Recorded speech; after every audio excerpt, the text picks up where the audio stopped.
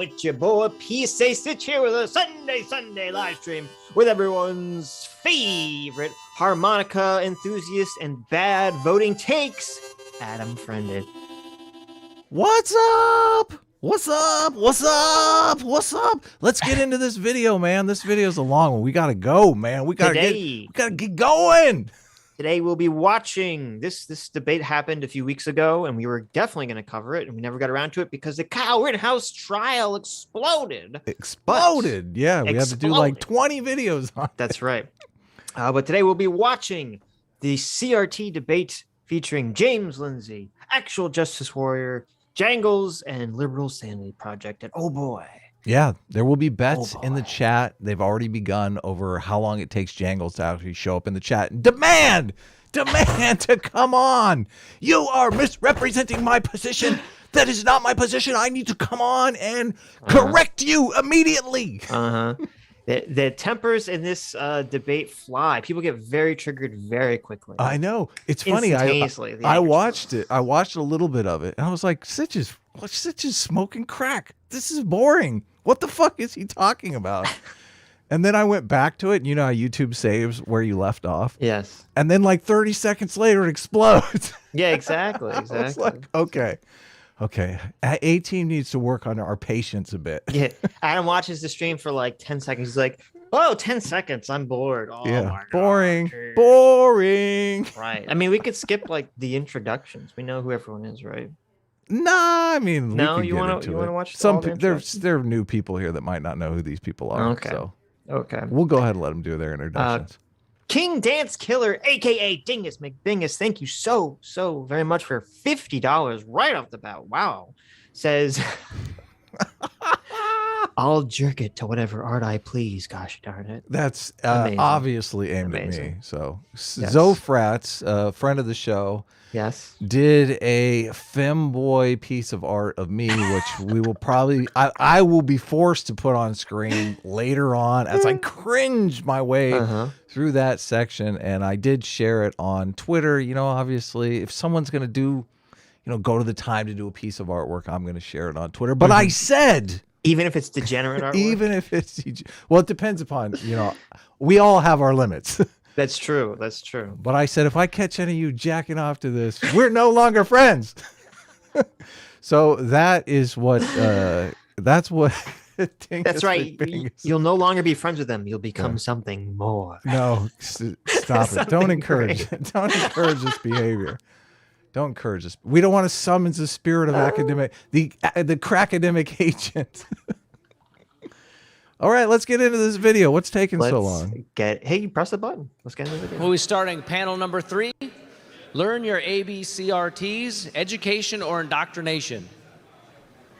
You got a stance on that? Education or indoctrination? Which side are we taking in this debate? That's a pretty good slogan, I will say. It is. That's a good slogan. It's weird because all indoctrination is that you agree with is called education. You disagree? I don't know. You're early on disagreeing? I don't know. Let me look up the definition of indoctrination. Let me look up the actual. The process of teaching a person or group to accept a set of beliefs uncritically. Disagree. Boom.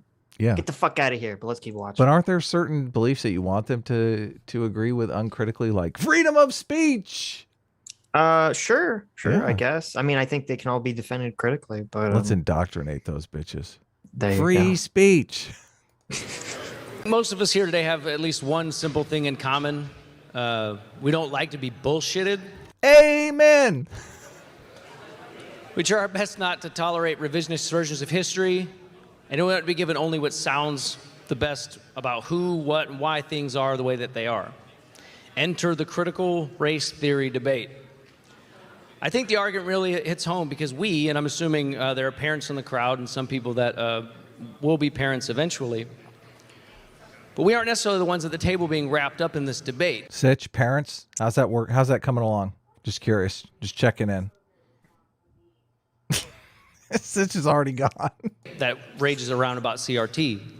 I have no comment. It's on our that. kids. What's that? I have no comment on that. No comment? Yes. No comment? No And if there's any ladies in the chat, you know. I have a couple kids, and I'll be damned if I'm not as vigilant as I possibly can be protecting my children. And obviously, my children's physical well-being. What's going on here? This You is don't want to weird. skip this intro? I said let's skip this intro. What's going on here? Okay, we can skip a little bit ahead. Okay. Let's get to the It's actual. like, okay, I don't is care someone about in this the fucking thing. audience? Is someone in the audience fighting? It's so weird. Yeah, like, jeez, come on. Okay, What's going on here? maybe One, I the skipped media it. has told me that no one. Let's go get to there. We Critical go. race Here we go. theory has become. What's her name? Carrie. Carrie I don't- Underwood. No, it's not Carrie Underwood. Are you sure? Maybe it is.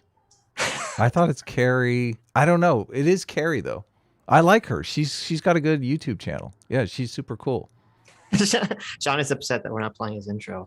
Listen. Really? Listen. What? Sean is upset or Kava is also volunteered to Carrie Smith. have my There we child, go. So thank you, Okay. Kava. nice? I knew it. Sitch, all you have to do is ask. We got plenty of would-be surrogate mothers right in this chat here. Come Okay. on. Oh wait, I'm sorry. No. She's volunteering for me to have her child. That's right, because she's into the MPreg. So okay, that actually Oh didn't my work out the way you anticipated. Oh my God! Male pregnancy is There you go. reared its ugly head again. Yes. All right. I love that. James Lindsay's wearing a shirt that says, "I am based." That's a good way to enter a debate. Yeah, I agree. I know. James is the greatest, man. I Mhm. love James. Become one of the most contentious issues this past year, with many crediting it for the recent gubernatorial election results in Virginia. I'm going to start off with a hard question, one the media has told me that no one can answer. I would like for each of you to attempt to tell me, what is critical race theory? In your own words, how would you describe it to a friend? Well, I mean, there's two answers with this, and I would hope that we would get past level 0 of the conversation where people stop talking about the obscure, like, legal theory that's taught in high-end academic institutions. Like, that's not what we're generally going to be talking about today. What we're going to talk about is how some of the, like, ideas on how to educate future generations from critical race theorists have trickled their way into education. And like, I believe people have different terms for it. They'll call it like woke studies or whatever. But this idea, the idea that we'll have like white privilege. Okay, first of all, I want to thank you, Sean. Yeah, I want totally. to thank you for this genius. Sean is so, Brilliant. I mean, it doesn't work. But Sean is like, let's try to circumvent the idiotic conversation where we argue about what is critical race theory. Let's just circumvent all that shit and just talk about the woke nonsense that we want to talk about that's happening in schools. Okay, so Right. Thank you, Sean, for attempting Yep. to do this. Oh, He really? tries to circumvent the Mott and Bailey from the get-go. Yes. He's like, listen, Oh. I understand that you guys want to play Mott and Bailey for 2 fucking hours, okay? I don't have time for this shit, all right? Right. Here's your Mott, here's your Bailey. Here is your defensible position that critical race theory is. Here's your indefensible position because it actually is in schools. It's called, privilege walks, woke studies, white privilege. Whiteness is ever present. Black people are oppressed. Those are the things that we really want to talk about. I Right. don't care what you call it. You can fall back to the obscure academic position that nobody Right. cares about. Let's just do away with that. What Of we're, course. what we're calling Harvard racism. Yes. Right. Of course. Does it work for Sean? Is it effective? Does it actually help this debate, Sitch? Yeah, no, it doesn't help at all. Like literally instantaneously, the debate just goes right into this conversation. I know it's so And, it's so prescient that he does And this part too. of why it is okay. Because number two, I was going to say is, get off your phone, James. What are you doing? Get off Twitter. You're on a debate stage, James. Come on, you don't need to. You're ready to fight someone in person. You don't need to fight them on the internet. Get off your phone. What are you doing? Sean is giving you like the ultimate introduction to this debate. You're on your phone. Well, you gotta understand. He wants to make sure he's got reservations for dinner. Okay, James is No, a very important person. He's no. He's sending some spicy tweets out. That's what's happening right now. Okay. You think so? You I think know, he's so I could- tweeting? I bet if someone went back and was like, Oh my could find out God, the exact no. time that this debate started and they looked at his Twitter feed, he would be right there shitting on someone at that moment. He's like, I just gotta take care of these wokies for a second here, Yes. Sean. Thank you for the brilliant introduction. We might have to have a talk with James about the optics, huh? Is that where we're going I'm with just this? joking. Sean said he's looking up definitions. Someone says he's looking up notes. That's probably true. No, That's probably he true. reads off his phone for quite I a know. bit. Yeah, But he's it getting does ready look- for the it- debate. I It know, does I look know. like terrible. It does look optics, pretty yeah. funny though. I forgot what the word is, mixed in with the curriculum, or we'll teach kids Praxis. That's the word he's looking for, right? about like they're like, we'll have kids obsess about oppression versus oppressor dynamics and all that. Like in terms of See, if Sean had taken out his phone, he would know that the Oh. word is. No, I'm just kidding. I'm only kidding. like the legal theory, I just want to agree right off the bat that we all agree that the legal theory is not what we're going to be talking about and what is being taught in the K through 12 schools. Do we all agree with that? That the legal theory of critical race theory is not what the debate is about? Yeah, and it's also a weird way to frame the debate. It's like, so we're going to talk about critical race theory, but we're not actually going to talk about critical race theory. We're going to talk about everything we associate. Look at this. Sean is like already off to the side here, like, ah, shit. Epic fail. Literally the first response is "fuck you, fuck your framing. I'm gonna do what I want." I'm gonna frame the Mott and Bailey. He steps Yep. right up. This is the Yeah. thing. Sitch and I have argued about Jangles. I do not believe Jangles is arguing in good faith. I think Sean just signaled here, this is what's going to really trigger me. And Jangles was like, thank you, Sean. Let me trigger you. Well, I think it's more like Jangles is like, listen, I just spent 40 hours training for this debate all around how to go back and forth on the CRT definition. And now you're telling me the debate is about something different? Fuck you. It's going to be about what I studied for, what I trained for. Oh my God. I don't care about having an actual productive conversation. I know. With critical race without actually Sean's already giggling. It's funny. talking about critical race theory, because we're not talking about critical race theory because that's not being taught in schools, but it is being taught in schools, but we're not talking about it. You see how it's so hard? We've not had a debate on critical race theory yet. It's also an incredibly dishonest answer. Okay. So to be clear, what we were arguing about was you were saying that Jangles doesn't actually believe what he's saying, that he's just taking positions to argue it. That's what bad faith means, right? Yeah, I don't necessarily agree with that, but I'm not saying he's not dishonest in how he's debating this, because Sean very clearly said, let's not talk about the legal stuff. Let's talk about the woke stuff in school that we don't like. And then Jangles' response is, oh, well, you want to call it CRT, but not CRT?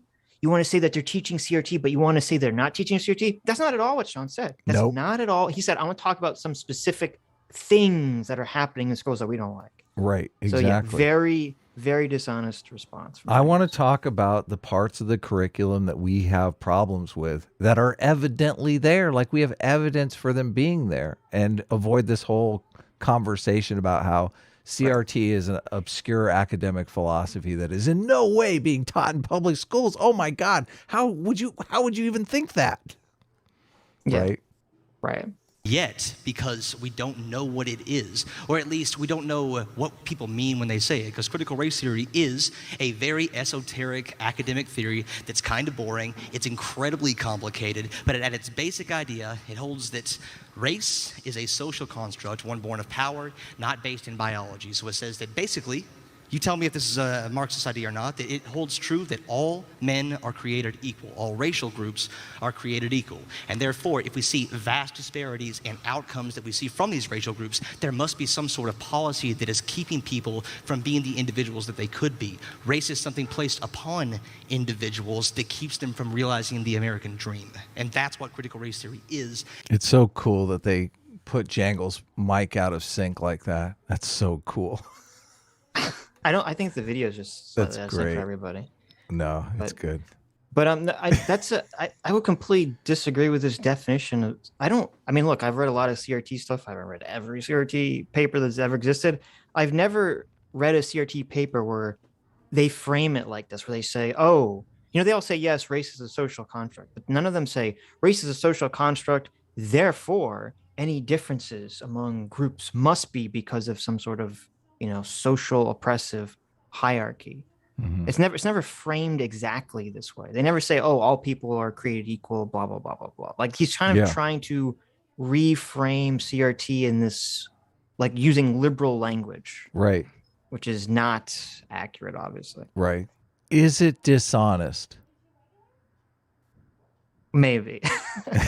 So I'm just curious because I feel there's a lot of dishonesty from Jangles, I feel. Right. I mean, I would love it if Jangles turned his ship around and like decided to, become an honest player. I would love it. I would love it. I don't want to throw Jangles under the bus too bad because maybe he's got a redemption arc here. Who knows? Okay. We'll see. You can't do a Vosh where you're like, I'm not going to do X, and then you proceed to immediately do X. Okay. Why? We don't do that here at the Sitch Adam Show. That's a good move. No. Well, obviously Jangles would disagree with everything I'm saying. Jangles would say, of course I'm being honest and respectful, and I just believe in respectful, open dialogue. Well, I mean, his first response was not honest, in my opinion, and also was not respectful. But let's continue. We'll see where it goes. But we have to get bogged down into like all these things that people associate with it because it's been associated with basically any weird race stuff that you see in school is now critical race theory. So it's a hard topic to talk about because we're never talking about the same thing. Well, okay. I hate to pause again so quickly, but why is there any weird race stuff being taught in school? Yes. Yeah, huge. I was thinking the exact same thing. I was like, holy cow. Who invited the weird race stuff, your definition, into school? Listen, you guys are straw manning CRT. You're just associating all the weird race stuff to CRT. Oh, yeah. Okay. Well, can we just not have weird race stuff?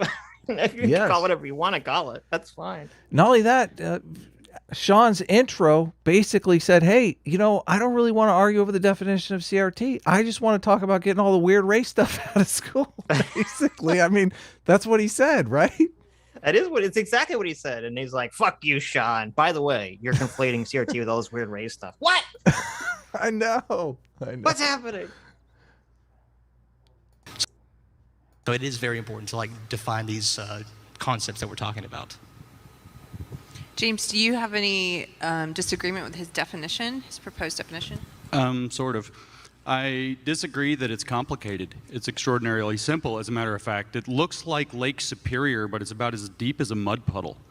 If you want a definition for critical race theory, I'll give it to you in 2 words. It's race Marxism. That's all it is. It is the division of society into a stratified situation where race is taken as the central construct for understanding inequality. That's a direct quote from Gloria Ladstone-Billings and William Tate IV in their paper Toward a Critical Race Theory of Education from 1995. So it is a study of the stratification of society through a Marxian lens. I will prove that to you in just a second.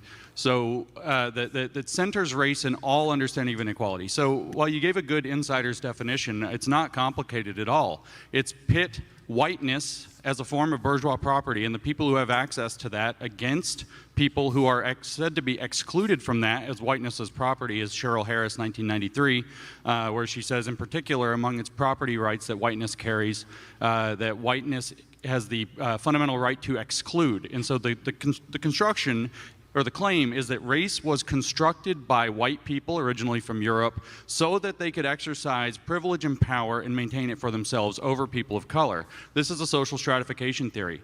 When it's said to be that these people... I will say his saying that CRT is just race Marxism, I think is the best, shortest, most succinct way to explain what CRT is. Yeah. You use that all the time. Yes. The only problem with that is that, unfortunately, because of the last 30 years of politics, if you talk to a normate who doesn't understand that wokeism is Marxism, or is at least rooted in Marxism and socialism, if you say that to a normate, their brain's going to shut off. Yeah, they see you as like, some right-wing weirdo. Yeah. Some right-wing conspiracy theorist. Yeah, which is unfortunate. And also, a lot of young people hear Marxism and they get super excited. They're like, oh, great. I love it. That's awesome. That's exactly what I wanted to hear. We need more Marxism. But that's what's so annoying. It's like when we had that conversation with the what's their faces? Yeah, the CRT guys, Sam and I can't remember the other guys. Whatever. Yeah. But then the whole thing is just like this dishonest game of hide the ball where they try to pretend that CRT is not anti-liberal and that it's not Marxism or socialism. Right. Yeah. It's just, and it's so dishonest because like they all know, anyone that knows about, anyone who purports to be a CRT advocate knows that it's fucking Marxism. That's race Marxism. And they just lie and lie and lie because they know that if it gets out publicly that CRT is Marxism, then it's going to totally sink its popularity. It's going to totally sink people's ability to straw man about it and pretend like it's just teaching history in public discourse. And that's why there's that one of the greatest clips on this ever is Joy Reid asking Kimberly Crenshaw, is CRT Marxism? And she just kind of goes, doesn't answer, and then doesn't answer the question for 2 minutes. Joy, just goes off on a tangent. You know it's Marxism. Why you asked me that on the air? I didn't know it was Marxism. I'm sorry. But you know they had a long lunch about Marxism after that fucking interview. Oh my God. It was terrible. So I'm not sure strategically if it's a good idea to categorize critical race theory as Marxism, or to use Marxism in terms of critical race theory, even though I completely agree with that categorization. It depends where your audience is, I guess. Well, yeah, and also it really does create this immediate tribal divide that I don't know is necessarily useful in the current climate. I feel like both sides don't like racism. I feel like conservatives don't want to be called racist, and one of the things they get most upset about is the fact there are so many on the left that are just calling them racist, Nazi, willy-nilly. So I feel like playing up the aspect of CRT that is basically racist. I mean, you're basically teaching racism in school is a better strategy than... I mean, I kind of agree with what you're saying, but I think I kind of disagree because... I mean, I agree that calling it Marxism it depends on the audience. I think it's a Better Discourse thing. You're probably going to have people that are knowledgeable enough that calling it Marxist is fine. And it's just annoying because so much of these conversations is literally just trying to get them to admit what CRT is and them lying their ass off. Yeah, Sitch's law. These whole debates are Sitch's law, arguing over definitions. But it's not quite. Well, it's like a dishonest form, because when I talk about people arguing about definitions, I generally mean that they're honestly arguing about definition. They just have an honest disagreement about how a word or a term is defined. But with CRT, it just feels so incredibly dishonest. Right. I don't think I've ever seen or interacted with someone who's argued with me about CRT and felt like they were coming to it and had some honest disagreement with me about it. Right. I've not encountered this. The people arguing in favor of CRT come off extremely sneaky and weaselly, as if their ultimate goal is to get CRT into classrooms, even though they know everyone doesn't want it in there. There is, I mean, we had the last school type debate was over creationism. Remember the conservatives wanted to teach intelligent design. They had this huge push to teach the controversy, teach intelligent design alongside evolution. The CRT people are kind of really just trying to sidestep that whole debate process. They're like, we'll just teach this, and better to teach it without any permission and have people get mad than to actually seek permission. Right. A-Rog for $20. Thanks so much, A-Rog. Says, hey now, here's an 8-hour explanation of why Jangles is a disingenuous idiot. Yeah, I saw that. Well, I mean, listen, that does feel like exactly something I would say. Yeah, no. A-Team reigns supreme. That's awesome. Coyote Doge for $20. Thank you. Says, finally, Lindsay can school you on just how evil these people are. Evil, Adam. Do you hear me say it? That evil. Yes. I actually responded to that super chat in the chat. Oh, okay.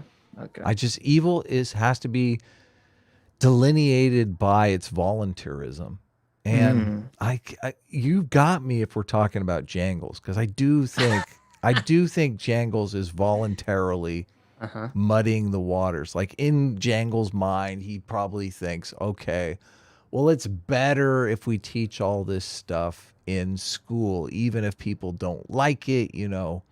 As long as we're teaching them my religion, Jangles' religion, he's like, okay, well, this is better for everyone. Well, this is why now going forward, whenever I've had an argument or disagreement with someone about CRT, I ask them, I say, are you a socialist? Because I've never had a liberal argue CRT with me and try to have this, oh, it's not really anti-liberal argument. It's only been people. It's so funny. You have all these socialists try to argue with me about how CRT is not really socialism. Yeah. It's like, okay, buddy. Okay, sure. I don't hear any liberals making this argument. But, this is their big push for socialism? it is. Wow. That's kind of crazy. People are held in conflict with one another. Now we have a social stratification theory combined with a conflict theory. And when it's said to be done in order to figure out fundamental inequalities or to understand inequalities so that those can be redressed through redistribution of resources and access, which we call racial equity in this case, then you... Hey, can you look up the other one and see if the other one's synced? The other CRT debate? This one's on. I pulled off of Sean's channel. Yes. But I'm discovering Sean doesn't know how to sync audio. Sean, what are you doing to us? What's going on, Sean? Sean, come on. You can't sync your audio. We're sticklers for detail here. You actually have a Marxian theory of race. That's what critical race theory is. But let's not... This looks like a dub Japanese movie here. Does Better Discourse have their own YouTube channel or something? I believe so, yeah. Okay, I'll check. I have a feeling that it was probably on their end. That the anti-sync is? You can check it out. Not belabor the point. Let's just read their definition from their own book, Critical Race Theory and Introduction, by Richard Delgado, one of the founders of critical race theory, who, by the way, at the founding conference in Madison, Wisconsin in 1989... No, it's not. What the fuck? It's Sean's version. Sean, what are you doing? Why did you upload an unsynced version? All right, what are you doing? We're gonna do all of us a huge favor, and we're gonna switch out the... Okay, wait. Where are we at? Let's make sure. We're right where he's starting to read the 28 definition. seconds. Well, I think he did some trimming, and that's why it got out of sync. So, Sean, what are you doing? Panel number 3. How do you do this, Sean? I thought you were a professional video editor. Let's not talk about this. We don't want to throw Sean under the bus. Oh, I love to throw Sean. I'm just kidding. Their own book, Critical Race Theory and Introduction. Oh my God! Look at this. This isn't this. I thought this was dubbed. This isn't dubbed. Oh my God! Wait a minute. Sean says they gave it to him. This is just like the Kyle Rittenhouse trial. Oh my God. They gave Sean a poor quality version on purpose just so that people would say, oh, they try to watch on Sean's channel. And then they'd say, what is this garbage? And they would go and find the myth-informed official one and switch to that one. So I was just listening to it, so I never knew it was out of sync. So yeah, me too. Here we go. Hold on. I want to ask your opinion on this Lindsay thing because yes. Sean immediately comes in, tries to avoid the definitions debate. It doesn't work. Jangles steps in and says, no, fuck you, Sean. We're having this definitions debate. And then Lindsay comes in and says, no, fuck you. I have the definition right here on my phone. How's this going for Sitch's law here? Yeah, I mean, this is all going to be a Sitch's law. I think the only way to circumvent this is, I don't know if you had a conversation with James about this, Sean, earlier, but if you both made an agreement that just steadfast holds to this, we're not going to argue the definition, we're going to talk about woke bullshit in school. Now, maybe James didn't want to have that conversation because, his area of expertise is getting into the deep theory. So he might actually be better in that conversation. Yes. I doubt they had any prep time between them. Yes. Richard Delgado, one of the founders of critical race theory, who, by the way, at the founding conference in Madison, Wisconsin in 1989, said that they were a bunch of Marxists meeting to discuss if they had anything in common to talk about regarding race and law. but they were Marxists. And they wrote this book with his partner, Gene Stefanchik, in 2001. What is critical race theory? On page 2, the critical race theory movement is a collection of activists and scholars interested in studying and transforming the relationship among race, racism, and power. The movement considers many of the same issues that conventional civil rights and ethnic... How telling is that? The reconstructing the structures around race, racism, and power. That's exactly what the woke people are doing, man. They're using the threats of being called a racist to gain political power. Right. But the problem with discussing this is that all this leftist academia critical theory bullshit, they use so many buzzwords that the layperson hears that and says, oh, they're reconstructing, whatever, they're reconstructing power or race or issues of race surrounding power. And if you're a normal person, you're like, I don't understand why that's bad, because you don't understand what they mean by reconstructing power. You don't understand like the various definitions and terminology that they're using. And this is all on purpose. It's literally designed to prevent the average person from being able to read this and understand what they're advocating for. And I think that's why when I have these debates, or anyone has these debates about CRT, it's always dishonest, is because CRT itself is inherently dishonest. And all of these woke fields of study are designed to be inherently dishonest. Yeah. Ethnic studies discourses takes up, but places them in a broader perspective that includes economics, history, context, group and self-interest. There's your false consciousness part, by the way. That's a neo-Marxist idea. And even feelings and the unconscious. That's why they read your mind. Unlike traditional civil rights, because it's not like traditional civil rights, unlike traditional civil rights, which embraces incrementalism and step-by-step progress, which if it rejects those, it must be revolutionary, which is what all Marxian theories are.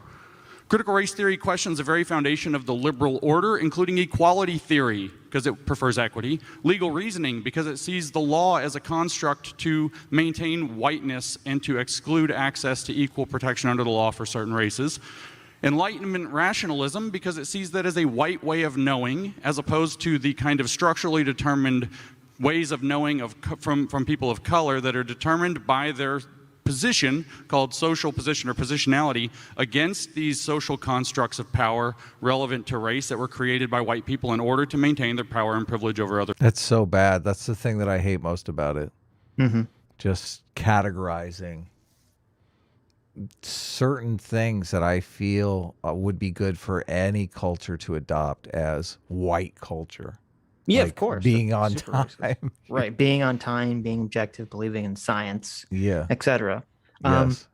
Enlightenment values, incrementalism, right. All this kind of stuff. And that they always try, that's the one that whenever they wheel that out, it gets so much pushback, they have to hide it again. That's why they had the African American History Museum in DC. Oh yeah. That put that on their website. Mask off. They put the Kate Biddle, that's her name, right? Kate Biddle chart on the website, and immediately everyone goes, holy shit, and then they retract it. Though they don't really retract the idea or the sentiment behind it, they just retract the chart. Yeah. But pay attention, because this part is important. So James he's reading off the core tenets of CRT, and then he explains them. Obviously he's using his own words because, as I just said, all this stuff is worded in very vague, dishonest ways so that the average person doesn't actually understand what they're talking about. And so far, I don't disagree with any of the way James has translated any of this. I don't think he's being dishonest. I think he's being completely on point and fair with how he's describing these concepts in a language that's easier to understand. Yeah, but I agree. But Jangles and the other guy's name escapes me at the moment are going to really accuse him of, being dishonest immediately afterwards. How quaint. Yes. Other people, and also the neutral principles of constitutional law. Just to be clear about our subject today, the second paragraph, although critical race theory began as a movement in the law, it has rapidly spread beyond that discipline. Today, many in the field of education, today is 2001, many in the field of education consider themselves critical race theorists who use CRT's ideas to understand issues of school discipline and hierarchy, tracking controversies over curriculum and history, and IQ and achievement testing. Political scientists ponder voting strategies coined by critical race theorists. Stacey Abrams is in this book. You just didn't know it. Let's see. Where did I go off? Ethnic studies courses. This is an important point at the end of the paragraph. Ethnic studies courses often include a unit on critical race theory in American studies departments. Teach material on critical whiteness studies developed by critical race theory writers. And here's the key. Unlike some academic disciplines, critical race theory contains an activist dimension. It not only tries to understand our social situation, but to change it. In other words, it directly in the second paragraph of the book on page 3 paraphrases Karl Marx's dictum for a social theory. It's race Marxism. It's as deep as a mud puddle, as broad as Lake Superior, because all it does is use a bunch of rhetorical garbage to make people think it's complicated, so you'll pay attention to it. Speaking of rhetorical... True. Yeah. I'm surprised Lindsay didn't drop his mic there. It felt like the moment for a mic drop. Just, you know, straight out, boom. Right. Though I do wonder if front loading so much information, it's like a bad strategy for a debate, because obviously you can't really like, is it better to just focus on one thing so that you can nail someone down on it? Because if you front load the information, they can just respond to any of those points, or they can just respond to none of them, because it's just kind of all, you know, it all kind of goes over your head after a while. You think it's a bad strategy? I do think it's a bad strategy to front load so much information in a debate. Yes. Jangles goes after him hard here. Well, he goes after him hard, but not specifically. Right. Which I think is where you try to get them. To make people think it's complicated, so you'll pay attention to it. Speaking of rhetorical garbage, did you notice how he would read something out from the book and then define what it meant for you? Yeah, see, exactly. Exactly. And I'm pretty sure Jangles doesn't give any specific example of what exactly he said that's wrong. He just destroyed that whole thing. I know. So unfair. This is It's why very I don't like. dishonest, yeah. This is why would you want to debate Jangles? Jangles is like, don't pay attention to any of that stuff. You know, I don't want to respond to any of that stuff. Look, those are all just lies. Here, Right. let me tell you a different story here. Yes. He just accuses the other side of being dishonest, and then he goes on his merry way. Just Right. here, let me tell you my story here. It's so bad. How is this even a debate? This is like dueling propaganda. Mm-hmm. That's one of the reasons that we're having such a hard time talking about this. Instead of listening to the critical race theorists, you're listening to the people who want to discredit critical race theory. This is the Better Discourse Conference. Wouldn't you rather hear these ideas explained in their best possible light, with the best good faith effort to understand the strongest position, and then critique that? Because there are definitely critiques of critical race theory. There are definitely critiques of this theory, because there's critiques of any sort of theory. But instead of like reducing it down to race Marxism. Look, James is getting pissed. Yeah. It's great. I think that the next direction, or at least where I'm thinking, if I was in this situation, I would say, okay, you just accused me of being dishonest. Tell me what I just said that's wrong, specifically, please, Mr. Jangles. He's not going to. Jangles is not an honest actor. Okay. Well, I know, but I'm saying, but he's not when you're he's not going to do any of that, regardless of whether he's honest or not. If someone accuses you, saying, oh, if you give a bunch of specifics, okay, which James did, he gave very specific information, and then Jangles just gave a kind of a vague statement that doesn't really mean anything, and you say, okay, well, be specific, tell me where I'm wrong. If they can't do that, or they refuse to do that, it makes them look like an imbecile. So it makes them look like they either don't know what they're talking about, or they're just dishonest and they're not trying to engage with you. So I think that's where you grab them. What do you think? I mean, I agree with what Jangles is saying in the sense that you want to steelman the opposition, but I don't. How do you steelman the opposition in CRT? I just see CRT as basically trying to forward negative stereotypes about white people. Like, that's the whole purpose of it. Well, the problem with trying to steelman CRT or any woke doctrine is, as I said, all these things are written intentionally to be dishonest. Right. Yeah, that's the thing. It's like if you read CRT literature, any woke academic literature, Sometimes it goes mask off, but very often it's like when you're it's like reading some like racist fucking. It's like reading academic agent tweets. Sure, totally. It's like or reading, QAnon or any of those things. You're well, like, but what I mean let's is hear the most honest portrayal of Pizzagate. It's like, no, what? But, no. See, I usually Pizzagate's pretty upfront with what they believe. It's like reading someone who is like fucking racist or anti-Semitic, but they don't want to say it directly because they know they'll get banned. Yeah, so they use kind of like all these phrases and terms that are vague, like, you know, they're controlling everything. It's because they're holding us back. This group is like, you know, they never quite name the problem that they're pointing to. And CRT is very much like, oh, we're just, quote, critiquing liberalism. We want to go back to, quote, race consciousness.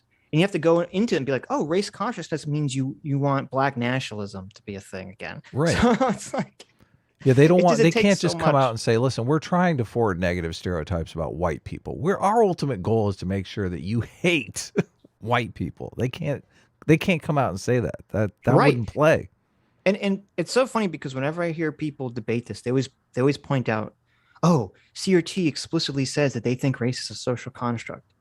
And it's like, okay, the reason they say that, the reason they have to say that is because when you read CRT, it feels like they're race essentialist. That's why they have to put that, because everything they're saying is like, oh, white stuff is bad and black people should not have to engage in, quote, whiteness. And they list every possible social cultural element that exists in white culture as being like individual to just white people and white culture. And that there is some separate magical black culture that people should just be separated along these racial lines. Aren't they really trying to categorize liberalism as whiteness? I feel like there's a lot of that going on. That's 100% because that's against their politics. Yes, that's completely what they're doing. They're saying anything that a white person or white society has created only should apply to white people, basically, right? Yeah. And only benefits white people, and thus black people should have different standards. Yeah. And it's so weird because that's why they have to always say racist. I know it's super racist. They're basically arguing for separate but equal, you know, again. And that's why they always have to say that the race is a social construct, is because all their arguments are basically a bizarre form of race essentialism, even if it's like social race essentialism. Sweet. Christopher Myers for $20 says, thank you, Christopher, says, at the airport and using your show to manage my anxiety, dear Lord, guide me. Wish me luck, fellows, and enjoy Sean calmly dismantling while Lindsay goes Super Saiyan. Aiden is a monarchist, but A-Team reigns supreme. There you go. There you go. We read a little bit of that book, Sitch and I did. And it was not pretty. So on Tuesday, if you listened, Aiden... An intoxicated Aiden Paladin appeared. You're so nice. Sitch is so nice. Sitch is a very nice person. And so anyway, so she drunk girl was on our street. She revealed that she's in favor of something that I'd never heard of called libertarian monarchism, which sounds to me like a complete contradiction. Right. And she had recommended a book, which name escapes me at the moment, something like Democracy Fails or something like that. Anyway, yes. I actually got it on Audible, and I tried to listen to it, and oh my God. First of all, it's a little bad because the narrator sounds like Sargon, only like 10 times more pompous. So I feel like why I'm just listening to an even more pompous voice Sargon lecture to me. So it's like I'm already like turned off by this. But then like what the person is saying, it's just so fucking dumb. I'm like, oh my God, it's triggering all my, like, whenever people say stupid shit and I just get so triggered. I'm like, really? This is the book I'm supposed to listen to? Ugh. Well, how dare you call Sargon pompous? That's No. I said Sargon, but with like 10 times more pompous. You said more pompous, but that still means. Listen, Sargon's a little pompous. Please, okay? I don't think anyone would deny that. I don't think anyone's going to deny that. Okay. What's up, Sargon? We see you in the chat there. Name a critique. Hey, Sargon. Name a critique of this theory in the academic literature. Because it's outside of like 3 law articles from 1998 and 9. Sure, here's a really good critique of it. One, there is a lot of discussion within it, so they have a hard time. If you wanted a big critique, they're all internal critiques. Look at this. He's stammering here. He's on his third half sentence here. Did you catch that? So since we talked for like 10 minutes, so Jangles changed the topic of conversation to there are good critiques of CRT. Right. James said, which ones? Yes. Because James has read them. Yes. So we'll see if Jangles has an actual answer. And Jangles is attempting a sentence that James that will make it through James. I've read them all filter. Yes, right. Critiques. They all take on the fundamental assumptions that race must be the fundamental construct for understanding all inequality. So he's doing the thing where he's trying to tell you what I'm saying, to do it, he's interrupting me. So and you are talking to the audience and not to me. Yeah, and then you interrupted me. Look at this. Oh my God. So the conversation has already broken down into a meta conversation about how they're conversing, which is never a good sign. I just love it though. I do love it. I don't take Jangles seriously. And James is like, this is great. This is amazing. That's, but listen, okay, you can get aggro in a conversation, and get very angry in a conversation, a debate like this, but you can't start there. You have to work your way up to that point. You can't have a real dialogue with Jangles. But it's not about. I'm telling you, it's impossible. First of all, I haven't watched enough Jangles to know if that's true or not. But even if you think that's true, then that's fine. Then your goal should be to make them look bad. Okay. Yeah. And James was on the right track, where he says, "Oh, what critique is a good CRT critique? Name it." Yeah. And then you just allow him to flounder so that because he can't actually name a specific one. James did mess up. He was on his third half sentence. He didn't know what to say. Just let him wander into silence. Exactly. But James accidentally threw him a lifesaver. He did. Because then he sort of slightly gave him that rhetorical change, which is why he's like, oh, you see, he's just defining his own way. He's not going to let me speak. So yeah. Me to let them know what I was actually saying. Mike didn't get to give his definition. Can I finish that one point? Their book. So one of the biggest critiques is because he's going to actually speak at some point. So one of the biggest critiques of it is because it's about critiquing, it's about deconstructing a lot of ideas, and that's not a bad thing. It's good to take a critical eye to certain positions. Like there are problems with colorblind laws. Like there's a lot of examples in history where there was a colorblind. What's up? He's trying to look at Sean. He's like trying to explain like super secret strategy to James. Mm-hmm. Okay, we're gonna do this, then we're gonna do this. Right. Application of law that nonetheless had a very, very bad disparate outcome between racial groups. Like for example, for a lot of But he missed. He said he's calling racism blindness. He's calling color blindness racism blindness, which is a huge conflation that bugs the shit out of me. Yes. Yeah. No. And he just threw color blindness under the bus. Right. And that's always a good phraseology that James has pushed a lot. Yeah, I know. I started using it because of James. Right. It's definitely a good persuasion technique. Nobody wants racism blindness. We don't want to be blind to the fucking racism around us. Listen, some people do. But we and James and Sean do not want racism blindness. Yes. I mean, the CRT people have a little bit of racism blindness going on when they don't even realize Joy fucking Reed is racist as fuck. Well, no, they what they want is white racism blindness. Okay, that's what they want. You mean allowing them to be racist against to be white blind people. to racism. When you say white racism, it sounds like white racist. Oh, whites. I guess you're right. What if I said anti-white? Well, anti-white. I don't know. Whatever. I know. Who cares? Let's move on. I know. Just the way to do it is just to call it what it is.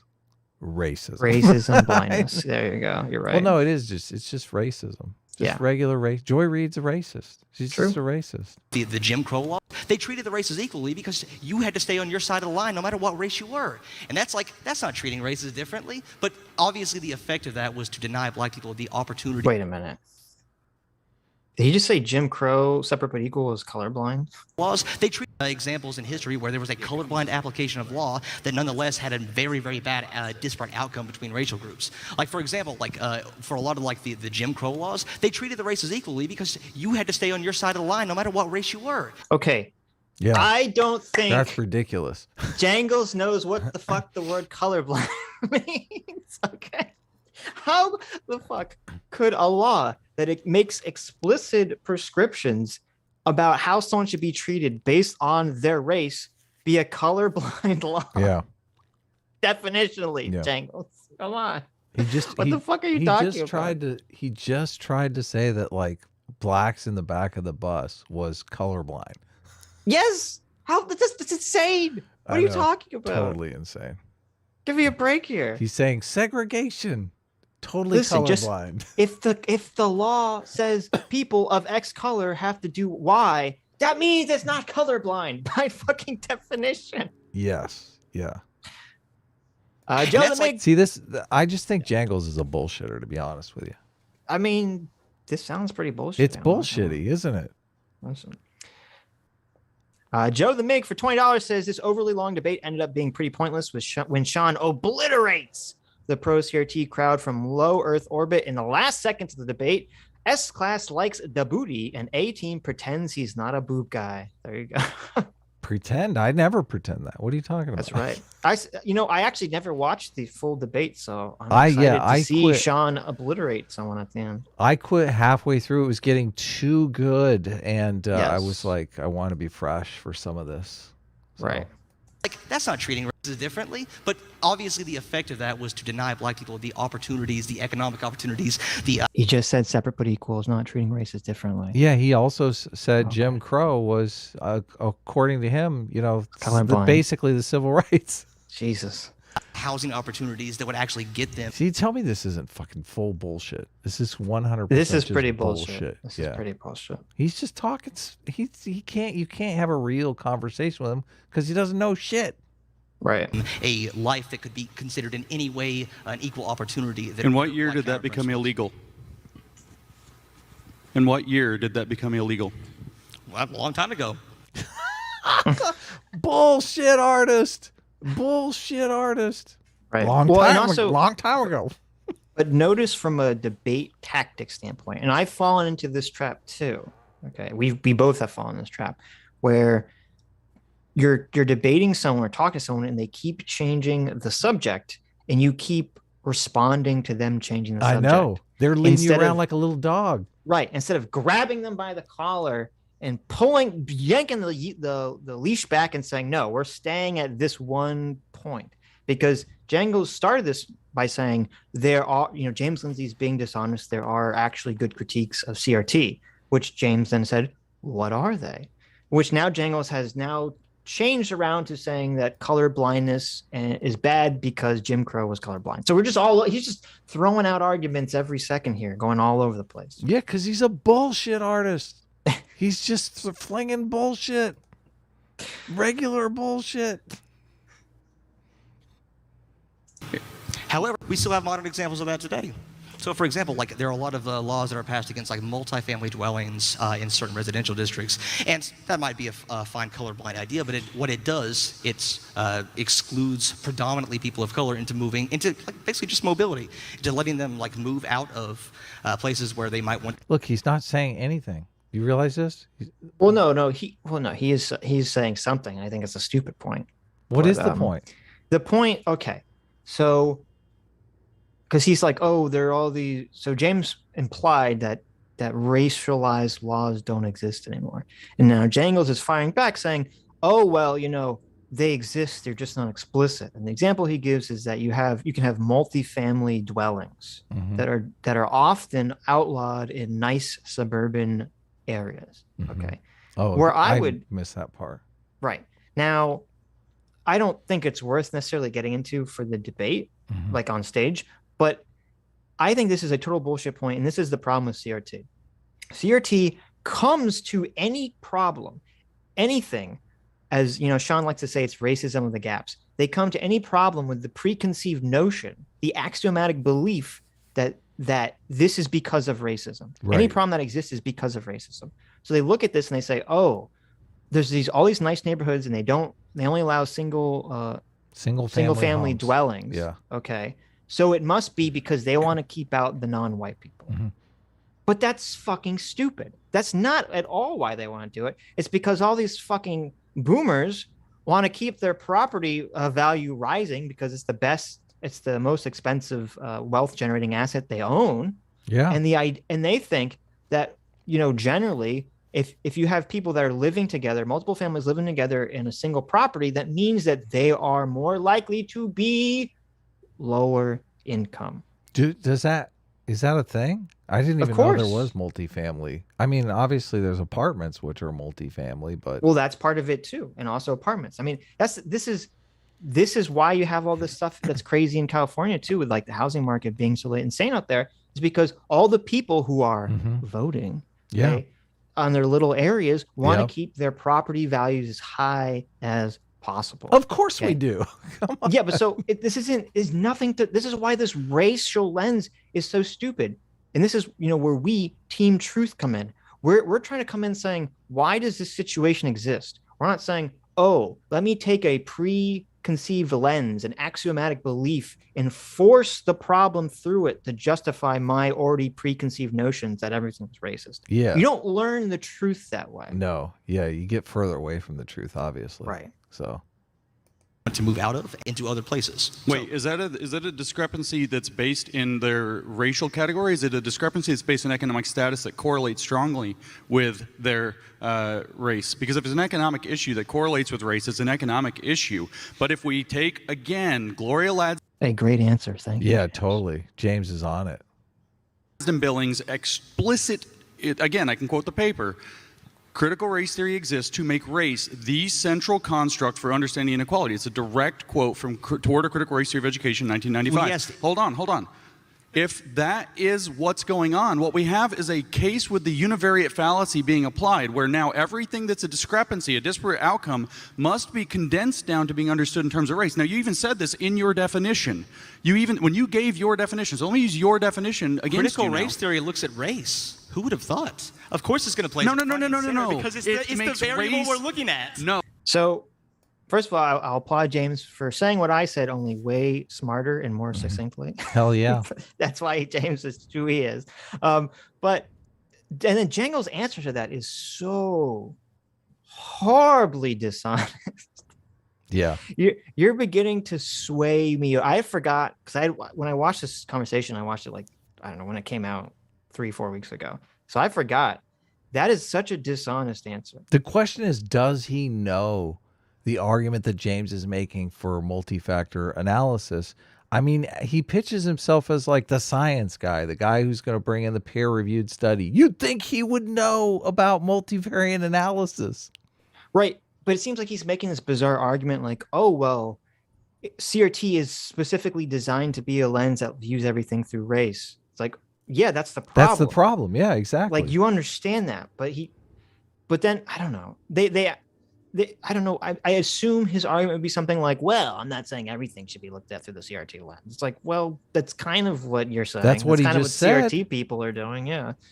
Yeah. I mean, well, you would miss if there was another. Let's say the economic factor is 80% of the problem and race is 20% of the problem. You're wasting a vast amount of time and resources if you're going to focus on the 20% by structuring all of society to focus on race when race isn't really the problem. It's an economic issue. Right. Well, Yeah. and also, as we said a million times, if you actually want to fix a problem, you need to know what causes the problem. Yes. Otherwise, you're just throwing darts in the dark and hoping you're going to hit the bullseye. And more times than not, you're going to end up poking out your friend's eye and making the situation work. You're not going to hit the bullseye. Yeah, this critical race theory, the whole purpose of the lens is just to amplify racism to gain political power. That's the way that I see it. Mm-hmm. Coyote Dogue for $20 says, yes, good, Adam, have a cookie. There you go. You get a cookie, Adam. Look at that. Thank you. I love Are cookies. you happy? You get cookies. Cookies are awesome. BD for 25 Canadian. Thanks so much. BD says, let's make colorblindness great again. A train all the way. Hell yeah. Choo-choo. Choo choo. I like There it. you go. There you go. No, it makes race a central construct for understanding inequality. That's a very different thing than to say it uses race. It uses race because that's what the variable that we're looking at. It uses race as the determinant variable to all inequality, which is a bogus analysis. That's the kind of thing that It's child a would bogus do. analysis. On what basis That's why is that's that not a bogus true. analysis? See, I don't know how Jangles can call himself like a science person and not completely accept what James is saying. Like, do you understand, Jangles, that there could be a multitude of factors that are affecting a certain person's situation, and to look at only one factor, you're gonna miss like everything else. Yeah, it's ridiculous. Right. Accept it, Jangles. Accept it. I didn't hear you, sir. On what basis is analyzing inequality through the lens of race a bogus analysis? No, Only through Yeah, see, he's totally schools him here. Again, The yeah, lens of again, it's again. I can't tell if this is just stupidity or malice Or bullshit. or bullshit. Yes, Yeah. it's not. There's nothing wrong with doing that. It's saying that that is the only variable that should be accounted for. Right. Right. You see the problem here? race. On what Analysis, that's basis why is that's that a not true. bogus analysis? I didn't hear you, sir. On what basis is analyzing inequality through the lens of race a bogus analysis? Only through the lens of race. Because if there's any other variable, you've ignored every single possible other explanation. That's why. What he's calling bogus is it's basically a reappropriation of the God of the gaps argument, except it's a racism of the gaps argument. That's exactly Essentially, right. you see a gap, you fill it with racism, much as in the atheist versus creationist debates. God was filled in whenever there was a gap, something that couldn't be explained, or even if it could be explained. Like one of the things that was brought up is children's discipline and the disparities in outcome between.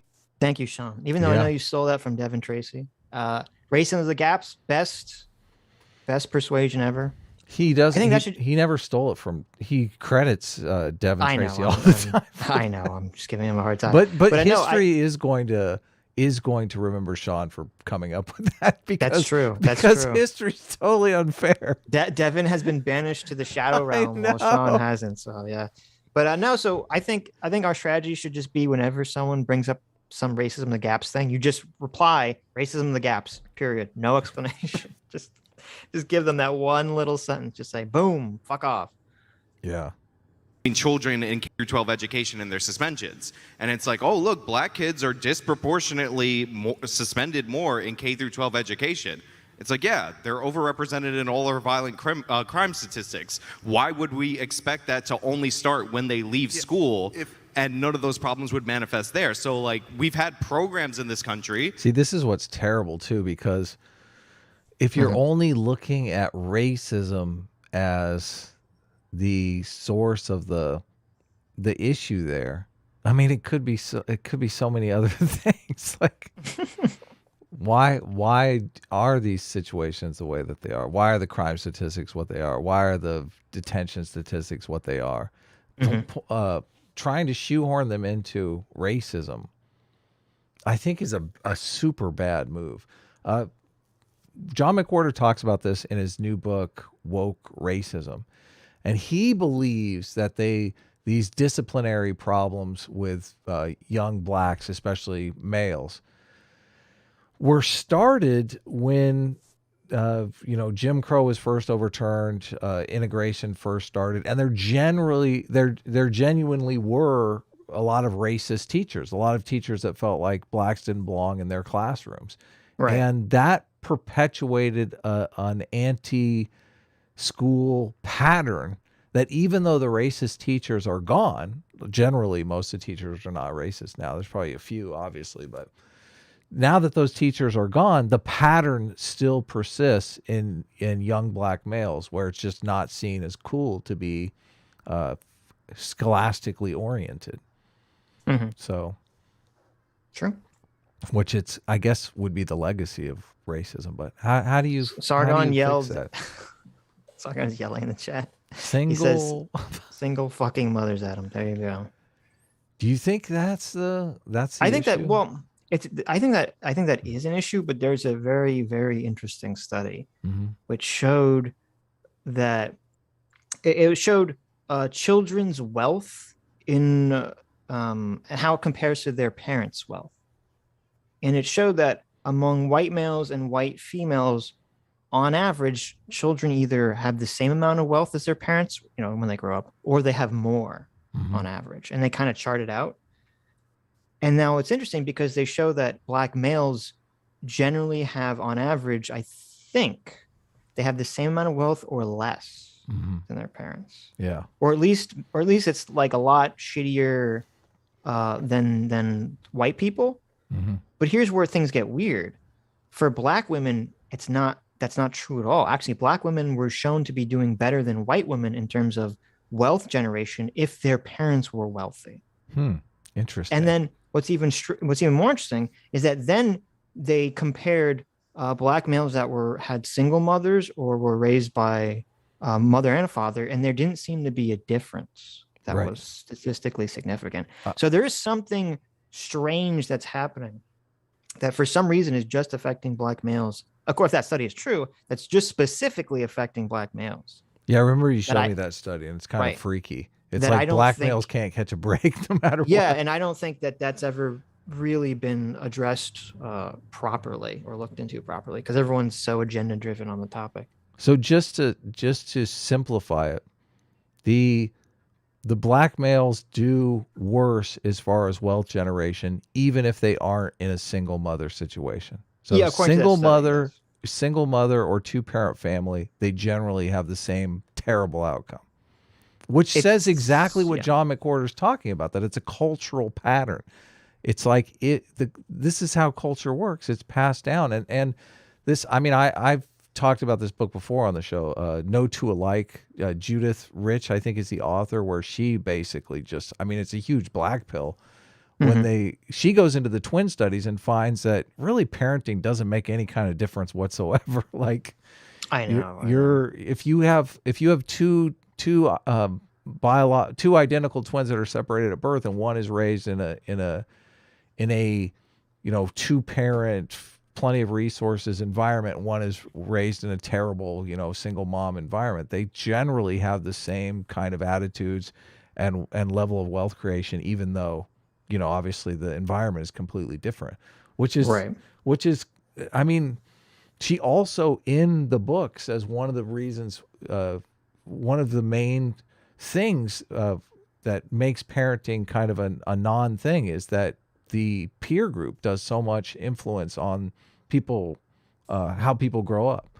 So I think what John McWhorter is saying about the peer group of blacks in the blacks community, they have this, it's a meme. It's a thing that's just in the culture that school is lame. School is not something we can succeed in, or we don't want to succeed in. School is something you should not try to succeed in. Yeah. And you know what hurts that? You know what makes it even worse? We got a bunch of CRT piece of shits walking around saying, hey, being on time is a white value. Getting educated and getting a job and fitting into society, that's a white value. But this is why you shouldn't engage in that behavior if you're not white. And that's part of why CRT is such a toxic, garbage piece of shit lens/ideology to teach children or for anyone to learn. It does sort of replace those racist teachers back from the, 50s and 60s, right? Right. I mean, right. It takes their place rather cynically. If any lens or ideology or teacher is trying to teach you that being successful in your society is actually a bad sign, fuck that person. Tell that person to fuck off. They're an idiot. That's someone who's failed and they want you to fail with them. Okay. Yeah, I can't imagine being in a situation where you're a certain race and succeeding turns you into a race traitor. That is so bad. Oh my God. That is such a terrible position to be in. It's CRT literally has an example that's like that, where they compare a black guy who, dresses in a suit and tie and works at a law firm. And they compare him to a black music producer who has dreadlocks and only works with black musicians. And they're like, oh, well, the black guy, the dreadlocks who works with black musicians, he's like really like actually good because he's not assimilating into society. But the black guy who wears a suit and tie and has a job as a lawyer, well, he has white clients and he's totally integrated and assimilated in society. And that's bad. Yeah. This is unironically That's given in awful. the fucking CRT book as a bad example. Yeah, that's awful. Why would you want to limit people's options? That's ridiculous. Because they're racist.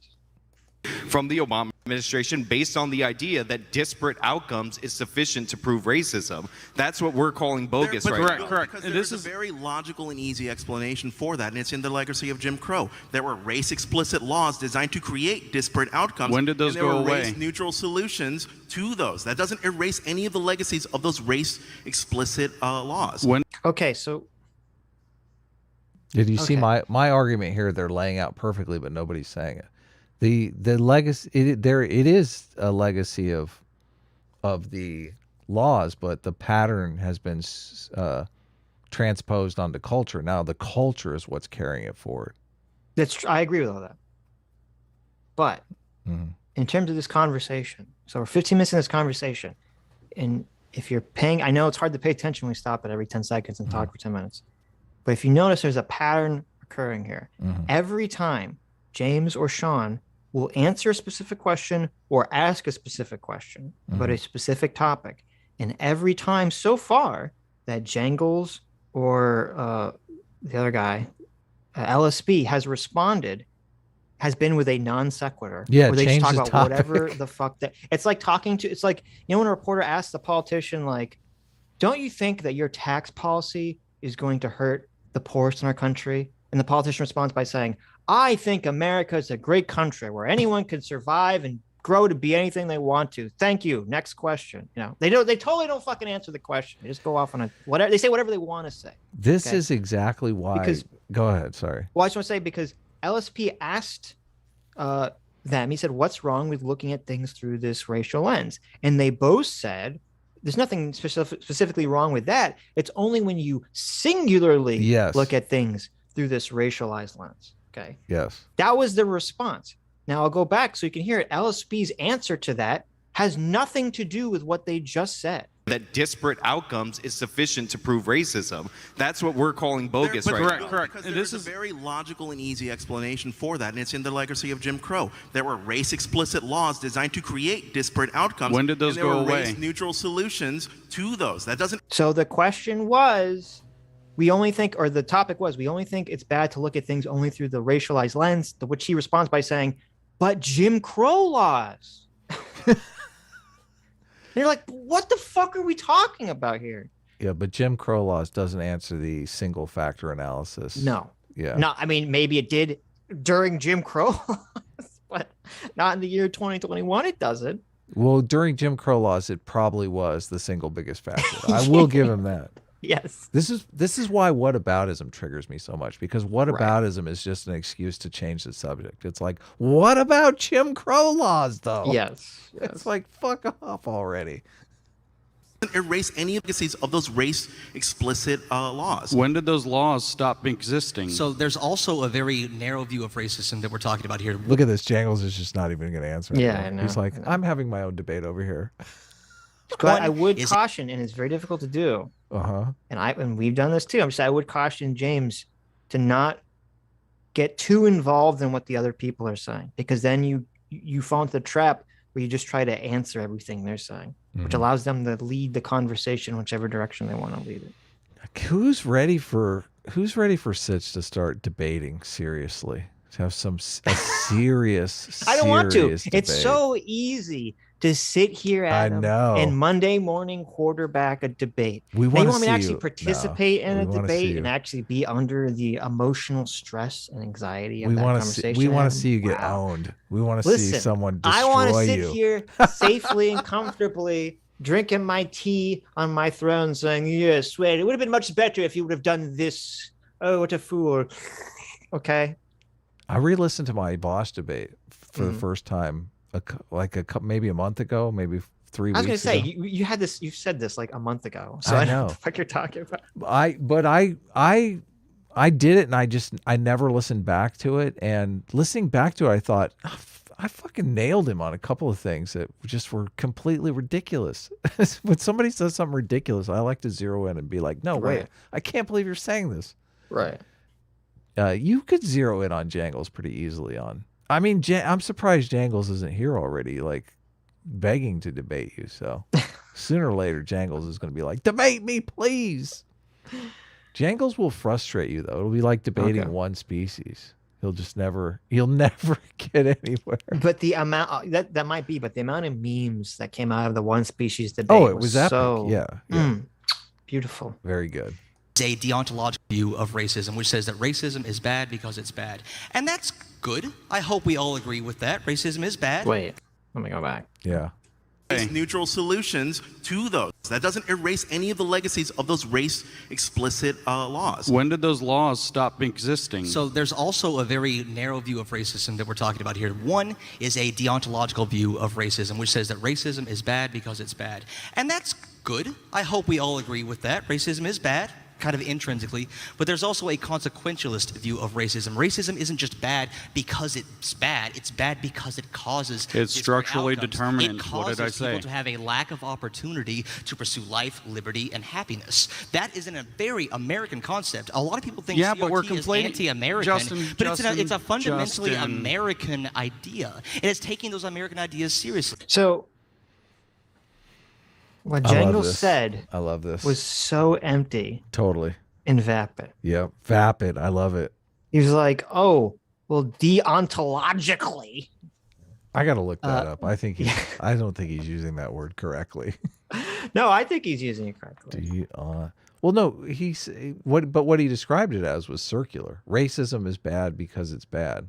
Right, but so the definition of deontological ethics is the normative ethical theory that the morality of an action should be based on whether the action itself is right or wrong under a series of rules rather than based on the consequences of the action. Okay. So yeah, but so that's fine. That part's fine. You say, okay, so there's people that deontologically believe racism is bad, and that's fine. Okay. I don't know, we don't have a problem with that. But then he says, but there's also the consequentialist approach. Okay. There's the Vosh approach here. And all he said was, racism has consequences that people don't like. Okay. No one is denying this. I think everyone agree that the reason racism is bad is because it can lead to bad outcomes for people. I'm pretty sure we can all look back at history and say, yeah, racism leads to bad consequences. That's part of the reason we're against it. Right. But the CRT crowd says that just because there's no explicit racial actions involved in any policy. If the outcome is disparate, then the policy is racist by definition. That's the definition of systemic structurally. racism. And that this exchange here, this is what James is pointing out. But the thing that I find interesting about this is that looking at it through the lens of CRT, all you can say is that racism is the product here, when it could be something completely different. I mean, that's the point of looking at other factors. Right. As Jangles admitted in the beginning of the conversation, of course, because it's a lens that uses race as the primary factor. Okay. So, but then what that should tell you, if you actually care about truth, and you're trying to look at a world through the lens that already has determined what the primary factor is, then you're not going to learn what the truth is. You're just going to learn how to shove something into that lens of making it about race. Primarily that all men are created equal. You're that jangling, racial boundaries Justin. are being placed on people by These ideas are called racial Marxism, by the way. This was the construction Lindsay proposed, is that the idea that any of this Let me just read another freaking critical race theorist to you, and this is your definition. In that long filibuster, please, you had a giant filibuster where you read Richard Delgado's entire book. We don't need another Richard Delgado book. I want to understand what Look at Carrie. She's so great. She's like, come on, guys. Let's just get along here. it is you disagree with about his definition, because he read Delgado's definition. I don't disagree with that definition. Okay. He's framing it like it's a bad thing. He puts it under the guise of Marxism, and he makes Marxism sound pretty damn good if you actually listen to what he says. Told you, Sitch. Told you. Yeah. Told you. I know. No, listen. Giant problem. That's why you always ask them. You say, listen, are you guys liberals or are you socialists? Oh, okay. You gotta so frame that's it why that you way. ask them in the beginning. Yeah. Yeah. Because it's like, listen, all these anti-liberal socialists are pretending like CRT is not anti-liberal socialism. But James says Marxist like he means dog shit. But there's a lot of people who see Marxists as a good thing. Like, Right. he might as well be calling it race diamonds, you know? Yeah, but see, that's fine because right now Marxists or socialists are still in the phase where they have to hide their power level to some degree publicly. God, I So hate all that. you have to do is reveal, you know, that they're socialists and Marxists. That's all you really have to do in the public square when you have these conversations. Why are they hiding their power level? Because they know that if they come out as Marxists, they'll be utterly destroyed on the public sphere by the normies. Really? They You only think get the normies are that against Marxism? Yeah. Oh, okay. Anyone over the age of like 30? Yeah. Yes. Okay. All the old people that are all the old people that are in our government Yeah. will cringe away at fear of Marxism. And the only reason that the Marxists get away with this is because Republicans have been labeling everything socialism for the last 50 or 60 years. Yeah. So the term has been so overused that no one actually believes, or at least the people on the left who are not Marxists don't believe when people on the right label something as socialist or Marxist. So that's why they use it to their advantage and they hide in the label and they never admit it. That's why Kimberly Crenshaw didn't admit that CRT was Marxist on MSNBC, because if she did, if Kimberly Crenshaw on MSNBC said yes, CRT is Marxist or Marxist inspired, that would be literally the end of the conversation. Did we ever CRT look at would that? become a toxic label that every single Democrat and mainstream liberal would run away from in terror and say, Yeah. well, okay, we're not going to teach that. We're going to teach something I'm else. curious if they would. I'm Oh, curious you if that, because would that, be- the stampede, rats would all flee that sinking ship the second that was even uttered on that stuff. even on MSNBC, because that dialogue took place on MSNBC prime time. Joy Reid. I know, and why? Right, but when Joy Reid asked her, she said, "Is CRT Marxist?" Remember the tone of her We voice. talked about it. I don't know if I we know. ever listened to it on the show. I went We back did. and looked at it myself, and I was like, "Oh my god!" The tone of voice that Joy asked that question she's like, "Is CRT Marxist?" Yeah, she Like, doesn't know it's Marxist. She doesn't. That's Yeah. what I'm saying. She doesn't know. Yeah. So if Kimberly Crenshaw admits that publicly on a massive platform like MSNBC, that's going to make news. But And you everyone's can gonna go, tell "Oh, from fuck." Kimberly Crenshaw's response that Kimberly Crenshaw knows. Like, Of course she knows. The Of whole course she knows. response is basically her hiding her power level. Yes. And I think Joy Exactly. even asked her a second time, and she's like, "Bitch, why you asked me twice? Stop asking me this question. I know. God, it's so unnerving. That interview is so unnerving. I think I love that- downloaded it just to make sure it doesn't disappear. That clip, just that single clip of her asking, "Is it Marxist?" Her not answering the question. That Yeah. should just be played on loop by Chris Rufo. He should hold that up. He should get a giant iPad and just hold it up whenever someone has the CRT conversation and just say, "Look at this fucker.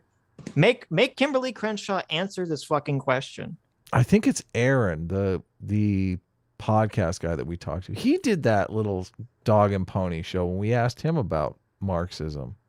The whole Yes. like They hiding all his do. power level thing. They all do.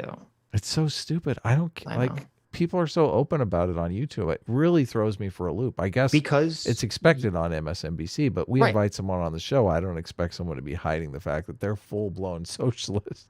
I know, but it's because on YouTube you have BreadTube, and BreadTube are all open socialist, where it's socially acceptable in that space. Not only socially acceptable, it's rewarded and considered based to be a socialist leftist. Yes. But in the mainstream, that is toxic. At least currently. He's coming Okay. Hopefully. in with a forever. frame. What? Play it. And that framing is dishonest. That's what I disagree with. No. The first question puts it under the guise of Marxism, and he makes Marxism sound pretty damn good if you actually listen to what he says. He's coming in with a framing, and that framing is dishonest. That's what I disagree with. No, the first question was a definition. He literally brought a definition. I literally Like, read that's- their You can't definition. You can't be more genuine than that. And to be clear, he said he calls it Marxist, which sounds awesome, but he's also being dishonest, and that's not Marxist. Mm-hmm. Okay, Yeah. so he's I trying to hate have his that. cake and eat it too. I know. I hate that. Yes. I hate that. Yep. had the definition out in front of me too, and you added a lot to it. That's my critique of what your definition was. Okay, every other thing he said, you would interpret what it I actually will meant. concede that writing things down, either on paper or on your phone, is for nerds. That is true. I didn't use my I used their book. I actually have their book on my phone. Yeah. But I've read it like 8 times. Reading is also for nerds. But I will also James is so great. He's like guilty. say I'm guilty too, man. I'm a huge reading nerd, so whatever. you brought up Sean, you're so mean. Why you gotta be a hater? Come on. You want an entire generation of kids that don't want to read? It's bad enough. Oh my God. that Jim Crow is the reason, like the legacy of Jim Crow is the reason for disparate outcomes between racial groups, which is a little bit odd because we have certain indicators like the homicide rate in the 1950s going into the 1960s when Jim Crow was in effect being lower than the homicide rate post the Civil Rights Act. If Jim Crow were the cause of all these negative outcomes, then how come the negative outcomes appear to have no correlation with Jim Crow? So do you think racial attitudes ended? They were fixed. They were fixed with Jim Crow. You keep asking like when these things were I didn't say they were fixed, but if you're going to say Jim Crow laws caused a disparity and that produced all these negative outcomes, example was specifically violent crime, well, then we would... This is hilarious. So Sean asks a good question. He says, if this specific statistic you think is caused by Jim Crow laws, okay, how come when those laws were repealed, that statistic or this crime stat or whatever he's referencing got worse, not better, or appears to not be positively correlated? There's no correlation between them. Jim Crow, right? Yeah. There's no correlation. Okay. And so the response is just to shout empty buzzwords. I want you to listen to this empty buzz phrase again. I didn't say they were fixed, but if you're going to say Jim Crow laws cause a disparity and that produced all these negative outcomes, example was specifically violent. The laws are a byproduct of a culture which produces these attitudes. What is that? How does that answer the fucking question? Doesn't answer anything. Unless they're suggesting that somehow these cultural attitudes are so ingrained in the culture that the culture becomes even more racist, even more oppressive when they remove the racism from the laws, which doesn't make any fucking sense. That's a crime. That's a giant black hole.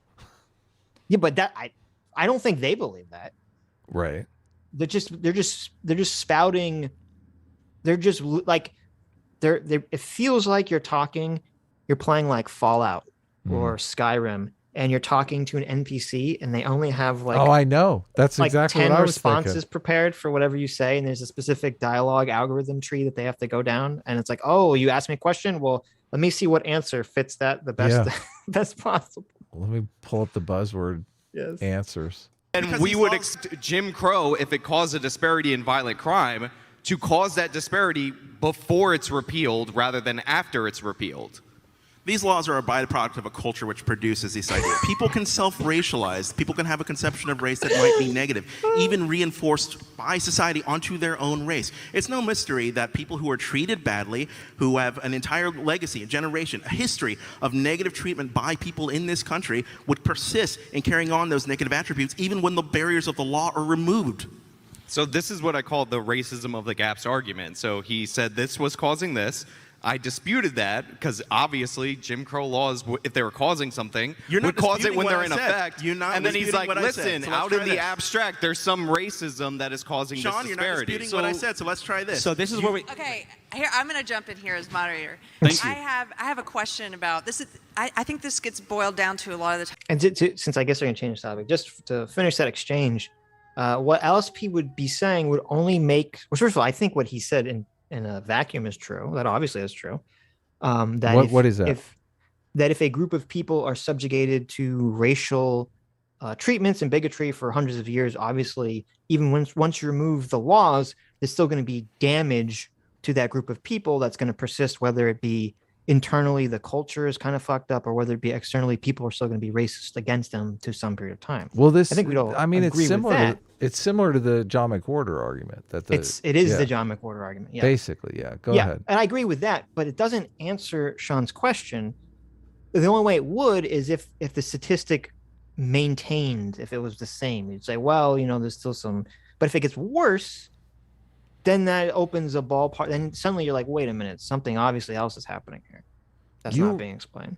You remember the term, the cage of norms from The Narrow Path to Liberty? Yeah, The Narrow Corridor, I think is the book. That's such a great term for this, because that is the tough thing.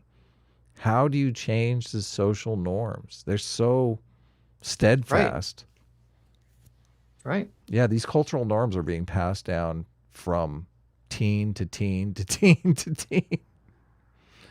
And how do you change that? Very tough.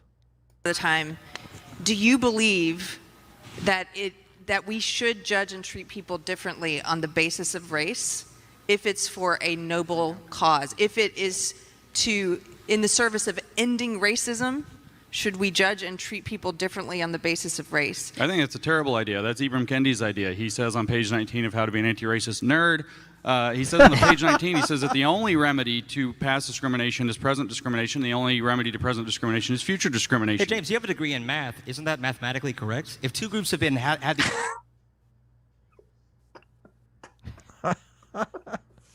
First of all, I like to commend James for knowing he's got the page down. He's like, page 19, motherfucker. I know. That's these citations. I know. Great. Yeah, they're great. Have these giant outcomes. Wait, no, because hold on, no. I have a question. No, because the person behind can see that they're behind and run faster. James Lindsay filibuster. If you've ever been on a track team, you don't want to be the person in the front because you don't know what's going on behind you. You want to be behind so you can catch up. If the person behind has to run faster, isn't that unfair? They have to work harder to achieve the same outcomes. So you do believe we should treat people differently in the service of ending racism? We should judge and treat people differently. No, wait, hold on. You're not going to absolutely explain that. Like, in your individual life, absolutely not. However, he advocated discrimination. Are you having trouble? So if we have these giant, again, it's not just the deontological, the racism is bad because it's bad. It's because of the effects that it produced. So if you're saying, like, if you want to close this gap, if you believe that all men are created equal and that we should have relative parity among racial groups because they are equal, that seems like a very American concept to me, then how are you going to use a race-blind thing to get there? It doesn't mean that we have to know all the black people. No, we have to like rise you up, all the white people. We have to keep you down till everybody's even. But we can enact policies that disproportionately help black people while helping white people as well. Right? If you don't invest any sort of effort. Wait a minute. Yeah, I know. I'm like, what did you just say? I know. All the white people, we have to keep you down till everybody's even, but we can enact policies that disproportionately. They say can or can't? We can enact policies that disproportionately help black people, but help white people too. I'm like, thing to get there. Wait a second here. Okay, I thought he said we can't. It doesn't mean that we have to know all the black people. No, we have to like rise you up. All the white people, we have to keep you down till. Look, he just did the illustration. This is the mass slip moment right here. All the black people, we got to raise you up. All the white people, we got to knock you down. Did you see that? Well, he's saying. Did you see that? I did, but he's saying that's not what he's advocating. No, he is advocating for it. Watch this. Everybody's even. It's like a very American concept to me. Then how are you going to use a race-blind thing to get there? It doesn't mean that we have to know all the black people. No, we have to like rise you up. All the white people, we have to keep you down till everybody's even. But he says that's what we're not doing. Maybe. Okay. We can enact policies that disproportionately help black people while helping. Okay, he said can't. I thought he said can't. That's why I was so confused. People as well. But it's if it's disproportionately helping black people but helping white people as well, I mean, what does that exactly mean? Well, I'll tell you what that means, and it's actually hilarious. I'm glad he said that, because that is a colorblind law.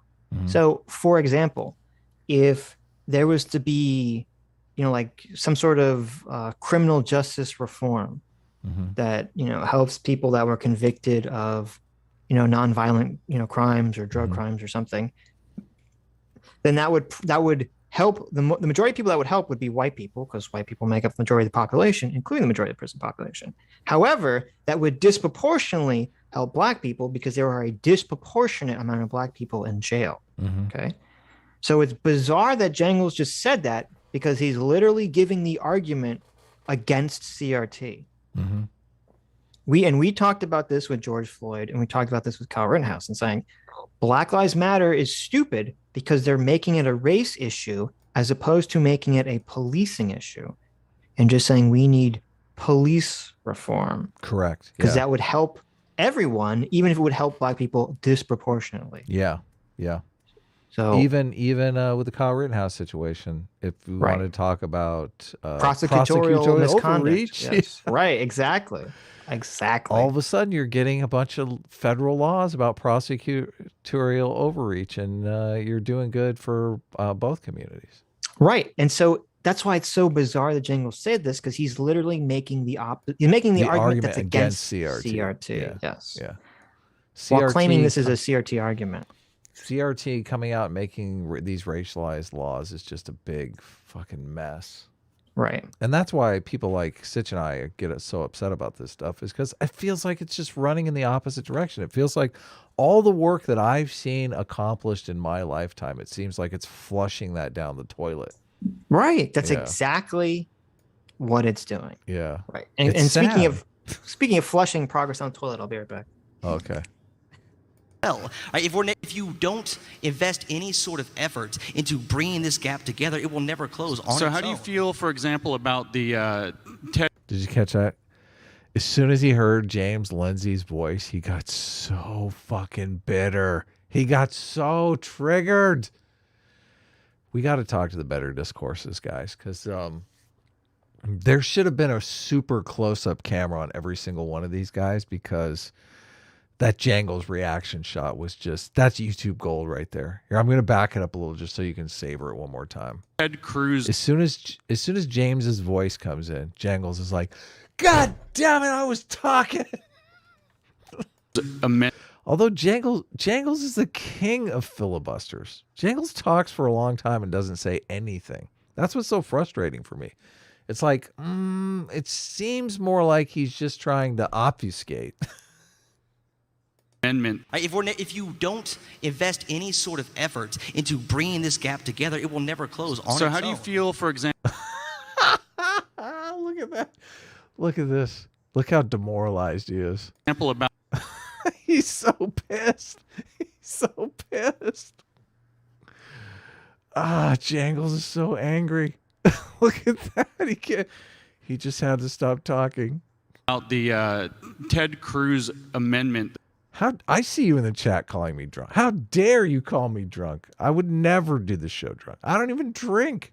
How dare you? That he proposed when they were doing the Stop AAPI Hate bill. So they were doing Stop AAPI Hate. This was in the wake of that shooting that didn't turn out to be racially motivated. It was a sex worker crime. And they do Stop AAPI Hate. Ted Cruz proposes. This is another kind of a problem in debates. We have the luxury on a long show of giving the background on various things that we bring up. In a debate format, you don't necessarily have that, because they're an hour and 20 minutes. James decides to throw out, I can't remember, it was like the spa guy that went in and killed a bunch of people because he had some masturbation problem, or I don't know. Oh, right. And weren't they saying that he was worker problem?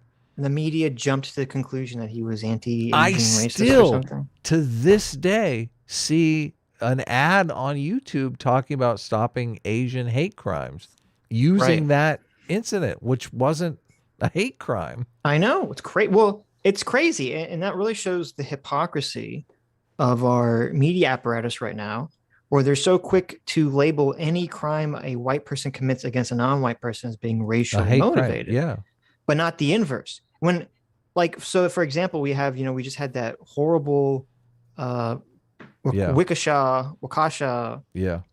parade murder. Exactly. Where that guy runs a car through a Christmas parade, kills, I think, 8 people. Injured more. Like dozens more. 24, and I think, something like that. Now, I don't know if that guy was racially motivated or not. I read an article that was all about this guy has a very, very extensive criminal history. So it could just be a total fucking sleazebag. But I don't know if he's racialized or not. And I don't think people should jump to the conclusion. But I also don't think people should jump to the racial conclusion when it's a white perpetrator that's committing this violence. And that's the problem, because everyone knows that if the situation was reversed, if it was a white driver who would hit a bunch of non-white people, they'd make in it a a parade, race story. Yeah, they would have all, with zero evidence, would all immediately jump that this person is a racist and they did it for racist reasons, blah, blah, blah, blah, blah, blah, blah. Yep. Yeah, it's sad. It's super sad. An amendment that says, let's amend the bill to outlaw. No, you can't say anything. It's like with the Arbery case.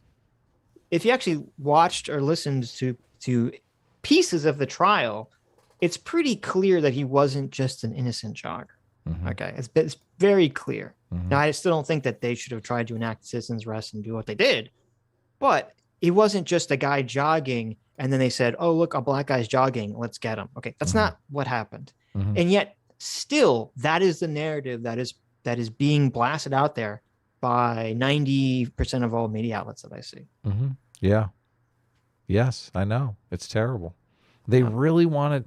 They're working their asses off. They feel bad because there's been a legacy of racist stereotypes against black people. Right. So they're working on, dissolving those racist stereotypes that are in the culture. I just don't see why they need to replace those racist stereotypes with racist stereotypes against white people. Like, what the fuck? Didn't they learn their lesson from the black racist stereotypes? Because, I mean, listen, we've talked about this a lot. We've talked about personality types are, I think, ingrained in people. I think racism is a very easy, tribalism is an evolved trait of human behavior. Racism is a form of tribalism. It's very easy for people to fall into that trap. And CRT is literally just a continuation of radical leftism that existed during the Civil Rights Movement. During the Civil Rights Movement, you had the liberals who believed that we should, Martin Luther King Jr., who said, hey, we should change our laws. We can integrate society. We can assimilate. We can have the melting pot. We can all exist in a liberal democracy. And then you had the radical leftists who said, no, liberal democracy is evil. We need to get rid of this, or we need to have our own country. We need to have some form of black nationalism or socialist revolution. And CRT is a direct continuation of this radical left strain that came about during the Civil Rights Movement. And they're mad, and they say this explicitly, they're pissed off that the liberals beat them in the 60s and 70s. And this is like their revenge. They're trying to come back again. They're pissed off that the liberals won the Democratic Party, and now they want to take over the Democratic Party. They're pissed off that liberals beat them and took over the narrative of how to talk about race issues. On the left, yeah. On the left, yes. Well, even and on the right, too. All the currently happening, the currently existing, the currently being employed racial discrimination in our colleges and universities against Asian Americans. And it was a party line vote. Every single Democrat who voted, which was all but either one or two of them, I would have to check exactly what it was, voted against removing an actual form of institutional racism against Asian Americans. Where do you stand on that? Not in favor of it. Not in favor of the law that would be disproportionately impactful against Asian Americans. And how do you feel about vaccine passports, which are having disparate impacts on people? Wait, I have another question, because you were talking. What are they talking about, Sitch? I'm lost. I don't know. I came back from the bathroom. You tell me. Well,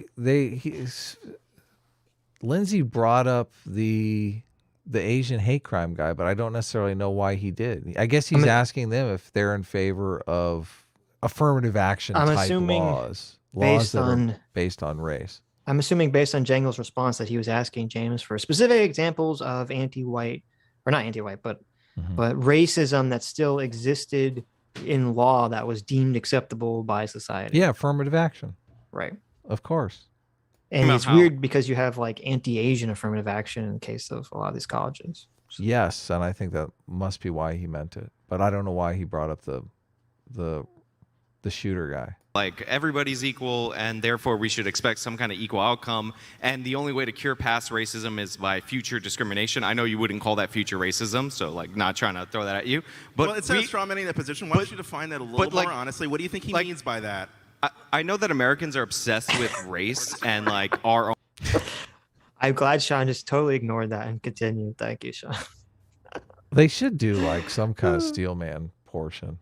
Yeah, but not in the middle of your sentence. Yeah. Racial history, but there is no. That guy's just trying to get into the action here. He's trying to get into the fray any way possible. Right. The few times he's had to speak, though, listen, He hasn't said anything constructive, so shut the fuck up. Yeah, listen. It's not Twin Rabbit level, but it's Yeah, Twin Tails. borderline. We're in the same parking garage, that's for sure. You're on the No same evidence. level of the same parking garage. You have to be careful.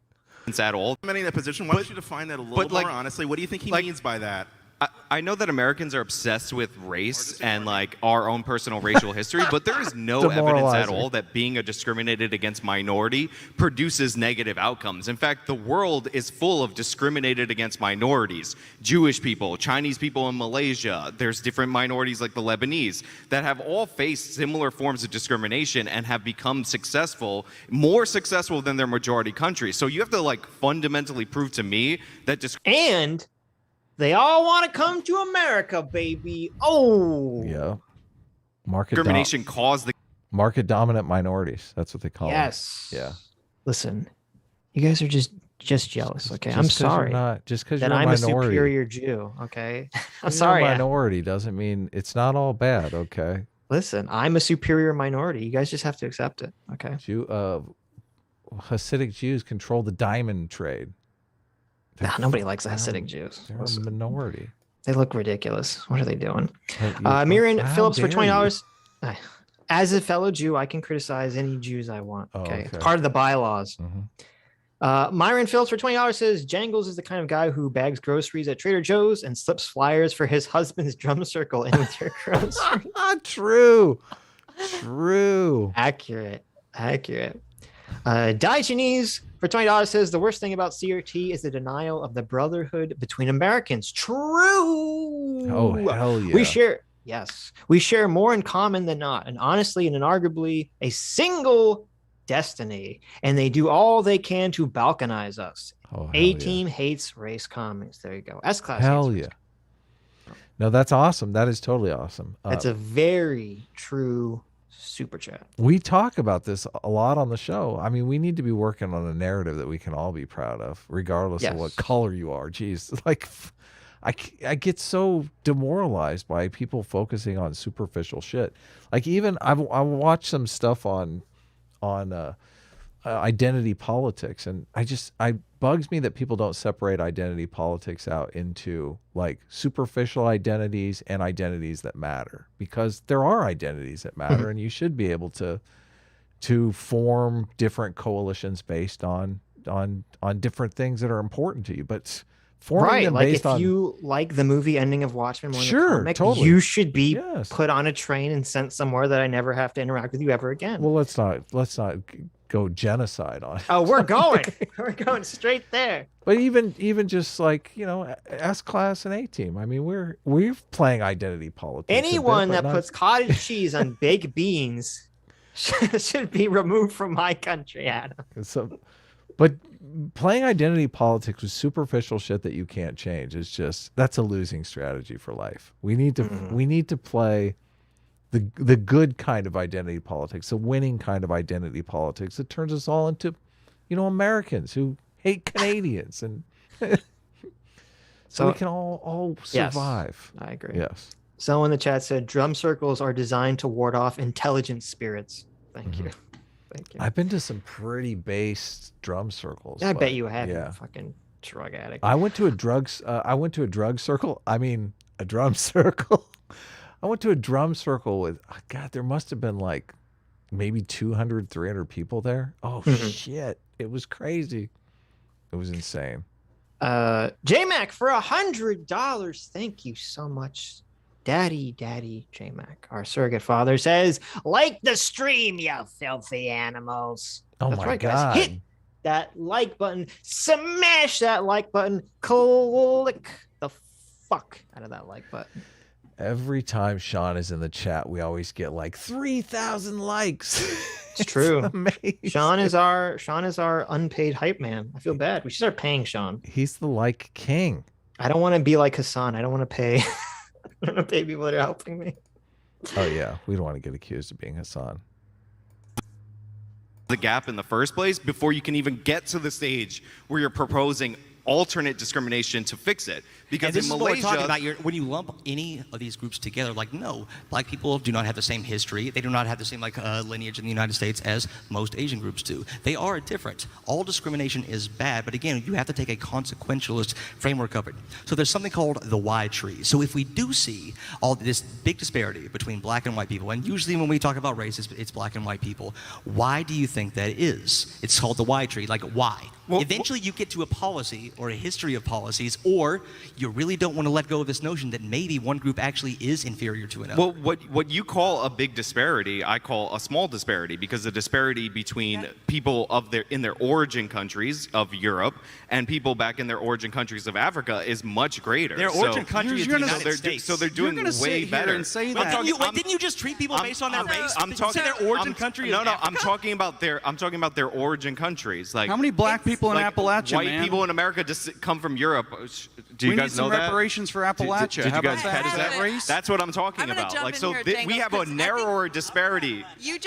But I'm saying we have a narrower disparity in the United States. But I think you just accuse someone of not wanting to let go of the idea that their race is superior. And I just have a question for you, because Texas is one of the states that has proposed legislation. We passed legislation banning. It's been called an anti-critical race theory bill that's passed. And in this legislation, it says that you're not allowed to teach that one race is superior over Incredible. another. That's a great law to have. Oh my God, he's endorsing the anti-CRT bill. That's awesome. And so if you see these giant racial disparities, most of the reason those racial most of the anti-CRT bills that I've seen, they've all been worded very intelligently. Oh, I know. And they're all just like, oh, you can't teach someone that one race is better than the other race, or that every one of a shared race shares some characteristic or trait, or, you know, et cetera, et cetera, et cetera. Yeah, so it kind of makes it obvious what CRT is trying to do. Right. And they're like, no, we're just against racism, you piece of shit. Like, right. Stop and it makes teaching racism in the school. And it makes it so much hard. Now the media still dishonestly push back against all these laws, but it makes it much harder when someone can just look at the text of the law and says, oh, why are we against this? Yeah. I'm so confused. Why is this anti-CRT? Is CRT racist? Yes. Very good persuasion. Yeah. disparities are bad because no group is inferior or superior to another. That's the entire impetus behind why critical race theory analyzes these things. No, because it uses a fallacy and it attaches a fallacy to income that. and wealth. If we see these, you're still filibustering, so I can't tell you what your flawed definition. Let me read to you from Dr. Kendi. I hear you. Racial inequity is evident. Listen. I hear you laughing. You gotta let people finish though. Let Jangles dig his grave. Okay? Yeah, he really wants to dig his own hole. You gotta let him do it though. Yeah, you gotta let him do it. Because part of the problem with this conversation is that because of the nerdy amount of reading that I've done, understand what is being talked about, and I understand what James is referring to. But I assume most people in the audience don't know exactly. No, what he's not at about. all. Yeah. So kind of just optically, you're just like, oh, stop interrupting, stop being angry, you know, et cetera, et cetera, et cetera. Yeah. Yes. Okay, sorry, I'll back. To fix the original sin of racism, Americans should pass an anti-racist amendment to the Constitution that enshrines two guiding anti-racist principles. This was your definition from the beginning, by the way.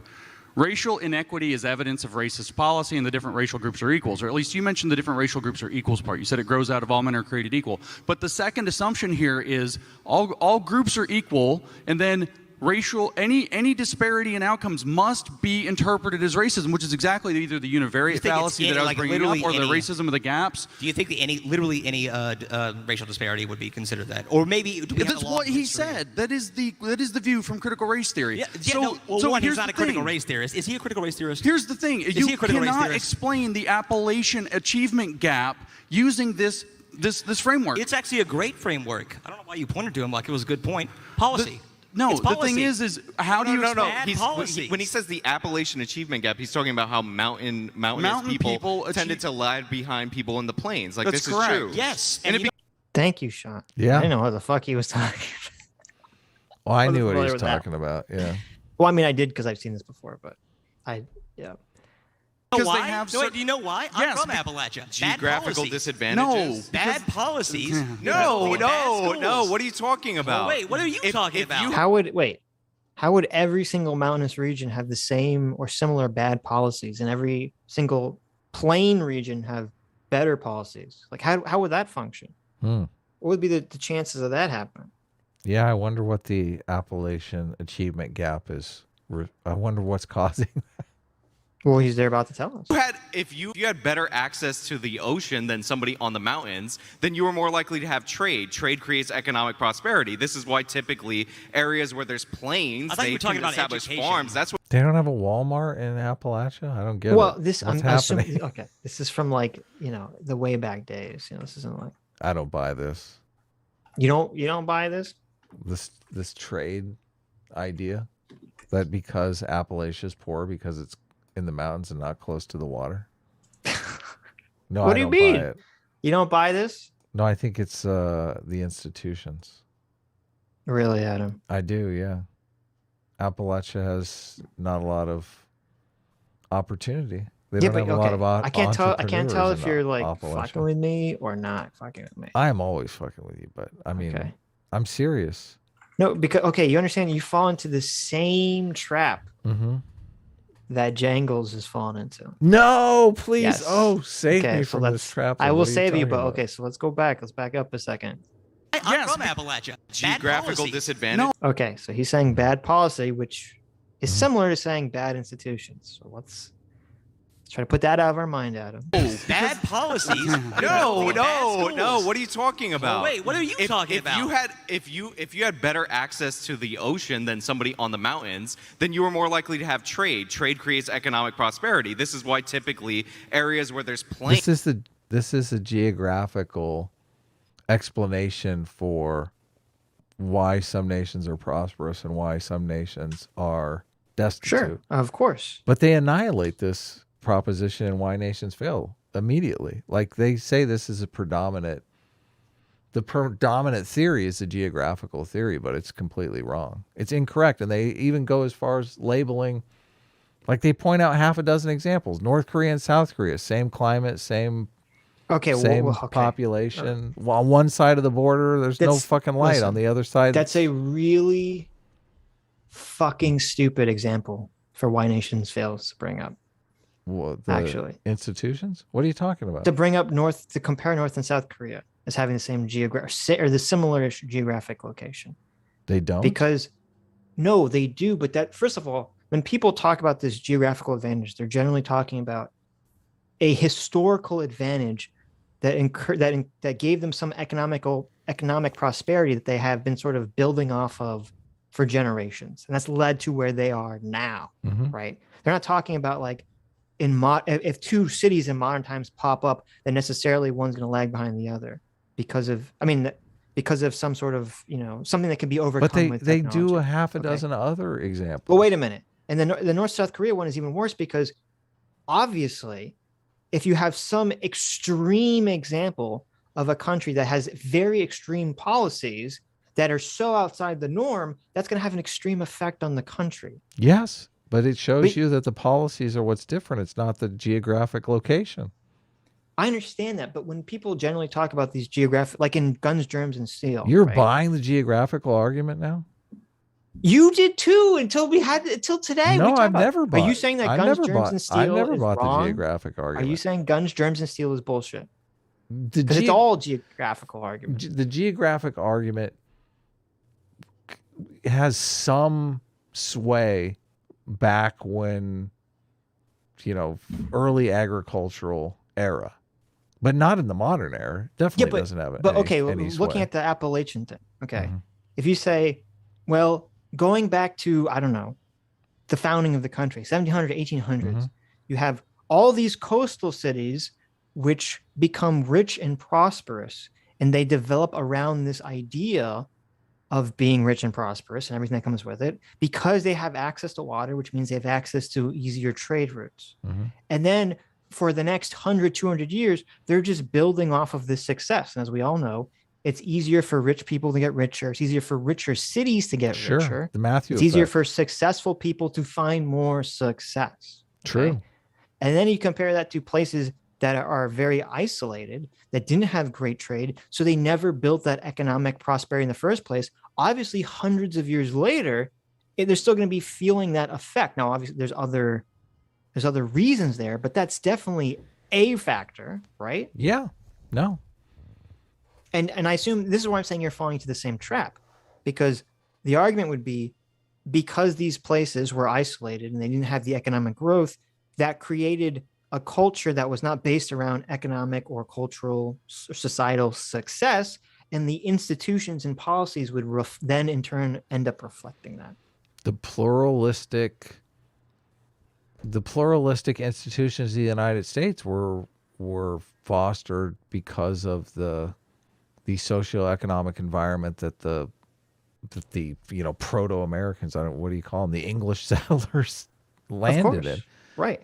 South America and Mexico have all been completely different because they had already had a extremely hierarchical society down there. It was hard to shake. None of our pluralistic institutions formed down there. Right. But what I'm saying is, if you say, oh, there's this Appalachian achievement gap, and then you say, well, it's because of their institutions, then Sean says, okay, but why are their institutions shittier than these places on the coast or these places on the plains? Why do they have worse institutions? Right. He's saying that because of the heritage of the location is right, because of all the economic, because its economic impact has all these deleterious effects on everything. correct. Okay. Yes. They establish farms. That's what he's talking about with the Appalachian theory. The Appalachian. Okay, I thought it was talking about geographical things that would lead to differences in outcome. And I could point to bad I'm talking actually mostly about cultural values. I don't want this to devolve into where we're just yelling over each other and people at home and watching online can't tell. Thank you, Carrie. You're the best. We're saying. So I do have, there's a couple of things in the ideas that the media has been putting forward, one of which is that critical race theory doesn't exist. I think we're all in agreement that it does, even though we might have different definitions for it. The other thing they've been putting forward is that, well, if it does exist, it's not being taught K through 12.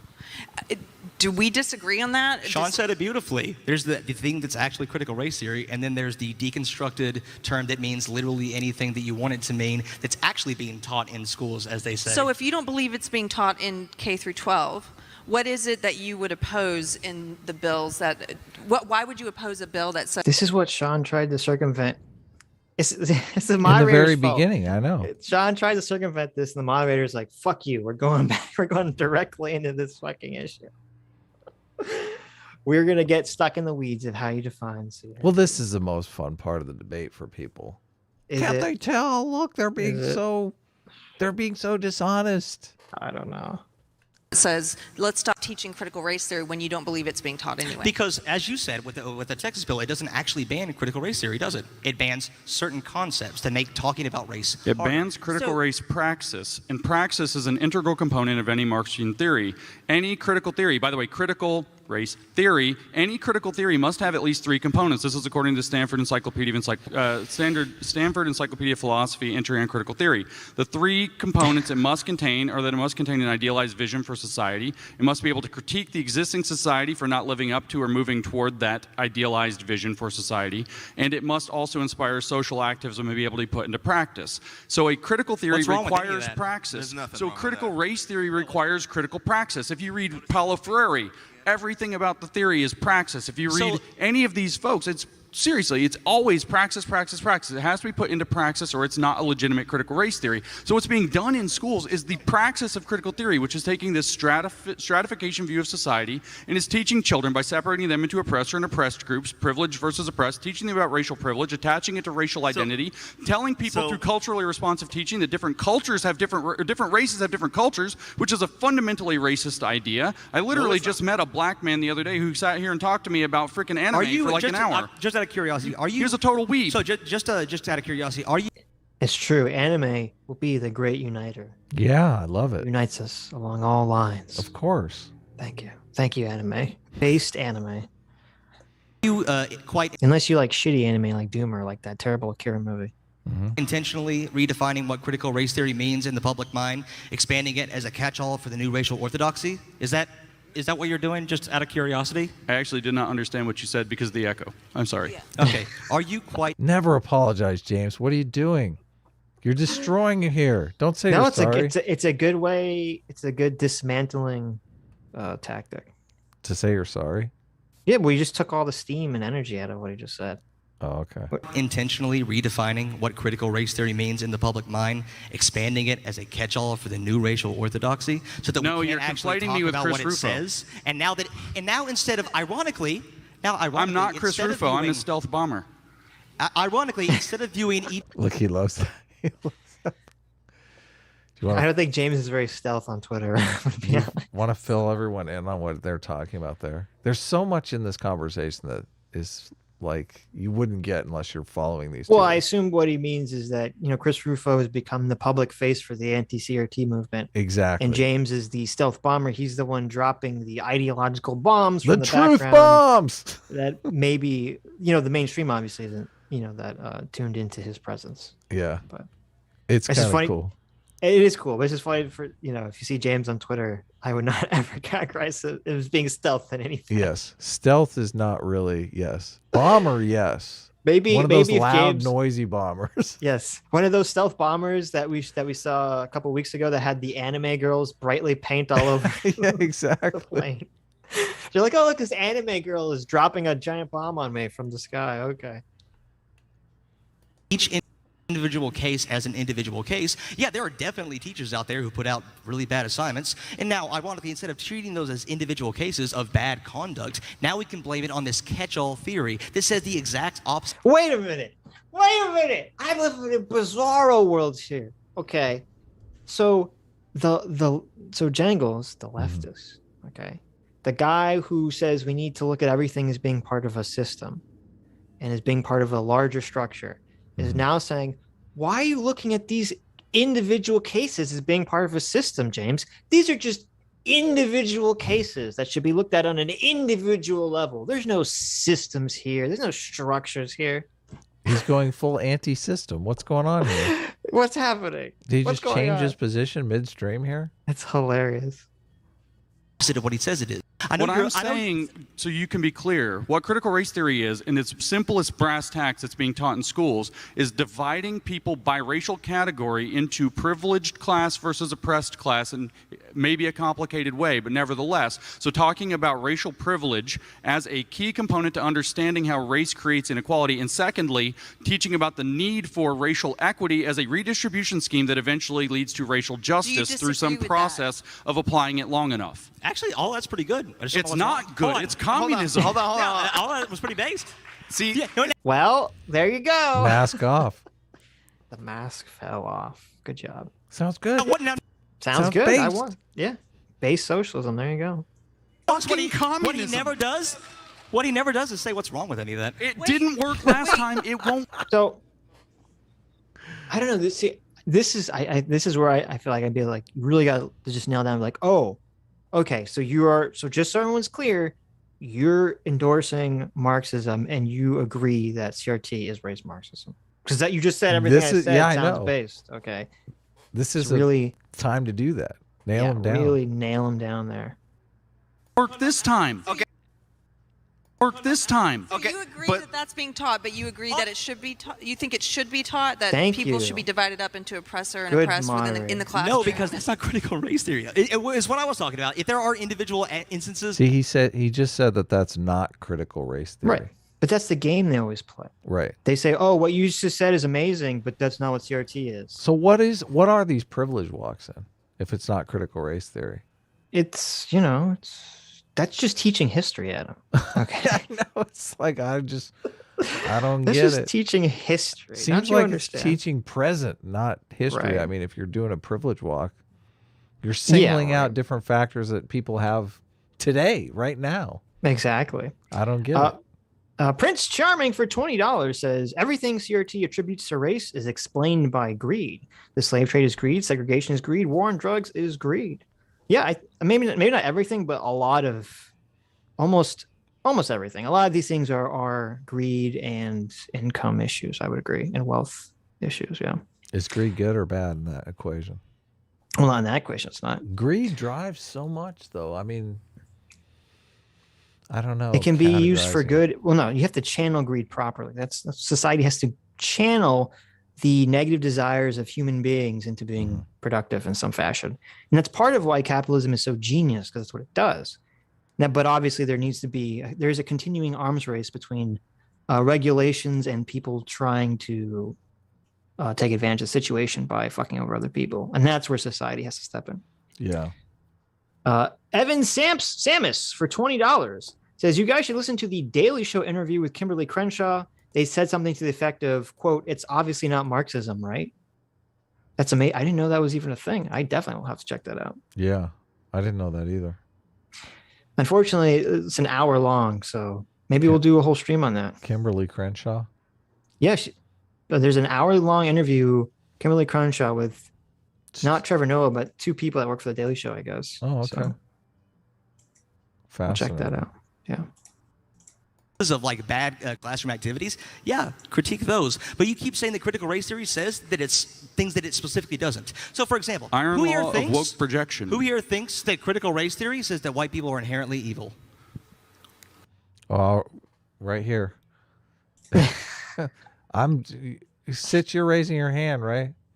Well, this is the problem. They play all these word games. They'll say like, "Oh, they don't think that white people are biologically inherently evil," but then they act as if they are in everything they say. Right. So it's a total talking on both sides of their mouth. I don't know how you can't.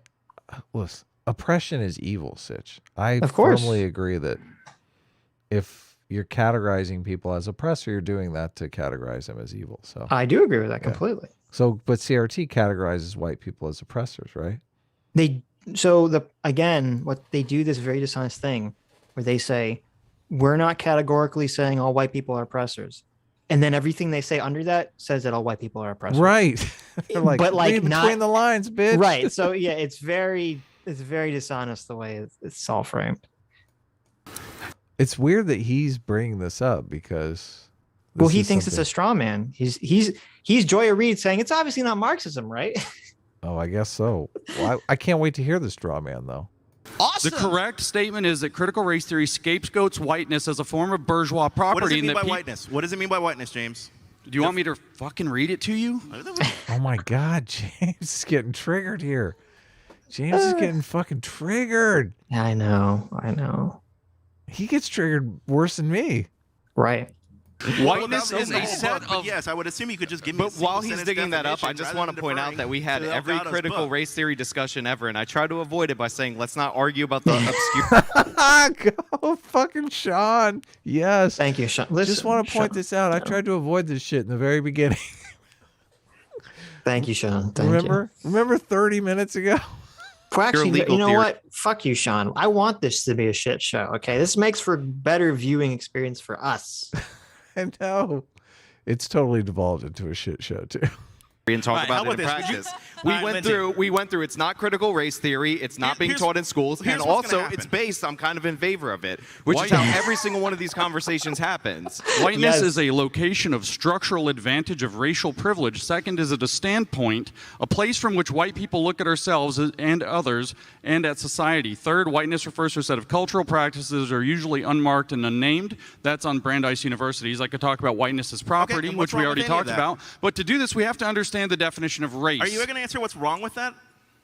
So he goes the full. It's based. I know, but it's hilarious how in CRT they're able to basically brand a skin color as having all these negative attributes to it.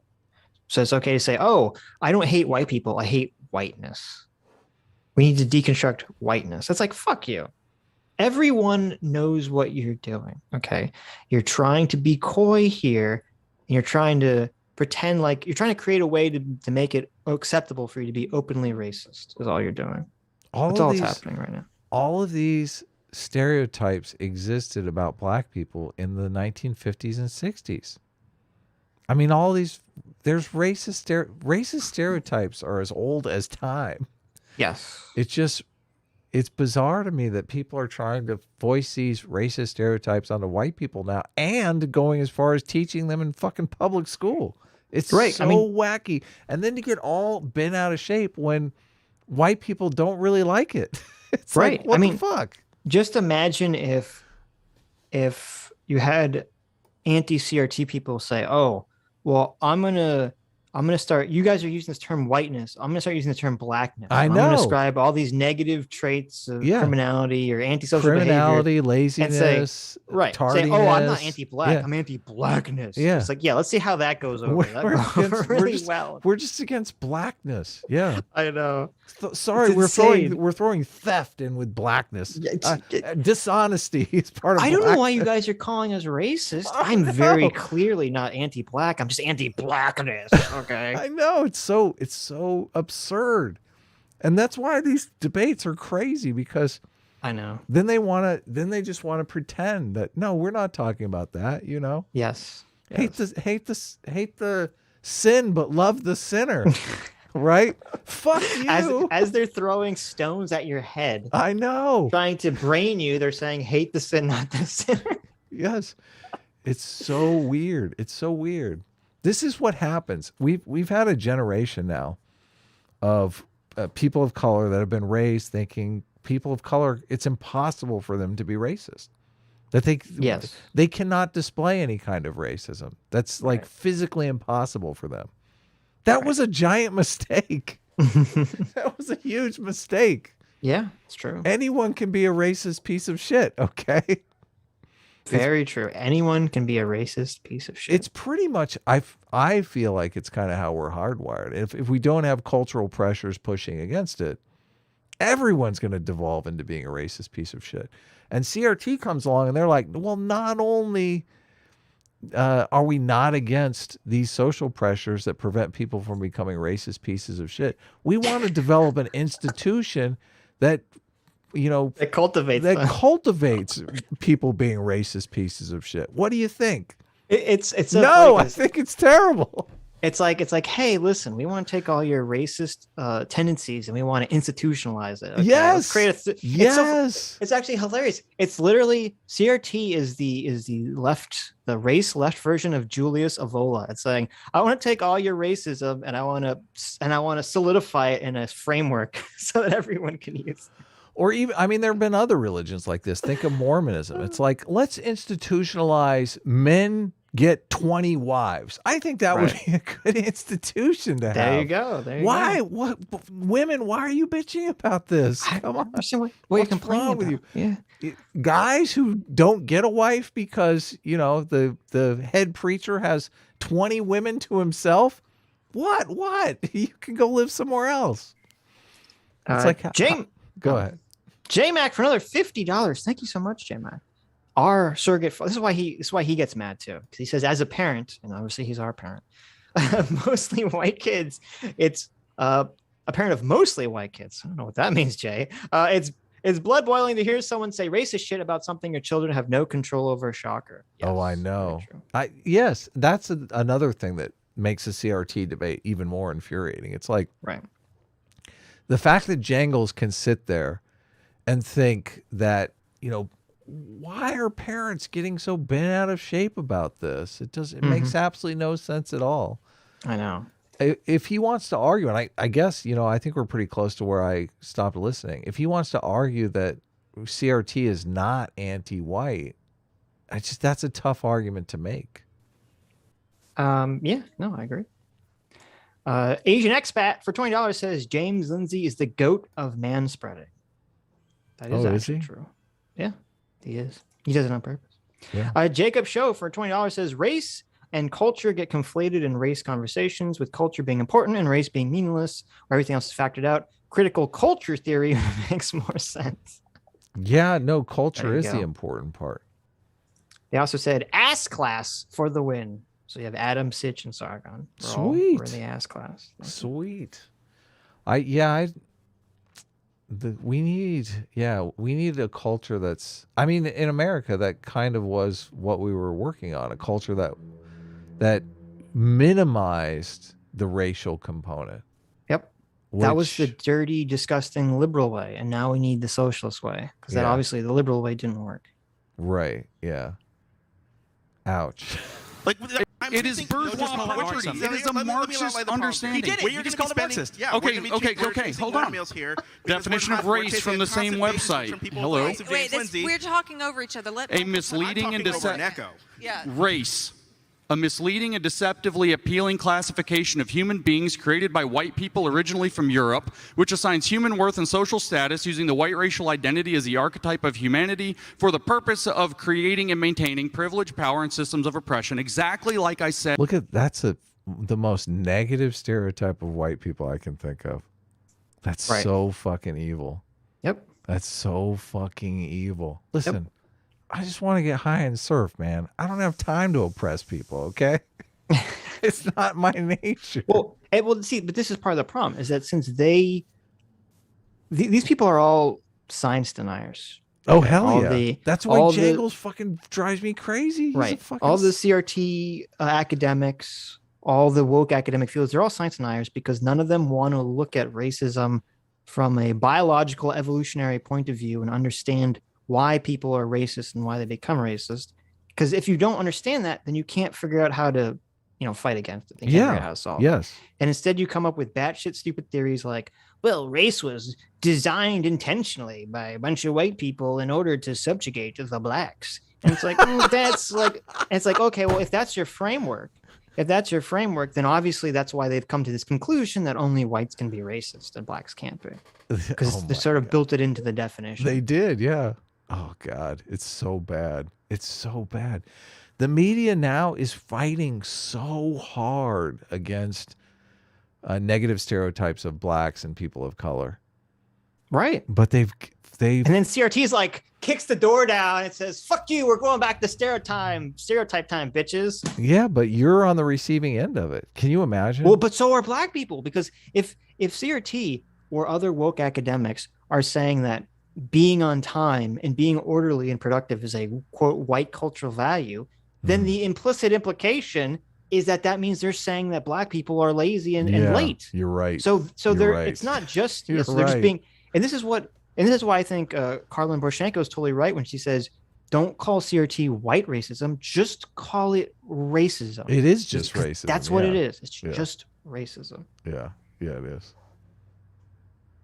Said earlier when I was speaking off the cuff, it holds up whiteness as a special status. What we would have said bourgeoisie if we were vulgar Marxists. It gives this access to a greater standing in society to people that are designated as white, whether they are, say, Anglo, or whether they are, say, Polish, or whether they are, say, Irish or German, statuses already exist, or now Asian. Because there are disparities in outcome and achievement between the different racial groups. Because it makes the fundamental fallacy of making race the central construct for understanding inequality. In other words, it commits the univariate fallacy of condensing everything down to race and putting it in a conflict theory sense. So can I ask you a question? Are white people and black people biologically real?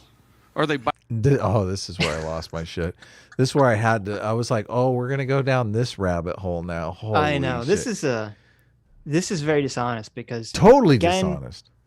James is just saying, look, you can't fall in this trap of looking at everything through a single factor analysis. It's very stupid generally to do this. And then Jangles is like, oh, really? And then he just picks up a landmine. He throws it at James like a frisbee and says, catch this, fucker. I know. And He's like, come on. I'm going to accuse you of being a race realist right here in front of everybody. Right. Biologically what? And can you have a biological classification of white and a biological classification of black that would hold up to any sort of scrutiny? I mean, that's not exactly right. What you can actually do is yes or no. This is also a very stupid question. Yeah, because it's pointless. Well, it's too, because what he's implying is not what he's asking. So when someone says, is race real? Like Jangles, the implication, or even if someone who's like, one of these alt-right types says that, the implication is what they're saying is that, there's some inherent that black people are on average more different from white people than they are from each other. That's really what is actually being argued when people ask this question. And that's untrue. Totally untrue. We've all, James has said this, Jordan Peterson says, everyone said this, that there's more differences in the inner group than there are between other groups. There's more differences in, how do I say this? I'm trying to remember how they phrase it. There's more differences within groups than there are between groups. Between groups, yeah. Right. And that's true of race too. And so the implicit question that Jangles is asking is not true. You say, yeah, no, it's not true in that sense. However, if you just asked, is race something that can be measured biologically? you can say, well, obviously, I have eyeballs, right? And if we've created this human construct of race to classify people according to skin color, then obviously it can be. It's based on a biological factor. But that's why the question he asked is so sloppy. And I assume that's why James says, well, that's not quite right. Mm-hmm. Because if you give any answer besides no, race is not real, then you get labeled as being a racist, basically. Mm-hmm. Answer. You can have there are biological classifications of population groups spread throughout the planet. Some of them have different colors of skin. That actually you can't. It's not deniable. Are these genetic clusters called race? Race is a low-resolution, socially constructed category into which it is socially constructed. I yes. don't disagree with By you. who? What I disagree with is Kimberly Crenshaw, where she says this social category. Did you catch that? It is socially constructed. Thank you. No, did you catch him say, by who? He's like, Yeah, I know. Who did this? Who did this to us? The white men, Adam. I know. The white men. No, not just whiteness did it, okay? It wasn't the white I'm men. sorry. How I'm dare sorry, you? right. But no, but this is another thing that they always do. None of these fucking leftists in this conversation know what social construct is. They use it incorrectly. They use the term social construct as if it means the opposite of something rooted in biology. Mm-hmm. Okay. So like a good example of this is the classification of mammals. Mm-hmm. Okay. What makes something a mammal? Well, it has hair or fur. It has boobs. The females have boobs that they generally nurse their young, and generally they have live births. Social construct. Okay, that's a social deciding the human decision to say, let's take all these animals that share these traits and classify them together is a social construct, of course. But that social construct of mammal is based on a biological fact. Yep. And this is what they totally get wrong when they have these conversations about sex and gender. They'll say like, oh, gender or oh, sex is just a social construct. And it's like, well, that's true, but it doesn't mean what you think it means. It doesn't mean that the classifications are not based on biology. Yeah, biological facts. Right. Yeah, no, it's slimy. It's slippery. I don't like it. Is imposed, therefore we can't deconstruct it and walk away from it, mapping the margins near the end, where she says that we need to reevaluate social constructivism to turn it into a critical constructivism that recognizes the racial imposition so that it cannot be deconstructed. Therefore, we have to walk away from, and this is her own words, we have to walk away from people who happen to be black and embrace instead people who are black. I am black over I'm a person who happens to be black. Her reasoning is specifically, I'm a person who happens to be black, strains for a certain universality. In effect, I am first a person, where instead she says that we should be actually embracing an identity first mode that says that no, race is, because it's imposed, has to become a social location for a anchor of subjectivity. That's her exact wording on this. What I'm opposing, the thing is, I'm saying, yeah, the thing that we call race is actually socially constructed. It maps poorly onto actual biological groups that you could find, you could draw DNA and actually detect differences in. It maps poorly on. It's socially constructed. And my view as a liberal is we should deconstruct that. We should take that apart. Whether that's, I don't really want to use postmodern means, but we could use liberal means. Hold on. But what critical race theory says is, no, we cannot and will not deconstruct it because it is imposed from without, which is not true in 50 years. So how would you deconstruct? So everything James said is completely true, 100% true, 100% based. I have no clue if anyone followed it. I know. I was thinking the same exact thing. Did you follow it, Adam? I did, but I kept thinking the whole time, I'm like, James is slipping into this nether world where he's only able to talk to people who have read every single thing there is to read on critical race theory, or, followed his work, watching him explain every single thing on critical race theory. It's so jargon laden. Right. So a high-end academic that I do worry it's not making it through to people. I understand. That's basically your point, right? Well, sort of. Yeah, I guess so. And I understand why he's doing it. It's by directly quoting Kimberly Crenshaw and directly using their terminology.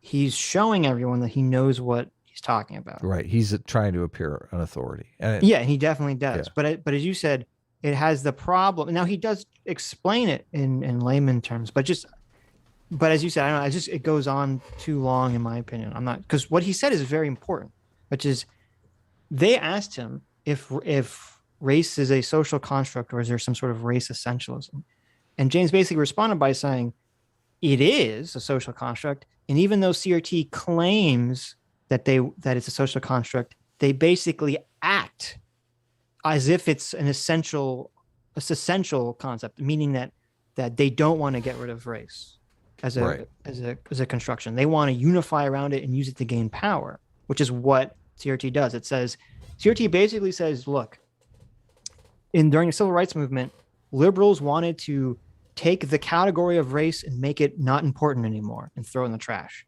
And that didn't work. So now we're going to do the exact opposite. We're going to pick up race. We're going to shove it into our stomachs, and we're going to all identify according to our race. And we're going to use this to gain political power in the world. And that's why it is sort of inherently dishonest for the CRT people to keep saying that race is a social construct.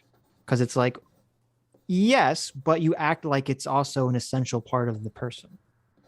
Yeah, I really have problems with the "it didn't work" portion of the CRT crowd's take on liberalism, because it did work. Right. It just didn't work perfectly. It still is working. So It didn't work fast enough, basically. Well, they want to point to things like microaggressions and say, like, we have made zero progress for racial equality. I just feel like we've made so much progress. Obviously, there's a ways to go. So, but I don't see CRT is just it's leaping, bounding, running in the opposite direction. It's not going to make things better. It's going to make things worse. Yeah, exactly. How do you think white people are going to start voting when you create all these racist stereotypes against white people? They're going to racism is going to go through the roof. That's why it's so baffling to me that all the CRT people have their heads so far up their own asses. Yes. Which I guess makes sense. And they're so dumb about basic human psychology. And for a group of people that are supposed to be sociologists, I know, be completely ignorant of basic sociology here. Because yes, if you say that Black people should start organizing around their racial identity as their primary characteristic and using that to gain power, the second that starts to work, you're basically telling everyone else to do the same fucking thing. Exactly. Yeah.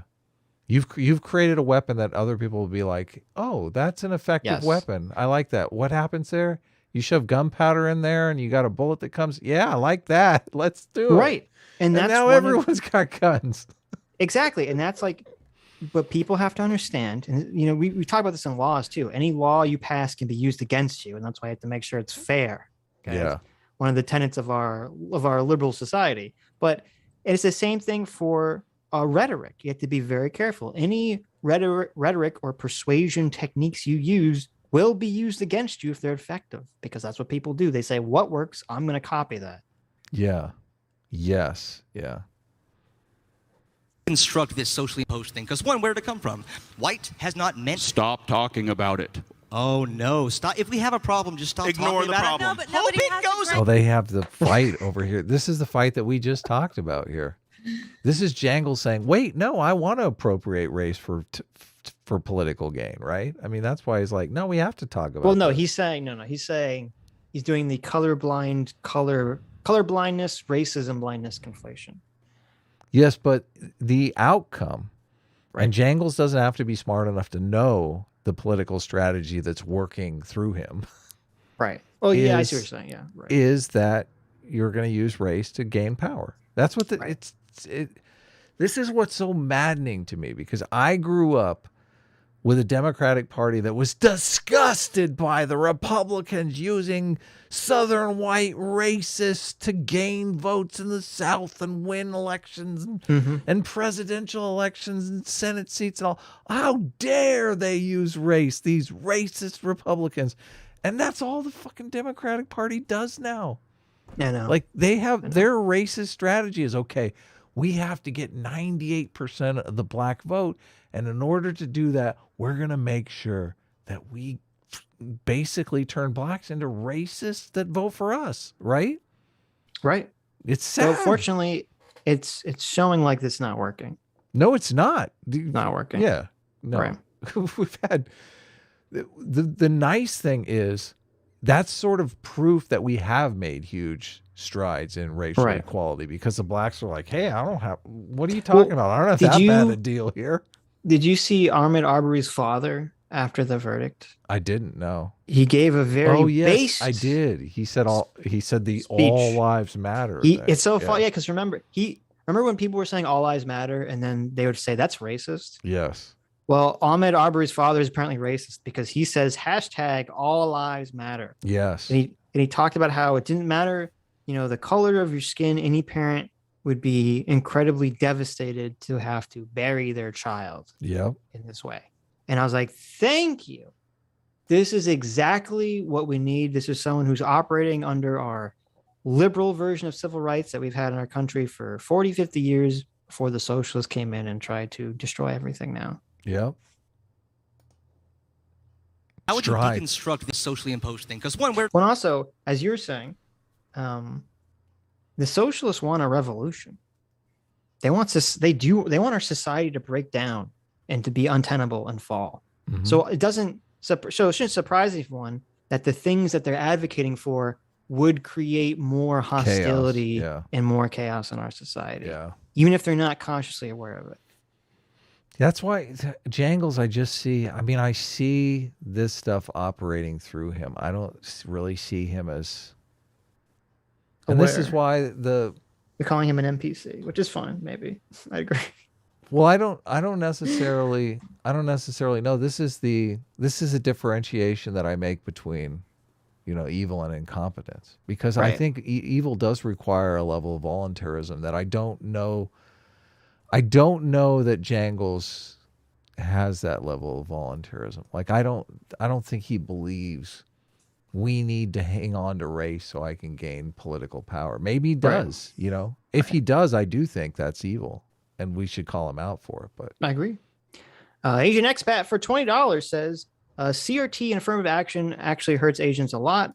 Economically worse off from third world, literally had to score 40 points above Duke's GMAT median to be considered for an admit. This can be verified on GMAT Club. Wow, that's crazy. That's totally racist and insane. Yeah. John Smith for $5. Hey, John, says, Happy Hanukkah, Sitch. Thank you. I'm such a bad Jew. Mm-hmm. I didn't actually know it was Hanukkah. This is Hanukkah? Really? Holy shit. The first night of Hanukkah is tonight. I didn't actually know it was Hanukkah till I checked my Twitter DMs and I saw Harker said Happy Hanukkah. And I was like, oh my God. And I thought, it's not Hanukkah. And I Googled it and it was. I was like, oh shit. Oh, is this bad? Are we not supposed to be streaming on this hallowed day? I don't know. I don't know what the rules are, but I took Thanksgiving off last week because you did. It was Thanksgiving. Had a great dinner. That's right. Family and But friends. unlike Adam, I don't take holidays off.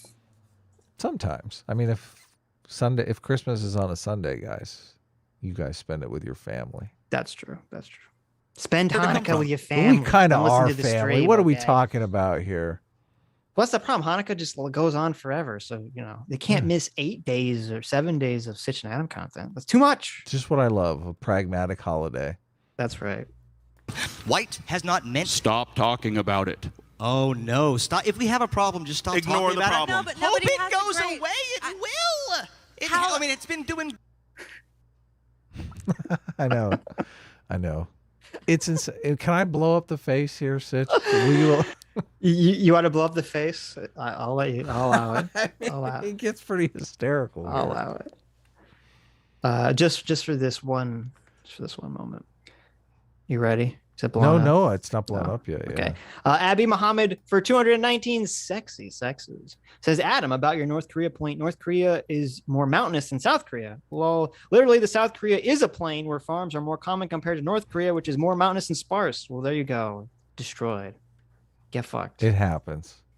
Also, South Korea is on the peninsula, so it does have all the water access. So really, get extra fucked. They don't have a port. I don't. Well, actually, let me look at a map here. No, don't do it. Let's just go. Being to a American, I don't know what these things. Oh no, you're right. North Korea is also have water access. Okay, I'm stupid. North Korea does have water. Yeah, access, yeah. They're both on the water. Yeah. It can make a difference. I just, normally it's in Why Nations Fail, they point out different cities that are literally on the borders where one side of the city is destitute and the other side of the city, everyone's prosperous. I mean, there's a bunch of them in Texas. Okay, I'll go look at the examples. Anyway, you ready for me to pray? Let's go. Yeah. From white has not meant. Stop talking about it. Oh no! Stop. If we have a problem, just stop Ignore talking the about problem. it. No, but Hope nobody it has goes a great- away. It will. How- I mean, it's been doing great for the past 400 years. But this gets back. There you go. I know. You happy? You happy now? He's hysterical. Okay. Do you listen? He pushed back racial progress 400 years. He basically said the problems we have today are the same problems we had 400 years Just ago. hope it goes away, Adam. Yeah. Just hope. Hold on. Who the fuck is hoping it goes away? Like we've developed institutions that are, we gave Lady Justice a blindfold for a reason, Sitch. I don't know if you know this. Like we've developed institutions that fight against racism. Yeah, but so. on the blindfold, on the inside of it, you can't see it. It says whiteness reigns supreme on the inside. So that's why it's a white blindfold. So obviously, That's hilarious. That's hilarious. Jangles probably believes that. You should tell him that. I'll make sure I tell him that. Do you believe that the best way to? Oh, did you unzoom? I did, yeah. Are you Okay. backing it up or what? No. Who cares? Or the No, problem. but Hope nobody it has a goes great- away. It will. It will. Look We at have that. to get past this part. It will. It's so funny. Jangles just became your nagging I ex-girlfriend. know. I know. I mean, it's been doing great for the past 400 years. How long? Let's see. Should I go back? So he's like, 400 years. But this gets back to my question about: Jangling. do you believe that the best way to fight racism is by teaching kids that we are divided along these racial groups, and that some, based on your race, you have a different worth, or Teaching you them- have more value? teaching- It's a little unfair that the moderator's obviously biased against that. The moderators trying to get the debate on track. Carrie Yeah, is but she's doing like, a great job. I know here. she's doing World's best moderator. Well, she's doing except for when she shit on Sean accidentally. Mm-hmm. She is doing good, but I'm saying it's the way she's phrasing the questions is very obvious that she's on James. and Sean's. Carrie's on our team all the way. Yeah. So Teaching them that when there you're is a treated differently? societal construction of race. Critical race theory does not propose this sort of biological construction, nor does it propose racial essentialism. And the only reason it doesn't propose any kind of biological essentialism, even though it basically does, I mean, it really does. In working practice, it does promote biological essentialism. But the only reason they say they don't is because they know a bunch of racists believe in biological essentialism.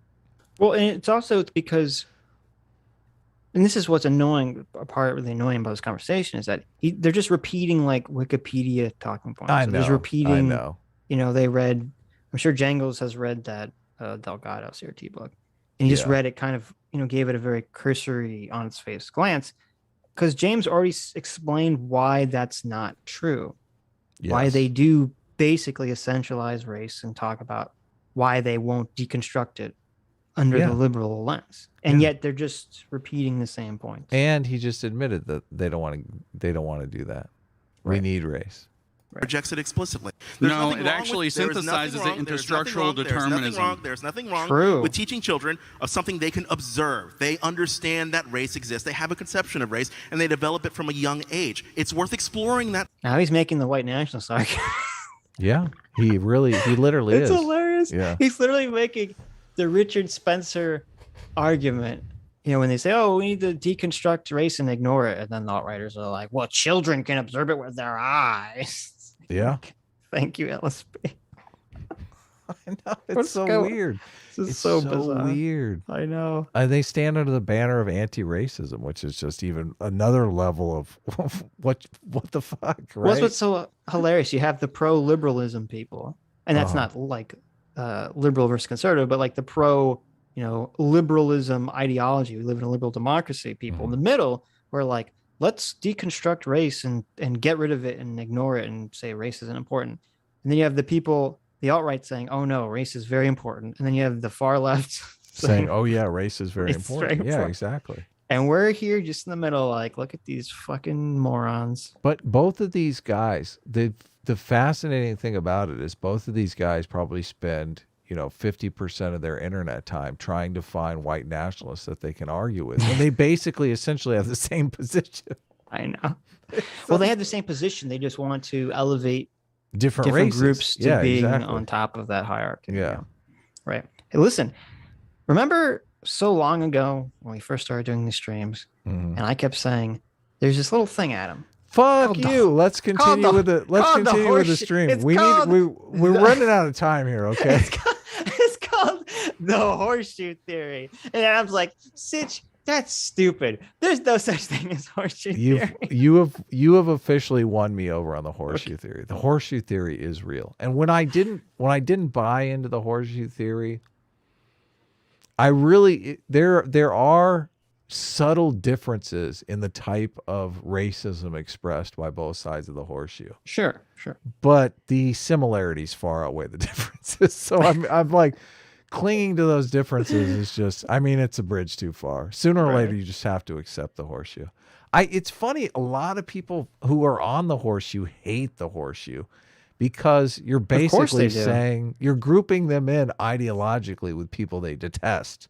Yeah, if you go up to the socialists and say, "Hey, you're the alt-right. You're the same as the alt-righter," they fucking lose their minds. Yeah, they lose their mind because they're like, "This person is my fucking, my mortal enemy, my enemy." Yeah. My ideological enemy. I must, destroy them. But listen, it seems like for a lot of people that these small differences are what get people far angrier at each other. Yeah, in some respects. So yes, yeah. J-Mac. For $40, thanks so much, J-Mac, says, I'm usually above making comments on people's appearance. Jangles looks like an Illumination character that automatically upsets me. What's an Wait, is that from a game or something? It's Illumination. I've been avoiding the ad, the appearance ad. Oh, it's homs. That's a CG company. A CG company that makes the Despicable Me. Okay. What are you saying? J-Mac? You saying that Jangles needs to hit the gym a little? Is that what he's saying? No, he's saying Jangles looks like a minion. That's what he's saying. Also, J-Mac says, my son never mentioned race until he learned about it. His best friend in kindergarten was Indian and it never came up once. I remember watching Sesame Street with him once, and they were singing a damn song about skin color. Oh, fuck. Jeez. That sucks.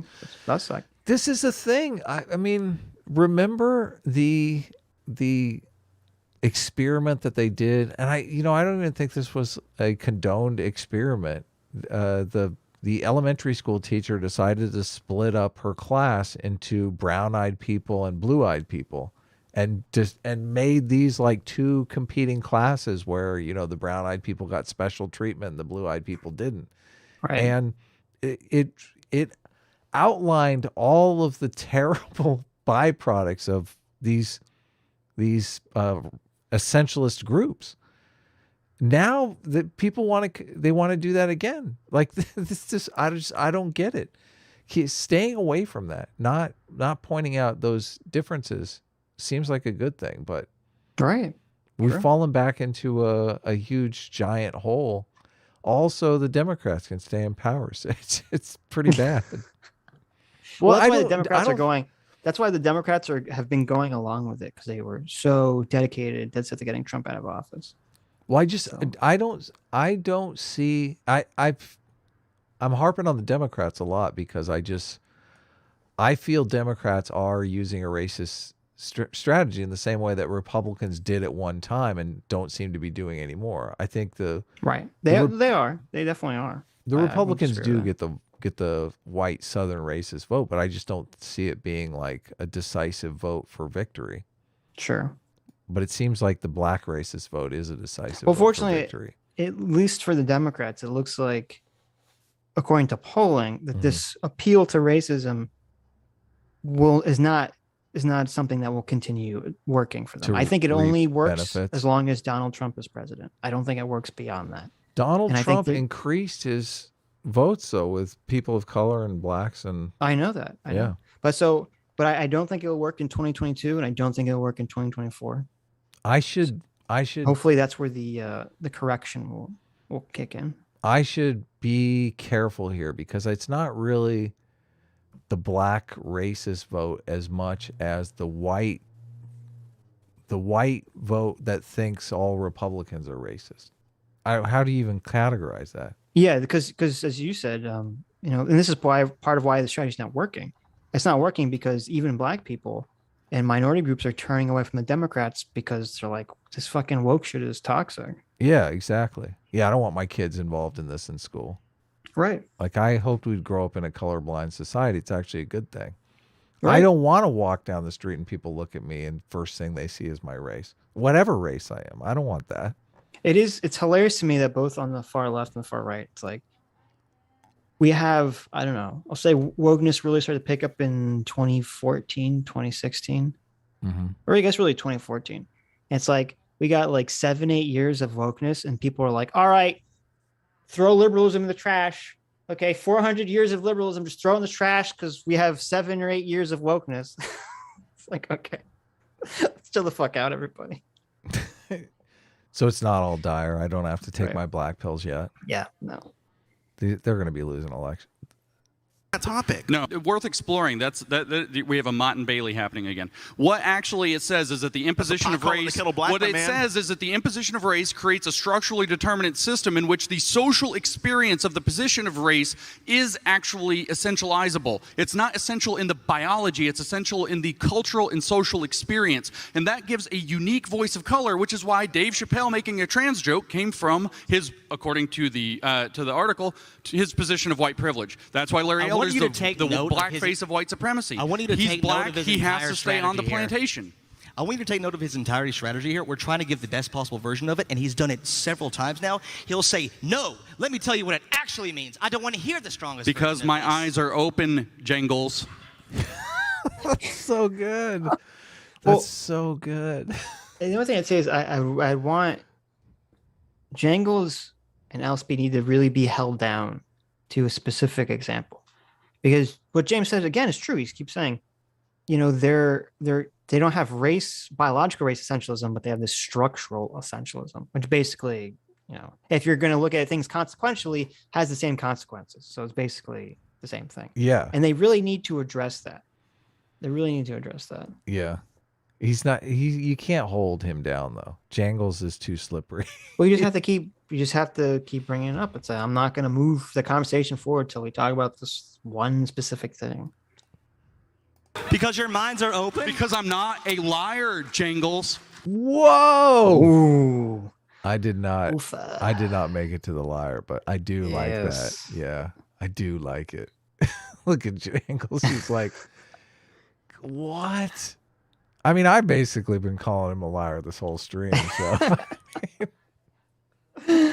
I mean, prove me wrong, Jangles. I would love you to prove me wrong. Mm-hmm. It just seems so disingenuous, Sitch.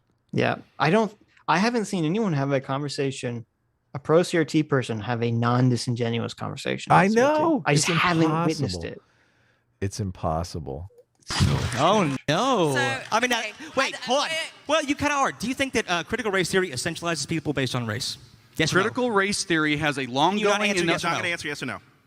Yes or no? Does critical race theory essentialize people based on race? Yes. by Nope. proxy. So this is exactly wrong. This is not a mischaracterization. He of asked an critical race illegitimate theory. question This and is thinks he not got a gotcha. Fuck this is this not a guy. mischaracterization. Oh my God, James is great. But this is why, and I can understand why James is frustrated in this conversation. Is that Oh my because God, he's this is so the good. person in the room that's the most knowledgeable about the subject matter. I know. And so he says, yes, it does essentialize race. By which means it proxy, does- which is a great add-on. Yeah. right, by proxy. Okay. Yep. Which he's explained twice now, Yes. which Jangles and Elspie have not addressed. Right. And now they're going to just say, well, it says in the book that they don't do that, so you don't even know what you're talking about. You could explain it to him if you explained it in the language of CRT. If you said, listen, Well, he already did that, but the proxy is, you know, you can have a policy that has no racist intent, but by proxy, if it develops some disparate outcome, then wouldn't you call that racism by proxy? Of course. Right. Yeah. Right. It's the same thing. Characterization of critical race theory, this is the equivalent of getting every single question wrong on a multiple choice exam. The only way you can be that wrong is if you were intentionally being. This is why I didn't go on his critical race theory, podcast. in Delgado's. Oh my God, he told me no to the podcast. Jangles is so thirsty. He's like, Jangles. it sounds like it. Jangles that's probably hilarious. reached out to Lindsay and said, please let me Right. come on my podcast. I want to throw disingenuous questions at you and try to paint you as a race realist to my audience. Please, please, please, Well, please. This is why I would like him to hold Jangles' feet to fire on this structural essentialism argument, because I don't think Jangles knows it or understands what he just said or is aware of it. Of course Because not. because Jangles is he just read Delgado's CRT book, and he read where it says race is not essential. There's not, we're not race essentialists. He just read that, and then his brain just shut off, and he's like, well, that question's solved forever. Hey, Myth-Informed MKE, is that Mike? Myth-Informed is in the chat. What's up, man? Thanks for putting this together. This is internet gold. Thank you for having actually synced up the audio and visual properly. Yeah, totally. And for giving Sean, After Justice Warrior, a shitty version of the stream. Okay. Thank you. I will change. You know what? I will change. I got to change, because I've linked the original video to Sean's channel, and that's the shit one. So let me fix that. Okay. Fix that up real quick. Yeah, let me fix that. You press play. I'm going to fix this. Book, which I also have. In Delgado's book, they said they reject race essentialism because it is not. It is a socially imposed thing. Therefore, Look at, he's like, yeah, but in the book he says they reject it. Yeah, just like the Jim Crow people came out and said we completely reject racism. What are you talking about? Listen, separate but equal. We're not racist. Yeah, we're not racist. Separate but equal. Yeah, we said it. What's the problem? What's the problem, Jangles? We said it. Jangles, don't you understand how this works? Use your head for once. For someone can be essentially It essentializes your social experience by positionality. I've explained it 4 times. But if we agree on this race is a social construction. They say it gives a unique voice of color. So if you're black, you have to speak. You are Ayanna Presley said, we don't want black faces who won't be black voices. We don't want brown faces who won't be brown voices. Why? Because there's a unique voice of color. Shit. She really fucking said that? That's fucking crazy. It is. I know. This is why they hate. This is why he was talking about Larry Elder, because this is. It's so fucking evil to put people in a position where if they have different political beliefs than you, they're a race traitor. That's fucking evil. I can't think of anything more anti-American than that. It is. It's totally. Jeez, let people have their fucking opinions. It's so weird. It's so weird. Are associated with the structural experience. That's critical race theory. Do you not understand saying the that black difference between... people think the same. Okay. Not that they are the same, that they think the same. Every single question on that multiple choice exam has been marked wrong on purpose. So look at that. He's got his example there. He's saying that James is getting everything wrong just to characterize CRT as something that it's not. Right. Why do they play this game? Why do they play this game? Well, I think it's a combination of them trying to sneak socialism into liberalism, and it's a combination of the fact that Jangles doesn't know what the fuck he's talking about. I think it's more the part B than the part A. I mean, yeah, I think it is too. But that's just with that's Jangles, the problem is though. that Not with like Kimberly Crenshaw. She knows what she's doing.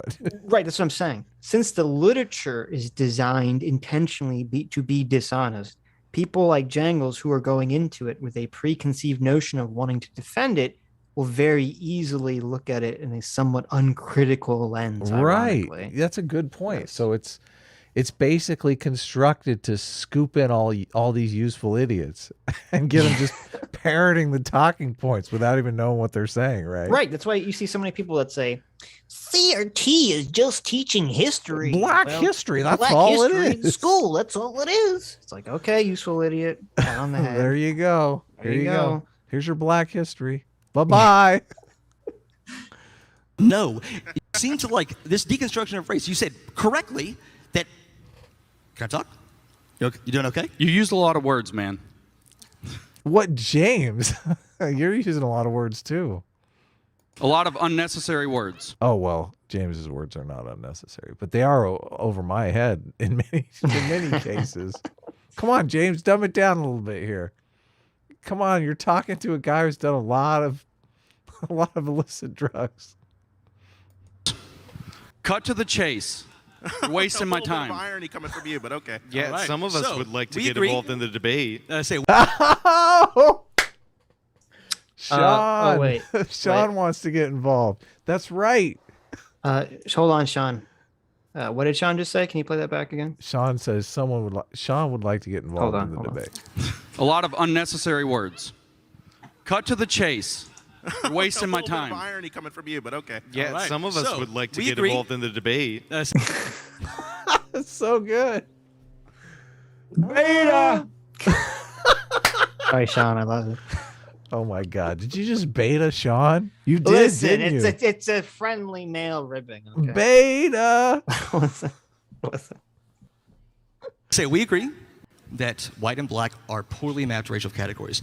Where do they come from? They came from power structures who want to, specifically in the West, who wanted to justify the slave trade. The people who were like, Do you buy that? Where's that fucking come from? What do you say? I was reading something. This meme on the left now that race was invented by white people to oppress black people. I don't remember learning about that in my history class.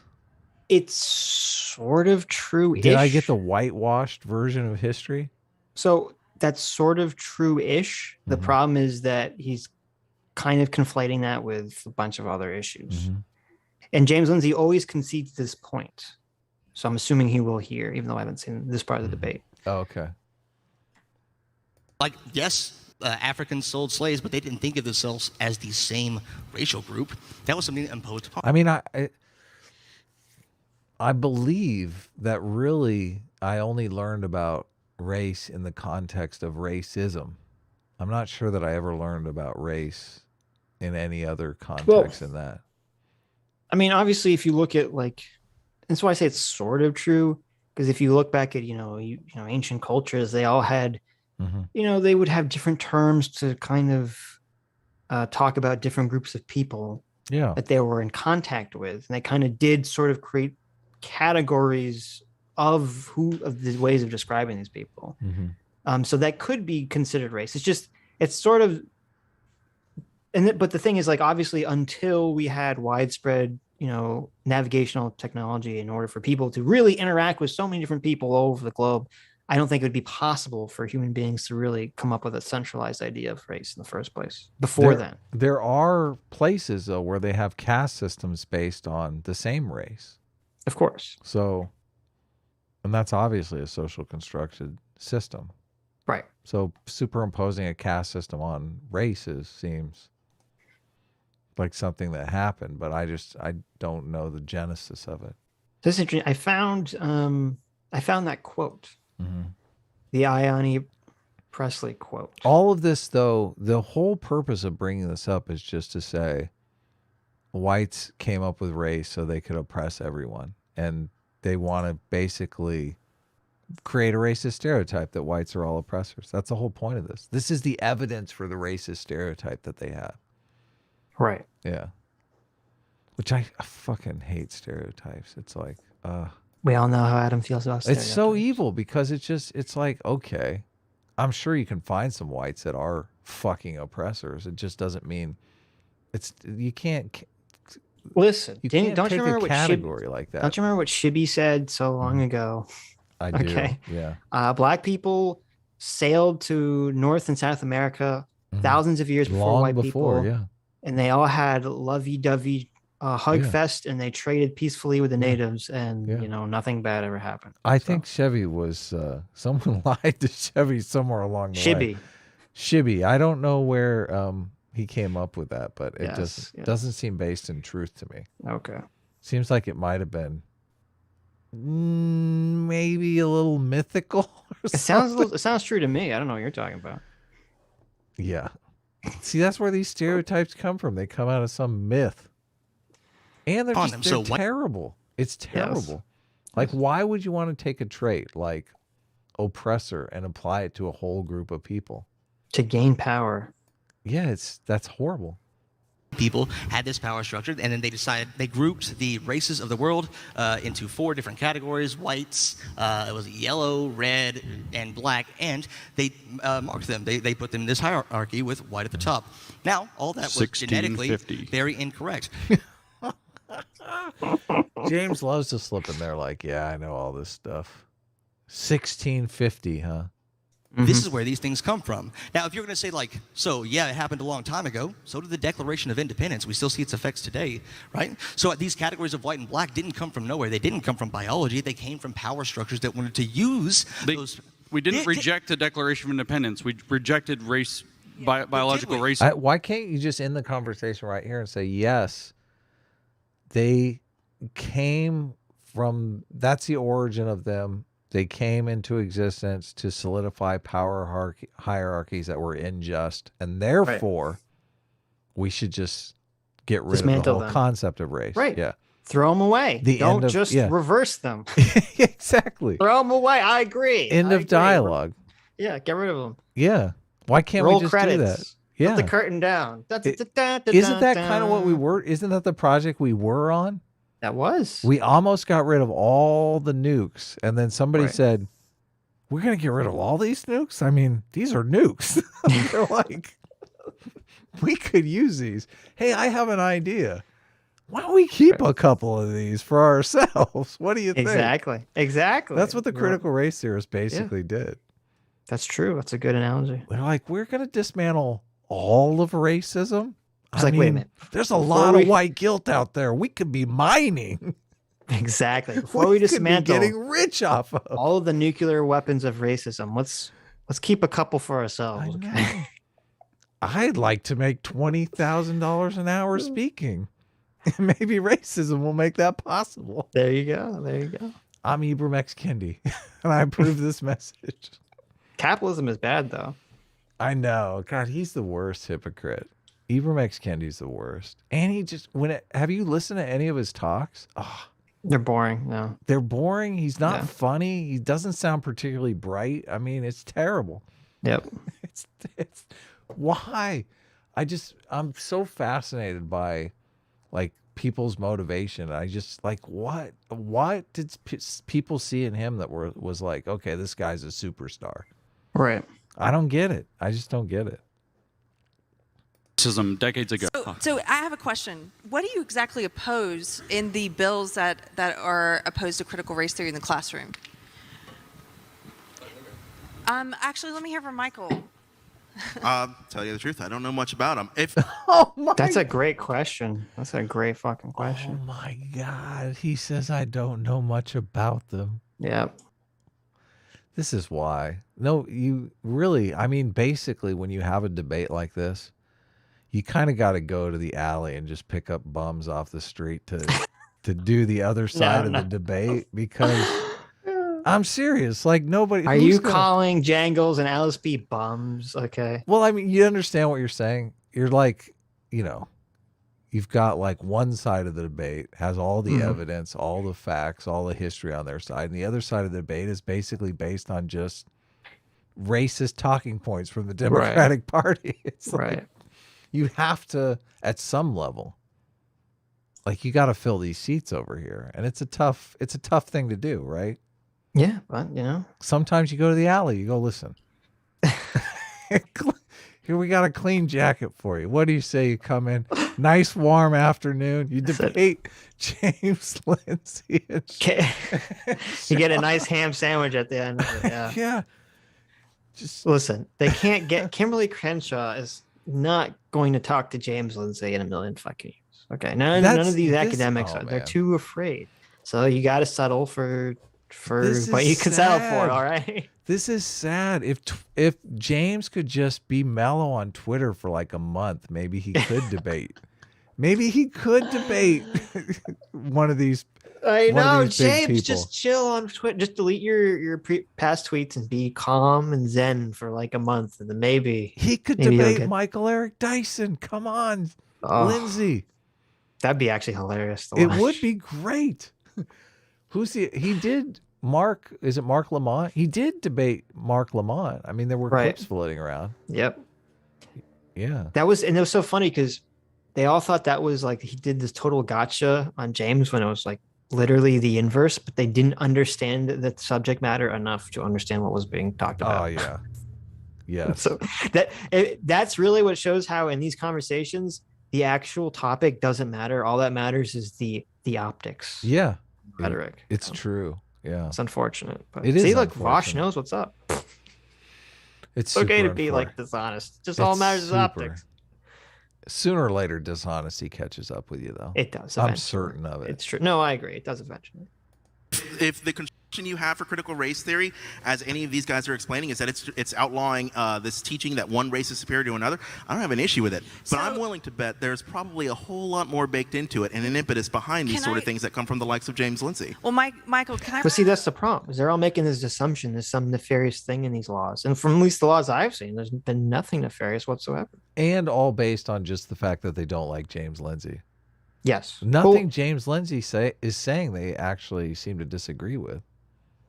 Right. Well, they keep saying, "Oh, you're giving a James Lindsay definition of it," but then they say, "But then we also like your definition." Yeah, I know exactly. I don't. It doesn't make any sense. He's saying, "Why do you keep calling it Marxism? And Marxism is great. You know that, right?" Right. But this is the tribalism that we're seeing. It's like, oh, if the right is the one saying, "Oh, look at this, be careful of this," then the left instinctively rushes to defend it or say that that's not a real threat.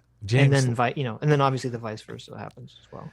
James Lindsay is not on the right. That's a huge category. No, I understand that, but they perceive him as being on the right. Anyone that's fighting them, they perceive as being on the right, even though. Yeah. I read did this to you because I was listening to some post Kyle Rittenhouse stuff just on wackadoodle lefty commentators on YouTube. Mm-hmm. And one of them, the woman's been on the Young Turks a bunch of times, and she was just complaining. I think I might have sent it to you about, people on the left that are in favor of Kyle Rittenhouse just, they just totally bug me. I was like, how do people not catch a clue? Like, if people on your side can literally see it both ways, maybe you're getting something just a tad wrong here. Right. Well, but the problem is it's because it's generally the anti-woke people on the left that can see it. Yeah. And that's where they get in trouble. Yeah, they get mad about it. We might actually agree on some of this. Hallelujah. Well, no, but it gets into something practical. Like, here's a bill that has been proposed and passed in Texas.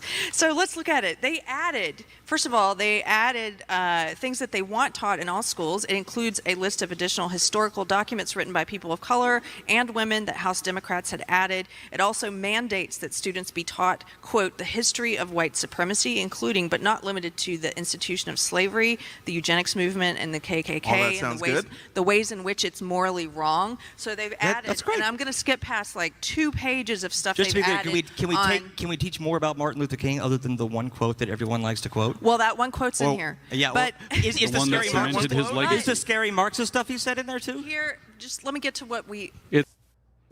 We got to cut. I think we did clip it, right? Mm-hmm. When I forget what stream it was, when I was debunking all this Martin Luther King is a radical Marxist. We got to clip that. Yeah. There's all those quotes of Martin Luther King calling communism garbage and dog shit. Yes.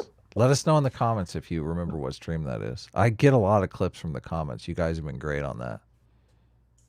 It's race Marxism, yes. This is the part of it. Don't that fuck I'm with me on curious that. Did you about. just say Martin Luther King was race Marxist? No. Critical race theory. Sorry, I can't hear you because of the echo. I'm serious. I tell you. Well, and it's funny because Jangles is like, can we teach something beyond the one quote? Now, the one quote is Martin Luther King cementing his legacy in liberalism and saying, oh, I wish we can move beyond giving a fuck about race. Okay. That's the famous, that is word for word, the famous Martin Luther King Jr. quote. I dream that one day we can stop giving a fuck about race. Okay. That's the famous quote. Unquote. Yeah. Quote unquote. And obviously Jangles wants to move away from that because that's liberalism, and he wants to move towards socialism and this race Marxism. They've also been rewriting Martin Luther King's history as a socialist. They basically appropriated him as a socialist, even though he was against socialism. Yep. Yeah. It's So sick. they've added all these things, but here's Listen. what they're banning. Okay. Listen to these white people here appropriating a black man for their own fucking political gain. That's right. Isn't How that? dare I you. mean, that's kind of colonialism, don't you think? They're Jangles. colonizing his ideas. Stop colonizing Martin Luther King Jr. for your Marxism. Okay? Yeah. Stop it. Is he a bread tuber? Is he out in the open about being a full commie or what? Probably. I don't I know. think he's a bread tuber. Is he really? I don't know. I thought so. Yeah. I don't know. The other guy was the one that said, "Oh, that sounds pretty good." So he's obviously Why don't his name is flying the Liberal Marxist Sanity flag. Project, but from what he's saying, sounds like he's a socialist. So I don't know. I don't know what's up with that. Yeah. They're saying that a teacher may not be compelled to discuss a particular current event or widely debated and currently. That's another thing that I don't like about all the things she pulled out that the Democrats put in there. Can you imagine like letting like alt-right develop the how we're going to teach black history curriculum for schools? Like pull out every single like black criminal or whatever, you know, just the most nefarious examples of black people all throughout history that they can find and go, here, this is black history now. Teach this, motherfuckers. That's basically what they're doing when they're like, yeah, we got to teach. We're, you know, day one, fucking Hitler. Day two, the KKK. Day three. It's like by the end of that history class, you're going to be like, God, I feel fucking awful. So let's blackpill all our students into being nihilists because I we're only going know. to teach them the worst parts of history. I feel like it. Isn't it Yeah. like, That's true. That's a good can you point. imagine it's all going to be side by side too. They're going to have like, I don't know, Rosa Parks and fucking who's the black attorney that they always talk about? I can't remember. But it's going to be every single good black person throughout history right next to every single deplorable person, white person in history. And that's Right. going to be this is the history that the Democrats want to teach. Do you feel like that's going to produce a good, healthy society, Sitch? I'm curious. What's your take on this? I'm gonna think real hard. Mm-hmm. I'm gonna guess real hard that it's not gonna lead to good outcomes. I know. What if we pose this question to Jangles? What do you think Jangles would answer? He's gonna say that liberal colorblindism failed. Do you think Jangles would understand? Do you think Jangles would accept the premise that I'm setting out here? That I'm saying, look, it kind of looks to me, just from an outsider's perspective. I don't have any kids in public school or anything like that, but it looks to me like the curriculum might be slanted against a certain class of people. What do you think? Right. What do you think Jangles would say? What do you think his response would be? I don't know. You're I'm trying to reading read something. I know. What are you doing? Yeah. What are you looking Someone for? sent me a message I got very excited about. It said, Kyle Rittenhouse is suing The View for defamation. My God, it is manna from heaven. But No, why I But- forgive you for not listening to anything I had but- to say. it's not true. Damn it! Why you gotta Based off tear of- my heart out? I know. I didn't know you were gonna just immediately go off. Okay, you just took it from me. Okay, Oh my God. but That's apparently the terrible. original post that this is all based off of is some kind of parody Fake news. post or parody site or Gotcha. something. Yeah, they're So- getting us. Did you Yeah, see the one sorry. with the Kyle Rittenhouse scarecrows out in front of the businesses? That was a good one. That's fucking hilarious. No, That's I was hilarious. like, this will work.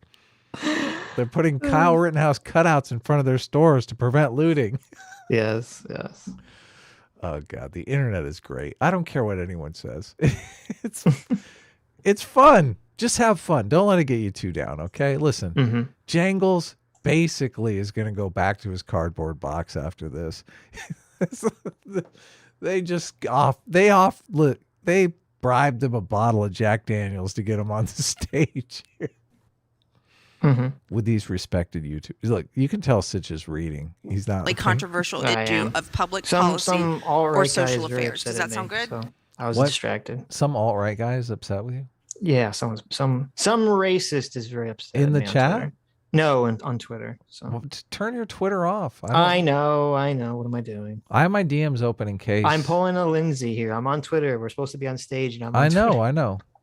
I looked because I saw Sargon in the chat and I saw Actual Justice Warrior in the chat. So Well, sometimes people send me relevant messages, so like to be informed. well, I thought that after we called Actual Justice Warrior out for his fucking ridiculous take on the geography.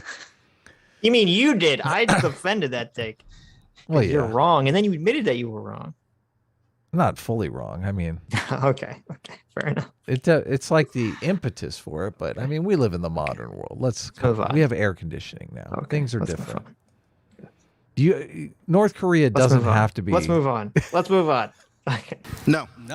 What They it says should she not can't be be compelled. compelled. We're gonna have to back up a little bit because Back it up. I'm lost here. Or why? There's the echo. I'm serious. I tell you. So they've added all these things, but here's what they're banning. Okay, they're saying that a teacher may not be compelled to discuss a particular current event or widely debated and currently controversial issue of public policy or social affairs. Does that sound good? No. What They she should- no, they it should says she not be can't be compelled. compelled. What better place to discuss controversial topics than in a classroom? No, you misheard. It said she cannot be compelled. You're again. You want them to be compelled to discuss it? Oh, okay. It says, Yes, because I think it grows critical thinking skills.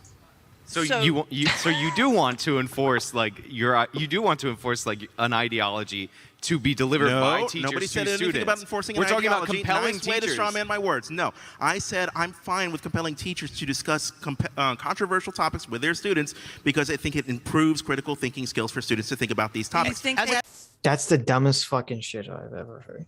Yeah. You're gonna compel Okay, so we're gonna go to our third grade teacher and we're gonna compel them. We're gonna force the teacher to talk about, race or sex. Black Lives Matter. Yeah, something Trans that's issues. right. And you're like, oh, it's gonna improve critical thinking skills. No, it's fucking not. Can't we? What? This would be like saying, I think we should compel teachers to teach the controversy about evolution. Listen at Yeah, I know. evolution. That's just a theory. Yeah. Okay, it's called The Theory of Evolution. But I have a book for you. I have a book for you, Adam, and it's got some facts about the beginning of life. Okay. Really? Yeah. It's called Irreducible complexity, maybe? It's called the Bible. Okay. I have a book for you. I thought you were going to do the intelligent design thing, but you're skipping to the. I'm skipping it. I'm skipping the Mott and Bailey intelligent design bullshit because that's what it is. Okay. We're just going to skip right ahead. And yeah, obviously Okay. teachers should not be compelled to teach education needs to be as politically neutral as possible. Now, obviously that can't exist in every aspect of education, Mhm. but for public education, they should strive to be as politically neutral as possible because that's the point. School is not supposed to be indoctrinating your kids to what to believe politically. It's supposed to be teaching them fucking math and reading and shit like that so they can get a fucking job and they can be a productive citizen. Okay. This That's is supposed to be teaching them controversial fucking issues. Kids shouldn't be talking about Black Lives Matter in school. This is the advantage of objectivity because objectivity, separates out what you teach and what you don't teach. You teach the objective shit. Right. The stuff we can agree on. Yeah. Shall we go? Advocates of free Topics speech? about race. Yeah, as advocates for free speech, wouldn't we be all for that? Because what are controversial topics? Who decides? What is a controversial topic? Because Who's right to now, with our say? current Is definition that of weird? critical race theory, it means if you talk about race. Well, I believe- was tagged It in does this, not mean the to other talk day. about race. It means to put race as the central construct for understanding all inequality. So there was this thing sent to me, and can you at least say this? There was this thing sent to me. There was this survey given to fifth graders, and the survey asked, "Do you feel comfortable talking about race in the classroom? Do you know anybody of a different?" I just want to say they've made this point like a dozen times in this conversation. They've said we're not saying that you don't have to talk about race at all. Just it can't be the univariate most important factor. And they never addressed this point. They never responded to this point. They can't Let's move respond on. to it. Right. confirm racial group. It was a survey, like a survey question that you would give to elementary schools, and everybody was attacking it, saying, "See, look at the critical race theory. The critical race theory is in our schools," and it was literally just asking them about race. It's the straw man version that I would construct to take down, but it's actually happening. If you talk about race, thanks to the obfuscation of what critical race theory There are actually also is, to be this 7-year-olds catch-all getting in their thing, car to be this on the way catch-all home from thing, school to saying be that they're the this worst kind of catch-all person, thing. want to rip their skin off because they're privileged. No, you're talking. Look at how far you have to go. People Hold want on. to rip their skin Hold on, off because hold they're on. privileged. That's the degree of separation you have to get from talking about the Jangles, actual would issues. you So also like be anybody can give a single example. It's like, oh, this innocuous survey, people freaked out about it because it's a hot topic in the nation, and there was this overreaction right here. But like I've covered this for years. So I did a story a long time ago on the Edina School District in Minnesota, and I was talking to you about it I think yesterday. This was the #1 school district in the state of Minnesota, and they were worried about the achievement gap because they wrongly assumed that all gaps are due to racism. They introduced a racial equity curriculum. What ended up happening was the Edina School District as a whole is no longer the #1 school district, and the most negatively impacted students of that school district were the black students, the very same ones that they were trying to help. One of the reasons why the curriculum was so negative for them is because it emphasized like a lot of the things that we see in critical race theory, like specifically, I believe it was Regina Austin, and I could be wrong on that, so somebody fact check me like a nerd out in the audience on your Google phones, where she was saying that that Ebonics, which they call African American Vernacular English, is a legitimate form of language, and we should teach black kids in that because trying to get them to conform to a standard American English is a form of black genocide. It's cultural genocide. The problem with that, I mean, you might say, okay, people talk on the street and they have differences from when they talk on the street versus work. That's perfectly normal. And it's like, sure, but school, they should teach you standard English because there's no textbooks written in Ebonics. There's no, in any subject at all. Curious, So what would we you describe actually that are as doing. a dominant culture, perhaps? So what we're Maybe we should do our comic in Ebonics too, so we have a second language covered. What do you think, Sitch? Oh no! What do you think? Ebonics version. Look at this. Look at this. Sean coming out with another example of leftists shooting themselves in the foot again. I know. They always do this. Learn some fucking psychology, you morons. It's so obvious. All this stuff can be cleared up if you just learn some science. we're actually doing is create. Would you describe that as a dominant culture? Yeah, this construction of language is an example of a dominant culture, which is one of the things critical race theory goes Wait a over. minute. There, Yeah, me look go at that. back for a He's going second. off. He's like, how dare you? How versus dare work, you? that's perfectly normal. And it's like, sure, but school, they should teach you standard English because there's no textbooks written in Ebonics. Right. There's no, in any subject at all. I'm curious, So what would we you describe actually that are as a doing, dominant culture, perhaps? so what we're actually doing is create. Would you construction describe that as a language- dominant culture? Yeah, this construction. So they're upset that standard English is a dominant cultural practice in know. America. Is I that know. is that what's happening in this conversation? I know. That's why I had to rewind it. I didn't believe that they would actually make this dumb fuck argument. It's so bizarre too, because a lot of these, changes in language come apart from people wanting to separate themselves from the dominant culture to be fucking cool. They don't want to be the status quo. They want to be fucking hip. Right. Yeah. But then at the language same is an- time, they get mad because it's like, oh, you got the dominant culture. It's like, what the fuck? Do you want to be edgy and subversive and cool? Or do you want to be the fucking status quo? You can't be both. Come Right. on, you Right. moron. It's like you want to complain about the status quo and be edgy at this. Get the fuck out of here. An example of a dominant culture, which is one of the things critical race theory goes over. There is no basis to say one form of a language is valid and another form is. Yes, there is. But you have to decide. You have to. I know. Listen, God. This is how society works. You have to have standards. You have to have fucking standards. Standards that everybody adheres to.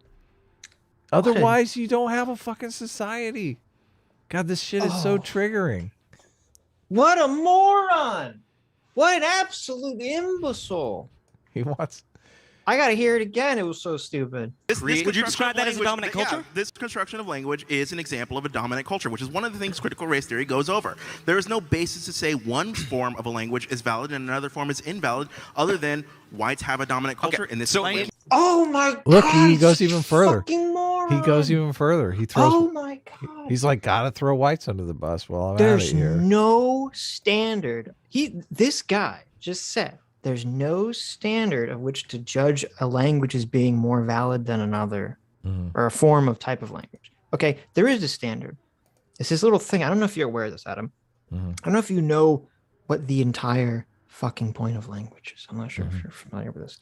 It's for communication. Oh, that's right. The point of language is so you could take those dumb thoughts that you have rattling around in your little meatball brain and then put it through your mouth hole, and other people can know what the fuck you're talking about. So if 90% of the area is using one form of language to communicate, and you have 10% of the population says, fuck you, we want to talk in a completely different form of the language where we bat sticks together and make fart sounds, and everyone says, wow, you look like a fucking moron, no one understands you and you're farting, that's a bad form of language. And then you say, well, there's no basis of which your language is better than ours. No, because that's what everyone's fucking using. If you can't use the language that everyone else is using, you can't communicate with them, and thus the language has no fucking purpose. God, you sound racist. I can't believe you'd say such a thing. To say, oh my God, how dare you shit on the stick farters? Okay, that's a real culture that you're denigrating. Like, it's don't denigrate the stick farters.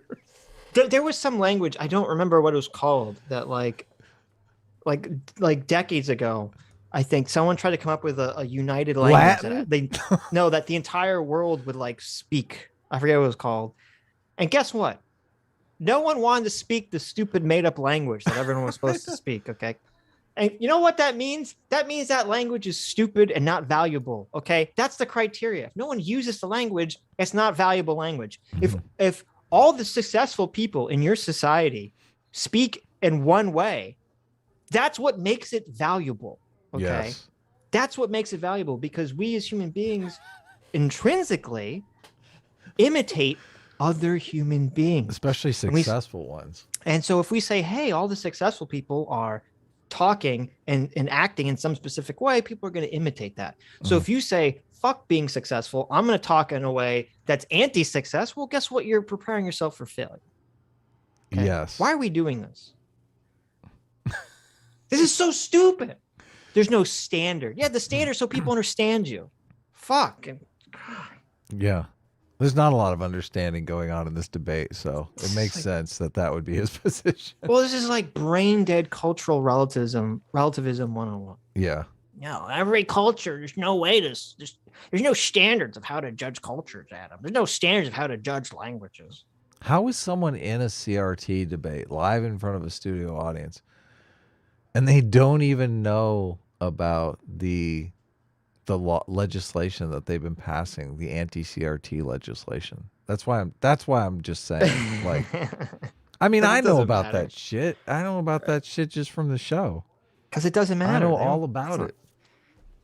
Why would you want to go into debate about DeSantis CRT? did a CRT thing in Florida. He was trying to do an anti-CRT bill. Adam, I don't understand you, Adam. Why would you want to go into a debate where you say that all these anti-CRT bills are bad, but have actually read the CRT bills? I don't understand why you'd want to do that. It doesn't make any sense to me. It's called ethics, okay? Let me tell you how it works here. Ethics is a losing strategy. I don't know if you've seen who's popular nowadays.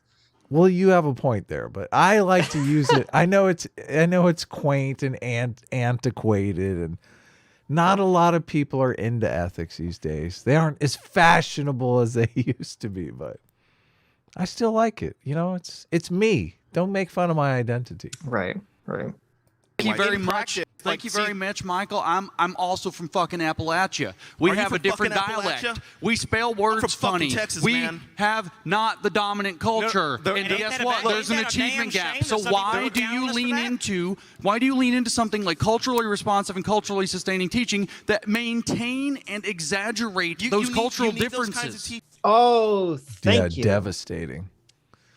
And I bet this will never get a response. Yeah, no. Okay. They're not even equipped to understand it. Right. And James very smartly was able to map it onto a white cultural difference and say, listen, where I'm from, all the white people, they speak with the Southern drawl. They say things a little differently. Okay. We all say things a little differently, but that doesn't map onto the dominant culture, which ends up becoming generally the most successful culture. So why would you want to be teaching people ways to fail? Yeah. Why would you want to alienate children from the success that they can achieve? Now, I haven't seen this part of the debate, but I'm going to predict here Mm-hmm. that this question will not be answered. Yeah, no. At all. Dodge. Look, the multicultural experiment was a failure. And if you speak in a language the students do not understand, the lesson will not resonate with the students. Listen, we can make an app show. Okay, so his response is that the kids won't like it, basically. That's a bad answer. Remember when you could beat kids into submission? Those were the good old days. You just be like, you don't like this? How do you like this? I did not agree with this. You gotta beat. Sometimes you have to beat kids into submission. Okay, games. I'm not sure I agree with this. Metaphorically, in a video game, right? There. I know how I know the workarounds. I know the internet workarounds. You know what? Here, maybe you're onto something. Okay. Mm-hmm. From now on in school, all kids will participate in a class-wide Minecraft server. And if they ever mouth off to the teacher, the teacher's gonna go in and spawn a bunch of creepers in their building, in their base, and they're just gonna blow it all the fuck up. Oh, and I say, I just killed you in a video game, motherfucker. That's good. Pay attention. That's good. You didn't? Did you? Were you ever paddled in school? Did you have paddling? Of course not. What did you? Of course paddled in school? Of course not. How old do you think I am? I know. Jeez. Well, you're a lot younger than me, but I mean, we had paddling in school when I was super young. Obviously, that explains Adam. Yeah, no, they obviously he wasn't paddling. They don't have paddling in school anymore. But I always think maybe they. I don't. How do you deal with things if you don't have? I mean, listen, my parents, they would hit me, but not the teachers. That was my next question. Did you ever? My parents would spank me. Yeah. Did you have paddling at home? Okay, so you've been. They didn't have a paddle, but yeah. Right. You've got the belt. I've been spanked as a child. Yes, I've been spanked. Yes. Yeah. My parents didn't do any. My parents are basically hippies in California, so I never got there. Any You of that go. Stuff. That explains so much. I did get some paddling in school though. But that was a Catholic school, so. So you got off on it? On the paddling? Yeah. No, of course not. It was. was. I'm very sure about that. Of course not. It was public. It was effective. I mean, it is a form of public shaming as well. Of course. Paddling kids in front of the class and whatnot. Duperdot for $20 says she's trying to get them to admit what CRT actually is. It's too bad commies are physically and mentally incapable of telling the truth. Do you two think the crypto racist commies are going to burn out, or are we screwed? I think it will burn out. I do think it will burn out. It's already starting to burn out. We're already seeing the embers form. So I'm optimistic about the future. I'm optimistic that the debate is structured as it is, where you have two homeless bums on one side of the debate and two very reputable scholars on the other side of the debate. And obviously the moderator is very intelligent too, and even she's on the side of these. Let's not go back 100 years and start teaching racism in school again. I mean, that's what we did 100 years ago, right? We basically taught racism in school. Yeah, exactly. Yeah. Duper Dot for another $20. Thank you so much, Duper. Says, LOL, YouTube won't let you type in commie or CRT in super chats. Is it 1984 or something? We live in a society. Yeah, this is super weird. We found this out last week or the week before last week. Some people, only some accounts, and maybe it's a difference between, I don't know if people are on their phones versus computer, but some people cannot type commie into the super chat and some people can. I have a theory. Okay, what's your theory? Well, it depends upon where you are in the world, because there's certain words that are put off limits in certain places. I know, Germany has real strict regulations against Nazi type stuff. Yeah, but I've seen people who are giving us US dollars. Someone said they couldn't. Duper just gave us US dollars. He said he couldn't use commie. And I forget, whoever last week wrote commie like 20 times. Yes. Could. Yeah. So. Just a theory. Could be wrong. Yeah, I don't know what exactly. I don't know if it's based on phone versus computer. I don't know if it's based on your account. Maybe like you have been flagged as a dangerous individual or something. I don't know. You can't say commie. Right. How terrible.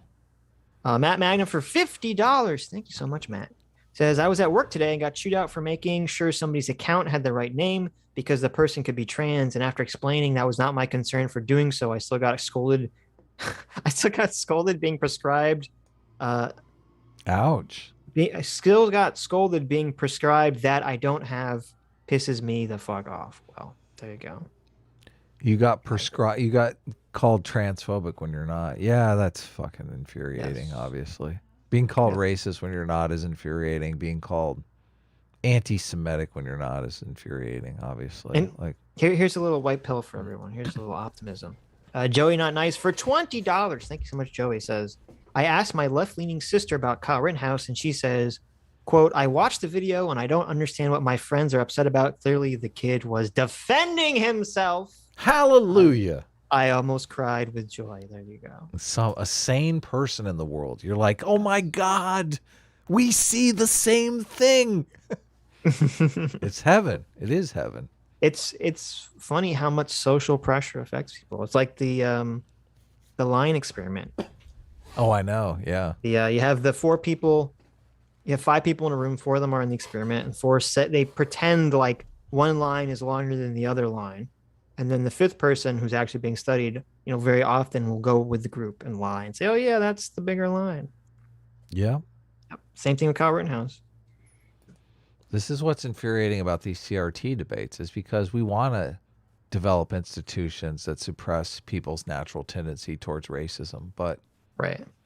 We can't really. CRT is what's standing in the way of that. It's fucking awful. They're saying, fuck you, we need to use racism to our advantage. Yeah, exactly. How is this not the racist Southern strategy all over again? It is. Yeah, it's fucking terrible.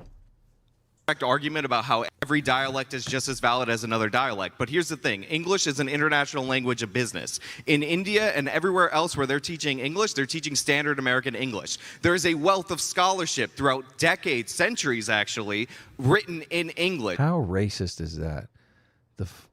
They will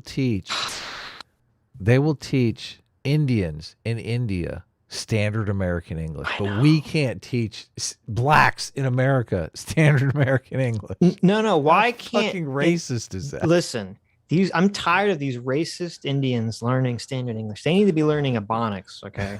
Oh my God, that would be the ultimate troll.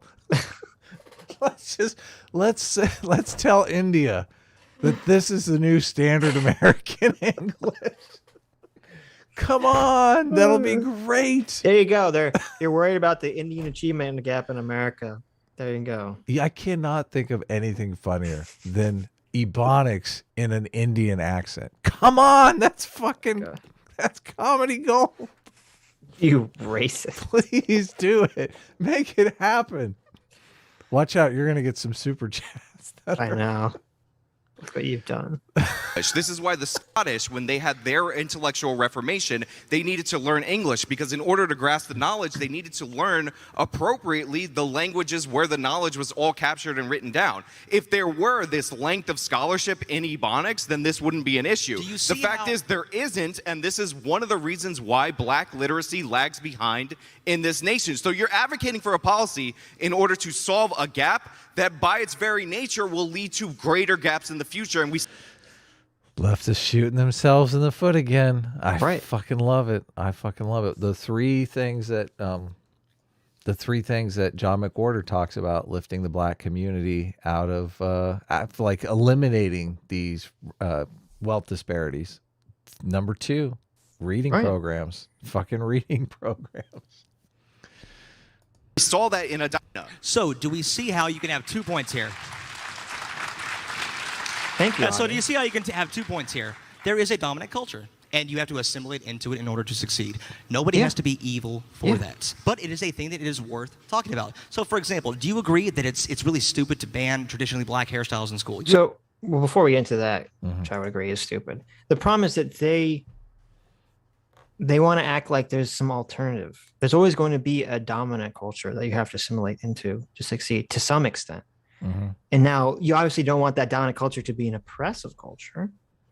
That's what should actually be advocated for. And that's what was advocated for with civil rights reformation and civil rights movement under liberalism, to We can't have the dominant culture be oppressive.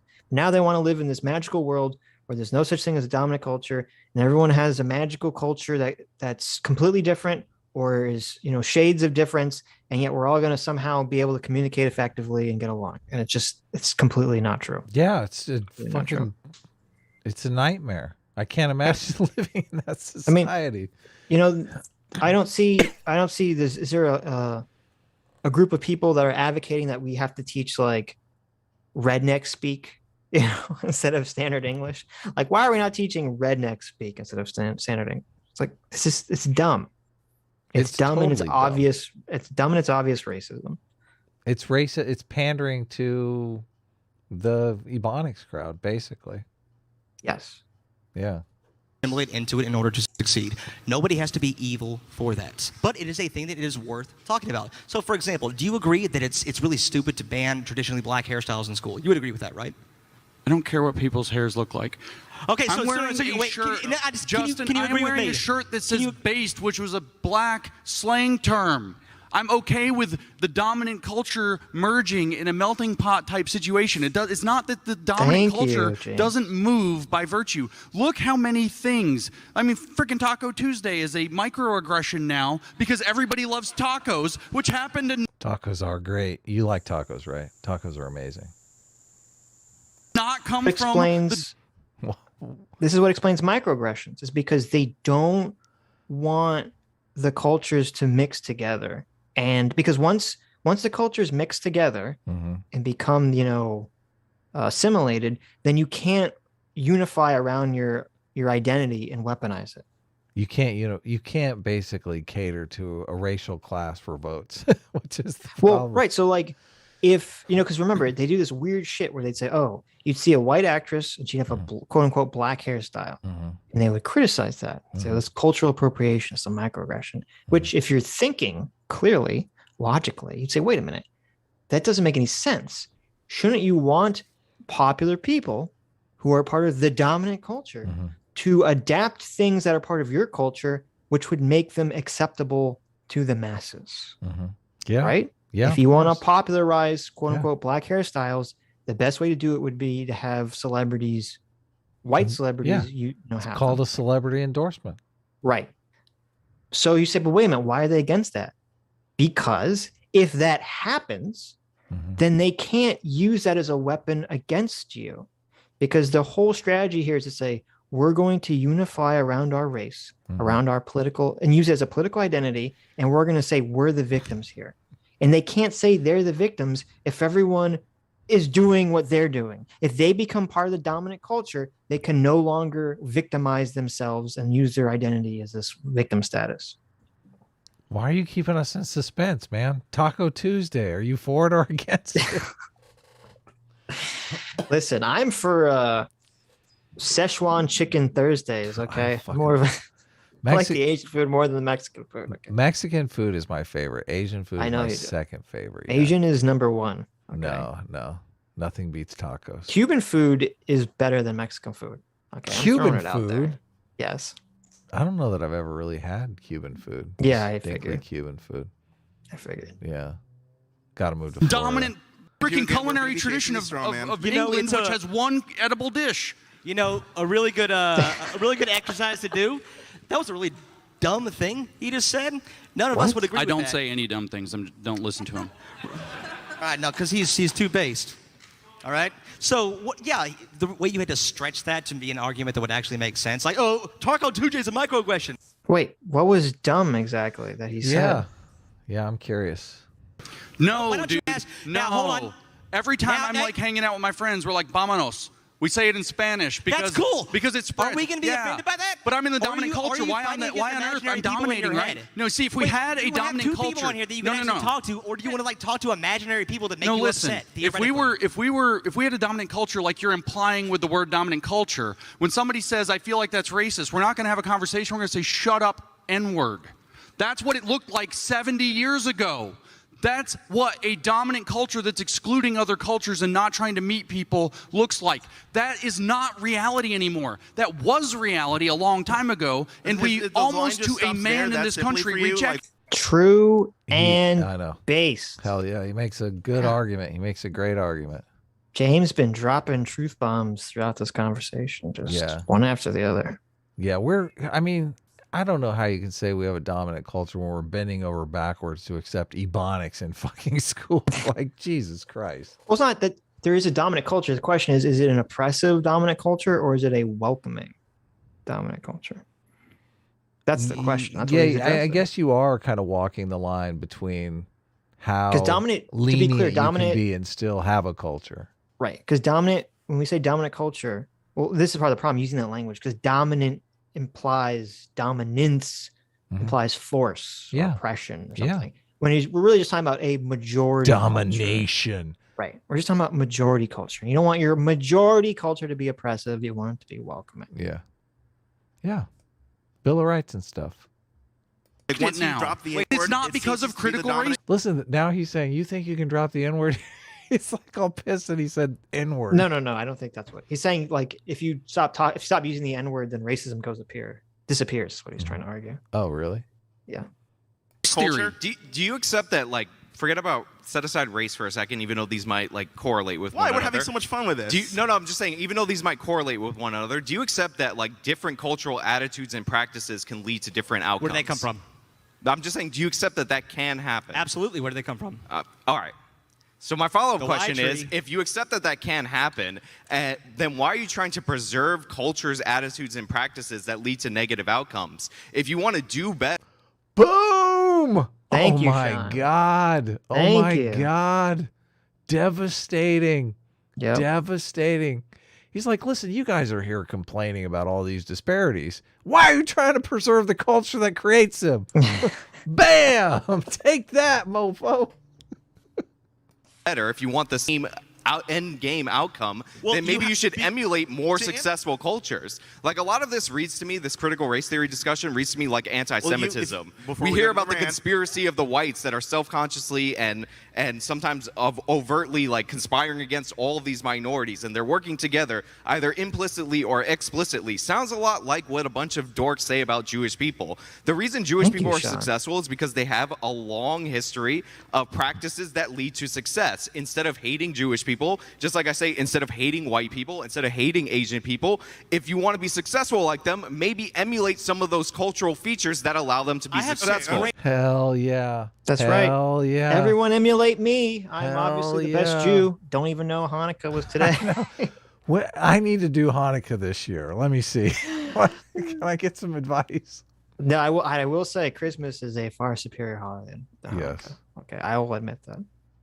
Great news for you. I'm going to throw out and stop trying to preserve negative beyond the ones. question, because there's an obvious answer to your question, right? You do not want bad cultural practices to persist through time, but you have to introspect on what makes some cultures bad, right? Why are these cultures producing bad outcomes? And not always is it because that culture is fundamentally bad on a fundamental level, but because of the society, the dominant culture, the way it might treat that other culture. Okay, he's right? Like, and you should. Look, we both want to pause. Go ahead, you first. First of all, this guy needs to work on his posture. Okay. So that's bad for your back. It's hurting my back just looking, squatting over like this.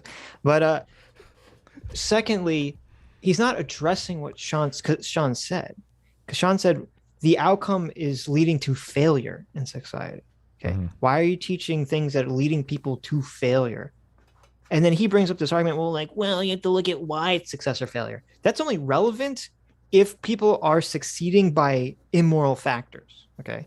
If people are succeeding in our society by being immoral, then you would have an argument. If they're not, and the quote majority culture is not promoting things that are immoral, then you shut the fuck up and you don't know what the fuck you're talking about. Yeah, they want. It's very funny to me that they use the exact same excuse that they're using here in the co-op thing. It's like, oh yeah, we have a great culture, but it's just this other culture that's subverting us. Like we're on the verge of breaking out. It's just we're being subjugated by this other culture outside of us instead of just looking inward and saying, well, maybe our culture is not so great. I mean, don't they do the same thing with the worker co-ops? It's like, worker co-ops would thrive if capitalism wasn't just shitting on them right and left. It's like, well, maybe you're not as competitive against a better culture. I mean, maybe you should consider that. I brought this up before, but I'll say it again. In the book, The Secret of Our Success by Joseph Henry, he goes through and finds out, like, in different tribal cultures where their tribe is kind of fallen apart and in disarray, and they'll just go to the tribe next door that's thriving and adopt all of their cultures. And they don't even know, like, which cultures are making them successful and which are not. And he uses it in the book, this example of singing to the pigs. Like, they adopt the culture of singing to the pigs because somehow that makes the pigs more virulent, or I don't exactly know. But why is that a bad thing? Why are people, you know, who are living in these small tribes able to do that? Just say, okay, well, something's not working here, we need to fix it. Why are they able to do that? But us in this big, giant, multicultural society, it's too, you know, it requires too much brain power to think, oh my God, maybe there's something wrong with our culture.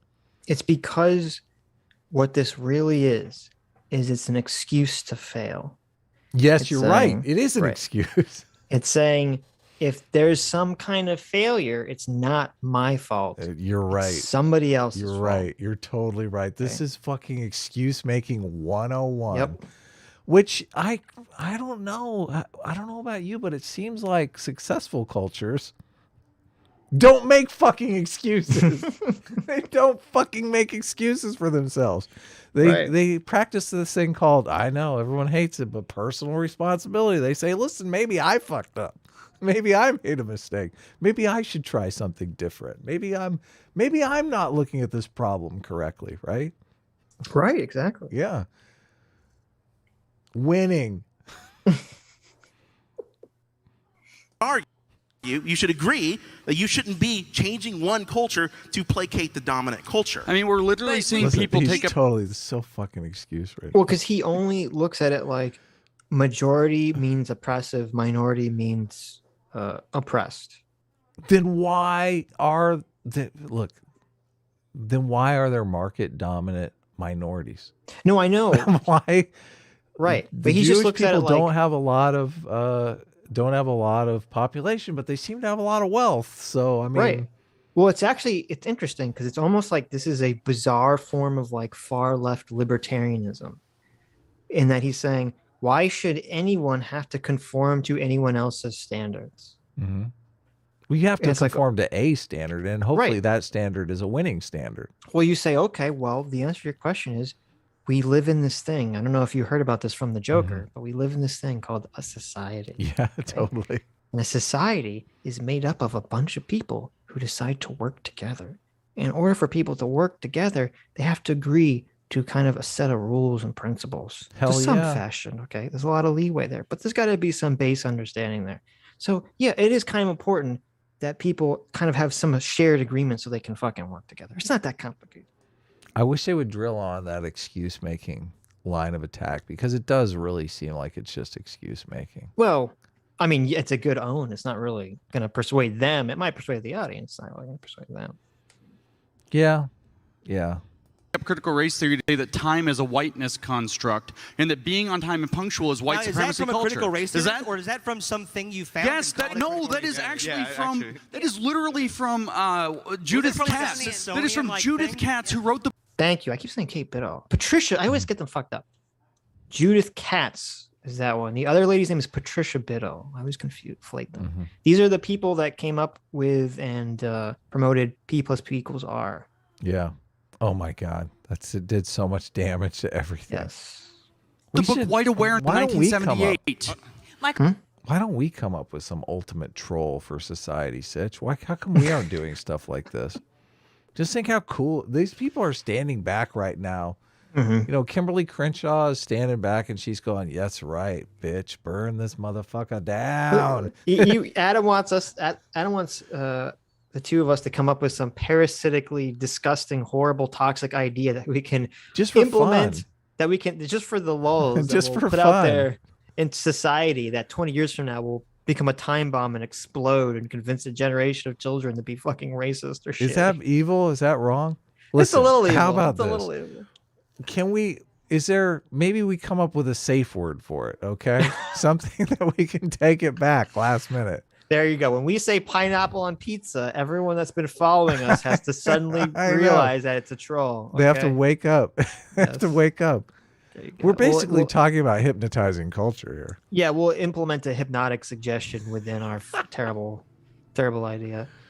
Oh man, this is going in real supervillain type directions here. Okay, let's continue with the video. Michael, do you believe it's impossible to look at a culture and say objectively, like, that's a bad cultural practice? Like, I wouldn't say objectively, no, because you exist within the context of like a broader gay society. people off of rooftops, is that culturally, is that a good culture that encourages that? No, that's a terrible culture, right? But I only say that because I'm through this. But you can't say that objectively, dude. Unfortunately, she got you so good. She got him good. I love how I, as a moderator, do like to get involved in the debate a little bit myself. So I have mad props for Carrie here. That's a good question. That's a great question. She's just so good. The cultural context I exist in is one of a liberal order, right? If you change that on a fundamental level, you're going to change the people within it.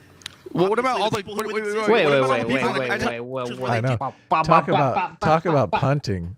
God, he punted hard there. Listen to that bullshit fucking answer. Gay people off of rooftops, is that culturally, is that a good culture that encourages that? No, that's a terrible culture, right? But I only say that because I'm through this. The cultural context I exist in is one of a liberal order, right? If you change that on a fundamental level, you're going to change the people within it. Islam apologist right here. Right. Gay people off rooftops apologist. What he's saying is true, but it's like, so the fuck what? Who cares? It's like, yeah, you only think that's bad because you were taught to think that's bad because you live in a liberal society. It's like, okay.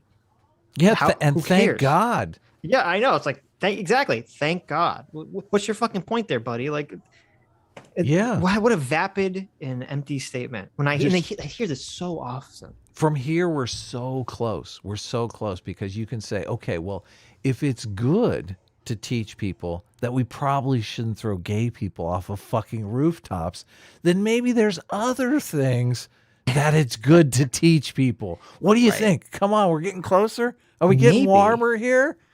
Maybe cultural relativism is a dumb fuck idea. Yeah. Okay. Maybe we should teach people that Taco Tuesday's not fucking racist, okay? Everyone loves tacos. What do you... Don't be a maniac. People what about all the people in cultures where they do that? We live in a culture where the death penalty is practiced today. What about people who grew up in a cultural context of communism? It's zero. Motherfucker just compared the death penalty. Yeah, I know. To throwing gay people off rooftops. Yeah.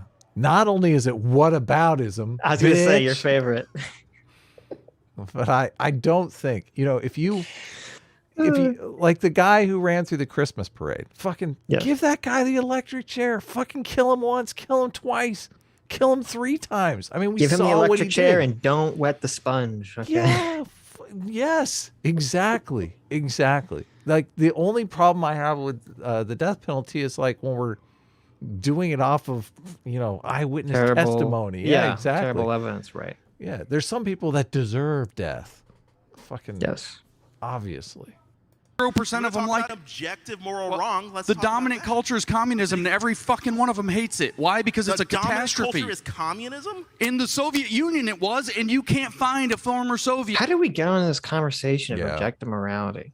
She asked a very pertinent question. So they're talking about whether we should follow. But this is the dishonest kind of leftist, nonsense talking point. So they're talking about whether people should subscribe to specific cultures based on their success. Right. And then they're kind of punting, saying, well, we should kind of deconstruct majority cultures because they're majority cultures. And then she says, but what about cultures where you throw people off roofs and you kill them because they're gay? And then they're like, well, it's bad. But, cultural relativism. We're bad too, yeah. It's like, okay, well, that's stupid. You can't live in a society where everyone has their own relativistic culture and you can't judge it. He did try to say that we're just as bad as the rooftoppers by saying we have a death penalty. It's like, but it's also that's a bullshit argument too, because that's like someone's it's like saying, oh, we shouldn't change or we shouldn't progress or we shouldn't like what we like because we could always be better. It's like, okay, so what? You can always be better. You can't let perfection be the enemy of the possible, right? And that's what they do. They say, oh, well, if your system, and it makes sense too, because they all engage in this utopiastic thinking. They think that there's this magical communist utopia that somehow exists somewhere. We just haven't gotten to it yet. And so I guess if you're operating under that framework where there's a utopia, then that's why they can compare the death penalty to throwing gays off the roof. Because they're like, well, we don't live in a utopia right now. So therefore it's the same. Who thinks communism was a good idea? There were Polish people here. Talk to them. See how they feel about communism. I do want to communist culture. I want to agree with me that I want to address something that Mike brought up. Wait, Mike, I'm I going want to to let address something. Sean go, and then I'll let Michael Yeah, respond. I want to address something. Carrie always reads my mind. She's like, okay, we gotta get some order going here, guys. Do you believe Sean. in objective morality? Oh, fuck off. Really gonna have this conversation? I'm gonna step in here. We're gonna make Sean over here the dominant speaker for a while. There you go. Take that. Yeah, Mike brought up. Mike said that I shouldn't be advocating for less successful cultures to assimilate and to please the dominant culture. That's not what I'm advocating for. A lot of the negative aspects of Black American culture date back to Scottish culture, which is where a lot of the Southern whites came from. The Scottish. See all of this. Sean talks about this a lot, and I love it because it's from the book Black Rednecks and White Liberals by Thomas Sowell, which that book is amazing. More people Thomas should read Sowell. Yeah. It's so, oh God, it's such a black pill. I know. That and a white pill. Gangster culture is not even black. It's based on the Scottish. It's based on the Scottish. Isn't that funny? It's so funny. It is hilarious. Yep. The whole point of the Reformation, where they became literate, they started working hard, and they got rid of some of their negative practices, was to benefit the Scottish.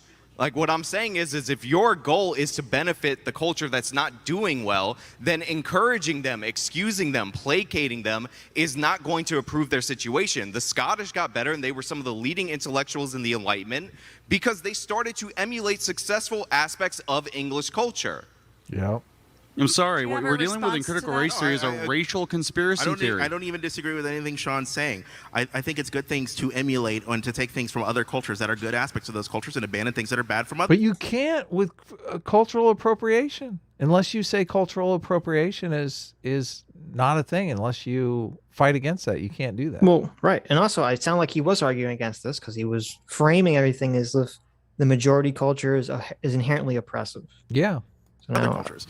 I don't disagree with any of this at all. All I argued was that you need to deconstruct why some aspects of some cultures are bad. Do you believe that some things work and some things don't work? Incredible analysis. My car. No, I mean, what's the definition of good? I don't mean to be screwy with you. I mean, What's what the is the definition definition of work? of better? do you Not even good, not good. What's the definition of better versus worse? It must have some goal orientation set against it. Something that achieves the goal more successfully is good. A hammer that breaks at the handle when you swing it, not even a living thing, not a very good hammer. A hammer that can drive in nails and not break, a good hammer. It behaves better. Why? Because it's better at achieving the goal. So if you do, and wouldn't it be better if we had a racial... pragmatic argument means something here. Would it be a better society if all the racial groups were equal? They are equal. Equal how? They are. What are you talking about? Well, can you define what you mean by equal? So, equity, I know that's a scary word. I know that's a really scary word. Equity is equality with an assumption. And equity is adjusting shares so that citizens are made equal. I'm going to let Jangles talk about what he means by equality, and then I'd love to let you... Even Sean's like, James. I know. Let him finish. Let him finish this. Let him hang himself. Yeah, let Jangles hang himself. That's right. We've done that. Respond We've to talked to leftists a bunch of times, and Right. sometimes you just want to let them talk. Just let them Right. continue to talk. Let them go. Let them go. So equity is equality with an assumption, that assumption being the very Marxist idea that all men are created equal. Again, so how do you measure whether or not we have equality of opportunity? So why is equity not a measure that we could use to get there? If we had equality of opportunity, if everyone had the same shot of getting where they wanted to be, why would we see these giant disparities? Unless equity could be a measure to see whether or not we actually have equality of opportunity. I don't think you would disagree with the notion that if you are born into a single-parent household in the inner city that is surrounded by crime, surrounded with shitty schools, you're not going to have the same access to any of the things that you're going to use to live a good life. And so you're not going to have the same access as someone who was born to like 2 kids with in a nice, safe suburb. All right, I don't think we can say that those two people have like the equality of opportunity. And one way we can measure that. Clearly, no one disagrees with this. Well, I kind of do. I mean, you think that someone born in those different circumstances are going to have the same? Well, I always kind of want to have a rap career, but you know, you can't be rap unless you're unless you got street cred, right? Okay. So I mean, I wasn't really. I didn't have that opportunity. Poor at well, no, Adam. I'm saying, you know, So I didn't have that opportunity. Folks, Adam, his entire life. Well, don't you wanted? He didn't really want to be a streamer. I'm telling you. He wanted to be a YouTuber. He wanted to be a successful rapper. And he just could never. I didn't have the opportunity. I was born in the wrong socioeconomic enclave. That's right. He was born too well off. He wasn't born on the streets. He couldn't get the street cred required to be a rapper. Poor Adam. I'm saying, you understand there are opportunities in some areas and other opportunities in other areas. I didn't have all the opportunities that Eminem had. So that's right. Listen, as J-Mac says, sometimes you get a shitty hand and you got to play it the best you can, Adam. I know the fact that you didn't have a shitty enough life to be a rapper. Well, I'm not a superstar. I mean, geez. There you go. I'm so sorry. Could have happened for me. Sorry. I don't know why you're disparaging me like this. I feel the dominant culture is the problem here. I think you're just making excuses. I'm sure if I knew anything about rappers, I'm sure there's tons of well-off and middle-class rappers who grew up and not. I wanted to go to South Central, but I couldn't get in. Okay, my grades were too high. One Abby Dunn for $20. Thanks so much. Says, only in America do blacks see themselves as a single race. I was just talking to a fellow Nigerian after work, and he had some pretty racist things to say about African Americans. This is why culture is the thing to focus on. Really? True. Holy shit. That's fascinating. Yep. Akeelan Narya, how is the name wrong? And also I lost it because the thing. Okay. Naryana Swami for $20. Says, I was there. Fun time. I actually agree with James's tactic of shutting them down because it shows how people need to deal with them. If you debate bad faith people in good faith, they will wear you down and win by default. I don't necessarily disagree with that, but the problem is that a lot of people don't necessarily understand the conversation enough to understand what the bad faith is. So you do have to let them complete a sentence. You do have to let them state their position before you call them stupid and attack them for it. They do wear you down, though. We've both been triggered by the bad faith many times. Right. And we have both had the opposite problem where we let people just fucking ramble on and on and on and on and on and on and on and on and on and on instead of saying shut the fuck up. Yeah. So we've had the opposite problem. True. That is to see what are their outcomes. Yeah, so first of all, equality of opportunity is kind of ridiculous. Unless we're kidnapping all the kids at age 3, throwing them in the same dormitory, we're not going to have equality of opportunity. It's like a nice thing people say, I'm not for equality of outcome, I'm for equality of opportunity. We should just be in favor of increasing the number of opportunity because we're a merit-based society. And one of the things that you get when you achieve is the ability to set up your next generation for success. You talked about how you don't have the same advantage being born into a single-parent household. By the way, I was born into a single-parent household, so lived experience trumps everything. That makes me right. But yeah, that's because that's a consequence of the past generation's decisions, and those you have to accept and believe in cause and effect. Yes, every cause will eventually have an effect. So we should encourage better behavior, like having children after you're married would be a crazy radical example because that leads to greater success. And if you have a wider what is your solution here? It always comes down to just hope individuals make better choices. Are there no policies that we could look for to make sure those things are better? Well, yeah, enforce monogamy. Come on. Doesn't he know? Jordan Peterson, guy. Jeez. And if that's true, aren't you advocating for Kindy's idea that bad policies are the reason that we have these giant racial inequities? Is a good policy not to discriminate by race? No, Yeah, I would. generally. Because you advocated for that earlier, that we should discriminate by race when Do it you think benefits that, the like- people that you want to I'm paternalize. curious. Do you Gotcha. think that passing policies that disproportionately help black people do you think that's discriminating based on race in the way that you would define it? That you're trying That to is make it seem like? discriminating based on race, period. So- yes. If you are making so even if it helps white race-conscious people. decisions, you are discriminating based on race. No, he's saying that have the effect without the intent. That have the effect without the intent. Like if Yeah, just if we pass coincidentally it ended Wait, up are doing you that. asking that if someone discriminates on the basis of race, are they really discriminating on the basis of race? Or are you conflating other Is variables that with what you race mean? again, No, I'm like the asking, definition of critical race discriminating theory? on the basis of race. In his head, he wants you to think calling someone the N-word, calling like using cracker with the hard R over here. That's what discrimination he wants you to think. But like helping in implementing policies that increase the access to education, the quality of education that we get in predominantly black districts. Black people live in much higher rates of concentrated poverty than do white people. And so if we pass policies that disproportionately help people who live in concentrated areas of poverty, I think that's a good thing. We're helping some of like the most vulnerable people in So society. who are you And it discriminating would be against? Discriminating because it would disproportionately help black people. But is that not a good thing? No, to answer your question, by the way, the policy I would implement is stop subsidizing single motherhood. It has been a Correct. disaster. If you Correct. subsidize something, then you get more of it. Sorry, Mom. If but- poor people had less money, it would be better. Yeah, pretty much. No. It's not about taking away money. Like that's nonsensical. By definition, you want to subsidizing is taking less. No. You're trying to remove incentives for future people's behavior. I get it. Do you think We mothers have- just want to have children and then they're incentivized? Do by I, the do I welfare think the state state to of be single Georgia mothers? literally bans you from Nobody receiving goes through welfare life if you have a man in the Sean, house? Because nobody that is aspires true. in life to be a single mother. This is a silly straw man. This Once is again, this is a silly straw man. So this is interesting. This is I think someone who is, I guess, privileged to some extent, who doesn't know that there are lots of people who are in lower income situations who will make bad life decisions in order to get money from the government. Yeah. Because they are incentivized to do it, whether it's to have children or to not seek labor because they'll get more from unemployment. There's all sorts of things. And this is kind of the straw man here, is that, because what they're arguing is that they don't believe that Sean is honest. They think he's on the right. He just doesn't want to give money to people. When it's like, well, no, not necessarily. You just want the money to be allocated in a way that makes sense. You want to promote productive behaviors for society. And if you're currently, as he said, subsidizing behaviors that end up hurting society and hurting the individuals, well, then we need to stop it. Mm-hmm. We need to stop it. It's very simple. How about mandatory adoption? If you have a kid and you can't afford it, they just put it up for adoption. I think that's a terrible idea. But then you're not subsidizing single mothers. Wow. You're just taking no children in single households. What do you think? I think that's a terrible fucking idea. I'm just spitballing here, okay? Okay. Have to go back to the drawing board on that one.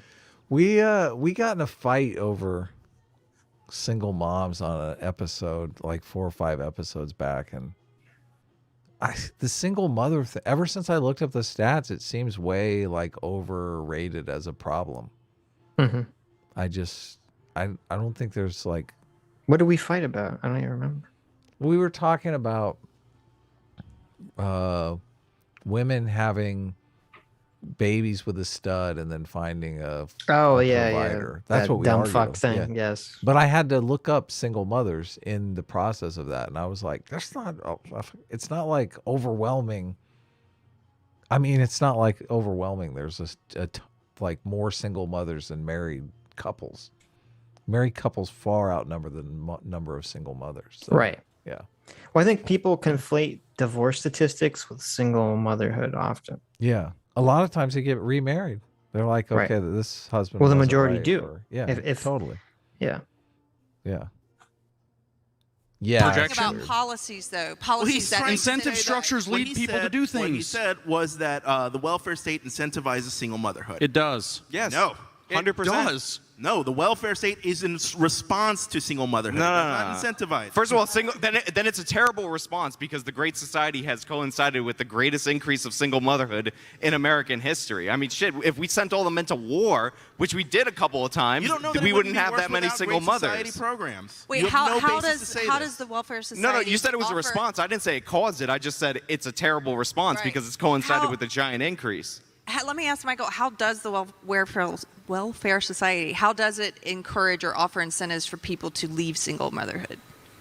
I don't think it's designed to offer or encourage anybody incentives to do anything. It's designed to meet people's needs on the spot.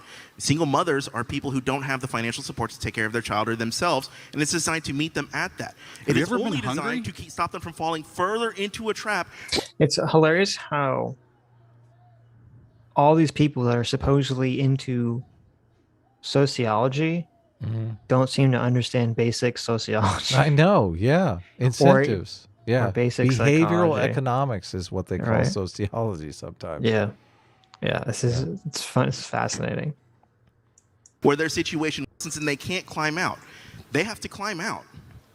I'm Puerto Rican, and my Puerto Rican side is straight from the hood. Let me tell you, they got men in the homes. They have the men unmarried for a reason to maximize benefits. If you don't believe people who are receiving benefits from the government do things specifically to maximize those benefits, of course they're going to, because then you literally don't believe humans respond to incentives. Nobody aspires to be on benefits. You're talking about aspirations versus behavior. Nobody aspires to be this, but it's what do they do? And it's just not. I think people make decisions based on their circumstances that they think rationally. Where do for these the most part, circumstances come from? That I think rationally benefit them the most. And if you create a society that incentivizes negative behaviors that keep you trapped in poverty, we are not demonstrating then how you're going to get these people who stay in the system. Incentivizes negative behaviors. We are putting forward a thesis without evidence. In the state of Georgia, it's literally illegal to receive welfare if you have a husband in the house. Can I do the definition of equity first?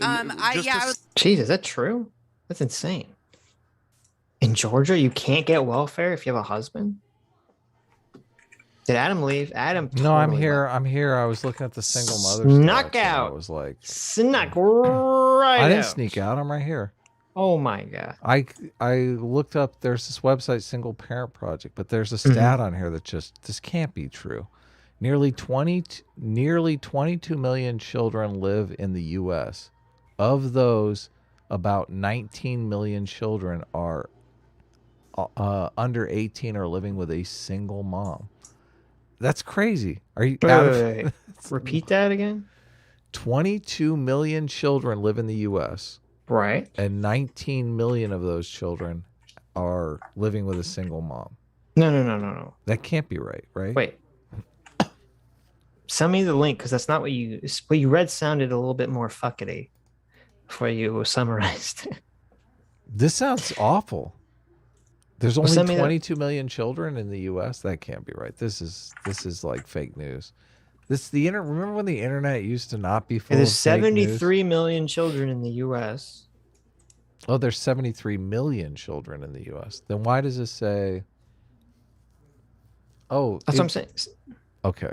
Send me whatever you're looking at, so I can see it, because it sounds like there's some. This is. I found out what it is. They're comparing single moms to single dads. They're saying 22 million children have a single parent, but 19 million of those are with mom, and 3 million of them are with dad. That's what I see. Yeah. Okay. Yeah. So if this, so they're saying like about a third, well, less than a third, but with dad, the 73 million children. Yeah. Go figure. Who wants to live with dad? Jeez. Fucking let me go live with mom. Mom is way cooler. We're no more reading. But for James to respond to Justin's I actually don't even want to respond. I just want to give a definition of equity. The definition of equity I know they're supposed to be having a CRT debate, not a single mother debate. Or not a cultural relativism, objective morality debate. Yeah. This is starting to look like a Sitch and Adam show. Like playing topic bingo here. Comes from H. George Fredrickson, who wrote the first paper on this in 1968, toward a theory of social equity in public administration, and it was defined as such as where equality means that citizens A and B are equals, equity means, or social equity means adjusting shares so that citizens A and B are made equal.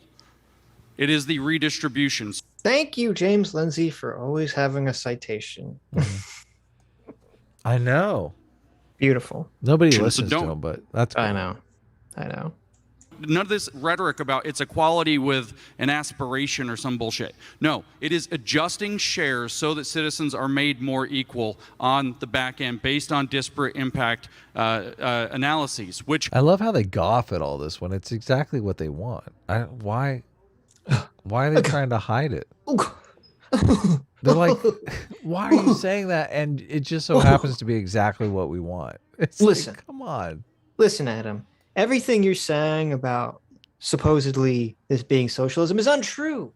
Okay? Now, listen, I am a socialist and I want everything you're saying to happen, but it's untrue. I know. It's untrue. Listen. Why? Why does this happen? Why do they need to do this? Just own it. You know what? I told you. Own it, Because for it's heaven's sake. because if they come out publicly and say, this is socialism, this is Marxism, then they'll get destroyed. What are they worried about? Listen, you're living in a cardboard box in an alley. You're at this debate because they offered you a fifth of bourbon. You can own the socialism thing. No, because even in this context, because all it takes is for them to be like, CRT is socialism, and then James Lindsay has that clip forever. Okay. Oh, really? And so then he always produces this clip and says, look, here's the clip. I finally got them to admit it. Here it is. Is that what he's doing? He's trying to mine a clip from Well, he's not, Jangles. but I'm saying that's why even in this venue, they're going to be ultra guarded because they're aware of they're aware on some level of what this is. No, I disagree. They're not aware on any You think level. they're just... I think you're completely wrong. I think you're high. Okay. Okay, maybe you're right. Maybe may you're right. or may not account for the correct variables that led to the disparate impact because it's using a use race as the central construct for understanding inequality, univariate fallacy analysis, the racism of the gaps. Every disparate impact must be understood as caused by race and racism as opposed to possible other variables. That's it. What are those possible other variables? And We've just discussed culture for like an hour. Yeah, where does that's one. And again, the why tree. Where does culture come from? Why? I don't know. Why do Chinese people have a different culture than Americans? Is that racial? Culture? If only there were some sort of means of investigating where these cultures come from. Oh, it's CRT, right? Let me skip to the chase here. CRT's the answer, correct? Perhaps it's yeah, right. like that people have different backgrounds. Perhaps like a lens of analysis one might call And critical. we should have kindergartners doing it. I have a question. Yeah, but see, this is bullshit too because the answer to the question Sean already gave. You know, he said, okay, well, if you want to look back at where these cultures came from, it came from, Scottish culture or whatever. Okay, so that's if you want to trace it back, that's fine. Maybe that will give you information that's important. But CRT doesn't trace it back. CRT already believes on an axiomatic level and assumes that quote unquote black culture, whatever that may be, because there's no such thing as there's no magical unified white culture, there's no magical unified black culture. But CRT sort of makes this assumption that there is a magical unified black culture and that it is automatically good and that nobody should have to assimilate into the majority culture. Yeah. So CRT doesn't answer the why question at all, or even attempt to. The thing that he's looking for, the lens that he's looking for, is science. It's too bad that science is categorized as whiteness and a product of the dominant culture, because then you can't use it. I mean, there are CRT papers that are literally trying to fight the anti-science stance that CRT was born into. Yes, I mean, CRT pretty explicitly, now they'll argue that it's not, but I would say pretty explicitly is against science and is against they call it white supremacy. Right. It says that objectivism is fake, imperialism is fake. This is all just, it's all shrouded in whiteness and therefore cannot be neutral and unbiased. Yeah. Question. So who gets to decide? You're just gonna, firstly, moderator's just gonna put we missed Carrie did a nice wait, he's getting triggered here. Did you hear Carrie snipe at him? No, we'll go back. Yeah, it's good. Watch different backgrounds.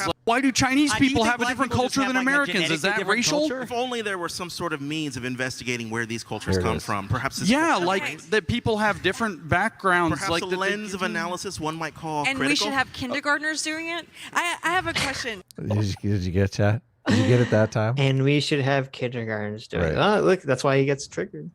That was followed up by a fuck you. You guys couldn't hear it, but it was Yes. it was under her breath. Yep. That's a huge fuck you. I mean, listen, So- the moderator's not exactly There's neutral in this nothing- conversation. listen, I don't give a. I don't care. There's nothing better than a moderator telling one of the debaters to fuck off to his face. Yeah. That's fucking internet gold. As okay? long as it's the person I don't like, I agree. Yeah, you're right. If I caught Vosh doing something like that, I'd be like, "This is unfair. This is terrible." You're right. You're right. I'm biased. What can I say? I don't. What care. can I say? Is it? I mean, I think it's worse to say that you aren't biased and not really be aware of your bias than to just. Yeah, sure, of course. We understand. Yeah, she's You been have to be- asking. Go ahead. I was gonna say she's been asking some killer great questions in Yeah. this conversation. No, the kindergartner question I think is one of my favorites. There you go. There you go. And we should teach this to kindergartners, dumbass. No, no. You're just gonna. Firstly, moderator's just gonna put that out there. Okay. Thanks, moderator. Okay. No, nobody. I know. Oh. See, you didn't hear it, but he heard it. Yeah, He's he like, heard it. He's Triggered. Like, obviously, this moderator is part of the dominant culture. This moderator just dropped her pants and peed on my face, so no one noticed. Okay, but I noticed. Fuck you. Oh my God, this is so good. But he's advocating that teach No, little, what you're little advocating white-year-old for- Timmy that Michael. he needs to go and hate himself or anything like Michael. that. But there is a conception of race that children do have, and it's worth it. I do like how dismissively James sends people's names. Mm. Michael. Is that what he said? Justin. I didn't know Michael's name, so I feel good now. Here, I'll write it down. Michael. I will say, it kind of reminds me of when Christy Winters would go, Carl. Oh, I know. I The think tone that's of why. voice. I think Sargon wants people to call him Carl now, but I just can't. I feel like Christy Winters when I do it. I just can't do it. I don't want to be Christy Winters here. I don't want to Yes. be like Carl. Carl. I just feel like the llama. Carl. But Carl, that kills people. I like Exploring, Jangles Mike. better Yes, than that- Justin. That's right. He Well, looks it's because like you can say you're jangling. He looks you're like jangling. a Jangles. We know Adams likes when keys are jangled, but you're jangling a little too much. He's jangling racism in front of everyone. That's right. Look at this great thing. There's a lot of white guilt out here that we could mine. Let's build our YouTube channel on white guilt. J Mac for $20 says, I don't believe in spanking. It's inhumane. I prefer emotional trauma and manipulation as effects last longer. There you go. Well, it's true, Jay. If you're good at emotional manipulation, which I am expert at, a lot of times it's more effective than spanking. Jeez. Yeah, you just have to be good at it. So See, here we go. This is weird. Roy for $5 says, communist CRT. He was able to... do them all, huh? Actually, a Look at bunch that. of people. Utter nonsense for $2 says testing, commie CRT, spank Sitch testing. Spank Sitch. There you Nice. go. Listen, depends how hot you are. And Meet the Galaxy for $5 says commie CRT. Love you guys from New Jersey. So there you go. New Jersey's know. safe. New Jersey's safe. Yeah, very strange. You can I say don't know what commie in commie- New Jersey. It's great. Apparently. Rob Walker for $20 says, I love tacos, but I hate having a perfect looking taco. Biting into it and half the filling falls into the other side. I wrap my yeah. tacos in burrito bread to prevent the fall and taco breaking. It works like a charm. Oh my God. Genius. That's what I was going to say. You're so on. That's my problem with tacos is that I like the way tacos taste, but eating tacos is a fucking disaster unless Yeah. you do what The Rob just double said. wrap. You got to double wrap it. That's why you Yeah. get the cheesy gordita crunch. Okay. Yeah. No, I love that. I might go to Taco Bell later. Those things are delicious. Yes, that's Let me Mott, finish. Let me not finish. Bailey. Lindsay, you have spoken for like half this. Let me finish. I literally That's have true. not. You literally. No, That is literally true. You have, Lindsay. Don't start lying now, okay? You've been perfectly honest this whole time. You know what? Actually, no. What Lindsay is right. He hasn't been talking about half this. He's talking about like 70%. I know. Yes, easily. Interrupted You have everything. literally been reading books on stage. Let me finish. I read 2 paragraphs. These problems do not arise out of a lack of, these are problems do not arise because the left are too conscientious about the issue of race, and they're trying to teach children to be more conscientious about False. race. It arises because people like James Lindsay and the right are not conscientious enough about the issues of race. There are disparities that exist based on race due to past history of legacy People of like racism that have not been solved. We're gonna go to Q&A, but I have one final question because this is how this conversation always ends up. I feel like we get to this fruitless place where we can't even agree on basic definitions. That's because we have to argue about whether we accept structural determinism or not. Right. That's it. That is the separation here. Critical race theory is based on the idea that race is structurally determinant.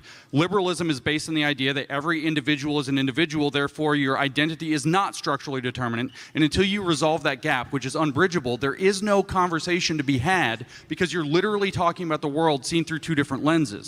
How can we have a social construction of race, but not be structurally determined by your race? Because the construction doesn't have to be. Now he's actually going to have like a real conversation. Holy shit. I'm confused. Determinant. It doesn't have to be that the construction itself creates conditions so that it controls how your mind works. As I just mentioned, the other night I met a nice black man that came to one of my talks. We spoke for a little while. He's literally wearing like anime t-shirt and like a kimono over it. And he's talking to me about every anime ever and bowing to me as he talks because he's adapted a bunch of things from Japanese culture. So his culture, what is he? What's his culture? Right? He's a weeb. Is he structurally determined to have become a weeb? Hey, Of course can we not. all at least, can this be the unified thing on the panel? He's an individual Weebs don't who deserve likes- rights. All right, let the questioners ask their questions. Actually, we're going to go to questions, but just quickly, I would love for you, each person, just to say something. Do you think there's anything that you share in common with the people who so passionately disagree with you about critical Yes. race theory? About underlying, if you tear everything down to your foundational beliefs, do you at least have a shared why, if not a shared how? If I had to build a vision for the future, I actually agree with Lindsay. I actually agree because I'm fundamentally liberal. I like the idea of moving beyond these social categories, but there has to be a time and a context for that where we first resolved for all the disparities the creation of these categories has created. We have not yet done that. We have not yet achieved equality of opportunity. A poor black person does not have the same opportunities in life as a rich white person. And we never can with all this CRT racist bullshit. Yeah, that's what's problem. Standing in the way. But you want to get to a place. But I want to get to a place where it stops mattering, where we've solved for these inequalities, and it stops mattering because there's. So then you're anti-CRT. Yeah, Or the you should be. CRT lens is not going to solve. Yeah. Right. We need science. Well, CRT, since it wants to root, and since Kimberly Crenshaw wants to root political power in race, then it will never dissolve the concept of race mattering. Yeah. Yeah. No 'cause sense it's- in keeping 'cause them it's gonna around. matter in the next election. The categories around. Okay. Does anybody else want to answer that, or should we do Q&A? I mean, he just gave us a great example of why we shouldn't use race as the deciding variable. He said rich white and poor black. A poor white person doesn't have the same opportunities as a rich black person. He had an. Thank you, Sean. They used to call them in critical race precursor. In the precursor literature to critical race theory, they called such rich black people the black bourgeoisie. There's a book called They call rich black Aristocrats. people rich black people? They called rich black people the black bourgeoisie, yes, and they are very much so against them. Yeah, it just means rich, basically. There's a little bit more. They call to it this a than- tautology in the business, James. There's a questioner up for us. I'm Yeah. curious, like, why do you think that a lot of people called ML? Wait a minute. This is so dishonest. Okay. It is dishonest. Yeah, because so James brings out this. I didn't know about this. Apparently, I guess he's talking about critical legal studies or other woke things that they would call rich black people the black bourgeoisie. And the implication is obviously that being bourgeoisie is bad. Doesn't just mean you're rich. It means it's bad to be that. Yep. So that, and they know that. They know that. So why are they playing hide the ball here? You're just using a tautology, James. I couldn't figure out what the tautology was, though, because, I mean, it's the word bourgeoisie means rich. I mean, he didn't say black rich bourgeoisie. He said black bourgeoisie. Right. So he didn't use a tautology. No, but listen, it doesn't matter. Yeah. Well, it's like a little snipe, but it's not even accurate. No. Yeah. MLK Marxist, and do you think that they were wrong, or do you think? Wait a minute, what? I mean, I've They heard. call this a I listen to a bunch of this stuff because I find it fascinating, and they talk about how rich black people are just. I mean, they don't count. They're just. It's just like a token number of black people to make white people. They're like feel leprechauns and unicorns. Okay, Yeah. they don't. It's a fairy tale. But I don't. This just from a white perspective. I mean the problem that they have is they think all white people are rich, but I mean there's not a lot of rich white people either. I mean there's a lot more middle class and poor white people than rich white people by a long shot. So I don't get how they. I mean it's easy for blacks to say there's only a few black rich people and therefore they're only token. We haven't reached racial equality until all black people are rich. And I'm like, well, there's not a lot of rich white people either. Like, Right. Is Well, does that hinge on racial equality? Go ahead. Well, it's funny because if you look at like the early SJW days, before they sort of refined their arguments, they're a lot more mask off. Because if you remember, there was that popular video of that, I forget what his name was. There's some moderately sized black YouTuber. Oh, I remember that. Sargon tangled with him. Right. And yeah, he did a video on him. I did a video on him about where he was complaining about how he went to go buy his mom a house. Right. Okay. So he's wealthy enough to buy his mom a house. Right. And it was a model, and it was an expensive neighborhood. And he was talking about how, he perceived that because he was black and young, buying a house in an upper middle scale neighborhood, that the realtor was being bigoted against him. Now, I would think the realtor would be someone bigoted against him just because of his age. I've walked into places. I remember when I went to go buy a car based on my age, because I was receiving a generous present money from my grandparents. None of the people wanted to deal with me because they thought like this kid's just going to go on a joyride and fuck off. So I think it's an age thing. But anyway, yeah, it's a huge age thing. Right. And so so this guy, he literally said a poor white homeless person is more privileged. Powerful than me, I know. No, he said privileged, I think. He didn't say powerful. He said is more privileged than I will ever be because of the color of my skin. And you just hear that, and it's disgusting. Yeah. It's sickening. You're like, well, this person's so out of touch with reality. Yeah. And then CRT comes along and makes them want to be even more out of touch. Right. But now they're it's been like, 4 or 5 years. They're sort of refining their arguments. They're better at playing hide the ball now. So, yeah.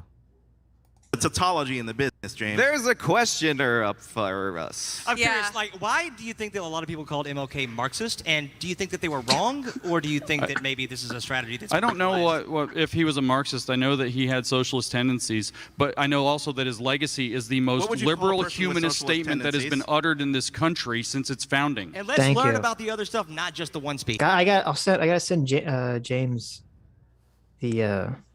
all those anti-communist quotes that MLK has, so I can just smack them in the face with them whenever they bring this garbage up. Yeah. We're going to go to the first question. You see, though, Jangles is thirsty to relabel MLK as a Marxist, socialist, communist. That's why he brings it up here. He's like, we have a huge audience here. We want everyone to believe that he was a communist. People believe that now. They argue with me on Twitter about it. And it was like what was MLK's big socialist policy? Well, he wanted a job guarantee program. Yeah. Really? He wanted a job guarantee program and a public option for healthcare. These are the real big socialisms of the world today. Okay. It bugs the shit out of me that they've debased Emil Durkheim as the father of sociology, because in so many places now it's Marx. I think I heard it in an audiobook recently, and I was like, just it says it on like fucking Wikipedia and stuff too. I was floored. They're changing history right in front of us. It's fucking evil. That is evil. Lindsay, you said that racial categories were created a long time ago and that nowadays people reject those old, outdated racial categories. How do you explain racial discrimination found in field experiments like Pager 2009, discrimination in a low-wage labor market, which found that white people were hired at roughly 1.3 times higher rates than black and Hispanic people with identical qualifications? Okay, so... Okay, here's a pro tip, everybody. If you're asking someone on stage, don't be like, how do you explain this study that you haven't read, I imagine? Let me cite a study and just give you my version of the summary. It's like, I don't fucking know. I have to read what the fucking study says, idiot. 1.3 is also, I mean. What kind of question is this? 1.3 isn't too bad, right? There you go. How do I explain was the question. The explanation probably is that people are making judgments based on stereotype accuracy, which is the most confirmed finding in social science that we have. So a lot of people misunderstand what this is. I don't agree with this happening, but I do understand that that's probably the reason. What stereotype accuracy says is that if we look at a group and we list the stereotypes, that we will find large numbers of examples with high statistical correlation that works out. But if we look at any individual, there's a very low probability that any given individual will actually meet those things. This is why stereotypes are absolutely useless. Absolutely fucking useless. That disparity in statistics is not well understood. And so hiring managers rushing through things might, for example, be on the wrong side of this. Is that actually racism? Yeah, probably.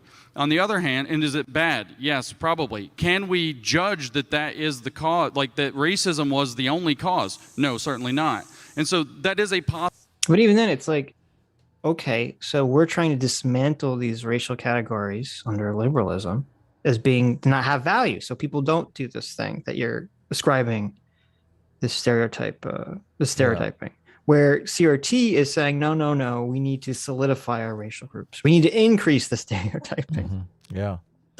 At the top of every job application, it has to be your race and religion. Right.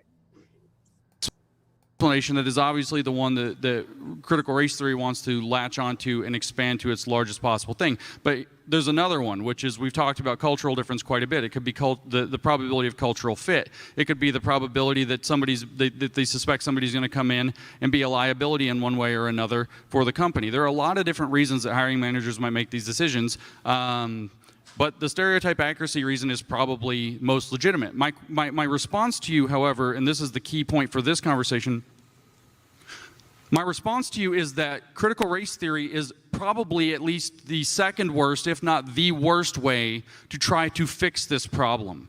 To the degree that this problem exists, treating people as individuals rather than leaning into racial categories and leaning into stereotypes in order to make decisions in reverse discriminatory, I can fix you, don't worry, I'll help you ways is probably the worst way. Leaning into individualism is probably the best way to go about it. Leaning into stereotypes and leaning into critical race theory, which relies on these stereotypes and race-conscious hiring, is probably the worst way to go about trying to solve these problems. True. Yeah, 100% true. Yeah. Where is it? Here it is. Correct.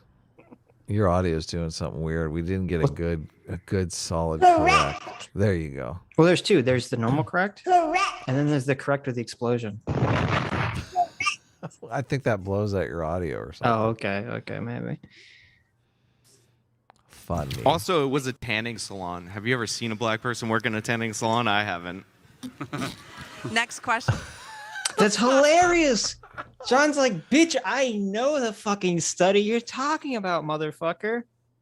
That's so funny. See, but that's what I'm saying. It's like, if someone goes and riles off some study, you're like, I don't know, I have to fucking read it. I don't know if your assessment is accurate. Did he just fucking destroy him? It feels like he did. What he did in a single sentence. Let's back it up.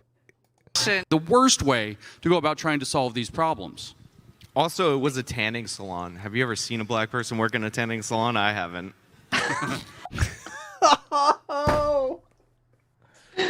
Oh my God, he knows the fucking study. That's hilarious. Sean over here like, bitch, I know the study. I know your citation. It's I'm bullshit. It's the 1.3 is not even that bad. For a Danny slot, it's epic. What are you talking That's about? right. Yeah, it's hilarious. That's awesome. Next question. And you guys, I want to hopefully get through everyone this time. So if you could just if you have someone specifically, direct your question to them. Question for the advocates seeking equity and social achievements. If two children raised in the same family aren't expected to reach the same achievements, like one child becoming a space engineer and the other ends in rehab, how can you possibly expect an equality of social achievements across whole demographics in a free nation in a random universe? Well, because here's a really good answer to that. When we say all men are created equal, obviously there's individual differences. People do have individual differences, and that's fine. What a critical race theory rejects, and this seems to be contentious, that there are no significant differences among racial groups. We have individual differences, but these fake... Look at this weasel. He's summoning your Patronus here. Okay. No one on the stage has contended that there are significant racialized differences. No. And yet he said it seems to be contentious. It seems to be that James and Sean are racist. Yeah. Yeah, nobody's saying that. Categories of race that we apply onto people, those don't really matter. Critical race theory treats people as individuals who have been unfairly harmed by systems that have placed race... But that's insane. It does. That's fucking batshit insane. No, Fucking CRT doesn't treat people as individuals that have been unfairly harmed. It treats groups of people as groups of people who have been unfairly harmed. It's grouping them all together. CRT says, fuck you, individual. Get the fuck out of here. Also unfairly harmed by other groups. Yes, by other groups. It's all group based. Yeah. It's fucking lies. Upon them. So when we get to the why tree, it always comes down, you call it the racism of the gaps, but it always comes down to why? Is it policy that is causing these like disparate outcomes? Is it the process of linear time, which absolutely everyone agreed, no one disagreed with this, has put like certain racial groups above certain others, and maybe those have effects that have lasted, more than 1 or 2 generations past the passing of the Civil Rights Act? So that's all that says. He left out culture. Yeah, individuals are going to have different results, but they shouldn't have different results because of their race, either past or present. So it's funny to hear. They should have different results because of their culture. God, we want the cultures that throw gays off of rooftops to fail. That's fucking right. That's the way life should be. All right, so I've got a quick question here. There was a lot of conversation about how culture in of itself kind of dictates a lot of disparate outcomes in society, and I want to particularly put this towards James and AJW over here. What do you think it causes these cultural disparities between different people? I mean, humans have not existed with this level of technology and integration for most of our existence. So adaptations to geography, there's a million different things that can change practices that can be reinforced through the culture that it creates. Which is why when Columbus came to the Americas, the natives were more backward than the Spanish. It's like there's never been a time where everywhere in the world was equal, except for probably when we were hunter-gatherers in the beginning. Your cultures are influenced by your environment, all different kinds of factors, and geography is a big one. And we shouldn't expect equal outcome. That's a great fallacy. Well, Sean's big on the geography. I had no idea. There you go. It's all geography. Adam hates geography. Yeah, he always hated. That was his least favorite subject in school. So much of it is just fucking random. So much of it is random. Sure. I think the cage of norms, the cultural norms of a society, generally are the strongest force keeping that society going in one direction. Mm-hmm. That's why it's stressful when social norms are falling apart.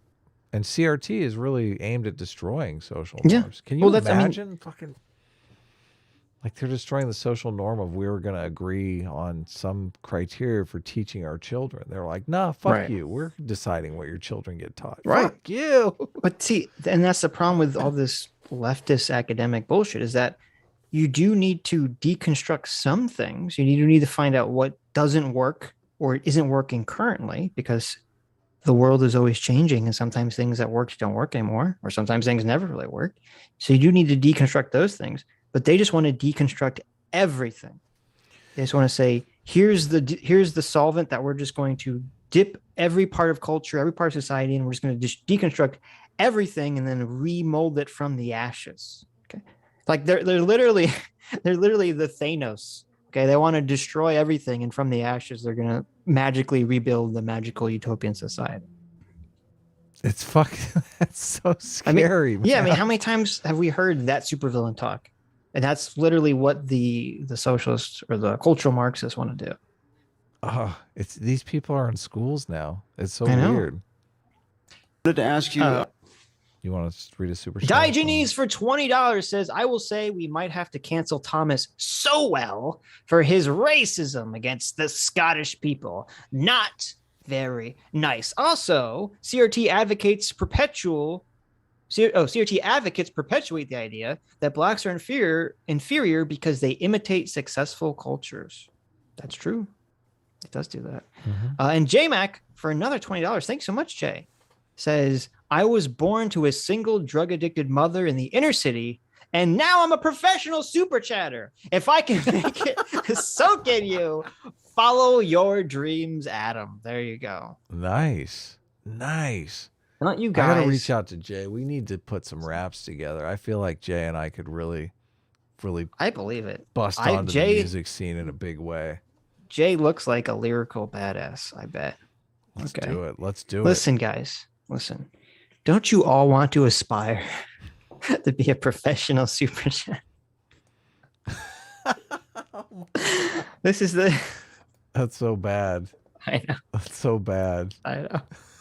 No, I can't even say it with a straight face. I can't even say it with a straight face. So I know that we probably have some like semantic disagreements on what like critical race theory means, but I was just wondering, what would you say about a policy that like specifically addressed also poor white like Appalachian communities? I'm actually from East Tennessee myself, right? So it's building infrastructure for them, also providing federal grants to them for like better schooling, and it's based on income. Now we acknowledge that that would disproportionately help black people like nationwide due to the fact that they are statistically more poor. But would you be okay with that? Because it lifts everybody up out of poverty and then leads to less disparate outcomes due to the fact that basically the poor communities are no longer being so negatively effective and it doesn't compound in on itself. Because you said that you think that it has to be a non-economic reason for this due to the fact that under Jim Crow they were oppressed worse, but like economic inequality has actually gotten worse since Jim Crow. Segregation as well, just due to the way that housing works as far as like being able to pay for it and also the redlining in the past. So I was just wondering, would that be a policy that you were open to?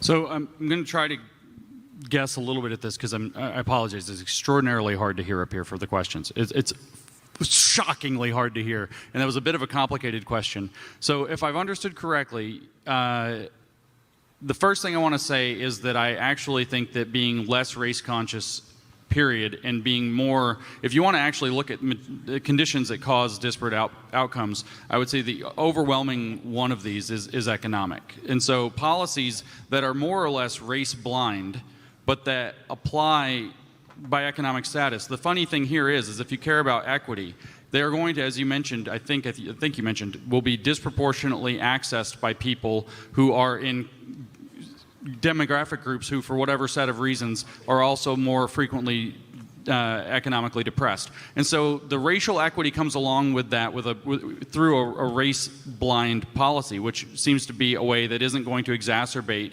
race consciousness and thus racial division. So for that part of your question, I would, if that's what I understood correctly, I would literally call that an anti-racist policy. I would advocate for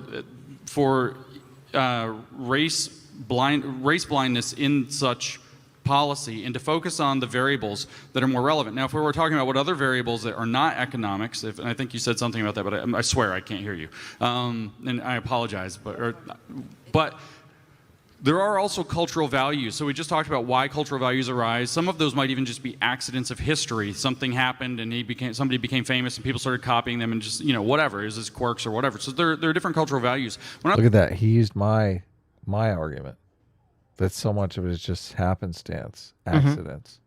Yeah.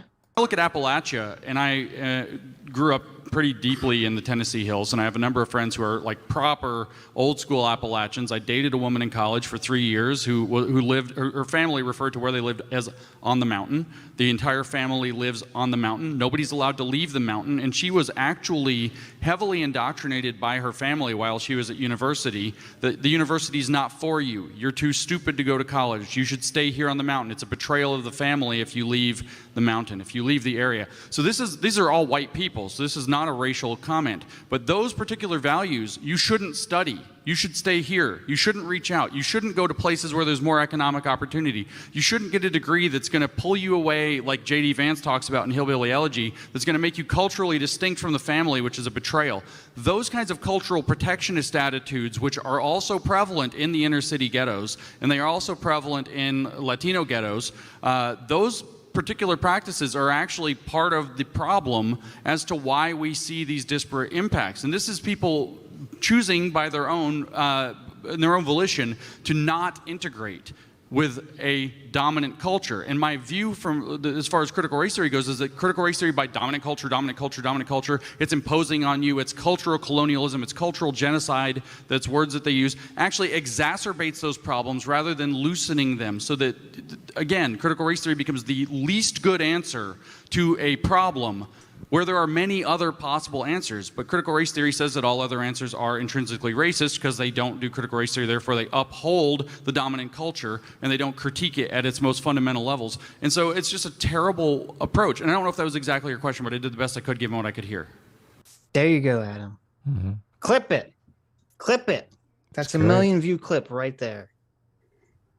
Really? Brilliant answer. Brilliant answer. 1,000,000 views? Really? Okay, maybe I'm exaggerating, but it's a good answer. It's a fantastic answer. Yeah. Hi. Having spent the last, over 30 years. I would kind of like to hear their response to that, though. I noticed that no one's interrupting during the Q&A when it was just a shit show during the debate. Right. Was it a debate? I don't know. I don't really even know. Right. But because that is the key problem. And maybe that's why James is so aware of this, is because this is his lived experience. Is that there's lots of white cultures out there in the wide USA that have very negative outcomes. They try to keep people down. They try to keep people. It's because all cultures are self-sustaining. They have to be, otherwise they won't become cultures. Yeah. And so if you have a culture that's based around being poor or being relatively unsuccessful in society, you have that cultural gravity that's just trying to suck you down. Cultural protectionism is a good term. I do like cultural gravity better because it embodies the whole idea of no, you're not going anywhere. Right. What are you're stuck here. You're too big. You're too big and important for your family. You're gonna leave us behind. It's that crabs in the bucket philosophy. Yes, exactly. Yeah. And it's not a race issue. It's not a white or black thing. No, and it's and not. That's the Any culture can adopt that. Right. And see, this is again why CRT is such utter dog shit. Yeah, because they completely miss. Right. They completely again miss the actual problem. Yes. Because they don't know what the actual problem is. They don't know what the actual problem is, this cultural gravity. That therefore they prescribe something that would make it worse. Yeah. They say, don't assimilate, don't participate in majority culture, fight against it. This is another thing too, because I often conceptualize society as just like a human resources problem. You want to take your best people, your hardest workers, your most dominant innovators. You want to take those people and you want to give them opportunities. There's a lot of people you throw opportunities at and they're just squandered. Like they wouldn't know what to do with an opportunity.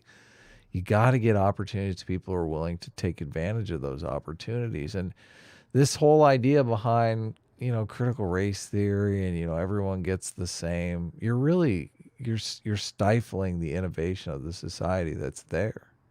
You are. Yeah, in a big exactly. way, in a big dangerous way that they don't necessarily conceive of.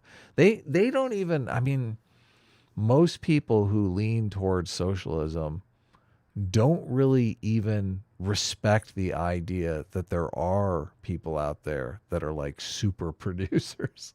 They don't fucking get it. They don't get it.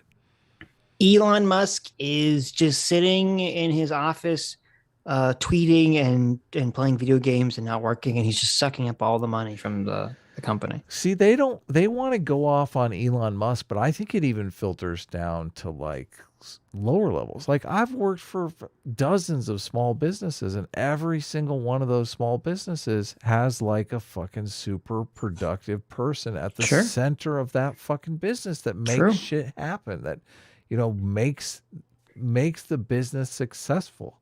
Yes.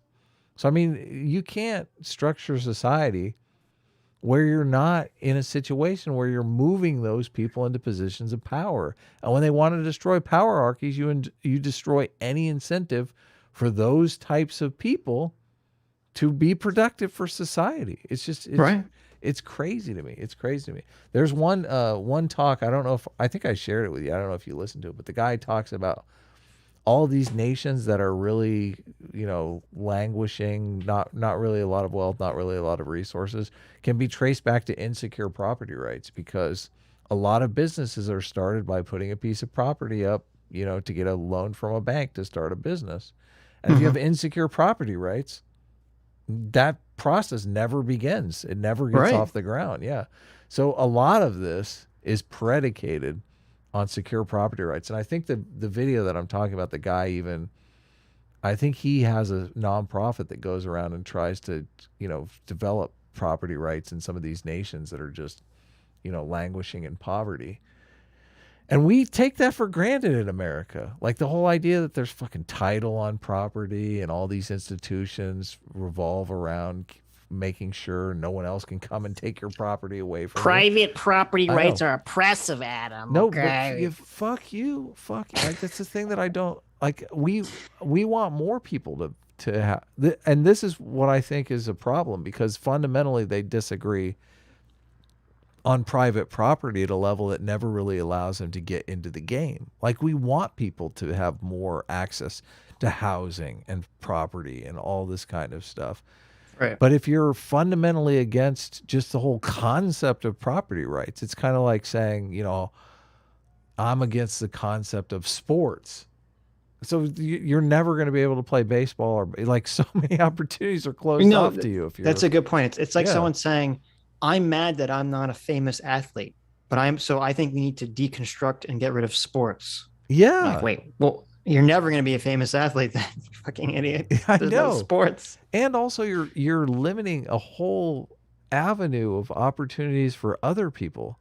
Like, why would you want to do that? I mean, you got to get in the game. You got to make strides where you can make strides. I have the utmost respect for this guy who's like, okay, his organization was focused on maintaining strong property rights and institutions in America and also developing them in other nations, which is, I had no idea, you know, one of the reasons why South America is so fucked up is because all these nations have insecure property rights.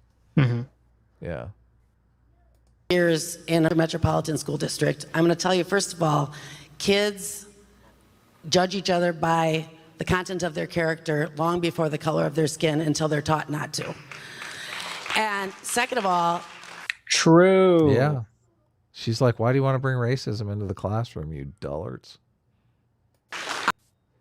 I would like. It's just Black History, Adam. It's so annoying because I mean, like, you know, I went to a very ethnically diverse school, and it never really occurred to me that it was ethnically diverse. I never really thought of like, oh, my friends are not white or they're black or they're Hispanic. I never thought of them that way until all this woke shit happened. And I'm like, oh, wow, I actually did have like a lot of non-white friends. Like it didn't even occur to me to think that way until all this garbage started to be spewed forward. Same here.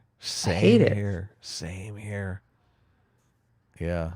Like to know from the side of the aisle, okay, what you think about policies that have been inflicted upon public education by the liberals, such as policies inflicted upon education by liberals, such as Barack Obama's administration coming in and saying you could no longer disproportionately suspend students. So when you work in metropolitan areas where the majority of your students are students... See, that's a policy that you dug into, the suspension policy for outdoor suspensions or something like that. You I didn't brought that know, up a like, number it's of weird times. because the one I was referring to was a state level ordinance. I didn't know if it came from a federal thing. So I didn't know about that, but if culturally you have a fuck school attitude, and I mean, there were people in my school who were like fuck school, right? I mean, those people are in every school, right? If your entire racial category has that attitude, though, I'm going to go out on a limb here and say that's not like a successful outlook. That's not a successful outlook to have. Says, oh, go ahead. Yeah, okay, continue. No, you go ahead. Why not just read in 2014 there was some suspension thing. There was some Obama administration trying to push something that was trying to, eliminate the school to prison pipeline. Right. But this says it was more about zero tolerance policies, which may be something slightly different. I have to dig into it because I know where I lived, the problem was what they were doing was they were saying, if we look at the numbers, it shows that black kids are disproportionately outdoor suspended than white kids. And in their idiocy, our local government said, hey, because of this disparity, we're going to look at things through the critical race theory lens. We're going to say it's a race issue, and we're just going to eliminate outdoor suspension unless it's like a criminal offense. Okay. And since they decide to do this, since they decide to look at this solely through the race lens, they actually missed what actually was occurring, which was that there were a lot more black students at lower income schools, and lower income schools didn't have the budget for indoor suspension and other behavioral or other, punishment mechanisms. So because they didn't have that, and then they didn't give additional funding to these schools that they now eliminated their only way of punishing students, they now had all these schools that had behavioral problems where the teachers literally couldn't do anything about it. They would send their kid that was causing a problem to the office. The vice principal would yell at them, and then they'd send them back to class because there was nowhere to put them. Right. Because they got rid of outdoor suspension. Right. And all these schools obviously just started doing worse and worse and worse. Yeah, kids don't talk at all. As soon as you realize, oh man, I totally backtalked that teacher and nothing happened. Like as soon as you tell all your friends that, what do they do? Exactly. Right. Oh, open season on backtalking teachers. And this is why CRT is so shitty. This is why racism in the gap is so shitty. You have all these morons who come in here and say, this is racist, so we have to eliminate it. And then it ends up making the problem 1,000 times worse. Yeah. Because they were too stupid to try to act, because they came into it with a preconceived notion that it's a race issue, or that's racism specifically, that didn't actually figure out what the problem was. Toxic. They created a toxic work environment for all those teachers and the students that wanted to actually study and whatnot. Oh, it's so sad. Of color, the students that are being hurt by that are students of color.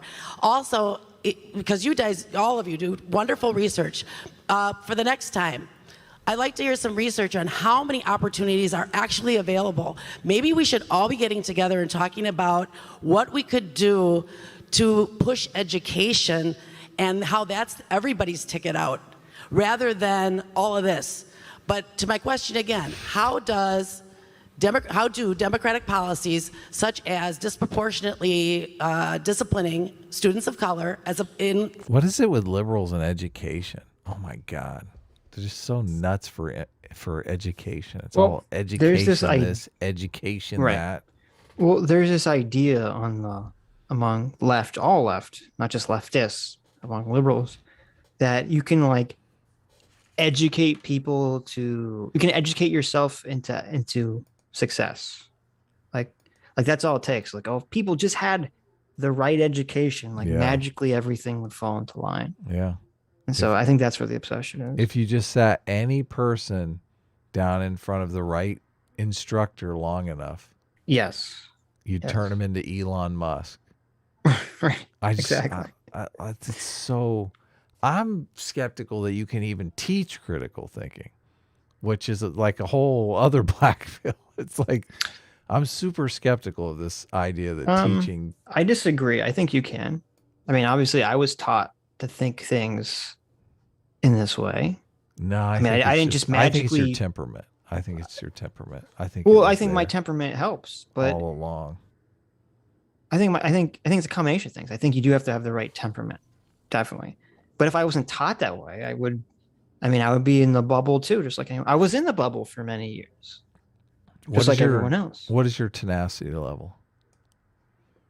I'm roll over. I'm a little kitten. I'm not very tenacious at all. Okay, really? Pet my belly. Yeah, pet my belly out. I've never argued with anyone. I've never called anyone a mean name. I've never yelled at you or the chat. I'm just very. Yeah, see, that's right. He's like a 10 out of 10 fucking tenacity. I'm a tenacious motherfucker. I'm the same, man. That tenacity, you can't you're born at a tenacity level. You are. Some people just fucking roll over, man. It's not just tenacity though. Because if it's just tenacity, you would never self-reflect, right? Because you'd be in attack mode. That's part of it too. The self-reflection. What's your self-reflection level? Fucking that's very high. Another 10 out of 10, right? You're building a personality type that I think it's the personality type is so much more than the. Yeah, but I don't know if self-reflection. I don't know if people are born being self-reflective. I've never thought of self-reflection that way. No, self-reflection does increase with age. I know I was zero fault self-reflection when I was in my 20s. Right. So that's what I'm saying. I think that's just you learn through experience to be self-reflective, or someone teaching you to be self-reflective. Yeah. Inner city schools, how does that help black children achieve or children of color of any color achieve? Doesn't that disproportionately hurt the children who actually are behaving? Truthfully, I do not know the policy that you're talking about, so I do not have an informed opinion.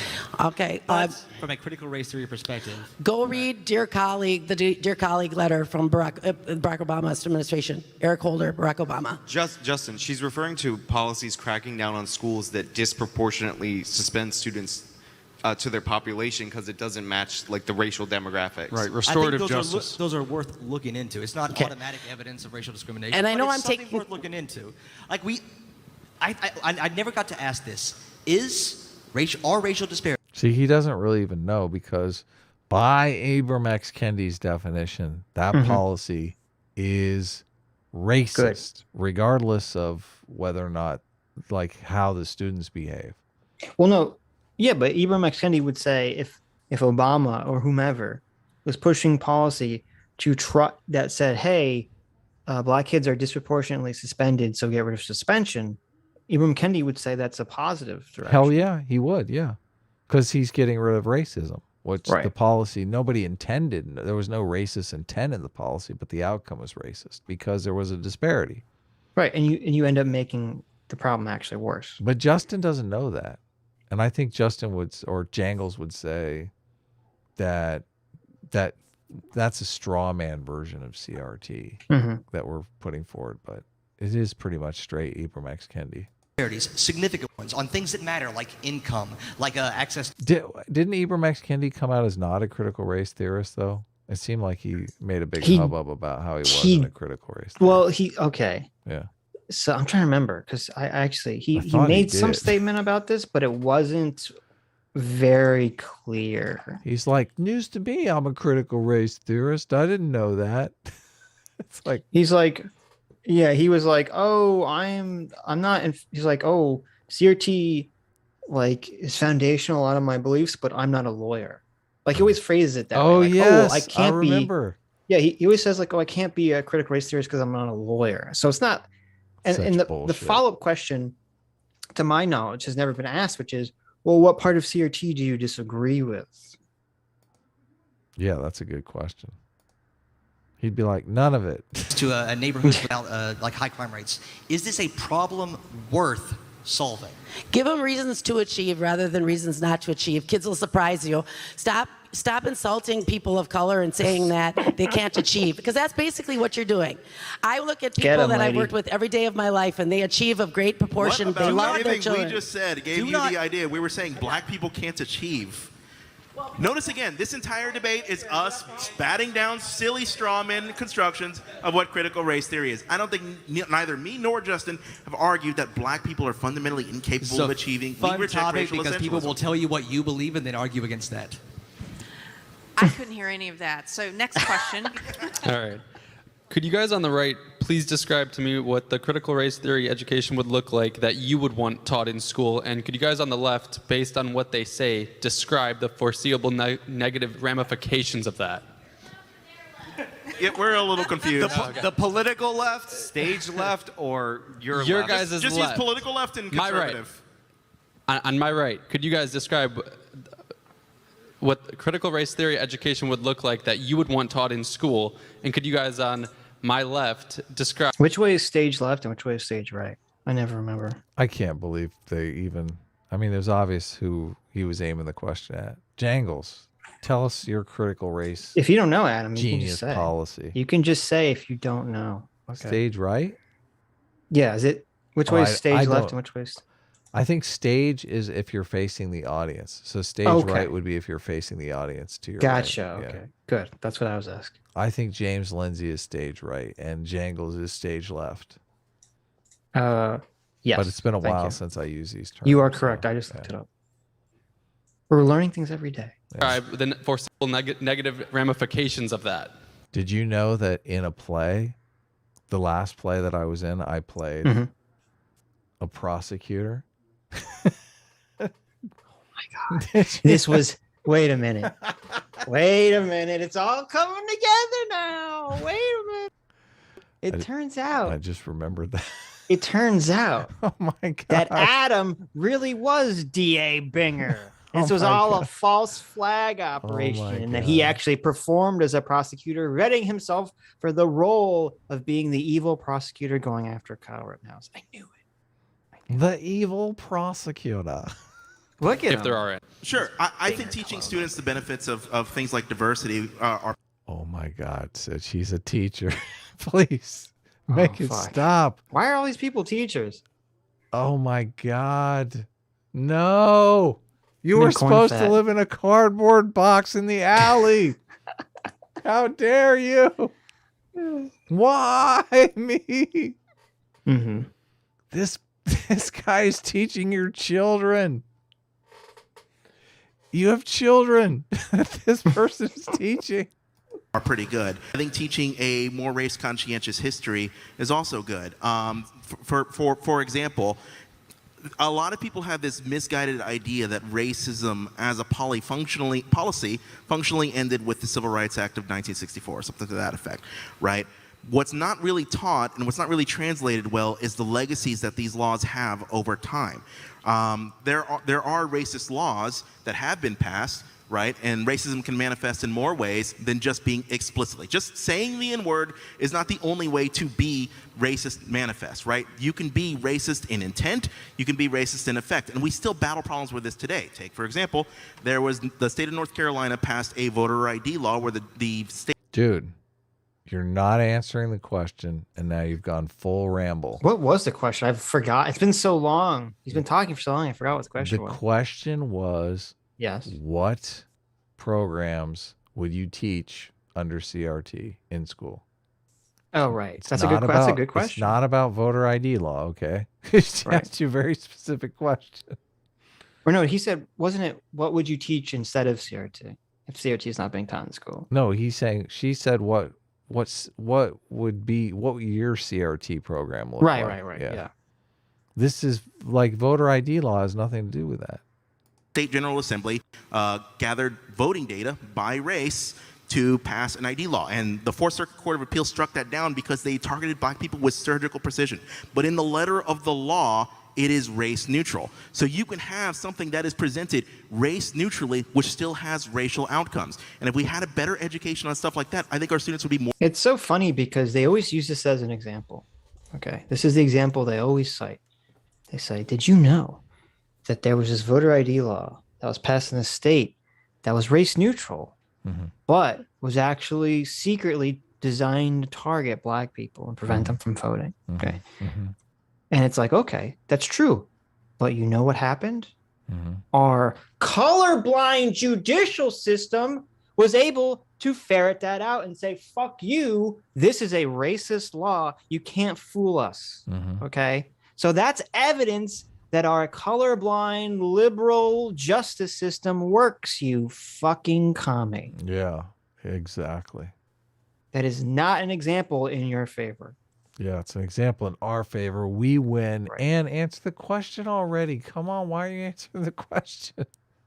So if anyone ever brings it up, you slap them in the face, metaphorically, and you say, listen, that is proof positive that the system works. Weren't they just trying to target Democrats anyway? They were trying to target Democrats. Of course. Right. But an easy way, at least in the area of the country that they were in, to target Democrats is to target black people. So sad. More conscientious at solving these problems in the future. That's a good thing. Yeah, so because remember, critical race theory is not taught in schools for the same reason that string theory is not taught in like elementary schools. It's an academic, esoteric theory taught up there. But there are certain Such bullshit. I hate the lies. concepts that I would like taught. So, for example, James was talking about like stereotype accuracy and things like that. So a lot of people have a false notion of racism that it is a continuation of previous policies. While that certainly can be true, it can also work backwards from very, very American good-intentioned ideas. For example, if you believe in meritocracy, a good thing that everyone believes in, critical race theory critiques the notion that we have it, it doesn't critique the notion of it's on its own. If we Did you catch him in a wrongs? What happened? He said CRT critiques that we're not living in a meritocracy. It's not critiquing the idea of a meritocracy. And that is fucking untrue. Yeah. CRT argues that there can never be a meritocracy because white people are just so fucking racist. Yeah, it does. So no, Jangles. Yeah. Stop it. And I've heard Jangles makes this argument repeatedly. Whenever the CRT topic comes up, he always makes this. They're just saying that we're just critiquing the current situation. I'm not critiquing the idea of it altogether. Wrong. A meritocracy is a liberal idea. It's not a socialist idea. Meritocracy's bullshit. I just said that to trigger Sitch. I know. Did it work?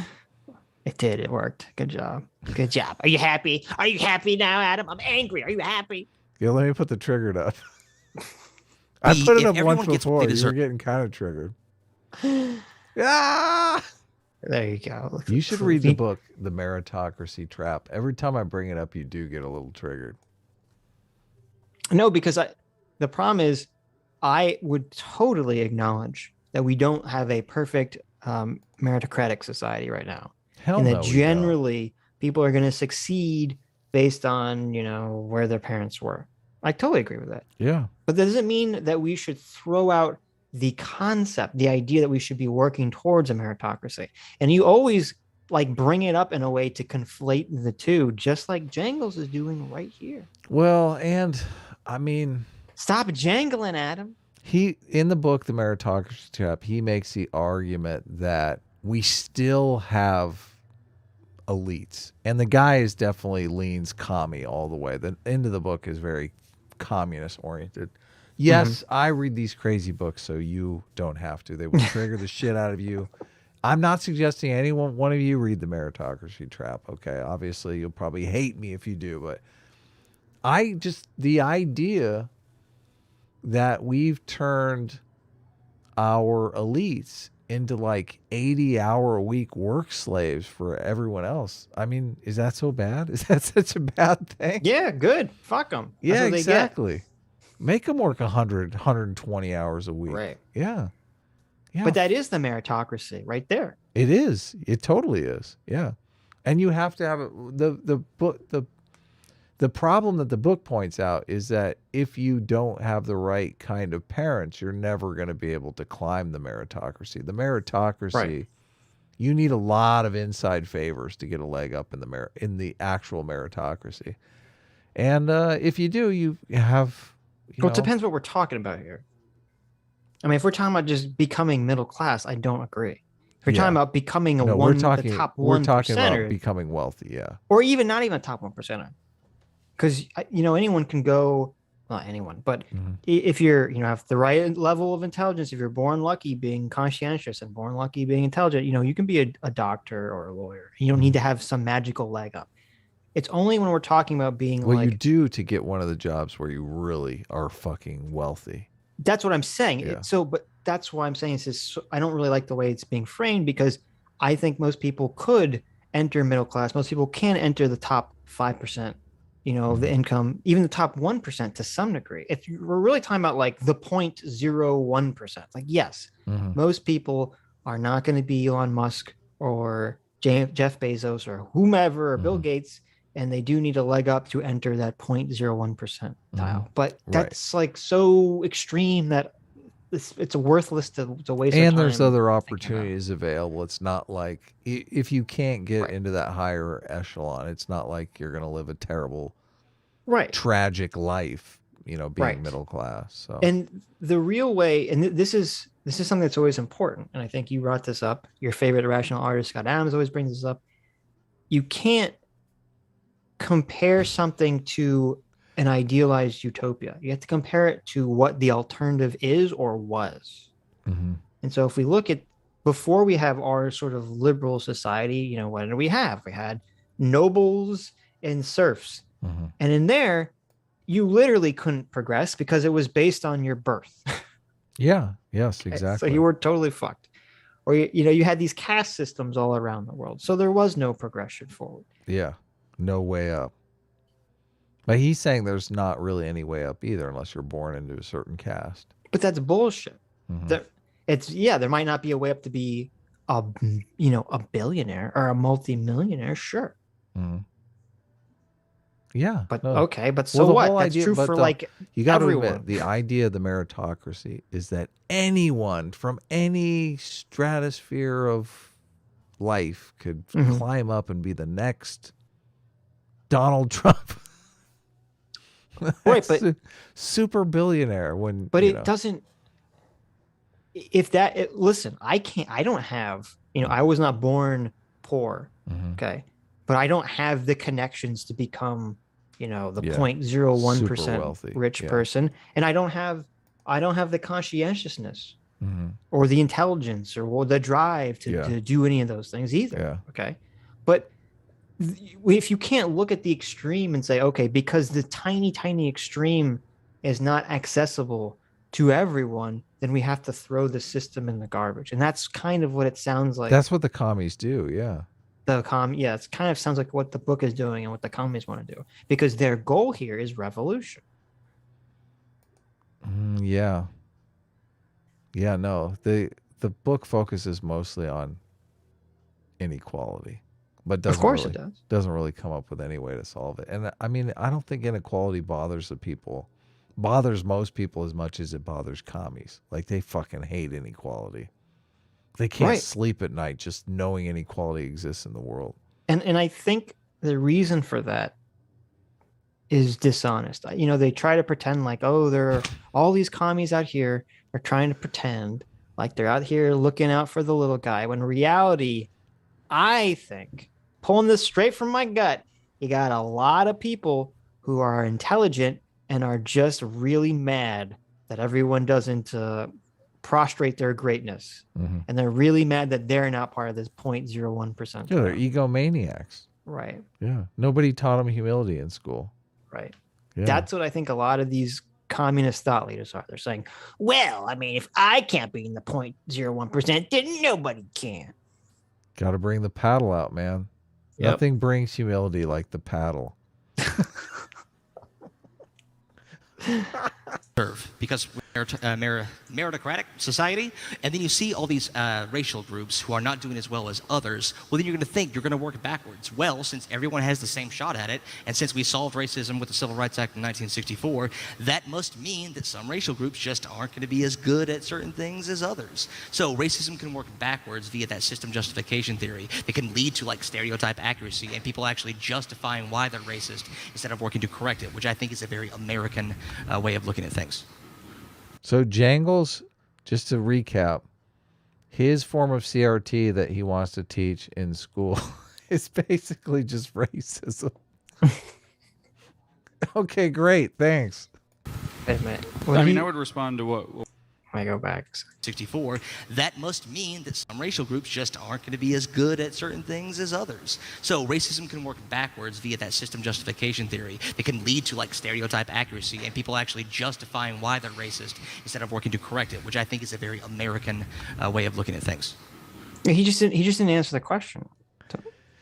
He just didn't answer the question. He did say that the racial disparities are used to create negative stereotypes about black people. Right, but the question was what is the class that you want to teach, right? Yeah, he didn't really answer that. Yeah, I didn't really hear an answer for that. He just kind of talked. Yeah, but they never give an answer to this. I would respond to what we just heard by saying what we're doing is elevating race consciousness and, again, structural determinism by race. The question isn't whether or not we should be working to try to understand our history accurately, or including the bad parts of it, or to understand, for example, that there are cases where you can put forth a race-neutral wording of the law that even in intention is known as they write the law that it's going to have, they could write a voting law or an ID law or whatever, at least hypothetically, that they know is going to exclude black or Latino voters on purpose because they predict that statistically they'll vote a particular way. And that is that's not even just impact, that's actually intent, and it can be hidden.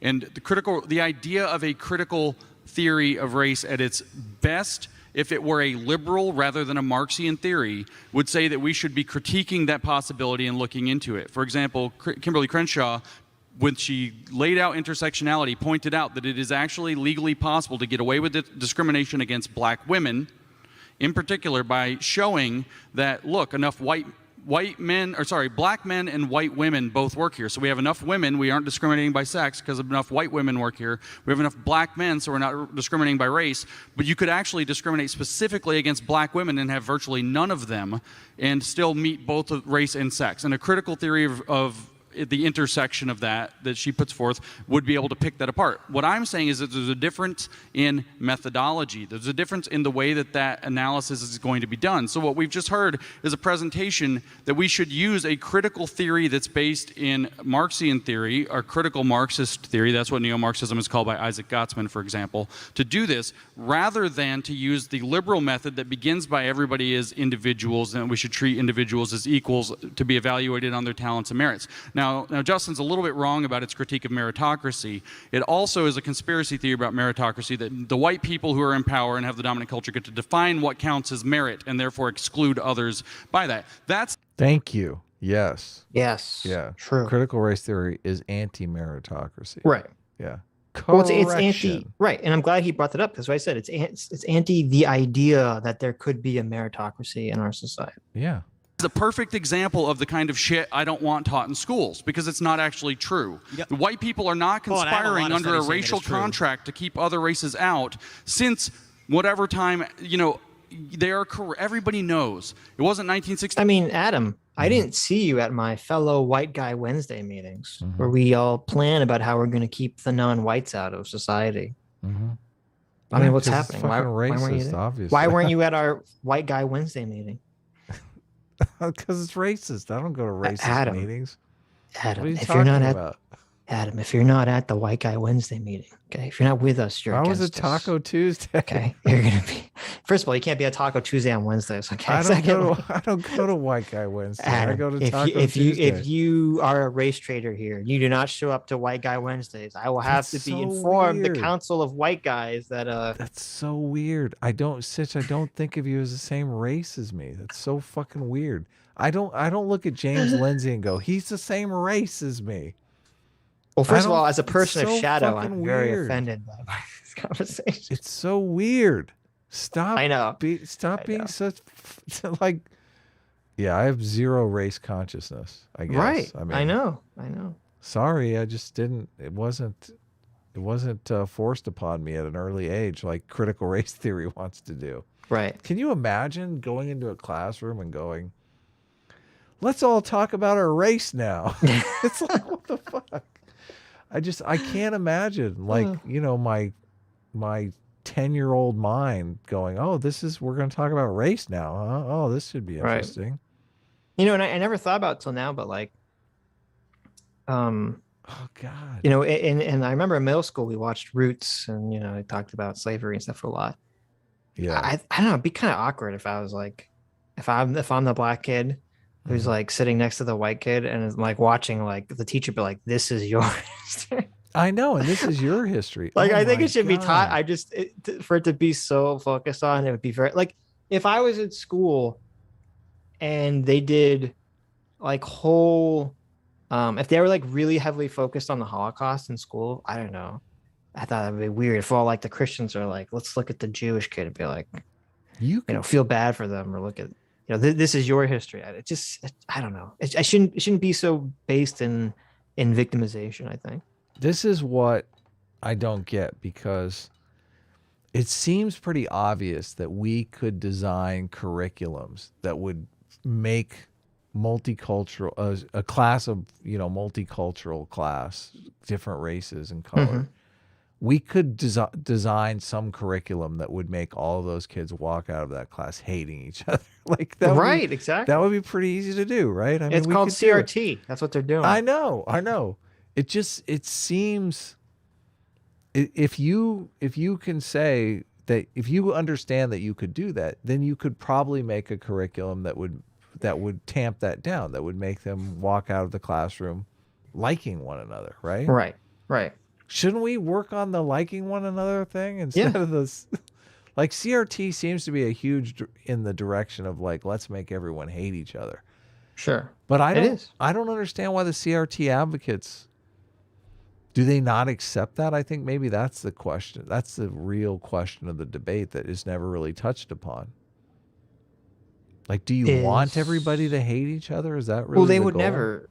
Well, that's the problem. Is I think there's a combination. I think there are some CRT people who want everyone to hate each other so they can bring about the revolution, and then there's a bunch of idiots who don't understand what they're advocating for. Well, but if we talked about it in these explicit terms, you'd at least weed out the people who were the idiots. Or there's the black-pilled CRT people who basically are like the dissident right now, who are saying, oh, we can never get what we want, so we have to be isolated. We have to have our black nationalism, our black separatism movements. So you have these three groups of people that are all either stupid or malicious, right? Their motivations, and they all, circumstances put them all on the same team because they all have the same desire, even though it's for different motivation. Right. That being said, you have to admit, White Guy Wednesday is a pretty catchy name. White Guy Wednesday, yeah. I'm sure the alt-right will turn that into a thing. We should change our Tuesday stream to Wednesday so we can be the White Guy Wednesday stream. No, we're sticking with Taco Tuesday. I love Taco Tuesday. I'm gonna literally. Are we doing a stream on Tuesday? Because I'm gonna have tacos.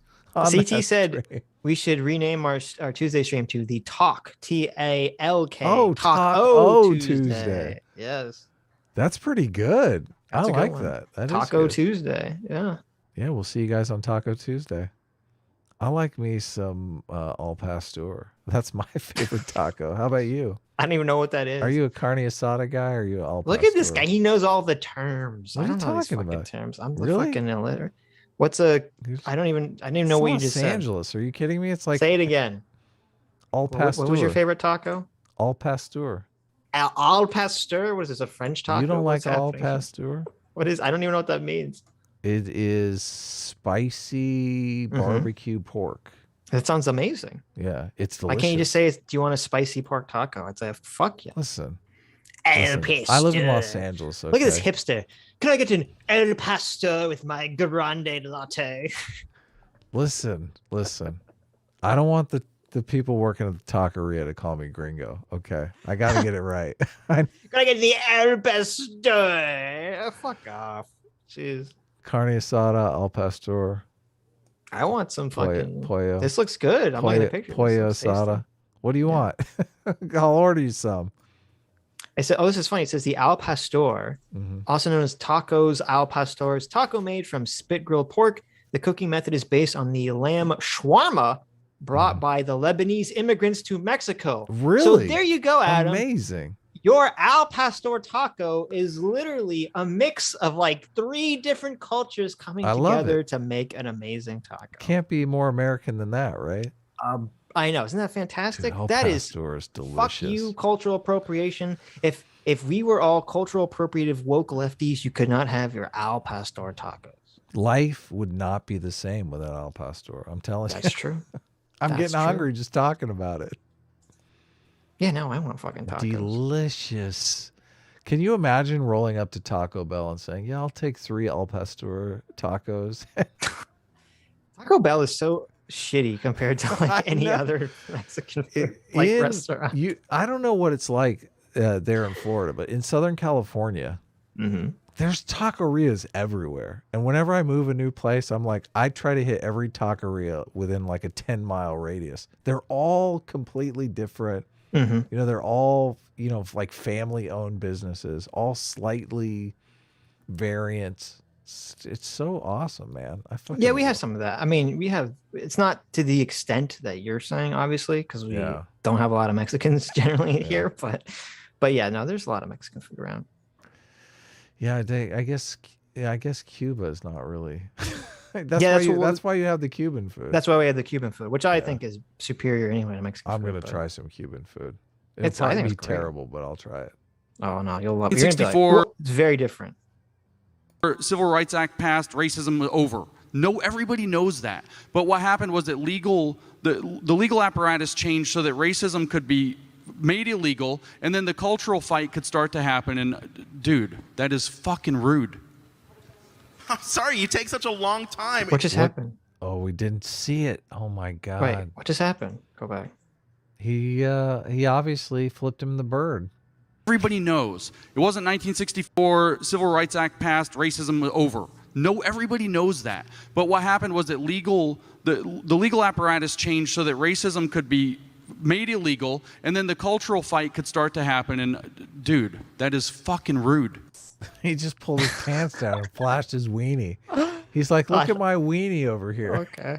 Interesting. I hope we find out. It all happened off camera, so we can't tell. Sean, are you still here? Sean left. Sean, what happened? We have to find out. Sean! I just imagine, what's his name? Michael. Michael's like waving his wiener around like a... Look at this. Was it Michael or was it Justin? Ooh, I don't know. Somebody's waving their weenie. He said, dude, it could be. Could be either. I'm sorry, you take such a long time. Oh, it's Michael. He's like, sorry, I had to pee. What are you going to do? I had to whip it out. Sorry. Time, and we have I'm done. little opportunity to respond to what you say. Okay, you answered for me. Oh my god. Oh, poor Sean's just sitting there like with this smile, like I'm gonna get to talk eventually. James is so mad. Oh my god, I miss it. I know. Look, this that's was the actually thing people were talking about earlier. Listen, this is the perfect screenshot. Look at this. I know. I'm gonna take it. I'm gonna take it for you right now. This is brilliant. I backed it up. I think I might have ruined it for you. You did, but don't worry, I got it before you fucked it up. No, I want to see if I can catch it again here. Well, I just sent it to you. Fucking rude. I'm sorry, you take such a long time, and we have I'm done. little opportunity. Look at this. He's like so angry. Look at Sean. Sean is fucking loving this. Yep. Sean is loving this. I will say, you know, it's a little unfortunate that Sean didn't get to talk more, but whenever he did talk, he was dropping these like tactical bombs whenever he would just slip in something like, oh my. So very, very well done. Yeah. Sean is a good debater. Sean is way better than me in debates. Yeah, true. I aspire to be Sean in debates, but in order to do that, I would actually have to read a bunch of studies and stuff. And then I realize, okay, well, I don't want to compete against my buddy Sean. He needs to be better at debates than me. There you go. See, Sean, Adam allows you to be better than him. Okay, that's what he just That's said. excuse making right there. But that's excuse making. Look, I have a lot of different types of weed to try out. So. Let's see if we can get James Lindsay here. Let's see if we can get it. Look. On to what you say. You answered for me. There it is. Oh, that's such a character. What is that? There's got to be a name for that reaction shot. That whole like wrinkle of the mouth and it's so good. It's like he's disgusted. It is disgusted. Yes. So much bullshit. We try to respond to it. Listen. They're the ones who came here to get their questions answered. Let's try to get through as many questions as possible. Oh, so this isn't rude. My answer. Look at the peacemaker here. I know. Thank you, Sean. Look at Sean the peacemaker. Sean the peacemaker. My answer to your question is what I said earlier about how discriminating against minorities don't necessarily. Carrie's like, what the fuck? We told you guys we'd give you a fifth of bourbon. Now we're not even. Now you're going to get one of those little cocktail bottles. The problem Take that is back to your cardboard box. The problem is, and I know it sounds crazy, but maybe it's not crazy coming from us. An hour and a half is not nearly long enough to have this conversation between these four people. Oh, hell no. It's got to be like 3 hours minimum. I don't know. You seem to want to talk to Jangles. Do you still feel like that's a good? I'm not against it if he wants to talk. Okay. You were very anti talking to Jangles because he wanted to talk. It's just pointless. A while ago, and he was very anti. Adam was very anti Jangles coming on. I was like, okay, whatever. Yeah, I don't care. It's pointless. I mean, okay, it's no skin off my nose. He's not even really answering the questions here. Sure. Yeah. And now this other guy's waving his dick around while James Lindsay's talking. That's not a cool move. We might get our channel demonetized. It's too dangerous. Okay. We underperform majorities. I think that's interesting for people to learn that discrimination is not determinative of your outcome. But next person. Okay, so this question is for Justin. So I've heard y'all and even the moderator say this several times that apparently critical race theory is being taught in elementary school. Is there an actual policy or study or law that I can point to that says that critical race theory has to be taught in elementary school or even middle school? And if there's nothing that I can point to, then that other than one school on Fox News, can you, what is the reason to even be talking about critical race theory? Did you hear me? It's so hard to hear. Sorry. With the echo. Why is he asking Jangles that question? What is the reason to even be talking about this? He said, because he's saying oh, well, first of all, it's a stupid fucking question. He's like, can you please name the law that mandates teachers teach CRT in school? Okay, I don't think that's ever been an argument that most people have been really focused on. But he's asking Jangles this. Like, Jangles is going to fight back. He's going to say, no, you're right. There is no law. It's. Yeah, Jangles has been saying this whole time. I believe, are you asking, is there a study to point to say, here is critical race theory being taught in schools? In elementary school specifically, because I've heard Justin and the moderator say that, yeah, critical race theory is being taught in elementary school, but... I just think he doesn't know whose people's names are. Oh, you just got the names wrong. I think he thinks Justin is Sean or James. No, wild study or report that actually shows that. So yeah, the entire and this is for Justin. So yeah. So the entire point of that was critical race theory isn't being taught in elementary school, not because we're trying to hide our secret Marxian agenda, but because it's a very, very complex. I say it's complex. I know you disagree, but it's just too. It requires too much knowledge of history, too much knowledge of sociology, too much knowledge of the law, too much knowledge of economics. There's a lot of prerequisites you need to understand it, and therefore it's only taught. How do you like this, Sitch? The dumbest person on the planet is sitting here telling you about everything you need to know in order to be able to do critical race. Yeah, but my response would be I don't disagree with that, but that's what we're talking about. All these prerequisite things you're talking about, that's the praxis. That's what's being taught in elementary school. That's what's being taught in middle school and high school. That's what we're talking about. You just admitted it. Yeah, totally. in schools. The problem is, now that we have this, we have a very intentional like campaign, apparently a very successful one, where it is to deconstruct the term to basically mean anything that has to do with race. And I wish that makes making these conversations happen so much harder, because now everything's critical race theory. Instead of looking at each individual case, now we have to like call it this evil Marxian thing where it's teaching all white kids that they're evil. So I like how he just throws that in there towards the end. Like that is the leftist dodge on critical race theory. Oh, it's just a right wing propaganda talking point. Yeah. Which, first of all, Jangles doesn't get to make that argument. You know why he doesn't get to make that argument? Well, because he talked about critical race theory being necessary.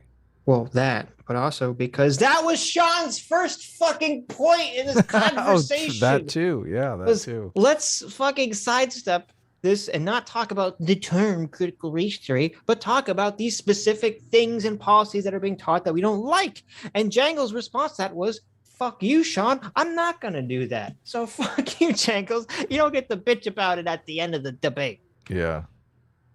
Yes. That's why it's not taught in schools, not because of some like we're trying to hide it. Race stuff probably is, but let's talk about that, not the secret agenda. Next question, please. Yes, thanks.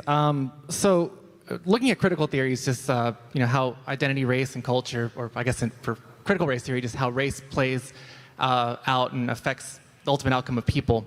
Let's say we were in an alternative country, Idealistan, and your outcome was entirely determined by whether or not you watched Pokemon or Digimon as a kid and played basketball and soccer as a kid. Could you use critical theory? The people that watch Digimon are obviously inferior to the Pokemon watchers. Look at you, Ari. I'm just going to throw it out there. Listen, Digimon, inferior. Okay. Hey, Digiman. Hey, Digiman. Is that the one? I think I know Digimon. Yeah, there you go. Yeah. Yeah. I think Digimon is like Pokemon knockoff. Okay, oh, it is? Really? I like their song, though. The Hey Digiman song is pretty good. You don't like like the that Hey song? Digimon song? No, I didn't like it. Hey, It's not. Digiman. What do you mean? The Pokemon song is way better. Oh. Pokemon, gotta get you more, just you and me. God, I know it's my destiny, Pokemon. The Hey Digiman song is lit. No. Hey Digiman, hey Digiman. Monster friends to the boys and the girls. Hey Digiman, hey Digiman. Champion of the digital world. How do you know this? I looked at the lyrics. But why do you know this? I just remember liking that song. No, but where did you ever hear this song? 7 young kids go to camp for the summer and wind up living in a digital land. Why do you know the Digimon theme song? I can't remember. I think I used to watch the show. Okay. How old were you when fucking Digimon? I was like too old for Digimon. Oh, you were too old for Digimon? Listen, I'm actually just fucking with you guys. I'm too old for Pokemon. The Pokemon cartoon show is fucking garbage. Hey Digimon was They're released both in shitty. 2000. I mean, Right. it's like 20 years old. Yeah, I believe Digimon actually came out before Pokemon, if I recall correctly. But... Come on, everyone knows the Digimon song. Okay. I don't know why I know it, to be honest with you. Okay. Yeah, Adam was like 40 years old when Digimon came out. Okay. Hilarious. You're mean. You're mean. I do know why. You were getting high. You're like, this fucking It Digimon could have shit is had lit. yeah. I love this. Hey Could have Digimon, been hey something. Digimon song. Woo! I shared a studio with a friend of mine where he would turn me on to some music and we would smoke weed together. He might have been into it. That's probably. Listen, I was like watching Dragon Ball Z when I was 5, and I'm like, this is anime. I turn on Pokemon. I'm like, okay, no one's getting blown up and murdered in the face. This is a kiddie show, and I turned it off. I said, fuck this. Yeah. No.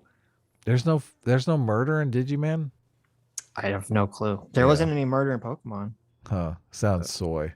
It's anything without brutal murder I in it know. is super soy. Okay. Yeah, I know. Listen, I'm gonna be honest with you guys. I was super edgelord when I was that age.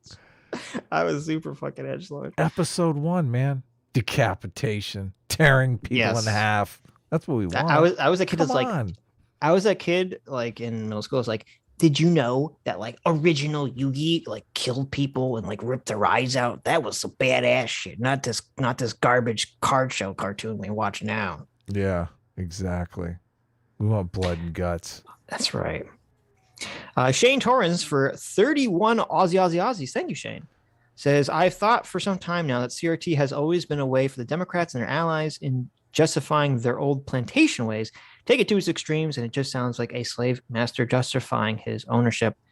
I don't agree with that framing of it. I think what would be a more accurate framing would be that after Obama won the election, the Democrats have sort of adopted the strategy of trying to appeal to minority voters. And so they turn in that effort to all the, race grifters and all the I don't know, the race and inclusion diversity workshop grifter people.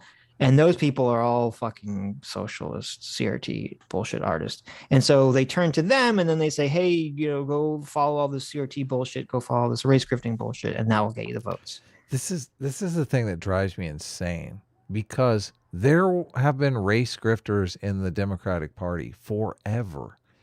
And Obama came along and gets elected with huge, huge majorities. And they're like, wow, we really have to focus on this race grifting angle and completely ignore that Obama did none of the race grifting in order to win. Yeah, in his first campaign, it was the opposite. He was very careful not to talk about race in that way. Yeah, they kind of forced him into talking about race with what was it, like the Reverend Wright stuff that came out. He had this super racist pastor, and they're like, oh, we're going to get Obama to fall into the angry black man stereotype. No one will vote for him. Everyone will be afraid. Everyone will think he's a race grifter. And he kind of navigated that perfectly. And but it's interesting that their takeaway is, we need more race grifters in the Democratic Party. That's a great point, that they didn't learn the lesson, that he won by not race grifting, at least the first time.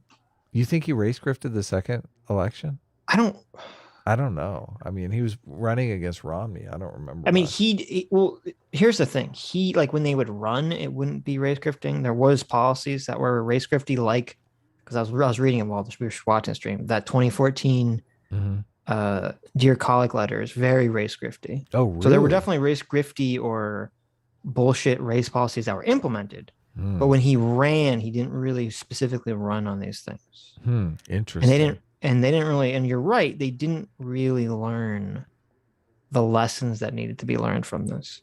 But then again, if you remember, and everyone kind of forgets this, after Obama won and after Obamacare got passed, the second half of his first term, all the Democrats ran away from him.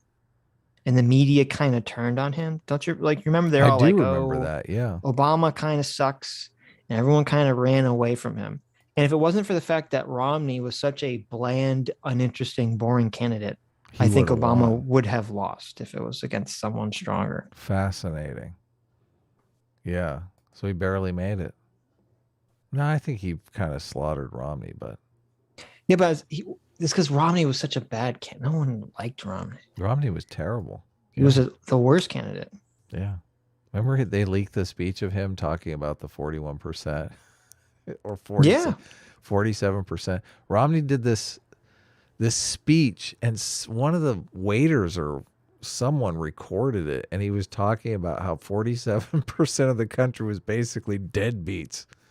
Yes. It's like he was at some rich fancy gala talking about how 47% of the country were a bunch of deadbeat degenerates who would never amount to anything, and that how all these rich people were really the ones that were putting everyone on their back and carrying them. Can you imagine fucking that's I mean, Romney stepped into the same pile of shit that Hillary Clinton stepped into. That's literally what I was about to say. To put it in the universe. That's totally funny. This is why Hillary Clinton's such a fucking moron.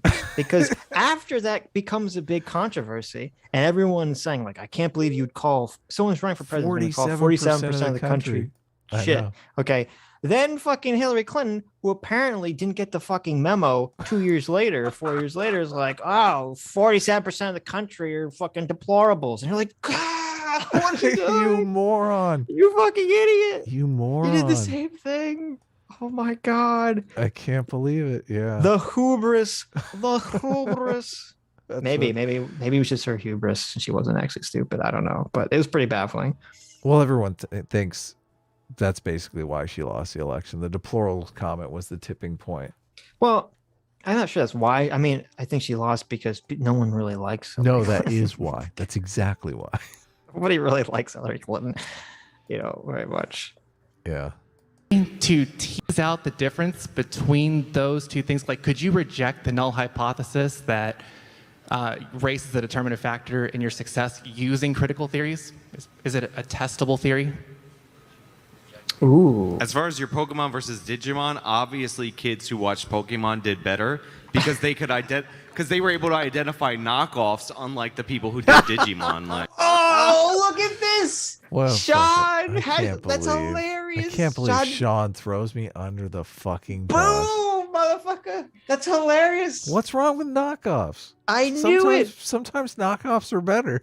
Look at this, Sean. That's hilarious. My joke opinion was the same joke opinion as Sean's. Look at that. I know. It's Obviously, great. we are the superior people here. You guys just don't know how to have fun. Why do you guys hate fun?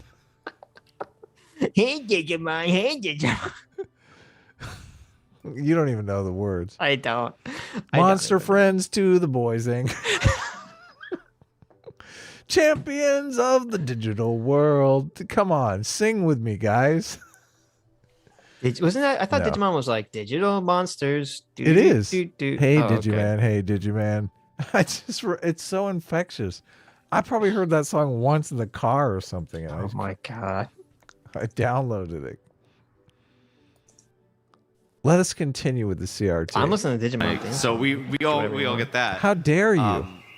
I can't listen to it on my computer. We'll get a copyright strike. Yeah, I know. As far as the rest of your question, I don't know if anybody wants to take that. That's the important part I want to tackle. Sean is the greatest. He's like, this debate is. This guy over here is flashing his wiener around. This guy's lying half the time. I'm not going to take this debate seriously. Well, it was a really good question though, and the question was, under critical race theory, how could you? There's no null hypothesis. How could critical race theory ever determine that race is not the factor that's important here? Yeah, the whole first 20 minutes of the debate was over that, but Right. they never really settled any on that. Yeah. It's just impossible to hear you guys. I hope you guys can sympathize with the cacophonous echo we have to deal with up here. What's going on here? They Why don't is have this- they don't have monitors on the stage is the problem. Usually they have a PA system with monitors on the stage.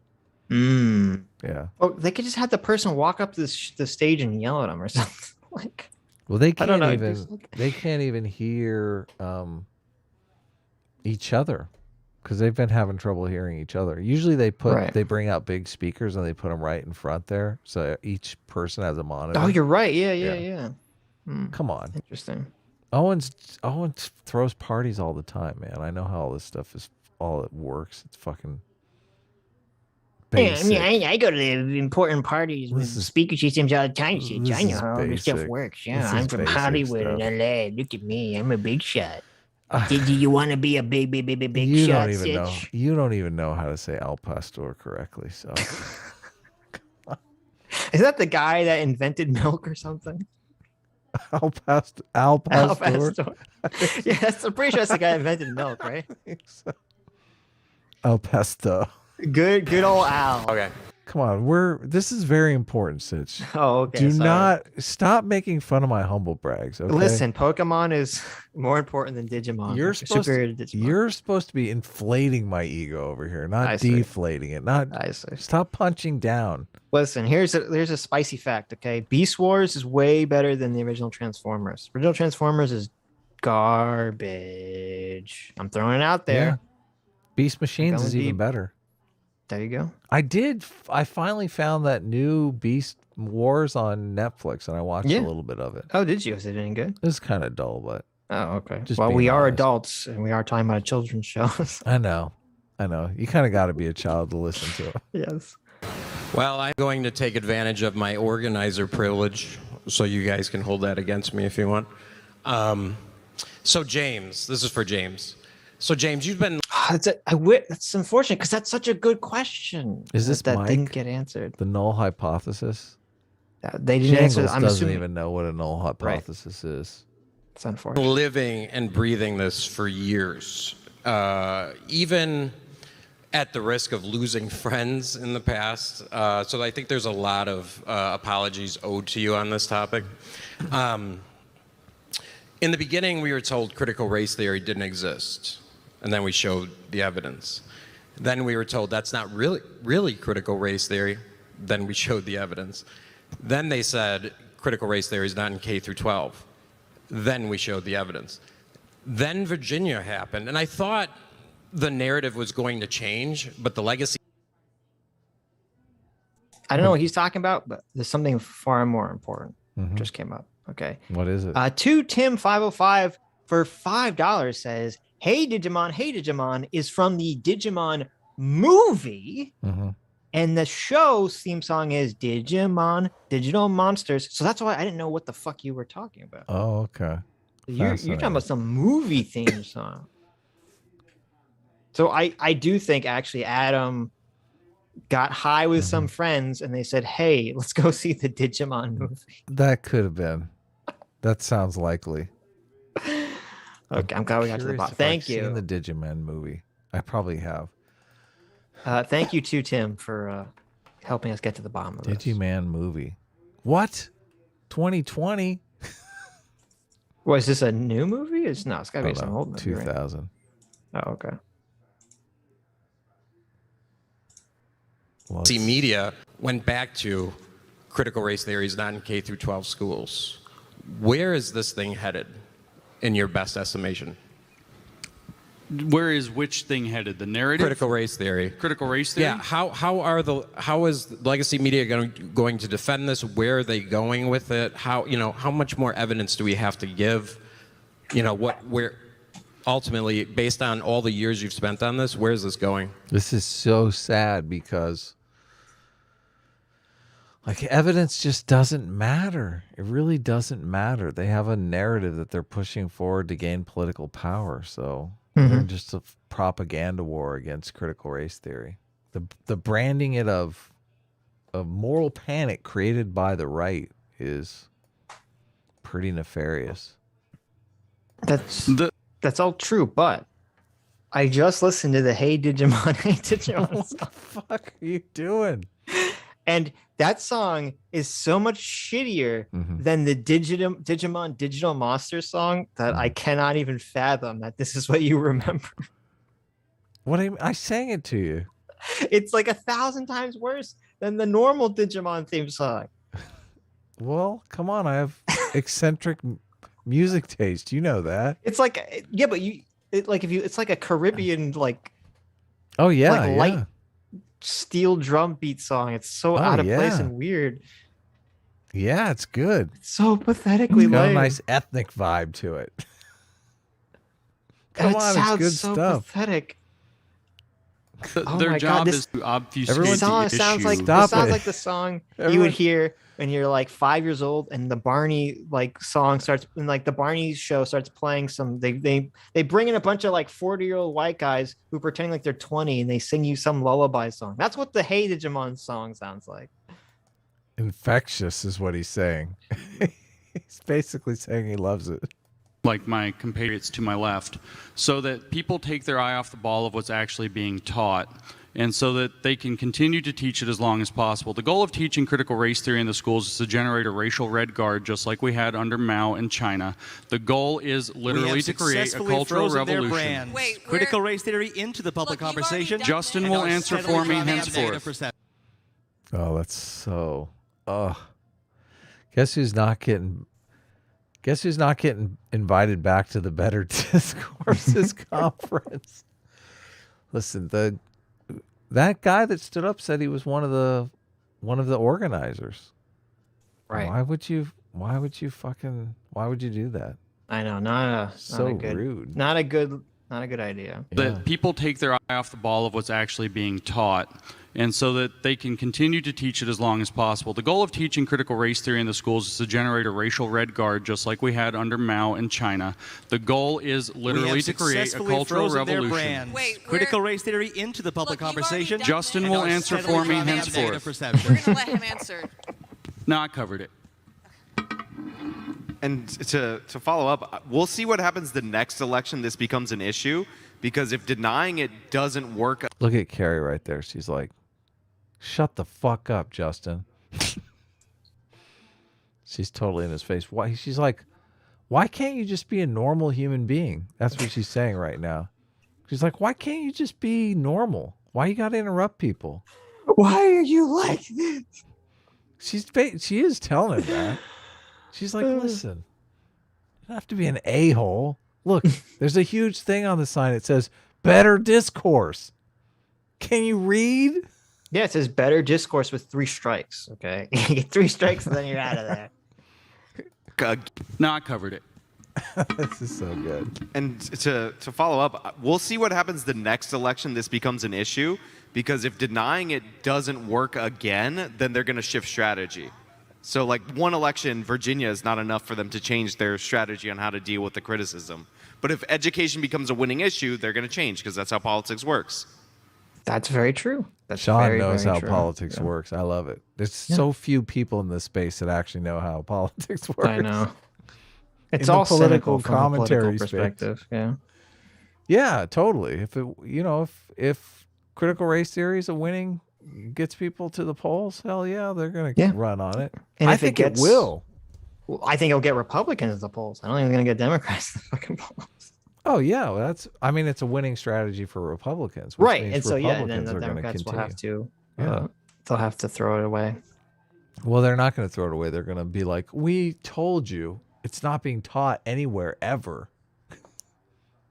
That's going to be but that's what he's saying. He's saying they tried to do this with Virginia and Georgia, and it didn't work. Just the denial didn't work for them. Yeah. And so in 2022, when the midterms come up, if this becomes an issue again, which it might not, but hopefully it will be, if the Democrats have the same strategy of just denying its existence and it doesn't work again, then they're going to have to adopt a new strategy. It's going to be a huge midterm issue. I don't know how. I don't know if it will be. It's hard to. Really? Who knows? Well, who knows what will happen? COVID could be over. COVID could be worse. I mean, there could be a war with China. Like, I don't know what the fuck's going to happen next year. It's been crazy recently. It's going to be inflation and CRT. Who knows? We'll see. Right. Inflation could be an issue. It's the economy, stupid. Who knows? I'd like to thank you guys for sitting here with us during this panel, and I hope that you give a warm round of applause for James, Sean, Justin, and Michael. Look, she almost did it. I would have done it. I would have said, give us a big, warm round of applause for Sean and James. Thank you. You can't do that. You can't do that. Now, can we get some boos and jeers for Justin and the dick waiver? No, listen, that's not better discourse. That's the opposite of Well, better discourse. that's why I am the world's best moderator, and Carrie is only second best moderator. Right. Yeah. There you go. And I hope we can have more fruitful conversations maybe when there's not an audience. Round of applause for Carrie. Oh, look at Sean. Smooth as always. He is smooth, man. He's a smooth operator. Smooth right in there. Oof. That was great. That was a good debate. I'm glad we watched that. Yeah. That was awesome. Savage Sharpshooter 93 for $20 says, finally catching y'all live again. Yay for Kyle. Free will restock. And more importantly, es classy. The best class. Skeptical, but okay. A-Team is a sad dream. Oh. What? Oh my God. The knife. Ouch. He stabbed you right in the gut. Was that one? Oh, man. Ouch. Oh, I didn't notice you had the James Lindsay faces on the side. That's Yeah, I brought him up just for fun. Those are great. Those are great. Do we have a lot of super chats to do? Are we doing a Tuesday stream or? It's only 10:30. This is like a fucking record. How did we get through this video so quickly? We could watch Astafo had a video he's been trying to get us to watch forever. Astafo does have a video that he's been trying to get us to watch. Yeah. I don't know if it's probably making fun of me or something. So I say we don't watch it. Yeah, but so we might actually be able to do all the super chats today, which is shocking. This is shocking. But I'll have to spend Taco Tuesday alone. I guess we didn't get. I mean, Adam didn't gab on so much. What do you mean? Usually Adam just talks forever, and then the videos just take so long that it takes 20 hours. You talk 50% of the time. No, this is not true. Adam's the one who talks. This, but you talk a lot too. Which was the video. Is that for real? Oh my god! What? No, this is what for real? Danimals linked a picture that is like way beyond the line. I mean, it's just Danimal. What's going on over there?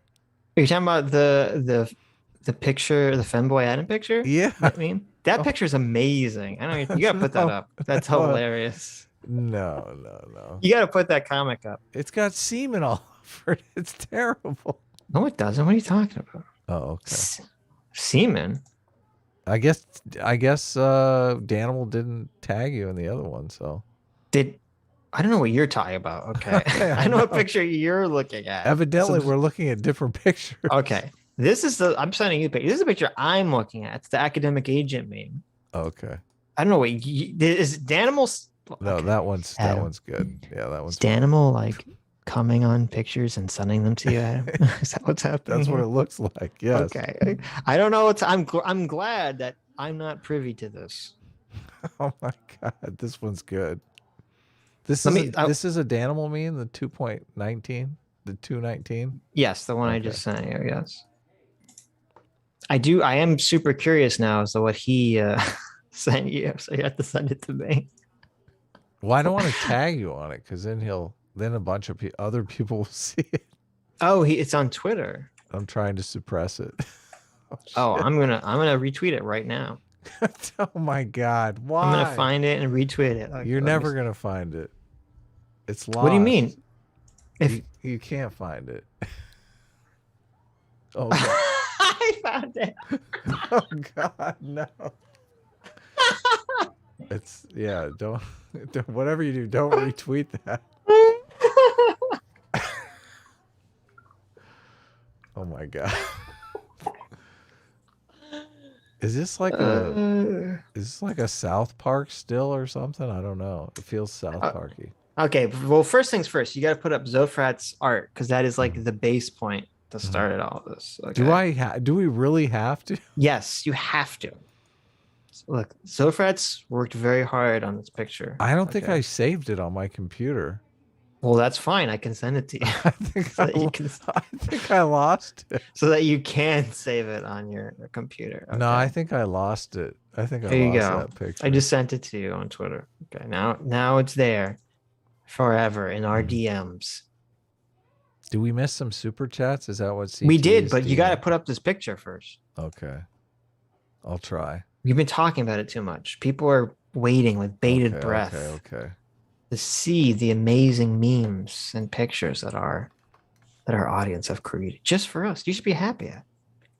You should be so happy about this degenerate artwork. How long do I have to put it up for? Just so I have like the rest of the stream. And it should cover your face, actually. Okay. All right, it's up. Zofrat's Is that the sound of you coming because you're so excited? No, that's me sighing, demoralized by this picture. You have an interesting sigh sound. That's all I'm gonna say. Zofrat's drew femboy Adam. There it is, folks. Femboy Adam. Playing tennis, one of my favorite sports. Right. Yeah. Not Adam Chan. Femboy Adam. There you go. All right, you've seen enough. You like the little Sitch pin you have on your chest? No comment. Sitch will speak for me the rest of the stream. All right, we have another fabulous piece of art, including the other piece of art here. Yes. This is the academic agent meme. This is, I guess, Sitch on his. This is Sitch on his phone. There I am on my phone or my iPad. Looking and, at academic agent, who's apparently my mother and father. Looking at says that you're really into those anime girls, huh? And I say, girls? Question mark. Oh God. Ooh, Oh that's God. hilarious.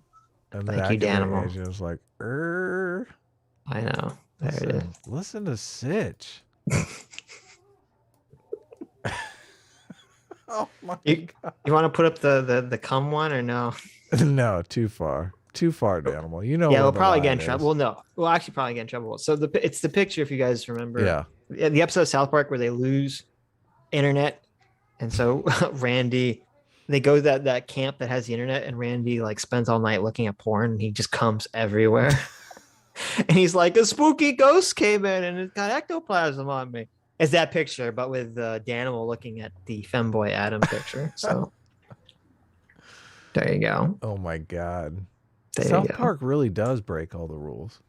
Yeah, they do. It's funny that South Park can put that on cable television, but if we showed that meme, like somebody would probably point out, like, yeah, we get in trouble. It's true. Sexualization. They can do naked yoga though. That's fine. Naked yoga is acceptable for Adam some. knows all about the naked yoga that's allowed on YouTube. I just looked it up. Jeremy did a video on it. Jeremy got all bent out of shape about it. Oh, the quartering? Yeah. So I'm a little annoyed. I think Jeremy seems like a really nice guy when he's on streams, but I'm a little annoyed that he complains about. This was the thing that, like, I remember was like the first big thing was him complaining about female magic players or female cosplayers that were sexualizing themselves or whatever. And I am annoyed that he complains about all this female sexualization, and yet like almost every thumbnail that has like a woman in it has like her tits out on the fucking thumb. It just seems a little hypocritical. So he's against like the Twitch streamers? I thought he was, but then he's got all these fucking tits out on his thumbnails. Interesting. It's like, all right, listen, choose one. Okay, choose one. I'm gonna put my meme up. I did a meme this week. Oh, really? What's my your Jangles meme, meme? You'll have to. I guess you'll have to explain it to everyone because they won't. I don't even get it. You don't get the Jangles meme? I mean, I know it's the kid from One Punch Man. Why is that Jangles? I guess. I think Jangles should make this his new episode. Jangles took the ball sack chin kid from One Punch Man and he put Jangles' face on it. I don't get it. Are you saying that Jangles has a ball sack chin or something? What's happening? I don't get it. Explain it to me. I'm laughing so hard I'm coughing again. You can't laugh this hard at your own meme, Adam. Just look at it. It's Jangles as the butt face. I don't get it. There's nothing to get. It's okay. just... It's simple. Gotcha. Yeah. Gotcha. Come on. It's like the keys. You're just jangling the keys. It's fine. Why is this Jangles? How do you take Jangles seriously when this is his avatar? Look at this. Look at this. This is not serious. I agree. Lucifer the Doberman for 10 Canadian says, all aboard the A train. A train always runs on time. He said this when we were running late. So there you go. That's right. Of course. Sitch was, we were a little late today, but that's okay. Right. I mean, I would really like to say all abort the A train, but that's me. Yeah. Sitch is pro-abortion, so just so you guys know. There you go. Now, I'm not pro-choice. I'm pro-abortion. I know. There it is. Yeah. We have too many snot-nosed kids running around. Yeah. And I just want to stop it. Yeah. He wants to take paddling all the way back to the womb. Oh, Jesus. There you go. There you go, guys. I'm so into discipline. I think fetuses need to be disciplined while they're still in the womb, just to instill Get some them off discipline. on a good start. I don't know if you could use a paddle. You'd have to have like a tiny little paddle. This is terrible conversation. Nick from Dorset for £5 says A team is alpha male, but S class is sigma male. What are some of your guys' top rock metal bands? Well, I like Ronnie James Dio and Iron Maiden. So right. This is going to expose our ages. Okay. I know, obviously. Because for me, I was all about them. My age group, our rock bands was System of a Down, Linkin Park, Papa Roach. Yeah. All those bands. Yeah. So I love those bands growing up. So yes. You got to watch your Dragon Ball Z AMV to cut my life into pieces when Trunks cuts Frieza up. It's like classic Dragon Ball Z AMV cinema right there. I mean, I listen to a lot of different music. So, I mean, I got into the Pixies, Modest Mouse, like, I guess Nirvana, obviously, Pearl Jam. That's pretty far cry from metal. When I was a kid, though, metal was what I liked. Yeah. But I changed when I told you I wanted to get a goth girlfriend, so I had to start listening to The Cure. So I did. I didn't like it at first. I was like, oh, this is awful. Why am I listening to this?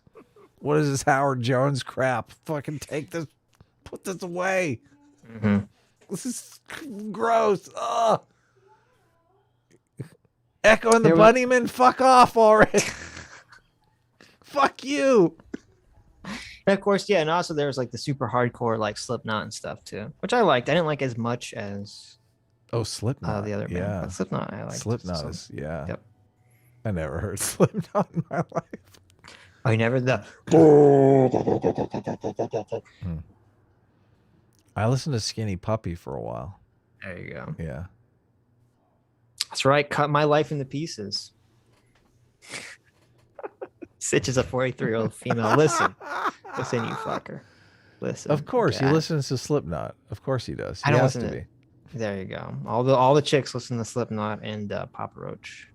I don't remember this. Would you change your musical taste for a girl though? Like if you liked a girl, would you?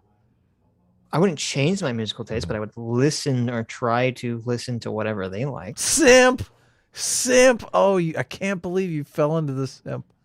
You fell into the simp No, what do you mean? trap. You said, would you change? I'm not saying I would lie about it. Fell in the simp trap so It's just like easily. with all I used to, you date all these girls, they make you watch these terrible TV shows like RuPaul's Drag Race or all the fucking million cooking shows that girls like to watch for some bizarre reason that are all boring as shit.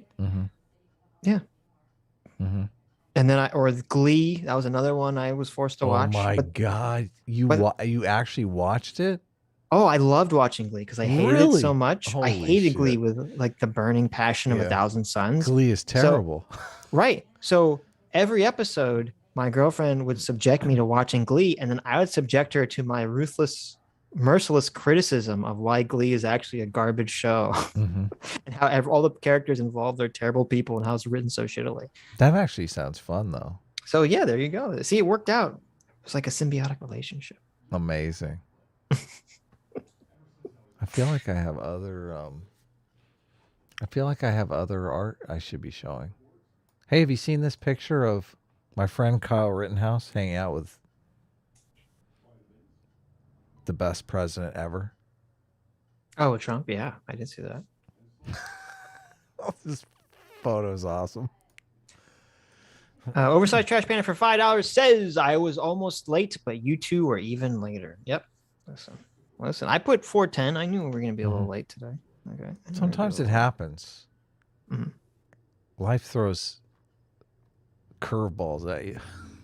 Someone says, LOL, this is why she is your ex, Sitch. Listen, I ain't no simp. Okay. They're going to subject me to watch some garbage. I'm going to subject them to my criticism of that garbage. All right.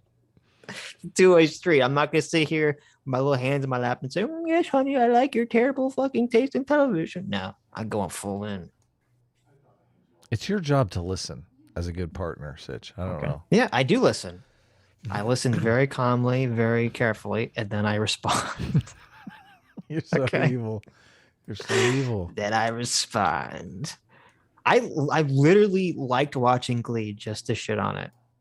Really? It was wonderful. Yeah, they stopped watching it.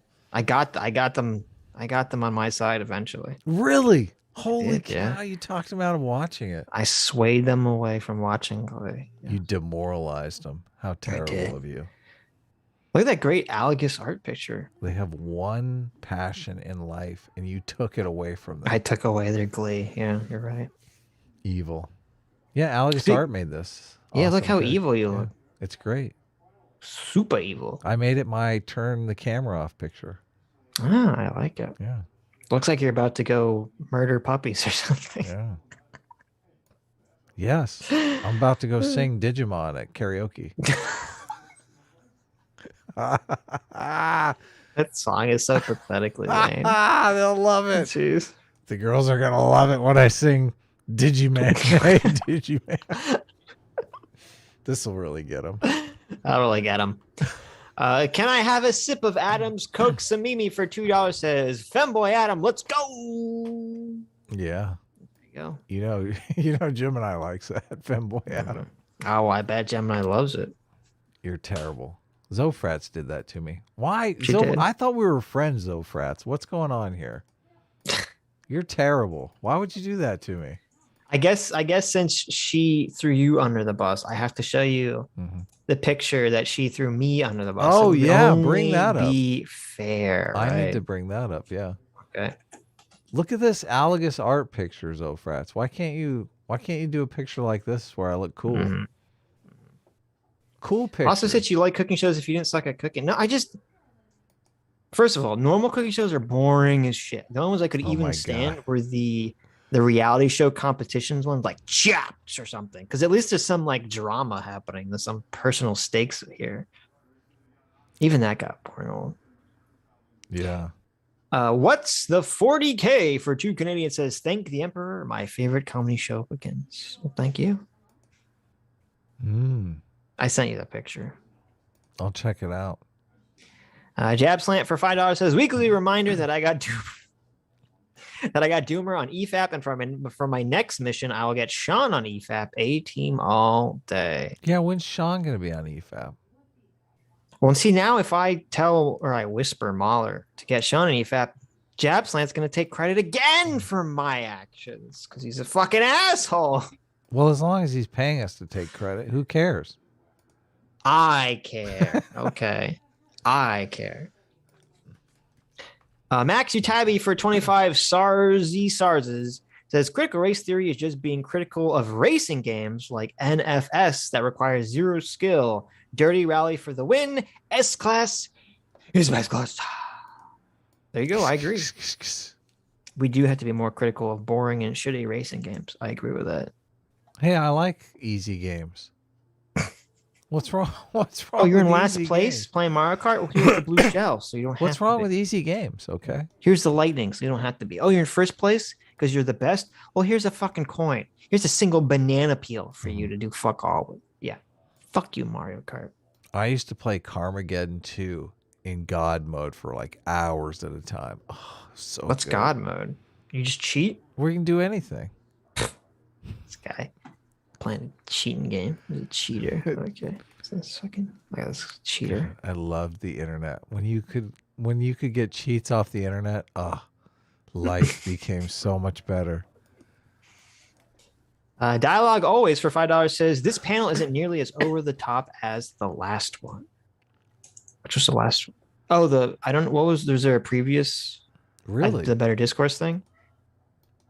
Yeah, I only watched 2. I guess we should go back and see if there's more content to farm from those. Content farmers, is that what we are now? What do you mean are now? Oh, is that what we always have been? Listen. Max Utabi for 10 stars says how to expose CRT overnight. Call it reverse Nazism. There you go. Mm-hmm. Reverse Nazism, Harvard racism. Yeah. Racism. Yeah. Harvard races, I like. I feel like Harvard racism. Noober9 for $5. Thank you, Noober. Andrew Clark for $5 says evolution might be a good simile. Original understanding isn't used, but it is taught in school simplistically and more complexly in college. What do you think? I agree.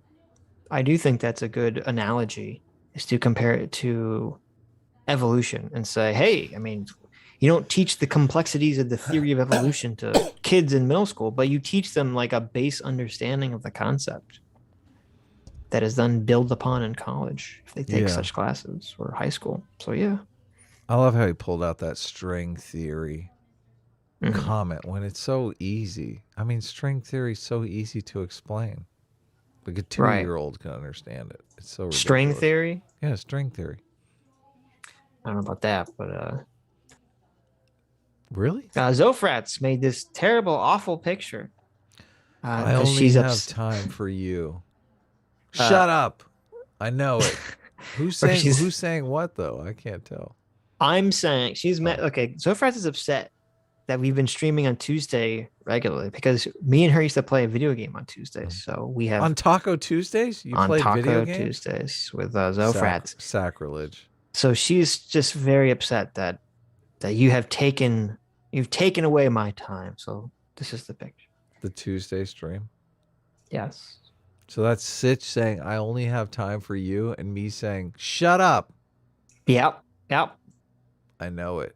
What is the I know it part? You know it.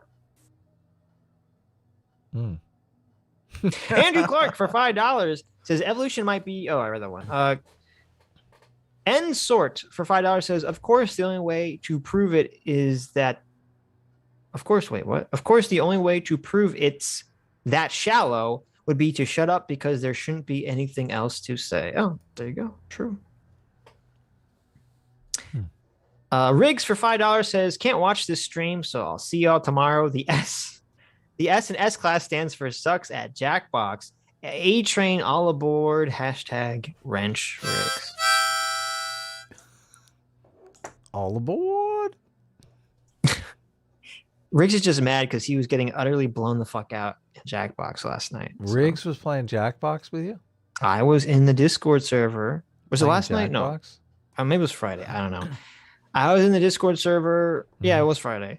And we played Jackbox games. And it was a lot of fun. Sweet. You should have joined us. You were invited. I saw the I can't DMs. remember what I did on Friday. Yeah, you were like, I'm not going to play this. I think I got wasted and drew. It was great. Oh, okay. Yeah. Right. Yeah. And he's just mad because he got utterly annihilated and obliterated. So, yeah. You know, listen, it's okay. We can't all be winners like Sitch. I suck at that Jackbox game. So if you played a game that I was good at, I might play. Well, fortunately, there's multiple Jackbox games, and I'm sure you can learn to be good at one of them. I was really good at that imposter game. I was destroying Among Us. guys. You were terrible at Among Us. I almost killed everyone in one round. Adam, I killed like 5 of you. Adam, did you kill CT? Yes. Well, I guess we know who the imposter is. I wasn't bad. I was bad about the lying part. I was good about the killing part. The killing part I had down. Okay. Dr. Diddler for $5 says, oh, here we go. Dr. Diddler. You know he knows what he's talking about because he's a doctor. Okay. Says, A-Team bites his toenails and to stop innocent turtles from... Oh, my God. A-Team bites his own toenails and to stop innocent turtles from choking on plastic bags, eats the bag and chokes on it himself. Oh my God. S class is the best class. Oh, it's too hard to chew your toenails. You go. Why did you put the Anna picture up?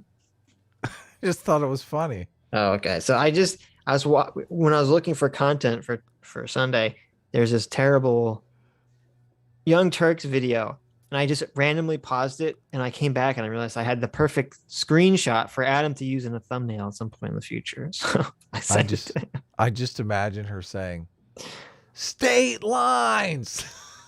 It's so perfect. This is her state lines face. That is the state lines face. Yes. Someone said all biological weapons should be banned.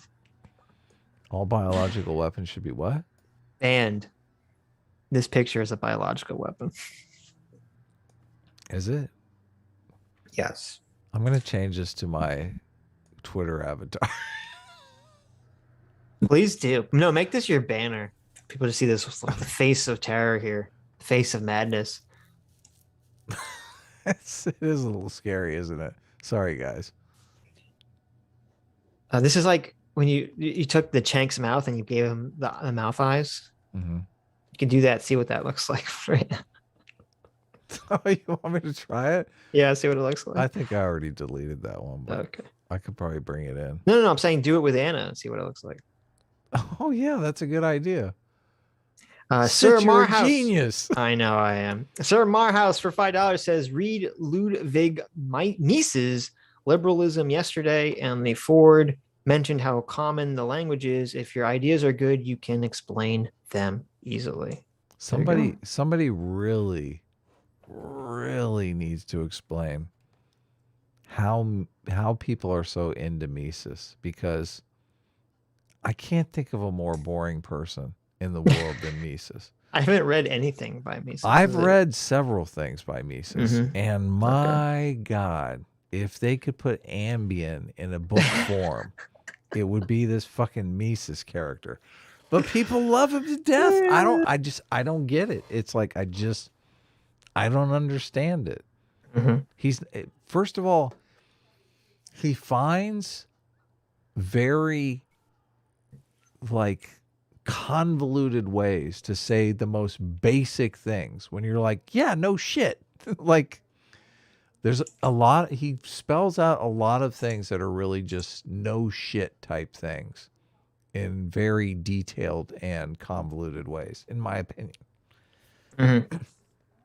Like it sounds like Sir Marhouse was saying the opposite. They were trying to say that he was speaking a very common language. Well, that everyone can understand. He goes on and on. Like he literally talks for pages and pages about time preferences. Which you're going like, no shit. You know, things that are just common sense. Like it's better to have something today than tomorrow, and yeah, time preferences. Sir Marhouse says, Adam, you lie. I lie? What? You lie. I don't know. You lie. Well, I don't understand it. I don't want to. If you guys get a lot out of it, I think that's the curious thing for me. I'm just curious, like, what am I missing here? I don't get it. I really don't get it. When I recommend books and stuff, I usually I go into detail about why I think this is something that will be useful in your life. Like when I talk about moral foundations theory, I think a lot of times people have emotions that are, difficult to deal with. Emotions come along and, negative emotion impacts you in ways that, makes it difficult to go to work and shit. And moral foundations theory gives me a basis for understanding those emotions better and kind of, putting me in more control of them, which I think is a useful aspect. But like the stuff that Mises says, I'm like, no shit. Like, how is this helpful? Yeah. Lofty Pixels says, I ran the live stream for this debate event. LOL, was a fun time. Oh, wow. I didn't know that. Cool, Lofty. The other panels with Destiny were also intense. Oh, okay, so we'll check those out. Oh, it's Lofty Pixels. What's up, Lofty? Hey, Lofty. Yeah. So it was Lofty. Lofty was the culprit who gave Sean the shitty version, the downgraded version of the stream. Okay, now we know the culprit here. Good for you. That was a good troll. Yes, that was. All right, this might be our most evil picture Oh my God. ever. That looks horrifying. Oh God, no! That's like when you complete the Hellraiser puzzle box. Yeah, exactly. This is the what creature that opens comes up. out of the torture. Yeah. Look at this. Not only one mouth spewing fake news, you have 3 mouths. 3. Oh my God! Wait, it could get worse. Give her tiny mouths where her nostrils are. You want to? Give her tiny nostrils. We'll go for it. Okay. We're opening up the hell mouth now, Yes. guys. This is literally. This is the hell mouth. Here we go. We can do that. We'll go a couple more. couple more levels deep. Myth-informed MKE. Hey, Myth-informed. Thanks for putting on this fantastic conference for $5. And thanks for giving us money. It says, great choice of stream topic. Well, thank you. Thank you for giving us this content.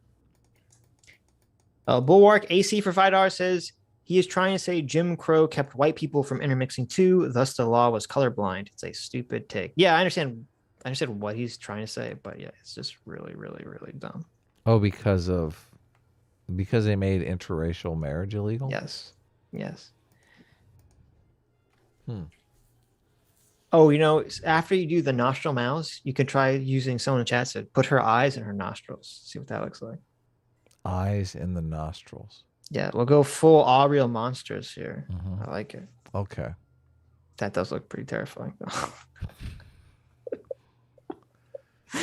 That's so bad looking. MGS Komodo Dragon for $5 says, hey guys, gonna watch this later. Celebrating my last day in Hawaii with some fun in the sun. S-class is best class.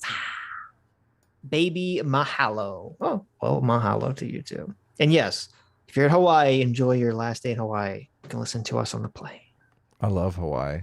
Hawaii's amazing. I've never been to Hawaii. Yeah. So good. I love snorkeling. Snorkeling's fun. Kresk Endo for $5 says they think everything is racist because they changed the definition of race. James and Sean are debating in a different language than the retard crew. There you go. There you go. Hell yeah. James should have called them retards. That would have really, would have lit up the stage. I don't know about that one. I'm certain of it. That one. They would have lost their minds. They'd be like, oh my God, how dare you use the R word? So evil, you evil Republicans. It's starting to look like a Dark Souls boss or something. Is it? Yes. Kresk Endo for another $5 says it's the bait and switch. They discuss politics that would help poor people, pretending that's a CRT position and attempt to gold leaf the ideology. That is true. That is a lot of bait and switching going on. Oh my God, this is crazy. The picture? Yeah. Yeah, it's good. This is going to be, is this the official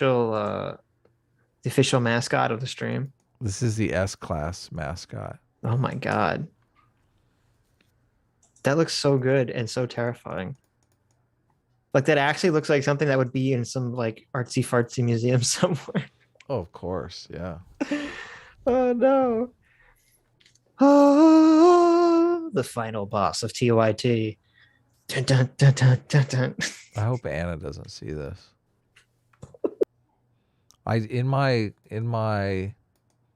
journeys looking for interesting things, I stumbled upon a video where Anna was complaining about working at TYT and making no money. It was pretty hilarious. Wait, when did she talk about this? I actually think the video was only maybe a month old. Pretty recently, yeah. She's making no money right now? Yeah. She was talking about TYT. She was talking about how working at TYT sucks because she has to beg for money all the time and she hates it. And she would rather work at CNN because CNN, they actually pay you. And oh my God, that's fucking hilarious. I know. I saved it. I saved it for a Thursday stream because I was like, oh, maybe I'll watch this next Thursday. It's so like, she's just talking to one of her girlfriends or something. Right. Yeah. I'm going to label. Oh, go ahead. I was going to name your piece Anna the Consumer. That's good. I like it. Good, yeah. Make sure you save that. This could be a big expensive NFT here. We could really. Oh my God, we just made $1 million right now. Sweep the NFT market. Yeah. Yeah. The dailies. This is my daily for today right here. Fondue for $5 says, imagine interrupting someone, then asking them to let you finish interrupting them. I mean, listen, if you're not racist, okay. Let me finish interrupting you. Let me finish. I'm totally on James's side. Like, what the fuck, dude? I can't even finish my sentence. Right. Well, I mean, he did interrupt them like a shit ton too, so it's not like it was one-sided or anything. Silo 101 for 2 Canadians says, is your only argument, quote, why nations fail, Adam? Ooh. No, Adam has 2 arguments. It's why nations fail or the narrow corridor. The cage of norms is a good That's argument. There you go. Selectorate theory is obviously a big argument. Right. Yeah. Moral foundations theory I use a lot. Yeah, more than why nations fail is just such a stellar argument in favor of property rights. And if you know BreadTube, their whole thing is anti-property rights. Right. Yeah. I guess they think they'll never amount to anything. They're like, I'll never have anything, so therefore from no property rights. I think we should take the picture down. People are too horrified. Too triggered by it? Okay. They're too triggered by it. It's like looking in the mouth of hell. God, you pussies. I'm just saying they're too distracted by it. You little... And also, there's a bunch of other pictures in the DMs that you need to put up. Never. I'm bringing up my Kyle Rittenhouse with President Trump picture. That's all I want to look at. That's not a picture that's not a meme or a picture that was made for the show. So. Well, I just brought it up. It's fun to look at. Okay. Look at this. They're making the thumbs up. Well, I say to make the okay sign. I know. I'm sure there's another picture floating around with it. I'm sure someone photoshopped the okay sign in there. You know they did. It's probably all over lefty Twitter right now. Look, here they both are making the okay sign. You know, it's bad that when my father, who has terminal TDS, was like, I heard Trump talk about Kyle Rittenhouse and he didn't say anything objectionable. I was like, wow, okay. There you go. I don't know. This must be Trump's office in Mar-a-Lago. Probably, yeah. I think it's super interesting, the pictures he's chosen here. He's got the Kim Jong. Is it Kim Jong-un or Kim Jong-il? I always get them mixed up. Il is the previous one. Right. So it's him meeting Kim Jong-un at the demilitarized zone. Right. Look at this. You can the most powerful person in North Korea is like a foot shorter than Trump. You can tell that's like generations of malnourishment right there. And look, yeah, there you go. It is weird because in the other pictures, it's him and Melania entering the White House. See, that's my question. I was like, now is this them going in, or is this them leaving? Like, fuck you're right, you. That's from behind, right? That's them. I know. It looks like they're leaving. There you go. Maybe it's their last day. They're taking off. Yeah. And then there's the picture of them coming off Air Force One. Yes. And I can't tell what the one in the bottom left is supposed to be. Jesus, Rittenhouse. You got to fucking stand there. You can't move over a little. Well, no, I'm talking about I don't know the one Trump's standing in front of. Oh, okay. The one Kyle's standing in front of is the Air Force One picture. Oh, it is? Okay. I'm assuming that's what it looks like. Air Force One? Yeah, you know, they like the soldiers salute as the president comes down off the walkway. Yeah. Anyways. He's running again. He's definitely running. We will see. Joshua Worley for $5 says, you guys know better than to treat something as a single factor determinant. Geography can have an influence, but it's not the only thing that matters. Yeah, I agree with that. Totally agree. Captain Dork for 8 Aussie says, I want S-Class to run an A train on me. Really? Wow. Okay. Have fun with that S-Class. Go for it. There you go. What is a train? I don't even know. Here, let me Someone says it's a Google picture. No. Take it Adam, back. you know what it is. I don't. Adam, you don't know what it is? Well, I'm sure Danimal and Samimi will be happy to show you. Okay. I hope I never know. Yes. Someone said this. Okay, anyway. Dance Snapple for $5 says, who, what, where, why, and how. CRT and other ideology will typically put forth a why without ever once being able to explain the how, obstructing the answers. That's true. That's very true. Why would you put up this piece of propaganda? This is a fake picture. fake propaganda picture. This is obviously you crying about Canada taking over the White House. So CT thinks she's some hot shit because apparently at some point 1 billion years ago, when the dinosaurs still roamed the earth, Canada took over the White House, or so she claims. And I said, listen, America. I found another one here. Look, I said, listen, that's not what actually happened. What actually happened was America wanted to move the capital, wanted to renovate, wanted a new White House, a bigger, more beautiful White House. Okay. And like, but wait a minute.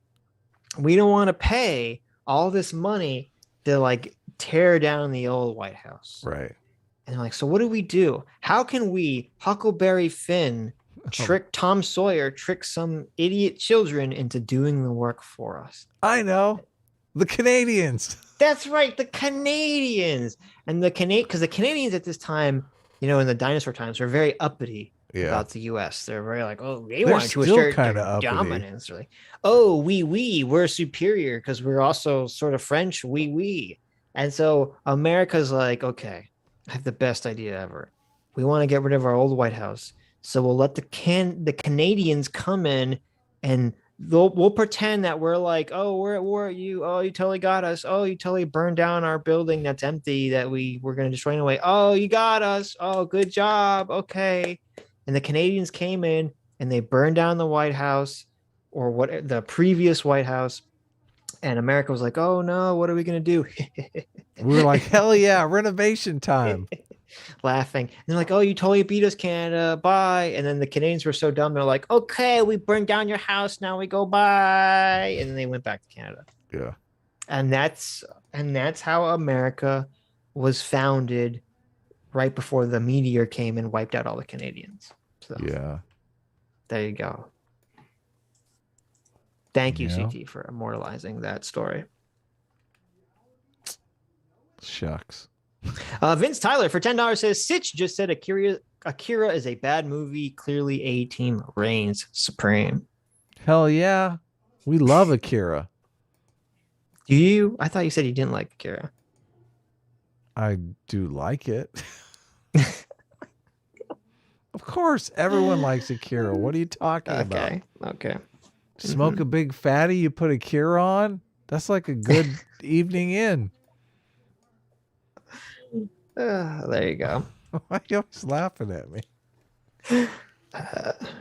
Oversized Trash Panda for $5 says, you can tell you're living the simulation when Kyle Rittenhouse says he supports Black Lives Matter and Arbery's father says all lives matter. That's fucking true. Look at this. That's hilarious. I didn't think to compare those two. Kyle Rittenhouse is out there saying Black Lives Matter and Arbery's father saying all lives matter. Truly, we live in the best world, right? This is the best outcome. Yeah, we're all winning. We're all winning. And it's super sad because this, like the CRT crowd, they live in a fucking fantasy world. Okay. It doesn't exist. It's right. It's so demoralizing. Imagine if you lived in that world in your head, how terrible you'd feel. You'd practically have mental illness all the time. I know. And it's funny because like some people I saw were trying to say conservatives are mad that Kyle Rittenhouse said Black Lives Matter. And I'm like, what are you, fucking stupid?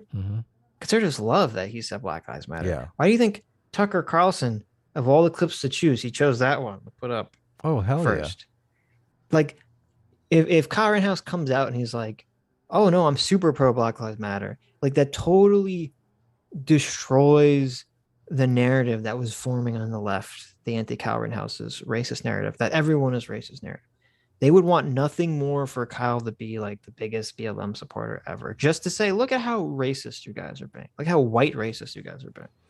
Yeah, the left has done a good job of conflating conservatives' hatred of BLM riots, right, into hatred of BLM. No, fucking protest all you want, knock your socks off. Don't fucking thrash businesses and burn down cities. Well, no, but I meant like even for people on the right, or conservatives anyway, that don't like BLM as a movement, they still like the idea of Kyle coming out. They should, if they're being cynical and pragmatic and tactical. would still like the idea of Kyle coming out and being pro BLM, just because of how that changes, just how that destroys the narrative that the left was trying to push about Kyle and being all that stuff. anti-BLM. Yeah. Or just being, just being racist, jumping to this conclusion that he's a big racist. I did see some people were disappointed that he was pro BLM, which, I mean, that's the people that I saw that were disappointed by that are just, they're partisans on the right. They're mirrors of the left. The people I saw that were disappointed in that were not right-wing partisans. They were the dissident right people, generally racist or racist adjacent people. Like someone sent me a clip of the academic agent stream where he was so triggered. He was enraged that Kyle Rittenhouse said he's pro Black Lives Matter. He's like, enraged. No, he was enraged. He was like, doesn't he know what team he's advocating for? What team supports him? How dare he betray us? Yeah. It's like, what the fuck is going on? Yeah. This is so like silly. That's weird. Oh my God. It was hilarious. It was the funniest shit I've ever heard. I hope you saved it. I did save a clip. Because it was hilarious. This picture is by, it says right there in the bottom, though I can't read it. Let me see if I can. Zderavko. Zderavko. Duravko. Yeah, you're right. Zerdico. And there you got me. You got me and Adam, and we got our free will sign. Like, are we like French fries or something? And we're French fries. And we're looking at Doomer, who's a big potato. And we're saying, pardon my wrench, but you just aren't cut out for this job. There you go. Oh, wait. Oh, how? Get it? Yeah. It's supposed to be pardon my French. Pardon my wrench. Get it? Get it? But you're just because Doomer's never getting a wrench. Get it? Yeah. Yeah. So sad. It's pretty funny. I don't condone bullying, but Sitch really likes to be a bully, so. I mean, what can I do? That's not untrue. Yeah. Digimen viewers aren't bullies. we respect even knockoffs.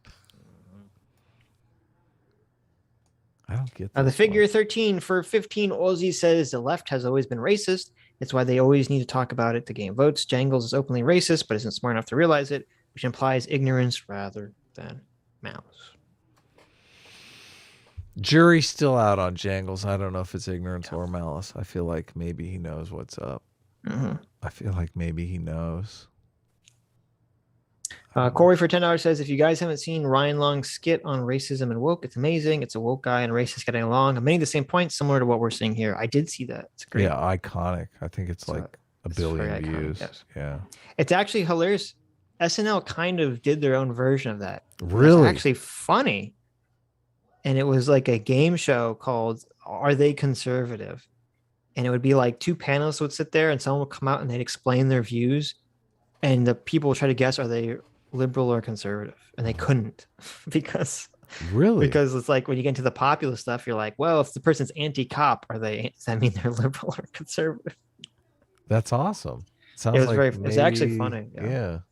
It's actually this was recent. This was recent. An actually rare and good SNL sketch.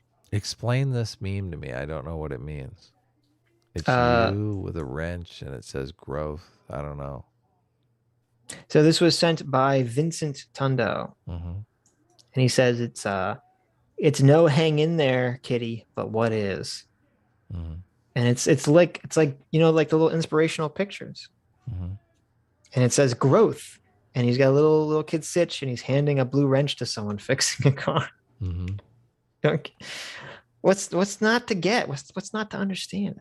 Well, you haven't explained it yet, so there's nothing to explain. It's just obvious on its face. Okay. Growth. Hang in there, buddy. Hang in there. Yeah, growth. All right. Adam's never been inside an office before, so I get it now. Right. Okay. I've worked in an office before. Okay. Come on now. Okay. I know what office life is like when you show up on Monday after after partying all weekend long and you have to crawl into your desk and like take a nap. It's painful. Corey for $10 says, if you guys haven't, I read that one. 95 Keat for $5 says, hey, he's like if God took every Wojak created by man and gave it form to punish us for our hubris. Is that Jangles? Yes, that's very funny, Keat. That's That is funny. good. Yes. Ugh.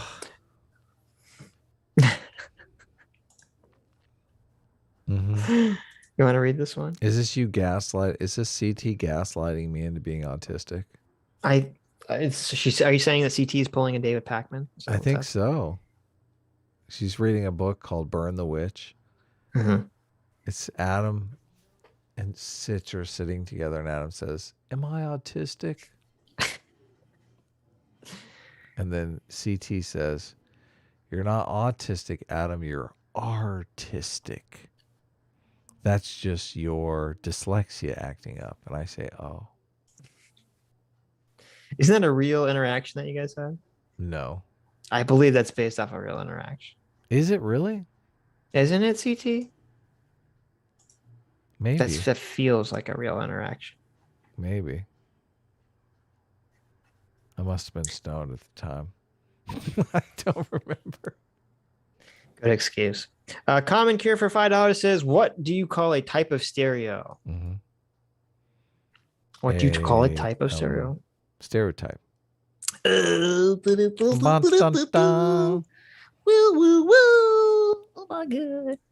Nighthawk Live for $5 says, any chance you guys could try and talk to ABBA and Preach? They seem really genuine. I think you guys could have an interesting conversation together. I mean, I don't know who those people are. ABBA and Preach, are you familiar? No. No? No. I'm always looking for new content creators, though. Send me a link. I'll check them out. ABBA and Preach.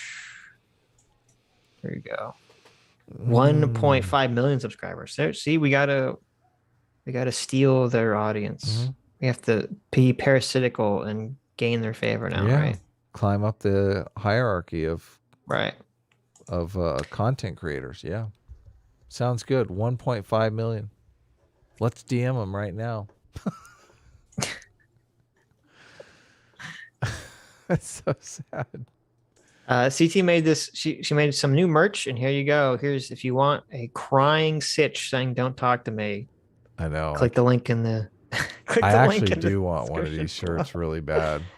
There you go, Adam. You can wear it on stream. I want the crying Sitch. You want the crying Sitch. Yeah. If you want a crying Sitch T-shirt, click the link in the description below and get a crying Sitch T-shirt. I mean, we talk a lot, though. I don't know if I can abide by this. Don't talk to me rule. I mean, that's pretty much all we do is talk. That's true. That's all we do. Skullgar Thane for $5 says, quote, cast the racism into the fire! Destroy it! No. Dun, dun, dun, dun, dun, dun, dun. You know, it's like the scene from Lord of the Rings when he's like, cast the ring in the fire. Yeah, that's what CRT did.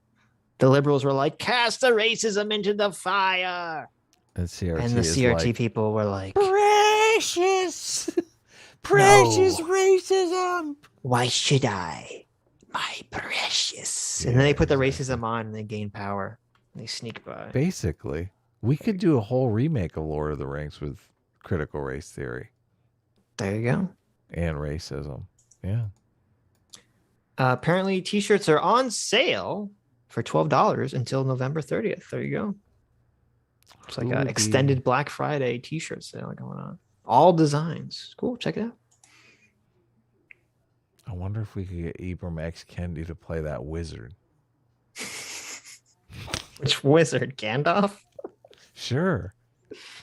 The Gandalf has to be James Lindsay. Oh, yeah. Yeah, you're right. He's the one trying to get rid of critical race theory. Ibram X. Kendi can be one of the ring wraiths. Yeah. No man can kill me. Yeah. Peter Teft. I really like this idea. Peter Teft for $5 says, people deconstructing what white is are doing CRT. People know what white means. What white means, CRT is anti-white hate. Call it what it is. Yeah. Hell yeah. We call it that all the time. Sir Marhouse, $5 says the entire basis of the radical left-wing ideology is, quote, change isn't happening fast enough, so let's throw the whole thing away and start over. Very true. Very true. Super but it's true. so Ultra weird. true. I mean, it's so weird to come up with this. I mean, I don't get it. I don't get it. It feels like we're closer than ever before, obviously. Right. Yeah. Another T-shirt that these were created during we were playing the T-shirt Jackbox game where you make T-shirts. The winning T-shirt that destroyed all other T-shirts was the laser eyes duck with a gun saying "fuck a bitches, make money." So there you go. I like that. If you want the "fuck a bitches, make money" laser eye duck with a gun T-shirt, it's available now in the merch store for $12. Is that available in our merch store? That's available in our merch store. Really? Yes.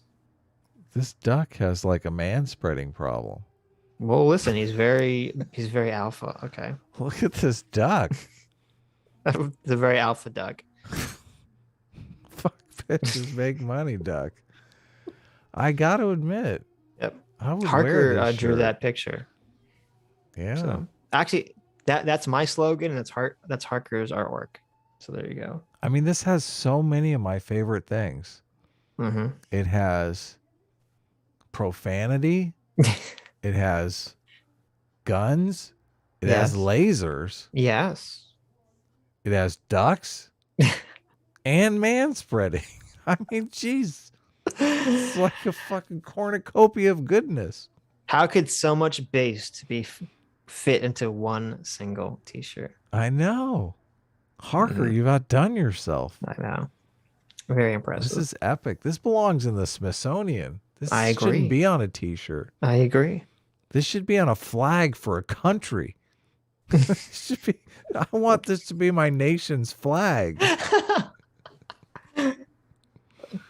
Can you hang a flag at the United Nations that says United Laser Stand? That says "fuck bitches, make money"?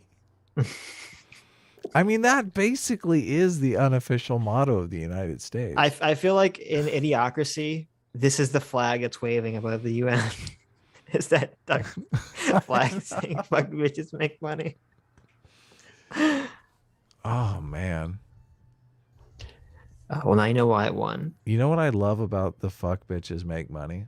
The complete lack of punctuation, because you really don't know. Right. If it means "fuck bitches make money," or if it means "fuck bitches make money." Well, considering I'm the creator of the slogan, I'll leave it up to you. Okay. Death of author right here. No one will know what it truly means.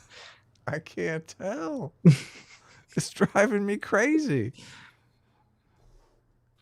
Peter Teff for $5 says forced integration is anti-democratic.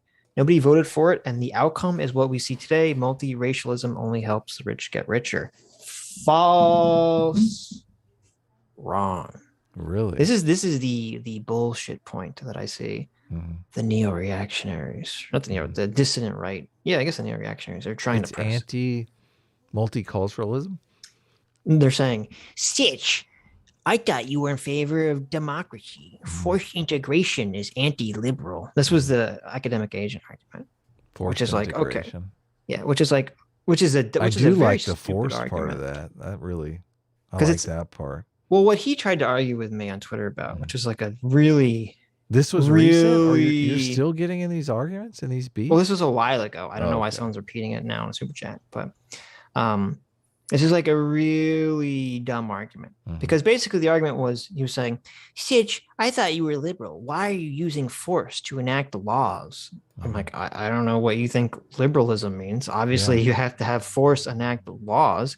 If segregation is an anti-liberal idea, which it is, segregation is inherently anti-liberalism, then obviously in order you pass laws that says you can't do this anymore. You can't do this. You can't have this segregation. Anti-liberal. Because what do you mean? You're judging people by their group, by their race. You're not judging them by individuals. You're saying You're saying, oh, I'm not going to serve black people in my restaurant. Yeah, you're saying this place is off limits to you. You're limiting people's freedom. Right. Yeah. Exactly it. It's Yeah. what's horribly anti-liberalism. Right. But they'll throw it into freedom of association. They'll say, listen, we don't want you in our establishment. Listen, you're personally, you on a personal level in your personal life can associate with whomever you want. Okay. But when you're talking about business or the public space, you got to play by this little thing. We talked about this. The socialists didn't understand this either. It's called we live in a social society. contract. Yeah. Okay. The social contract, exactly. Right. And nobody's marching over to academic agent and say, you got to integrate your household.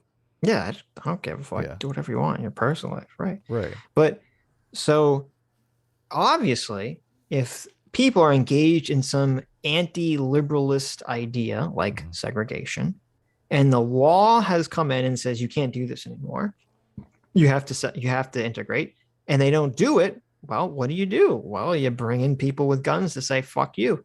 You have to follow the law. It's really that simple. It's baffling to me that the neo-reactionaries think this is some kind of killer argument against liberalism or something. Well, they want to say don't that know. you're contradicting yourself and therefore you're untrustworthy. That's the whole idea behind But it. it's not a contradiction. That's like saying, oh, you think it's justified to use force to prevent someone from murdering you? It's like, well, yeah. Yeah, it's called self-defense. Yeah, it's called self-defense. And it's my legal right to do that. It's like, I don't understand what you're saying. Like, no one ever said liberalism is pacifism. I don't know where this idea came from. It's so bizarre. Yeah. That a state can't use force to enforce its laws. I mean, it's the entire point of the state is that you give the monopoly of force to the state to do this. They call it the monopoly of force. Right. To enforce the laws that people, and you say it's anti-democracy. People vote for this. What do you mean? If they didn't want this, they would vote against it. It's really that simple. Yeah. So the lesser of all evils. Diogenes for $5 says, hot take, CRT is just an offshoot of Jacobean race mythology. That's a hot take. That seems perfectly reasonable to me. That seems very reasonable, yes. Also, Sitch's opinion on the real Jews' truth. That's right. The real Jews were the Jacobeans. That's right. And then the white Jews came along and they just stole it from them. Yeah, there you go. It's interesting that you say it because actually we saw this with Shibby. Shibby in that CRT debate panel like a million years ago was parroting some Nation of Islam Jacobean mythology. That's where the whole black people came to North and South America first and traded peacefully with the natives comes from. That's all that Jacobean Nation of Islam bullshit. Yeah. So yeah, he tried to get everyone else to buy into it. He's like, listen, you haven't read enough. Here, let me give you this book to read. Right. Steel Wrath for $5 says, I'm way behind in the stream, but in a truck driver. What? I'm way behind in the stream, but maybe I'm a truck driver? I'm a truck driver, dyslexic high school dropout, and I get what James is saying. Yes, very true. I assume this is about the cultural gravity thing. Yes. Awesome. Bark Upsprich for $5 says the language is called Esperanto. Oh, thank you. That's right. Esperanto. That's what it was called. I think a The lot language- of people said that in the chat. Yes. The Lausa language, they tried to say it was some sort of like magical language that everyone would learn together. Esperanto. Who said that? I said that. Awesome. Derek Drummond for $10 says obligatory A team reigns supreme super chat. True. There you go. Love it. Adam's, he's so excited. He's so excited. I do. I like it's cool. It's cool. Come on. It's you cool. Cool. Check it out. Chuck Steak for $5 says, I love James, but he should have taken a tiny bit of Xanax before this debate. I don't blame him for getting pissed off, though. Yeah, I think James could have gone into it a little calmer. He started at 11. You got to work your way up to 11. You don't want to start at 11. A little amped out. Right. Yep. Yeah, it is cool. I mean, he's really trying to defeat CRT. It's like, that's like his mission in life now. It's kind of cool to have a mission in life. I should try that. One Quinn for $20 says, then how do you feel about the gay cake controversy? So I'm assuming this is relating back to the forced integration argument, which is a completely different argument, because if you know the facts of the gay wedding cake story, they were not saying that they would not sell cakes or anything that they currently had available to the public. They were not discriminating against them as customers whatsoever. They said, you can buy anything in our shop that currently exists that any other person can buy. What the gay cake thing was, they wanted them to make a custom-made cake that had something to do with gay marriage or something. Right. So it's a very different They came idea. into their store and they said, listen, we want a cake, but we want you to write on that cake, I like to suck big. We want you to take the frosting and draw a picture of two lesbians just scissoring each other. Okay. They were like, you want me to what? Didn't it fail based on compelled speech? Because it was like they were compelling them to say something? No, it did fail. Yeah, but that's the difference. They were trying to get them to make some specific thing special for them, which that's completely different than them denying access to them. They didn't deny any access to them whatsoever. They said, you can come in our store, you can buy whatever you want. We're just not going to make something special. So yeah. Listen, we have a cake right here that says God bless America on it. Why don't you buy this cake? Oh, Sean's back in chat. Sean, there's a point in the debate. Oh, where James got goodness. very, very upset. And he said, that's rude. But we couldn't see what happened because the camera wasn't on him. So do you remember what happened, Sean? Yeah, What Sean, we have to know. We've speculated that Mike pulled his ding dong out, but we think Liberal Sanity Project dropped his pants and whipped his dick around, and that's what was angering James, but we're not sure. So since you're there, maybe you can let us know. We're not 100% positive. This is speculation on our part. Right. Wait. Dr. Diddler for $2 says, I'm allowed to say commie. There you go. As the good doctor, he's allowed. Yes. Roy for $4.99 says, commie, communist, CRT. Yes, that was more people getting in, being able to say commie. So yeah, I don't know why some people can say it, and I don't know why others can't. Yeah.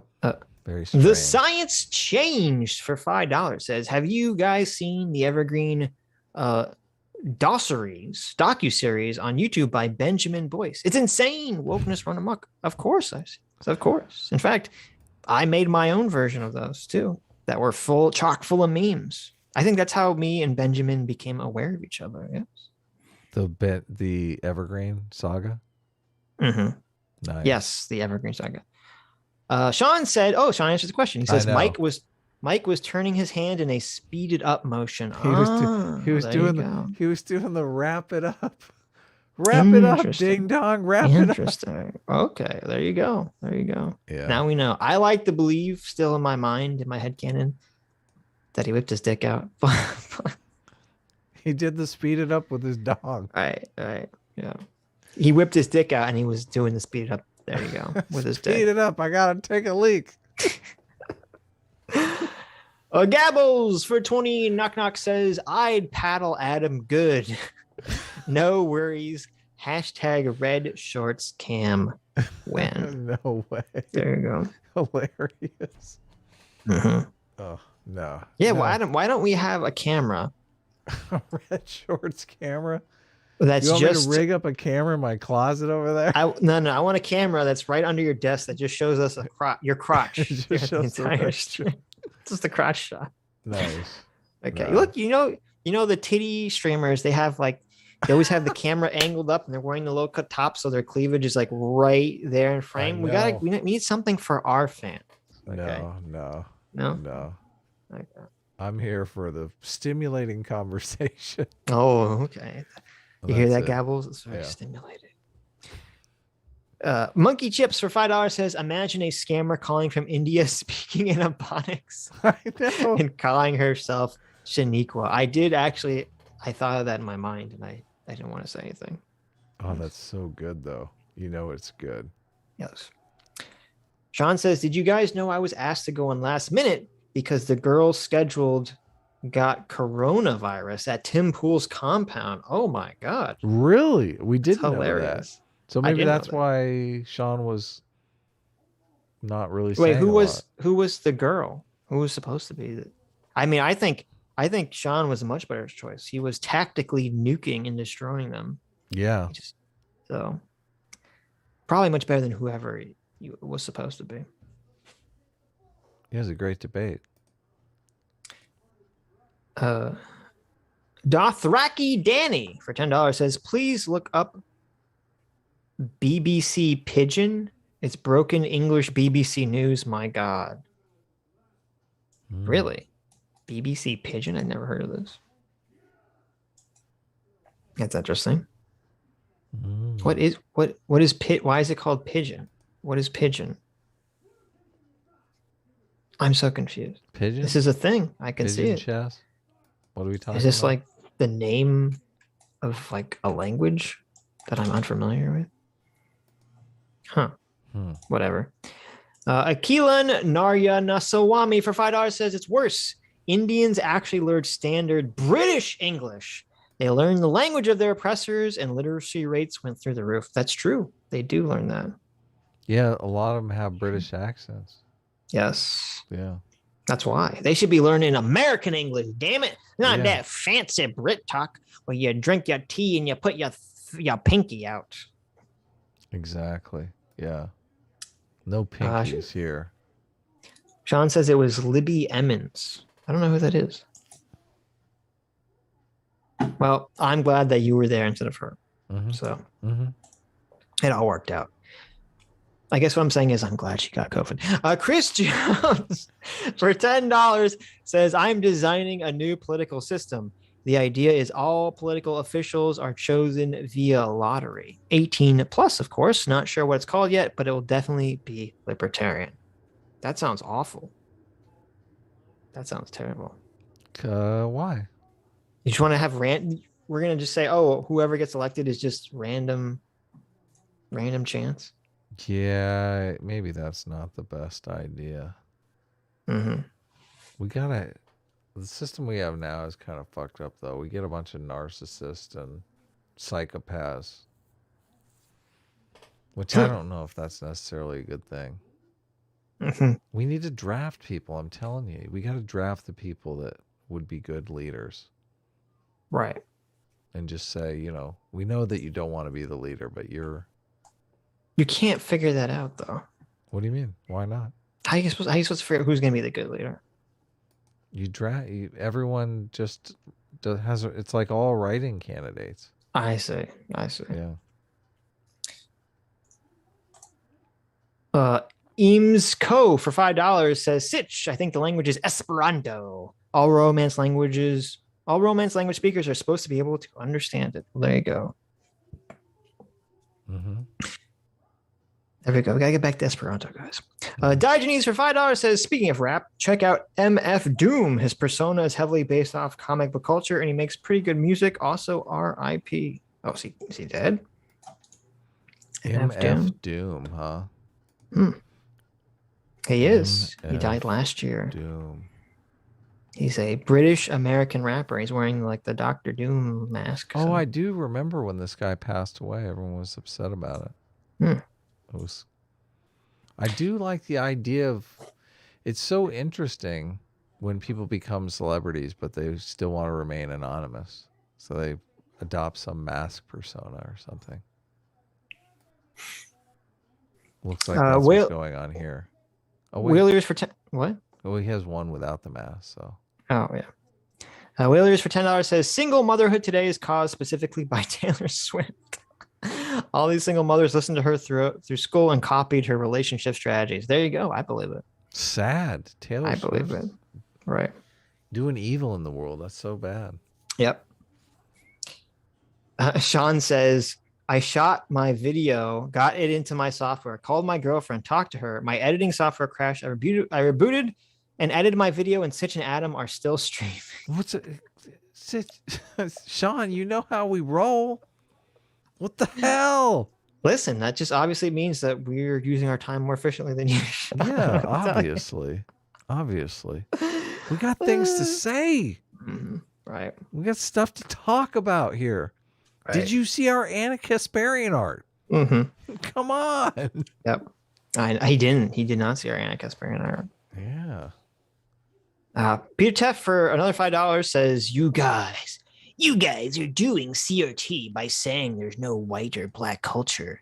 People know the difference. Go look at Africa or majority black cities here. So Peter is a very, very privileged individual who I guess hasn't gone anywhere in the world or even the country because he thinks there's no difference between like a good old boy Southern culture in the Deep South and New York culture or LA culture or Appalachian culture or Portland, Oregon Antifa culture or Midwestern Ohio culture. Yeah.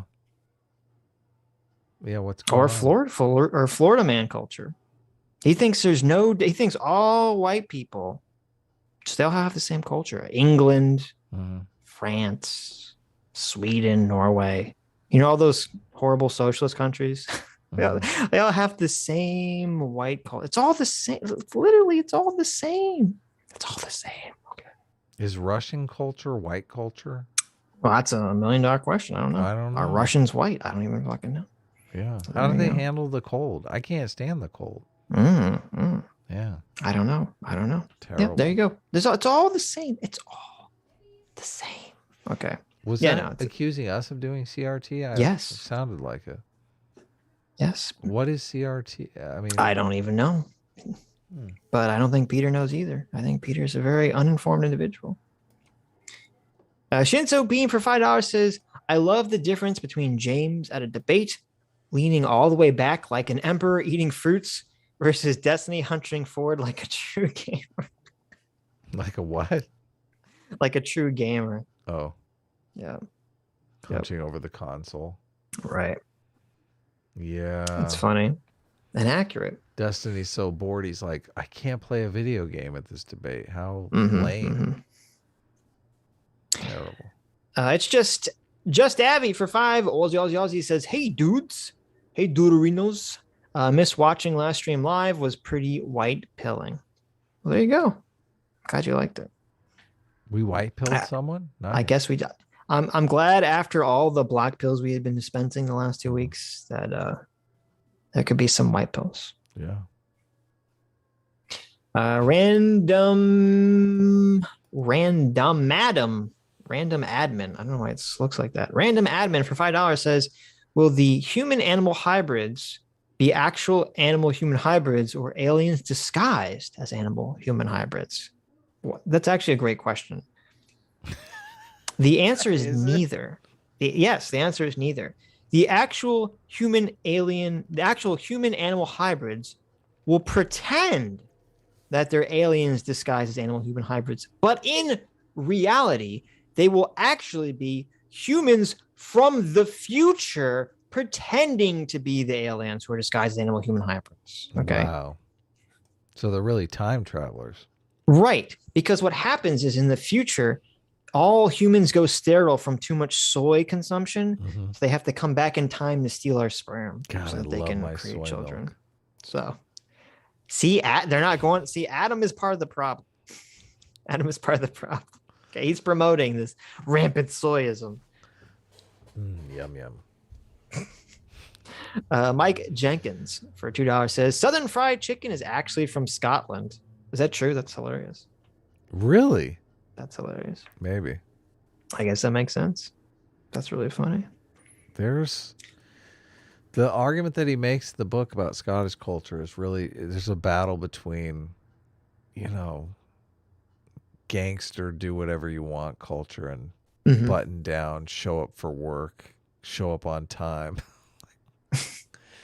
Aren't these two cultures at odds with it? Like these two cultures have been at odds with one another since the dawn of mankind, right? I mean, this is like the grasshopper and the ant. Which cultures? The live fast, die young culture versus right. the, plan ahead and. Wait, I don't understand. The Scots and the Brits were fighting and killing each other, right? Yes. But they're both white. I don't understand. I thought there's just white culture. Yeah, that's the thing I don't get. I don't understand. Why were they fighting each other? It's just this is all just white culture, right? Why are they fighting? I'm so confused. Yeah. Cat Branchman for $10 says, "You see this fucking wrench, Doomer? This was meant for you. Now the fate of your wrench is in my hands. Do you think you'll ever get one now? Do you think I'll ever give this power up? No. Not for you, Doomer. That's amazing. Who is for you? Does that person really have a wrench? That's Cat. Yeah, Cat Branchman. Fuck yeah. Thank you, Cat. Yeah. Great super chat. That was Any fucking incredible. Any super chat that attacks Doomer is a good super chat. Well, I feel bad about that part, but I mean, it was like poetry. John says it specifically comes from the borderlands between Scotland and England. That's where all the southern things that we think of Southerners comes from. There you go. He goes into this in the Thomas Sowell book pretty hardcore. I'm sure Sean's read that book. It's a great book. Whatever. Scots are Brits. I don't know. Whatever the fuck the non-Scot Brits are called. I don't know the fuck you people call yourselves. Wales or whatever you are. I'm American. Okay. I don't know what the Scots fuck. are Brits. Oh my God. I don't know what Sitch, I don't know what the word is triggered. for you, for all you Brits. You're all Brits to me. I don't know. Yeah. You're all white to me. Wait a minute. That's not what I meant. Oh, now he's going. Now Troll with the Purpose is going off on the Welsh. You guys Welches. Welsh is a fucking grape juice. Okay. I don't know what you're talking about. Talk to us when you get to 50 states, okay? Yeah. Come on. Andrew Clark for $2 says Pokemon has zero story progression, unlike Digimon. There you go. Oh, coming out hard against the. Oh, maybe that's why I liked Digimon. It had a good story. You should put up the duck shirt. I think it had a twist ending instead of the "Don't talk to me." No one wants the crying Sitch shirt. They want the duck shirt. I disagree. Okay. I like the "Don't talk to me." Aren't they both at the same place though? If they. That's true. They are both at the same place. How come she didn't? CT? How come you didn't put a link up here so people know where to go? I guess there's a link in the description. Link in the description. Yeah. It's a threadless. Sitchinam threadless. Yeah. Pete for $5 says just found this channel a short while back and really enjoy your streams. S class is the best class. Thank you, Pete. That's so funny. He's just so excited. You just made his fucking month. Techman for 5 Aussies says, I hate to break it to everyone, but Metabots is objectively better than both Pokemon and Digimon. Metabots. I don't even know what the fuck that is. Yeah. So many things to look up. Oh, I do know what that is. Yeah. Is that never watched it. Look lame. Sorry. That's the thing that that Facebook is putting together, right? Metabots, yeah. The Metabot universe, exactly. Yeah. Jacob Show for $5 says the Pokemon anime sucks. Games are okay, and the adventure mangas are nuts. Pokemon gets real as fuck in the manga, with Pokemon and people getting murdered. Wow, I didn't know that. Interesting. I'll look up Pokemon murder scene and see what I find. There you go. Pokemon's murdered. CT put a link to the Sitch and Friended threadless in the chat. Oh, okay. If you want a shirt. The cool duck shirt that Adam still hasn't put up because he's a bad person. I had it up. Yeah, keep it up. That should be like the front page. That's what people are going to buy. Okay. Here. Can I have a sip of Adam Coke Samimi for $2? Says red shorts with the tongue hanging out. Ooh, listen, boy. Oh my God, Sitch. Too far. Too far. Okay, I typed in Pokemon murder scene, and I'm not getting this. I'm getting gross artwork, but not Yeah. Pokemon manga murder scene. Oh, here we go. We have some zombie Psyduck or something going on here. Whatever. Look, I'll be honest. Manga is the keyword I need to search for. Listen, I'll be honest. Fucking Pokemon. Okay, Pokemon. It's kind of fun game when you're a kid. Okay, I don't give a fuck about the anime. I just don't give a fuck about it. It's stupid. It's fucking stupid. The Butter Amble for $5 says, as someone who spent a year in Texas, fuck Mexican food. Asian food is easily 3 times better. God, I want some motherfucking noodles. I mean, I agree. Asian food is superior. Is my second favorite, but I mean, in Texas, all you get is Tex-Mex. Because I lived in Louisiana for a while. It's the same thing. And Tex-Mex is just, oh God, no, please make it stop. What is so when you say Tex-Mex, you're not referring to the restaurant chain called Tex-Mex. I imagine you're referring to something No, else. it's like a certain style of Mexican food that's like, I don't even know how you call it Mexican food. Mm-hmm. I What don't is even it? think they use cilantro. It's so, You want cilantro? Yeah, I love Or you don't? cilantro. Yeah, cilantro. But you don't want cilantro. No, I do want it. I love cilantro. Oh, okay. Yeah. You don't have that thing that makes cilantro taste bad. No, tastes Okay. great. Tex-Mex. You didn't explain what the difference is. It's like not good Mexican food. It's not good Mexican food. Okay, there you go. There you go, guys. Not good Mexican How food. do they make? I'm not sure why I can get an al pastor burrito from half a dozen different taquerias, and Wouldn't I Texas rank have order them. more? Wouldn't Texas have like more authentic Mexican food since it's in closer proximity to Mexico than California? Well, I lived in Louisiana, so I wasn't quite in Texas, but I maybe see. Louisiana just has terrible Mexican food. Oh, okay. Maybe Texas is better.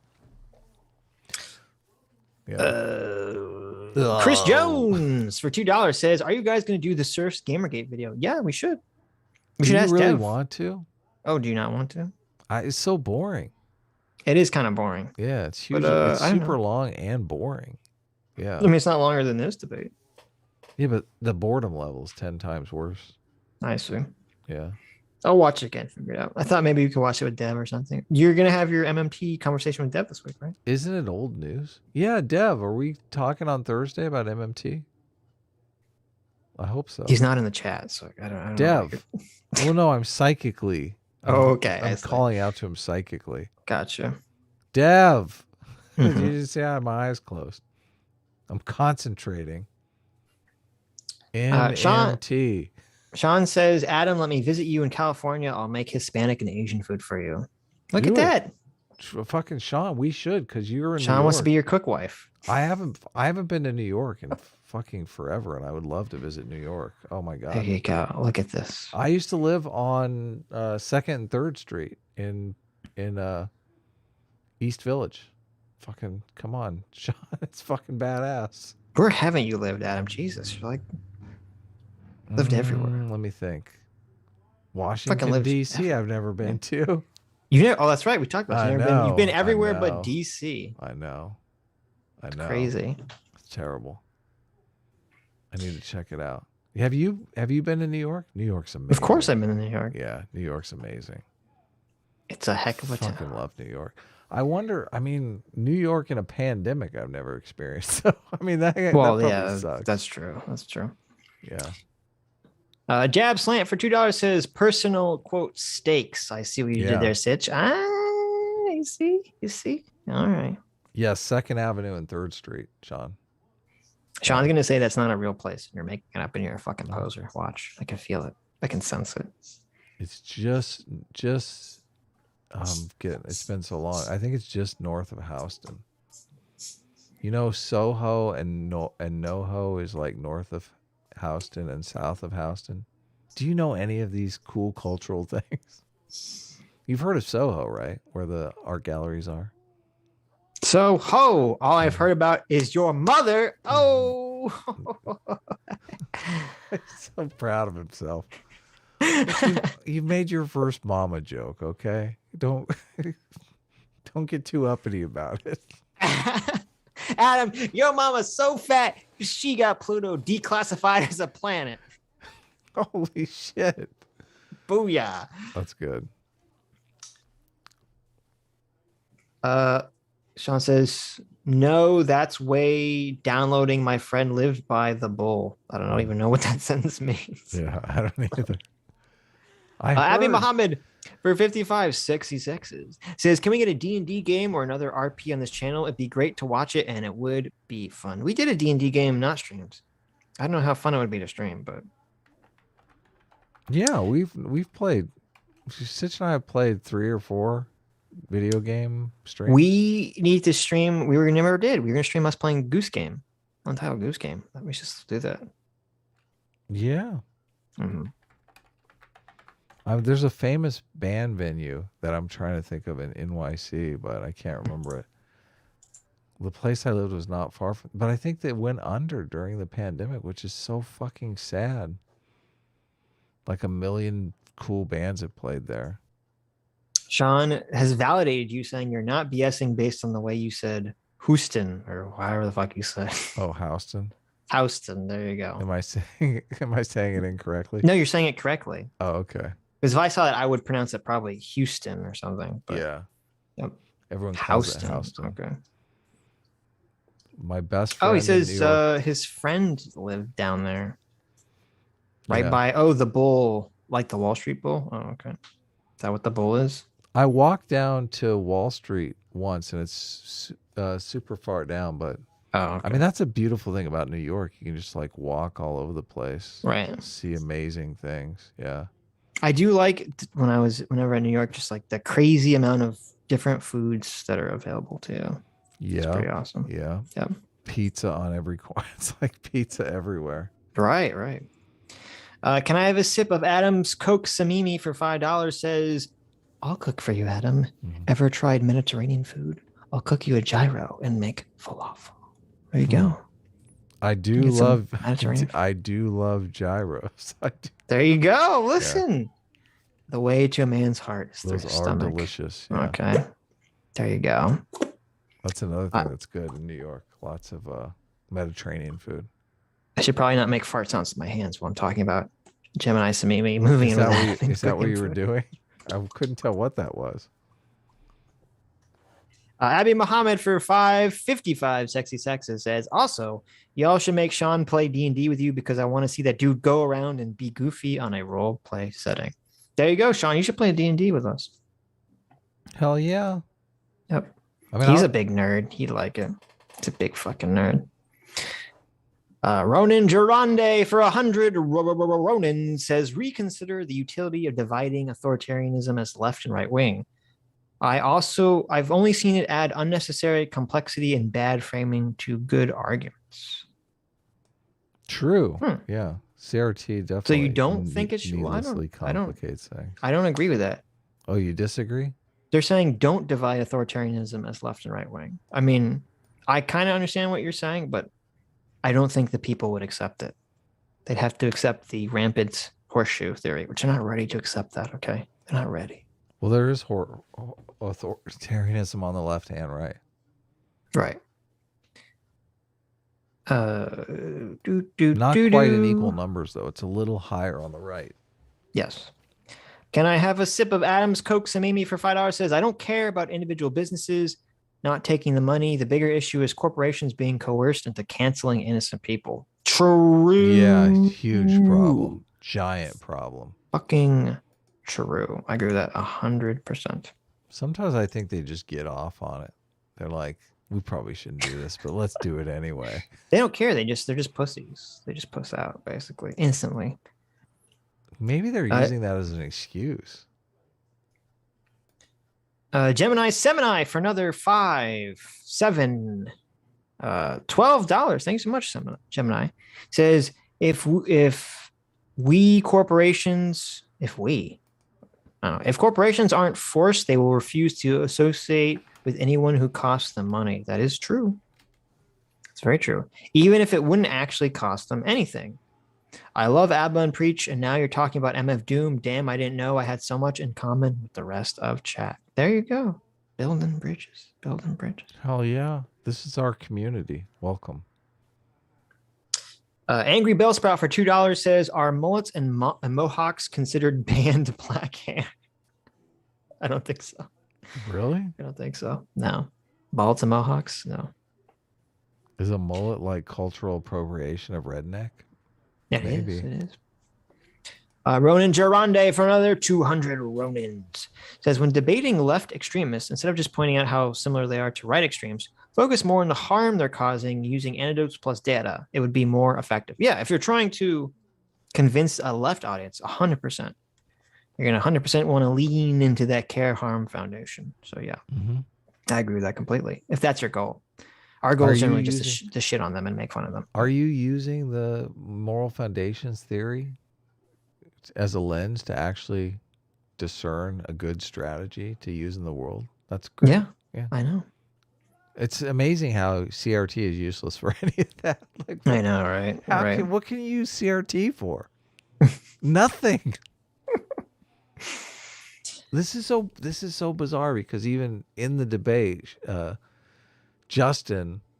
Michael was trying to say, wouldn't it be good to have some sort of lens that we could look at to deal with some of these disparities? How the fuck does CRT deal with the disparities? Right. I don't get it. Doesn't They don't. All they do is point to them and go, look, racist. It's like, you're not fixing anything. Someone says Adam and Preach are terrible because they supported cuties. Oh, the movie? Mm-hmm. It's a bad movie. I don't know. Adam and Preach? Ada and Preach. Oh, I didn't support cuties. Yeah, no, you didn't. I said, listen, you fucking pedophiles. How dare you? How dare you put this shit on Netflix? That movie is hilarious because it's just so, I did a video on it. It's just so incompetently done. It's not intentionally supposed to be supporting pedo stuff, but it accidentally becomes supporting pedophilia stuff. It's so weird. It's like, what the, how incompetent are you, director, so when you made this movie? Weird. Yeah. Yes. Yeah. That's a perfect example of tokenism right there. Right. Because they hired some incompetent director. I don't think, well, first of all, they didn't hire it. This was her idea from the get-go. Mm-hmm. Somebody gave her the money to make it. Well, that's true. This is the faulty problem with these indie art house films where they just like, I'm just going to film the day in the life of and you don't have like a clear, coherent story and direction because then everything just gets lost in the visuals. Yeah. And you hire your pedophile nephew to be your cinematographer, and then you're like totally right. You're like, I don't know why you're zooming in on that little girl eating candy. It's a little creepy. Like he's like, people are gonna love it. Watch this; it'll be huge. Yep. Sean says, ask Adam if he knew the Houston Street used to be the northern cutoff for the city part of Manhattan. Everything past that was considered rural. Really? I didn't know that. No. Well, there you go. Yeah. King Dan's Killer, aka Dingus McBingus, for $20. Thanks so much, Dingus. Says, I work too much and miss the stream, but I hope you're both Gucci. We are. Thank you. I hope you're doing Gucci now. Yeah. Also, every time I go to New York, I aggressively pronounce it Houston. And I cease to make eye contact with those puny East Coasters as my Texan blood boils. There you go. True Sigma male behavior right there. I do seem to remember that it is spelled Houston, but everyone calls it Houston, and I just went with it. No, Houston, it's spelled different, but it just looks like you would say Houston. Oh, okay. But it's spelled different, I think. Ronan Durande for 50 Ronan says the whole left-right wing thing is wrong. Well, first of all, that's a very broad thing. I don't know what you mean by that. You be a little bit more specific. But I would agree with you that it's a overly simplistic framework that we're kind of unfortunately stuck with. Mm-hmm. So, Sir Marhouse, I'm not going to read what Sean just said. Sir Marhouse for $5 What happened? Says, if cutie scares you, just remember the audition video is somewhere out there. Ew, yeah. I hope not. I hope not. Awful. Utter nonsense for $1 says so. Oh. Utter nonsense. Remember the Lindsay Shepherd utter nonsense meeting. Oh. No. Oh yes. What happened? Oh, man. Fill us in. Okay. Don't here keep we us go. in suspense. Oh shit. For those of you that don't know this, okay, here's the backstory. Utter nonsense was in some woke ass class in college, and he brought the truth bombs. He brought the James Lindsay man-spreading actual justice warrior tactical nuke bombs in his report. Right. And his report was just so harmful that he got in trouble for it. He had to have a meeting.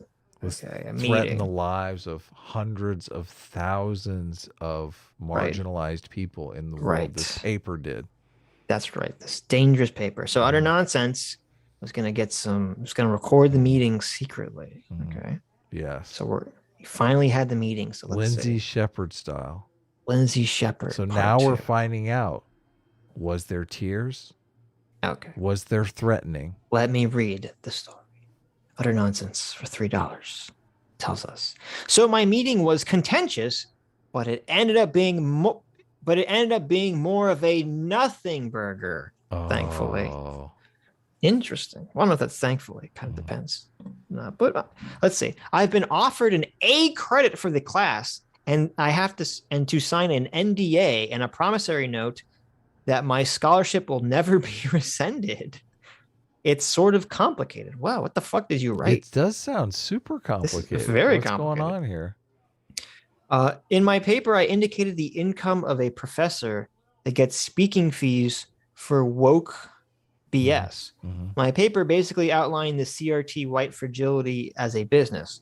Turns out the publicly posted speaking income for that professor was the class professor. What? Oh my God. That's hilarious. Grab him by the ball. Oh my God. That's the simulation smiling at you. Utter nonsense. So she thought I doxed her or tracked her down or something. So she thought it was a threat. Instead, I showed them that it was public info and they let off. My professor still alleged I was a beneficiary of white supremacy or some BS in the meeting. Oh my God. Still in the university. Well, listen, oh my if God. you get an A credit and you get a promissory note that your scholarship won't be rescinded, that's pretty awesome, I guess. I mean, hold on a second. How? That's hilarious. If it's you're in the class and you look up your teacher online and see that they make some obscene amount of money doing woke speaking, and you use that in a paper and turn that paper into the actual teacher, how is that like doxing? Well, they didn't know that this information was public. Oh, okay, I gotcha. They thought it was secret information. Well, also, no, I think they thought Utter Nonsense hired a private investigator. Yeah. Well, I think Utter Nonsense was just citing some other professor's income, and it just turned out to be, he didn't realize that it was his professor's income. Really? Too. That's how I'm reading the story. Oh, okay. Because he says, in my paper, I indicate the income of a professor that gets speaking fees for woke BS. Turns out the publicly posted speaking income for that professor was the class professor. So I'm assuming it was unintentional. Oh, okay. I gotcha. There you go. So it just so happened to be the same amount of money. Right. She was like, holy shit, that's what I get paid. He's fucking with me. That's hilarious. That's hilarious. These people are so on edge. I know. They're like, my student is doxing my income. He's following me. Oh, the white patriarchy is following me. well, he did accuse him of white supremacy. Being a beneficiary of the white patriarchy. Dr. Diddler for $4 says, wait a minute. If believing in science is whiteness, then the vaccine must be a product of whiteness, which means that these crazy fucks must be vehemently anti-vax, right? Ooh, there you go. Wrong. They're completely pro-vax. 100% pro. Right. Pro. But that was developed by evil whiteness. Yeah. That's interesting. Someone should craft a anti-vax argument from a CRT perspective and disseminate it out there and see what they do with it. That'd be fun. Did you see the clip that's going around of Kamala Harris like throwing shade at the vaccine because Trump came up with it? I did. There was a montage of a bunch of different my God. Democratic politicians doing that. Yeah, and I remember that at the time. They're so thirsty to make fun of Trump. Sure. It's so funny. Like, this is literally the world we live in. If you remember, it was the same with Obama. It was just anything he said, the right would be against. And then with Trump, anything he said, the left would be against. This is the dumbed down, low resolution tribal world that our politics currently We exists can't live in this world. This world is uninhabitable for. I know. Well, I don't know. Biden's so boring and low energy. I don't feel like that's occurring to the same extent. So maybe he's, as Scott Adams has called him, he's an energy vampire. He's drained all the energy away from that. Nobody has the energy to fight over things anymore. Well, they know that's what they do. They just don't have they don't care enough to be so vehemently anti-Biden the way they were with Obama or Trump. It's like people are all stoked up about CRT. They're all angry. Right. And then Biden puts out a statement. They're like, now I'm fucking bored of CRT. Fuck this shit. I've had enough. God damn it. Maybe. He makes everything boring. I know. Grandpa makes everything. Grandpa Joe. I wanted to fight. I know. Now I want to take a nap. Dr. Diller also says Marxism is a product of whiteness. Sorry, minorities, you have to use another system. I'm sure you're very disappointed. That's true. Oh. That's true. CRT is inherently hypocritical because Marxism is whiteness. Oh, yeah, totally. Yeah. It's all white people came up with Marxism. Cerebral Friction for $5 says, the debate V Radio just had that V had asked Adam to moderate actually turned out to be really lit. Oh, awesome.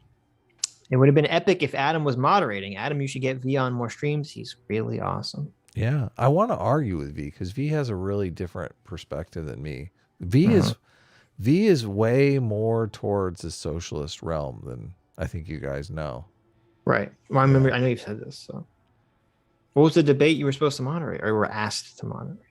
I'm not. I don't remember. Oh, okay. Fair enough. Did he just have it today? Because like my Sunday. I don't know if it was today, but just had recently. I'll check it out. They also said Sitch needs to debate one person and one person only. He needs to train like The Rock, or he needs to train like Rocky and absolutely crush this person. Lance? We've already had a conversation. Oh yeah, we already destroyed Lance. Corncob Jake? Oh God, no. We already Cody tried.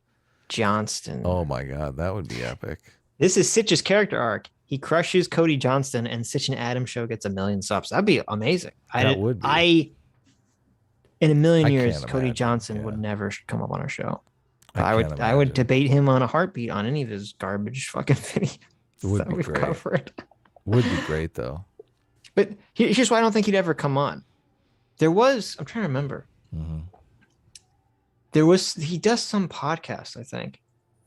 And so you hear him without having a script and you're like, oh, this guy doesn't know anything. He's just reading a script. Yeah. Cody's just reading a script. That's why he'd never come on. We never covered it, but we did listen to a podcast where he was just talking off the cuff. And it was super frustrating because, he's like, you can tell he doesn't really know that much stuff.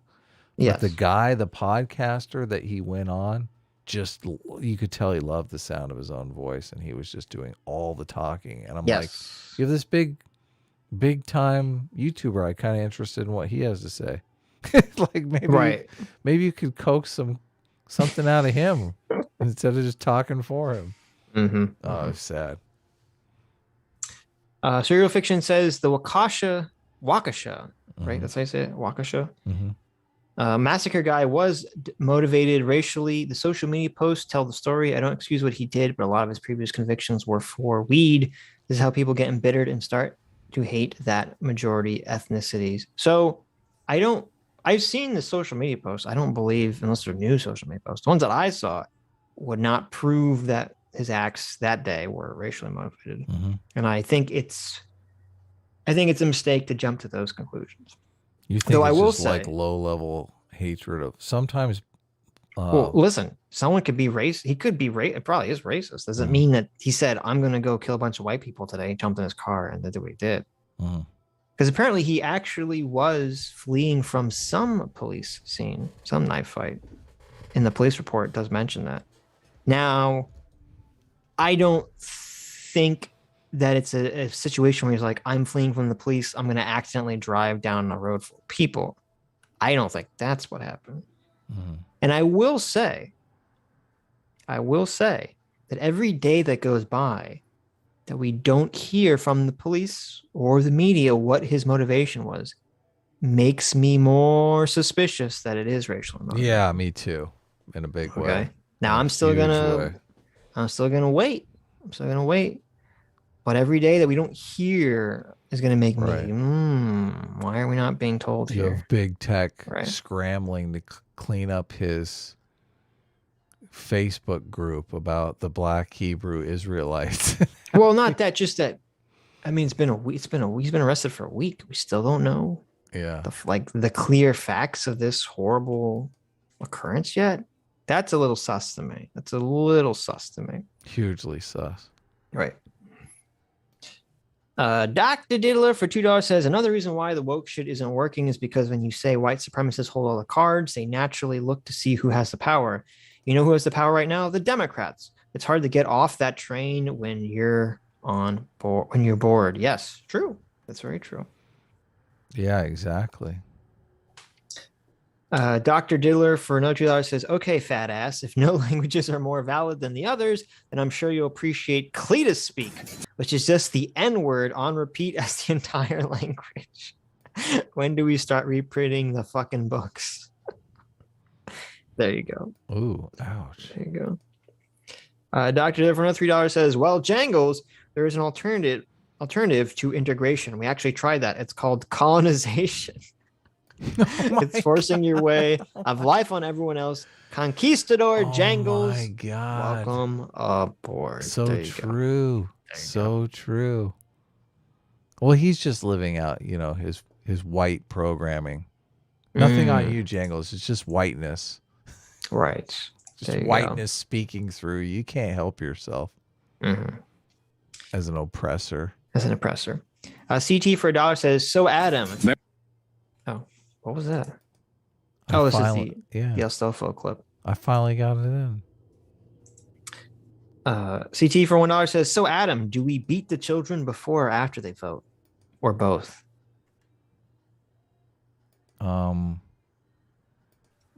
Well, we're gonna have to put the kibosh on the voting thing if we're gonna start beating them, because they're gonna vote against that relatively Wait a quickly. minute, Adam. All right, what do you want more? Do you want to spank the children, paddle the children, or do you want them to vote? You have to choose. Let me think. Beating children or liberating them? I think we'll go with the beatings. There we go. How about this? We beat them and take their vote.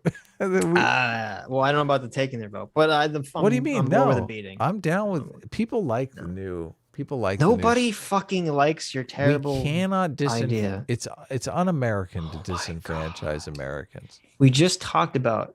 But it is American. Okay, we just talked about trying not to incentivize bad behavior. Okay. And you want to give parents votes per child. Yeah, that's the idea. Okay, it's fucking a terrible idea. Actual Justice Warrior says that is no. I'm just kidding. For $5 says Myth-Informed literally asked Kendi about vaccines being white supremacy at his event. He dodged the question and DMCA'd the video on everything. I know. I saw that. I shared the video on Twitter. You didn't get a chance to see it? No. So they made Ibram X. Kendi look like a fool, like a total fool. And evidently he DMCA'd the video and got it removed. Yeah. Wow. I gotta. Yeah. It's got to be somewhere, right? Someone's got to have that video. They yeah, that's a hell of a bind question, isn't it? Aren't vaccines white supremacy? Kenny's like, wait, I love vaccines. If anyone has that, remember is that video still around? Someone tweeted at me or something. I want to see I that. am a Democrat. I love vaccines. Vaccines are the best. That's hilarious. Sean left, and then right as he came back, he's like, "Did you read my super chat?" Oh, did he?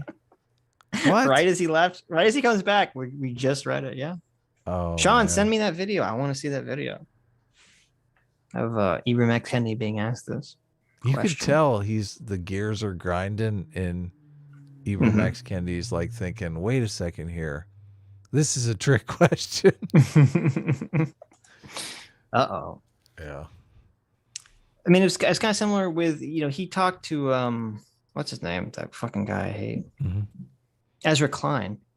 Oh, yeah. And even Ezra Klein was asking him questions and Ezra Klein's like way more on his side. And Ezra Klein's asking these questions, but they were like sort of complicated questions. Like, oh, well, if you do like economic policy that really has nothing to do with race, but it ends up helping white homeowners more than like black people who don't own homeowners, is this like a racist policy? And he's like, I don't know.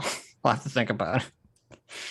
I was like, oh, geez. Yeah, when you're getting destroyed by Ezra Klein, you're kind of in a class of your own. Right. Like, come on. While he's trying to help you, too. Yeah. Yeah. Dr. Diller for $2 says, for another reason why cultural appropriation is stupid, cultures were invented to be shared. You envelop children in your culture to make them more like you. If it works on adults, that's the marketplace of ideas working. True. They hate the marketplace of ideas. So true. They Super true. despise that term marketplace of ideas. They just cannot stand it. Why is the left so against that? Because they don't want competition. Because under competition, well, it's not the left. Leftists don't want competition because their ideas are dog shit. They want the monopoly of ideas, don't they? They do. Like, you listen to us. Right. You listen to the Marx. I have a book for you. It's not the Bible. Okay, it's called Das Kapital. Okay. Oh, that book is so boring. The official, it's the quote official S class, Say it excited again. You sounded so excited before. Which is actually the fakes. Hexadecimal says, "Oh, I DM'd you the video." Oh, thanks, Hex. Awesome. Can we play this during the stream or can we not? Because we'll get DMCA'd. We might get DMCA'd by fucking Ibram X. Kendi. It's up on Myth-Informed YouTube page, but it's not like the official video. It's like a fucking someone held up their phone quality video. No, I think that's the original video. Yeah, it was like held up by the phone. Why didn't they film it like normally? Filming with a phone. Oh wait, they say it says, "Sorry for the weird video angle midway through. We didn't want to film the people that moved in front of us." Interesting. Yeah. No, it was like a stealth deal. Yeah. Can we watch this on stream or will we get in trouble?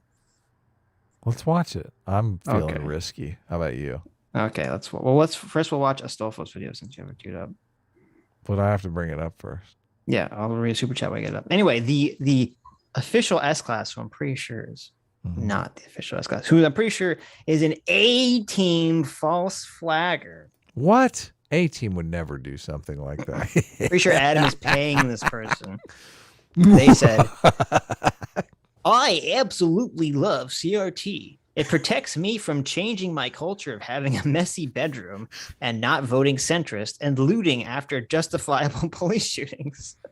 Without CRT, I'd be forced to eat the ambrosia that is baked bean bubblegum ice cream and weed."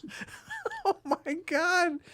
S-class is base now. Jeez.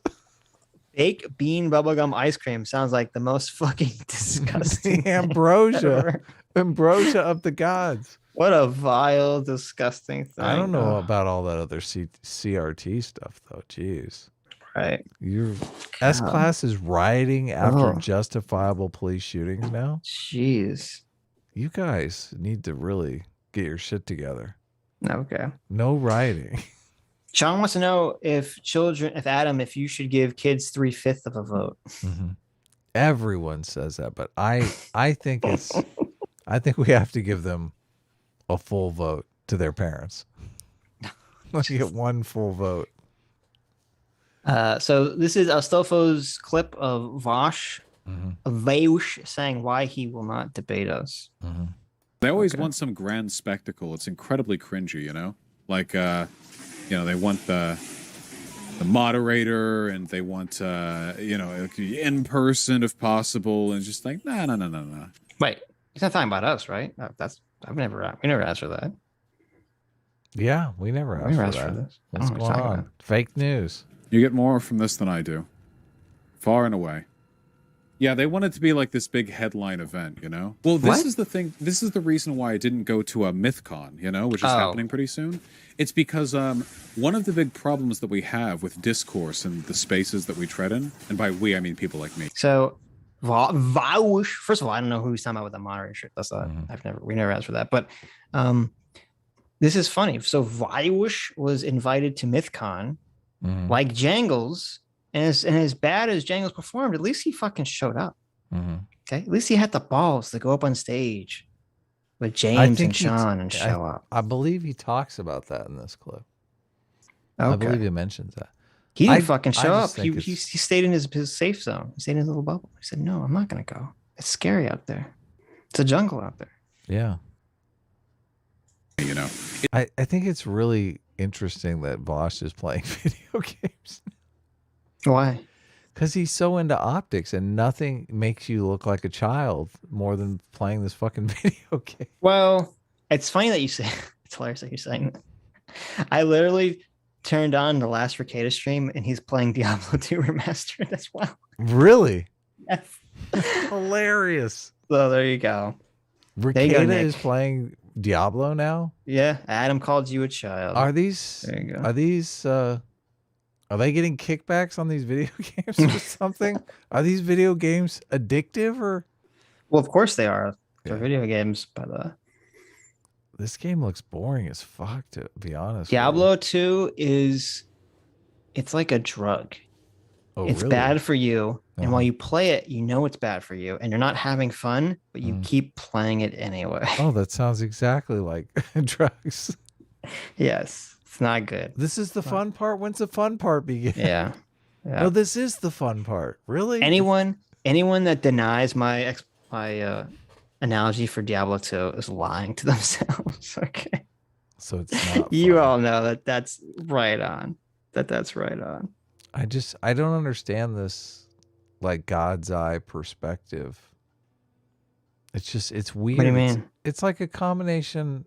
It's this weird, uncanny valley of first person shooter and chess that I don't get. Well, you have to. It's not Diablo 3. That's a Diablo 2 remaster. But well, no, I don't. It's an over the head. I don't know what you're talking about, Adam. Yeah, I know. It's weird. Like, it's a third person. Okay. Technically is what it's called, right? Gotcha. Third person shooter. Right. It's not a shooter, but yeah. Yeah. Anyway. Okay. Is that conservative? They run the damn thing. This game is not hard to play. It doesn't take a lot of skill. Diablo 2 is fucking brainless to play. I mean, that's part of why I guess it would be good to play while streaming, is that it's pretty. Any game that's brainless and grindy would be good to play for stream. So that's fair. That's fair. I mean, if you're playing Counter-Strike, you're hitting cognitive load pretty quickly. I mean, you're like not able to talk. Right. Yeah. My wife has tried to talk to me while I'm playing that, and I'm like, I get in like a different headspace. Can't do it. Venues, So if you want to go there, like, it's mostly conservatives, and you're really giving them a fuck ton of attention, I'm a pretty big figure. If I went over there, they would all have content from it. Oh, I debated Vosh. I saw Vosh here. I know you're laughing hysterically. It's great. My God, the ego. Listen, my audience, my simps. The reason I don't want to go with Tom is not because I'm a pussy. It's not because I don't think I could defeat the evil James Lindsay in a debate. No, it's because they'll just ride my coattails because I'm such a big, important person. They'll say, oh, I defeated Vosh in a debate. Oh. Yeah. the ego. I know. Oh man, it's terrible. Jeez. Then content of the content of the content. And what do I get for all that? I get 1 or 2 videos. It's a very, very, very bad investment in terms of like the time. This doesn't even make energy sense too, because if he, and it's so funny because Vosh was, I thought he was, and I assume still is. He was so thirsty to debate James Lindsay, so thirsty. You're telling me if he hadn't agreed to go to MythCon, he could have been on the stage with Jangles, or instead of Jangles, and debated James Lindsay in that debate? Yeah. You're telling me that wasn't an option? That's bullshit. Of course that was an option. Well, also the bigger point for me here is how fucking quick has Vosh slipped into capitalist mode? I thought it was about activism and spreading the message and spreading the good word with other communities. Right. Now he's like, yeah, I only get like a couple videos out of Well, it. So. I don't know. To be fair, which I know we hate to be, I don't know if he means it in terms of money or in terms of optics. No, he means money. He's maybe clearly saying like, I only get a couple videos and they get content for days. Because maybe because it's also bullshit too. Because if he went to MythCon and defeated James Lindsay or Sargon or actually Sargon wasn't there, or Destiny or whoever the fuck was there at a debate, he would be like playing that clip forever for all times. Like, look at when I blew the fuck out of, James Lindsay and MythCon, blah, blah, blah, blah, blah. So this is all cope. There was a video that Destiny responded to of Vosh's that I contemplated responding to because I don't really think Destiny's response was all that informative, but it was so informative of Vosh's headspace. And what video was this? He was talking about like poly and jealousy. And, right. But from a Marxist perspective, I was like, dude, how about an evolutionary psychology perspective? Oh, that video is fucking insane. Yeah, he's completely going off and yelling at the chat, and I mean, he's just it's so hilarious because I mean, this is the kind of information that you need to have a better, more successful relationship. We have to and whatnot. We have to remind me that has to be on the list. That video is bonkers. So you know the video that I'm talking about. I haven't seen the whole video. I just saw the one clip where he says, where Vosh says, like, "Oh, well, you let your girlfriend talk to other people, and eat food with other people, and this is just taking the one extra step and letting them fuck other people," and you're like, "What?" Yeah. This is the dumbest argument of all. Are you really trying to say that all activities that humans engage in have the same weight and moral value and same meaning to them? That eating a meal with someone is the same as fucking them? This is the dumbest fucking argument I've ever heard. Yeah, it's batshit crazy. Well, it's also a good example of how Marxism makes you literally stupider. Like the fucking lens that he's using for this is completely all wrong. And he did the same thing in that debate that I rewatched recently. He was trying to say that, wanting to get revenge was like a social construction foisted on us by the elites. And in this talk, he's basically doing the same thing. He's saying jealousy is like a social construct. I'm like, jealousy is a fucking biological emotion, you moron. Well, he is the Mr. Everything's blank slate. Yeah. Like he believes all that dumb stuff. So yes, yeah. But I think jealousy is something that young men have to deal with on the reg. I mean, that's a real. Well, I mean, women have to deal with that too. I don't think it's like a male. I think everyone deals with jealousy. Everyone does deal with jealousy, but they deal with it differently. And I've never experienced female jealousy, but I mean, I would hope so. Yeah. Well, I've never been a female, so. But from my reading on the topic from David and Buss, that book I told you about, women experience jealousy a lot differently than men, and men experience jealousy a lot more. I don't know what's the right word for it. I don't know. I didn't read the book. A lot more men get jealous about different things, right? But experience a far more negative emotion over jealousy than women Interesting. do. Yeah. So, but none of this comes out in the talk, and I just feel like Vosh is here talking like he knows what he's talking about, and I mean, basically just giving bad advice to people. Yeah, we gotta fucking watch that. I feel video. sorry for a lot of. I mean, it's really another thing that I thought was interesting about it too, because recently we watched that talk with Jonathan Haidt and Jordan Peterson, and Jonathan Haidt mentions in that talk that for the first time now we're having, you know, content that's children teaching children, basically. And I that thought was about a very interesting point. It is an interesting point because I thought, oh, here's Vosh teaching everybody fucking basically when he knows absolutely nothing about any of this stuff. Mm-hmm. So all of the wisdom that you could bring to this conversation is just, you know, not getting out there. But whatever. And viewership gains on either side. So what would be good would be if we had like left platforms, you know, where we could come on in that way. But people on the right, you know, if you want to talk to Tim Pool, you can't just have him on. You got to go in his show. Charlie Kirk, you can't just have him on. You got to go in his show. They gatekeep discourse behind the their own platforms because it means they're more able of like regulating who they talk to. This isn't. I mean, I understand what you're saying about Tim Pool stuff, but like, what would be the difference between him going to MythCon and debating someone on the right versus BreadCon having someone on the right come there and debate Vosh? There would be literally no difference. You're missing the point.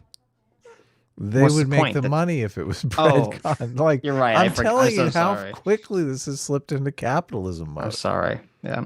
He's like, why is Charlie Kirk making all this money on advertising? We Right. should be making that money. I'm telling you.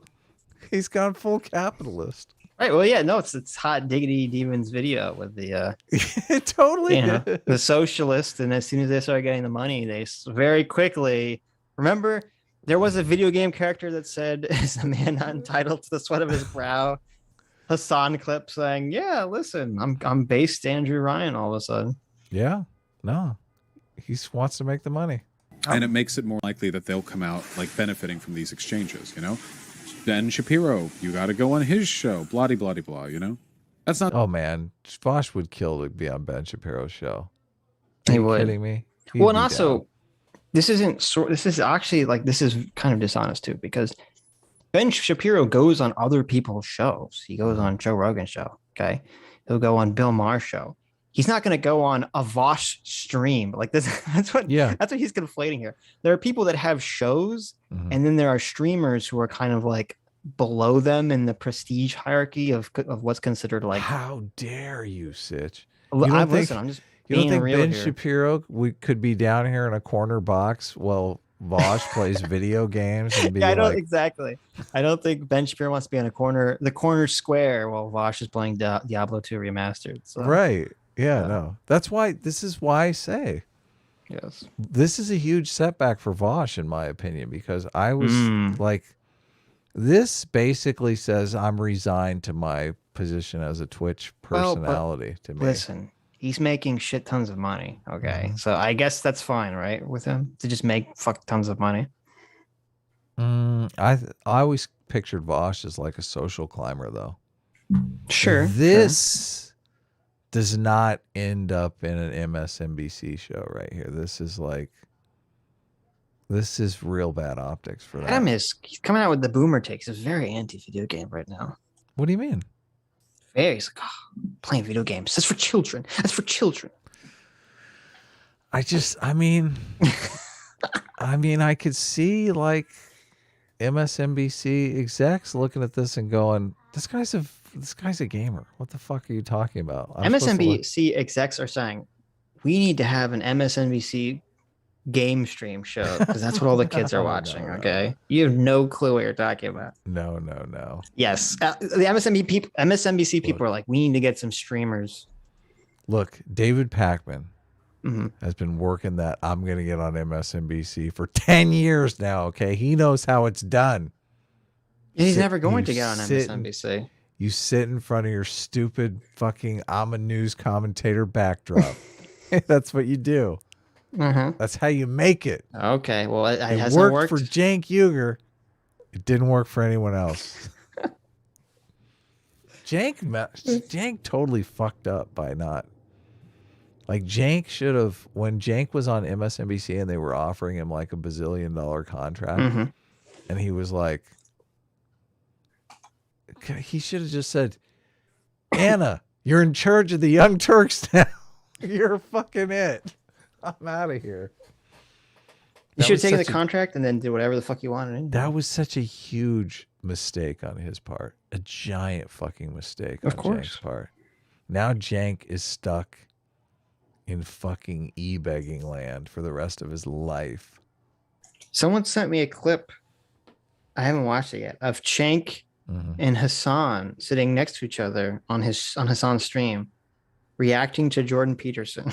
No way. Oh. Put that on the list. Put it on the list. But apparently it turns into a debate about Marxism. Really? Holy shit. So epic. I'll add it to the list. Yeah, we have to watch this. If it's interesting. Send me a link. I want to watch it beforehand. Okay, send it to you right now. Yep. Sounds fucking awesome. So you're disagreeing with me on this. With what? Vosh. I mean, it's different. This is weird because it. But whatever. Let's get through this clip. No, I'm making an important point here. Okay. You can relate to this. There's a difference between somebody who's a movie star going to a television show and someone who's a television star going to becoming a movie star, right? Yes. That's a one-directional thing. Like if a movie star all of a sudden is on TV, you're like, well, that's not failure. That's not true anymore. That used to be true. That's not true at all anymore. But it was true at one time, right? Yes, that was before like the Netflix and it TV still show could be came out. true depending upon the TV show. I guess that's fair. Yeah. But before like prestigious streaming TV shows came out, that was definitely true. Okay. Yes. Well, I'm making the argument that that's kind of the case because Destiny was a gamer that moved into political streaming. Okay. Now Vosh is a political streamer that is now playing video games. It's like it works for Destiny, but it doesn't work in this direction. I see what you're saying. I don't know if that's true though. I don't know if that's remotely true. I mean, he's trying to be socialist Destiny, so you know. Does copying him. Does Hassan play video games? I don't think he does. I would imagine he does. Really? Probably. I mean, he played Among Us with AOC. I imagine he plays video games on his own. I can play Among Us. Okay, anyone can play Among Us. Oh, okay. I see. Okay. Well, I'm sure I could play this game too. It looks pretty easy. Yeah, you could play Diablo. Not to say you should never go on their platforms or anything, only that it's a math equation that often doesn't work out in our favor. At least not in my favor, because I'm a larger creator. If I was smaller, like say Jangles, who also often attends these events, then the math is very much in his favor. Jangles gets to talk with people like, not Lindsay Ellis, Jesus, James Lindsay, which is a huge get, but Jangles himself is not large enough of a content creator that it would, be a huge bolster to others. So Vosh is saying that he's bigger than James Lindsay and doesn't want to elevate James Lindsay by talking to him. Okay. The ego. The JLP appearance he did was pretty stellar, though. Right, but I did that back when I was rather small. Now, at this point, I'm pretty sure I'm more influential than JLP by a pretty large margin. I could... Oh, wait, I'm sorry. He's more influential than Jesse Lee Peterson. Play that again? I'd be wrong on that, but I think the JLP appearance he did was pretty stellar, though. Right, but I did that back when I was rather small. Now, at this point, I'm pretty sure I'm more influential than JLP by a pretty large margin. I could be wrong on that, but I think that's the case. There you go. Oh, yeah. That was good. That was well timed, Sitch. It only required us to go back in time. Didn't James Lindsay say he didn't want to debate you because you had a cartoon avatar? Yes. They're massive cowards, they're right. The others have done this as well. This fucking guy has been spending the last 2 minutes and 30 seconds coping about why he doesn't want to go to MythCon, and he's like, but they're the cowards. Yeah, massive cowards. Okay, fine.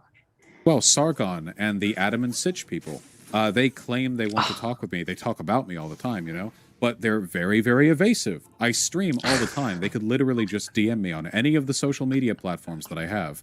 Go, hey, want to talk? And within... So the 3 or even 4 times Vosh has ever asked to come on, we've always said yes. And then there's always an excuse about why we can't come on after that. Literally every time. He doesn't want to schedule, is what he's saying. Yes. Yeah. But I He'd don't be like, want to. "Oh." I don't want to talk to Vosh while he's playing video games. So Right. We're kind of at an impasse here. There you go. I But do no, want to talk about Vosh's dumb takes. I mean, that's fine. That's true. It's a lot of Yeah. fun. But I just think it's funny.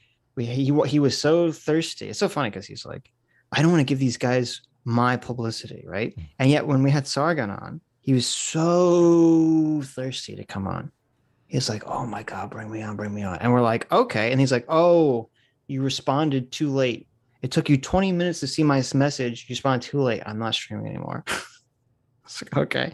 Or well, you want to come on next week? Oh, I don't schedule things in advance. Okay. It's just like, it's total bullshit. Sitch, 3 minutes, they could be on. I wondered if you noticed this one part here. No, but they're very, very evasive. I caught that he said Adam and Sitch. That's what you're saying. Oh, good. That's what you wanted to point out. I wanted to point it out, yeah. That's fine. Listen, as we all know, Vosh is an A train. Okay? Vosh is firmly on the A train. Well, someone as status conscious as Vosh knows the hierarchical situation. Nice save.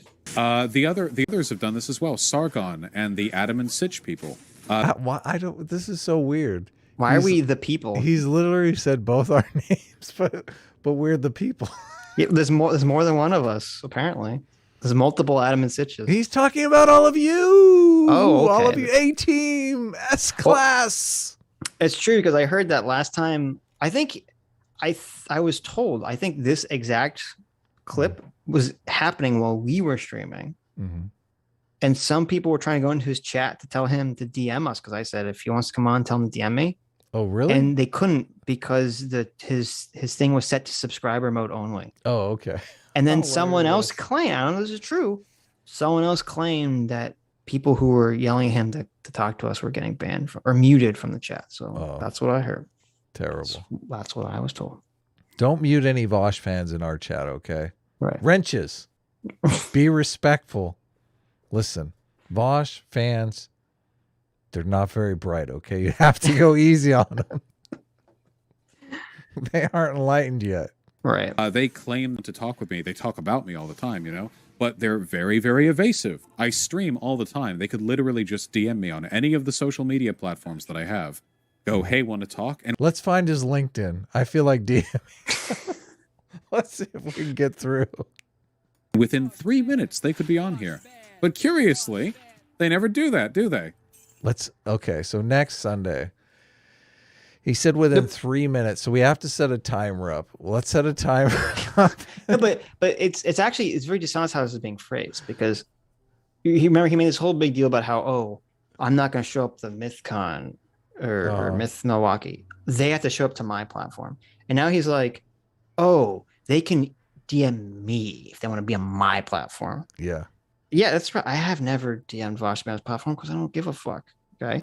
Whenever he's DM'd us, I've responded and said yes, and he's fucking dodged out of the way. So I don't care. Listen, I don't give a fuck.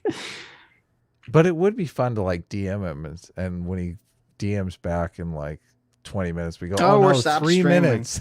Yeah, well, you said 3 minutes, so right.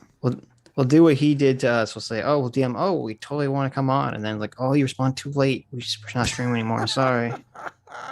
I gotta go eat my tendies now. I wouldn't risk it. He might respond too soon, and I don't want to be stuck on a. I don't want to be stuck on a live stream where he's playing video games. He's playing Diablo too. Yeah. I feel like I'm talking to a child. I can't help myself. Listen, when I'm playing the video game with you, that makes sense. Okay. Then you are the child with me. We can be children together. I know, it's a lot of fun. Right. What was the Portal was the one that we had. God, that was a riot, man. That was a lot of fun. That was a lot of fun. That's not what they do. It's all posturing. And if they do talk to me, they want it to be behind their walls, you know? They want it to be like a whole show or the moderation or this or that, or you bring these people on or whatever. They can't just hop on. They can stream if they want. They can stream. I can stream, can hop on. But it always has to be a big... We've never said... The only person we've ever interacted with that said that we've never told anyone they can't stream while we stream.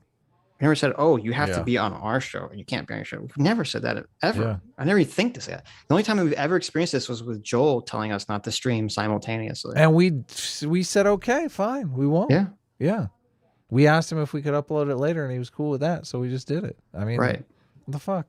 I mean, Sitch was super bent because he's like, we would have made so many super chats. Well, no, I was mad because I was not aware of this until literally like 10 minutes before it went on. And I was like, what? Yeah. You're trying to pull a fast one on me? What are you talking about? We can't stream my stream. What was this nonsense? Yeah. And it was basically like, I don't want you making money off of talking to me. I was like, Jesus fucking, what a little bitch boy. Are you kidding me? Well, he's got an audience that would get mad at him. He gets he gets to make, he's the only one that gets to make money talk. He asked to talk to us. Who would get mad at us if we went on a stream and made money for people? I don't think anybody would, right? Nobody, because we're not fucking, our audience is not comprised of soy boys, okay? Of beta males. We're like, you talk to someone I didn't like and they also streamed at the same time, so they made money? Ugh, Sitch and Adam, you're so irresponsible. I cannot know. believe you. Oh, God. I hate it. When people call me irresponsible, I think, well, it's true, but I mean, not for this reason, but big thing. The casual conversation, they're not here for that, because if they were, it would be much easier to make them look like fools impromptu. Listen to this. Listen to this. Listen to this. We're just having a casual conversation that I'm going to make you look like a fool in. Whenever he's asked to come on, and we've said yes. We've never been like, yes, hold on. We need to go line up a moderator. Like, what the fuck? I know. What's he talking about? Dude, we're all about casual conversation. Yeah. Dude, we invite people on from the chat all the fucking time. Whatever. Listen. Was Aiden coming on last week? Casual conversation? It kind of felt like it. I mean, I know. Come on. That was a lot of fun. That's right. We run a comedy show, Vosh. Okay, we're not trying to fucking win over your fans. Right. You know? Right. Come on. Harder to hide behind civility politics and other bullshit like that. Oh my God. Hilarious. How dare you be civil? We're hiding behind civility politics. There you go. What is this? Listen, if in the beginning of the opening salvo of the debate, you don't drop your pants, shit in your hand, and throw it at the other person's face, then, you know, that's just civility politics. Oh my God. You're just being a civil cuck. Vosh is a little but I feel like Vosh learned that aggro thing that he did with Sargon backfired. Totally backfired. It did. Made him look foolish. Well, maybe that's why he did that on our show. Oh, I thought this doesn't include. Someone showed that right after Vosh said this, that his DMs were not open to the public. Yeah. Which I thought was funny. So there you go. You couldn't even DM him if you wanted to. DM on any platform. Yes. Any platform you ever want to. Let me play the where is it? We're gonna play something else? The Ibram X. This is we were supposed to watch. What's going on? We got this. We talked about this stupid clip for like 20 minutes. I gotta go, man. Okay, the Ibram X. Kendi vaccine clip. Oh yeah. That might get our stream in trouble. Look at him. Look at Ibram X. Kendi. He's so scared. He's like, don't let me get the COVID. The question is, like, and I think I'm understanding it correctly, that, like, any policy or potential policy that would have a disparate racial impact is a racist policy. So, if that's correct, then would vaccine mandates that disproportionately affect people of color, would that be a racist policy? Ooh. I know. So he's like, right now he's going, listen, first I'm for vaccine mandates. Where's the camera going? The camera's like going off to like his thoughts. I guess people were in front of the camera. I guess. Yeah. There's two different sort of measures currently. One measure finds that white Americans are most likely to be resistant to getting the vaccine.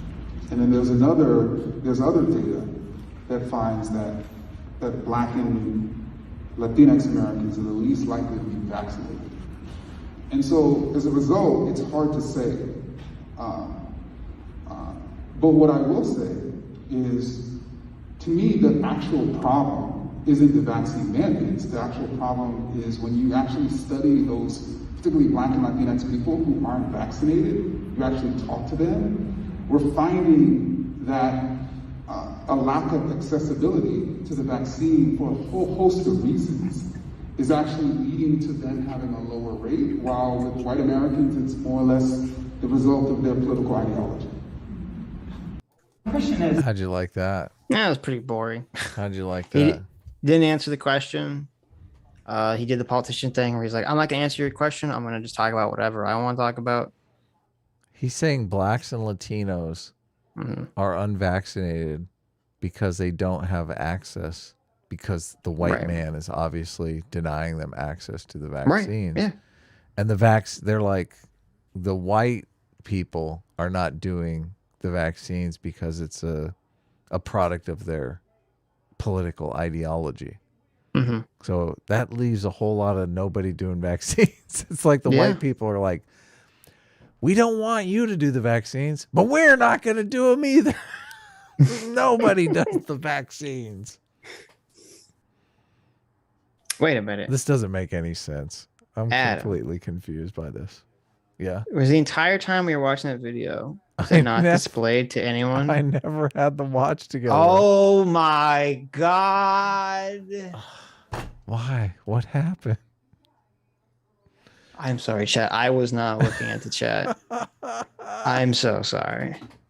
Adam is the ultimate boomer here. Don't worry, White Adam denied us access to the video. Yes. Fucking That's Jesus right. Christ. That's right. All you missed was Vosh playing Diablo 2 remastered and Ibram X. Kendi in a Hannibal Lecter mask. So there you go. Let's turn the volume off because they heard the volume, but let's just play the video out for them so they can actually see it. Here you guys go. There's nothing to see. There is nothing to see. I'll just scrub through it. Yeah. No, don't scrub through it. Come on, it's there. You go. There you go. Exciting. Yeah. Okay. Anyways. Yeah. What a boomer. What a boomer. That was a boomer? That was you being a boomer. Look, troll with a purpose. I thought we were avoiding bid for copyright. Yeah, exactly. There you go. That's what we were doing, but Sitch wants to mess it up now. That was it. Well, by scrubbing through, it's not going to copyright. So yeah, we're good. Dr. Dillard, right here. Here's the part where he says, "White people suck." Dr. Diddler for $2 says the worst part about waiting until Tuesday is knowing I have several base takes that will have to be unearthed later. Well, not tonight, Dr. Diddler. Yeah, not tonight. You got it all in on Sunday. Hallelujah. Level 1 Lobster for $3 says, "Hey, buckos, I heard you're fronting on my friends, the horse-sized ducks. Now I'm not trying to get in your way, but you need to get your room in order." I don't know why I can't do it. Jordan Peterson. It's becoming a country accent. "You need to get your room in order before you criticize a horse-sized duck when you encounter one in the streets. A-Team Supreme, eh?" Hey. There you go. Love it. There's my not Jordan Peterson impression. Bucko. Bucko. Listen here, bucko. Adam's school paddle. Look at this, Adam. It's the paddle for your butt. Yeah, paddled me once. That's for sure. Got me good. For $269. Was it a male teacher or a female teacher? You know, I can't remember. I can't remember. I've told this story before. There was about 5 of us that got paddled. I feel like that changes the context significantly. If it was a Catholic school, so I mean, if it was like could have been like a hot nun. I know. That's what I was thinking. I'm like, if it was a hot, I think I would have remembered that. I would have been like, Mother, may I have another? Please. Give me a little extra of that. I'll take 2. Adam's School Paddle for 269 says, "It's a blast from the past, Adam. I'm here to clap your cheeks with this smooth, flat pane. This smooth, flat, paneled spanking machine. I miss my California boys. Bubble butt more than Rosenbaum does in the depths of hell. Pull down those red shorts and bend over." No way. Not gonna bare bottom paddle me. I can't remember. I swear that I had a boner. No, I swear that I had I had a second teacher that had a paddle that gave this big to do about the paddle and how it had holes drilled in it and why the holes were drilled in it and stuff. Make like it aerodynamic. That. Yeah. Yeah. But I think it was all for show because I don't think that teacher I don't think ever used the paddle or could. I don't know. Right. It's so weird. Utter Nonsense for $1 says, "I think a better term to call CRT is systemic revenge racism." That's interesting. Systemic revenge racism. I like that. Or revenge racism is good too. Instead of reverse racism, revenge racism. That rolls right off the tongue nicely, doesn't it? It's clearer too. Yeah. Revenge racism that's the term right there. Revenge racism. That's what they're after. Yeah. That's they actually want to get great. Revenge with people who are already dead. Which really sucks. By people who are already dead. I mean, isn't it true? It is. I mean, true. I didn't do anything. It's true. I like revenge racism. Spread the word, guys. That's a good one. Revenge racism. Can you imagine them sitting around there like, listen, we really want to get revenge on these white people. Right. But all the ones that did the bad stuff are dead. Right. So what are we going to do? And I want to get revenge on them for what my dead ancestors lived through. I know, exactly. So they're like, hey, we have to find a way that these living people are responsible. That's right. Whiteness. Brilliant. I know. Also get Aiden on to debate monarchism, but make sure everyone is drunk. I mean, I think that would be the only way to have the conversation. I think it's properly. the only way we could have the conversation in reality. That's true. CT for $1 says, "You have a cult. You each get to make one rule that all members must follow. What is it?" The rule? The cult rule? Yeah. If we had a cult, we have one rule that everyone must follow. What rule is it? No going to the bathroom. What does that mean? You can't go potty. Like you have to just go wherever you are? No, The you physical just can't, bathroom? You can't go anymore. So everyone just dies from sepsis, basically, is what you're saying. It's the rule. Hey, that's my cult rule. What's yours? This is the worst fucking cult ever. Oh my God. What a terrible cult. Because everyone who joins doesn't live very long. It's a cult. What do you want? It's supposed to be evil. Is it? Is it?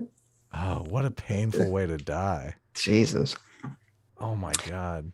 Utter Nonsense for $1 says, "Oh, and I almost forgot to mention that the Black and Palestinian Liberation Student Group is, oh my God, the story continues, is trying to oust me from student government." There you go. How are you in student government? I know, based. And the Antifa students have threatened my life. I wear fake glasses and a hat now just in case. It's crazy on campus. Is this all from your paper? Are you shit stirring in other ways? This story's getting a little Hollywood for me. You think this is fake? I'm not sure if I believe this anymore. Adam is calling you out. He doesn't believe it. I don't know. It seems a little, I don't know, on the nose maybe. I think I might have seen this plot in a movie or something. Right. I don't know. Listen, I believe. All right. I have to run to the bathroom. I'll be right back. You can't run in the bathroom. My cult is not accepting new members. Yeah, what the fuck? Right Why? You can't run in the bathroom. You're anti-bathroom cult. I know. Yeah, what are you That's doing? a shame. Be right back. Okay, you go to the bathroom. Let me read some non-Adam related super chats. Metalhead for $5 says, "Hey guys, thanks for getting me through math homework." You're welcome. Now I got 2 more hours of computer homework. You guys keep me sane. A team reigns supreme. See, there you go. I'm glad Adam wasn't here to hear that. Okay. Nobody tell him that he missed one. Nobody tell him that he missed one. Ronan Gironde for another 100 Ronans. Thank you, Ronan. Says all left authoritarianism becomes right wing when it comes in power. It is useless to call it left or right. It's about power, greed, and incompetence. Well, I understand what you're saying, but I think the way people conceptualize it, and this is why I think you need the double axis political compass, where you have authoritarian at the top and libertarian at the bottom, and then you have left, right through the center on the x-axis, is because generally the way people conceptualize it is that you have the authoritarian ideology or government, and you say, well, do they want to enact, quote, left-wing policies or, quote, right-wing policies? And I don't see why that conceptualization is not useful. It seems useful to me because there are, authoritarian fascist governments, which would be on the right, and authoritarian communist governments, which would be on the left. I guess I don't really understand what the benefit is of removing that that labeling process or that categorization. Of what? What's happening now? Nothing. The cult's Nothing. accepting new members now, so we're Oh, good. well, that's good. That's always good. Now that Adam's peed, he's accepting new members. Yeah. The cult's survival is not at stake any longer. Here you go. A-Team Riggs. A-Team Team Captain Riggs. I didn't know that. Riggs is a team captain for the A-Team. Sure, yeah. Riggs He says, for $1, he says, "Hey guys, I fucked my cousin. Pretty cool."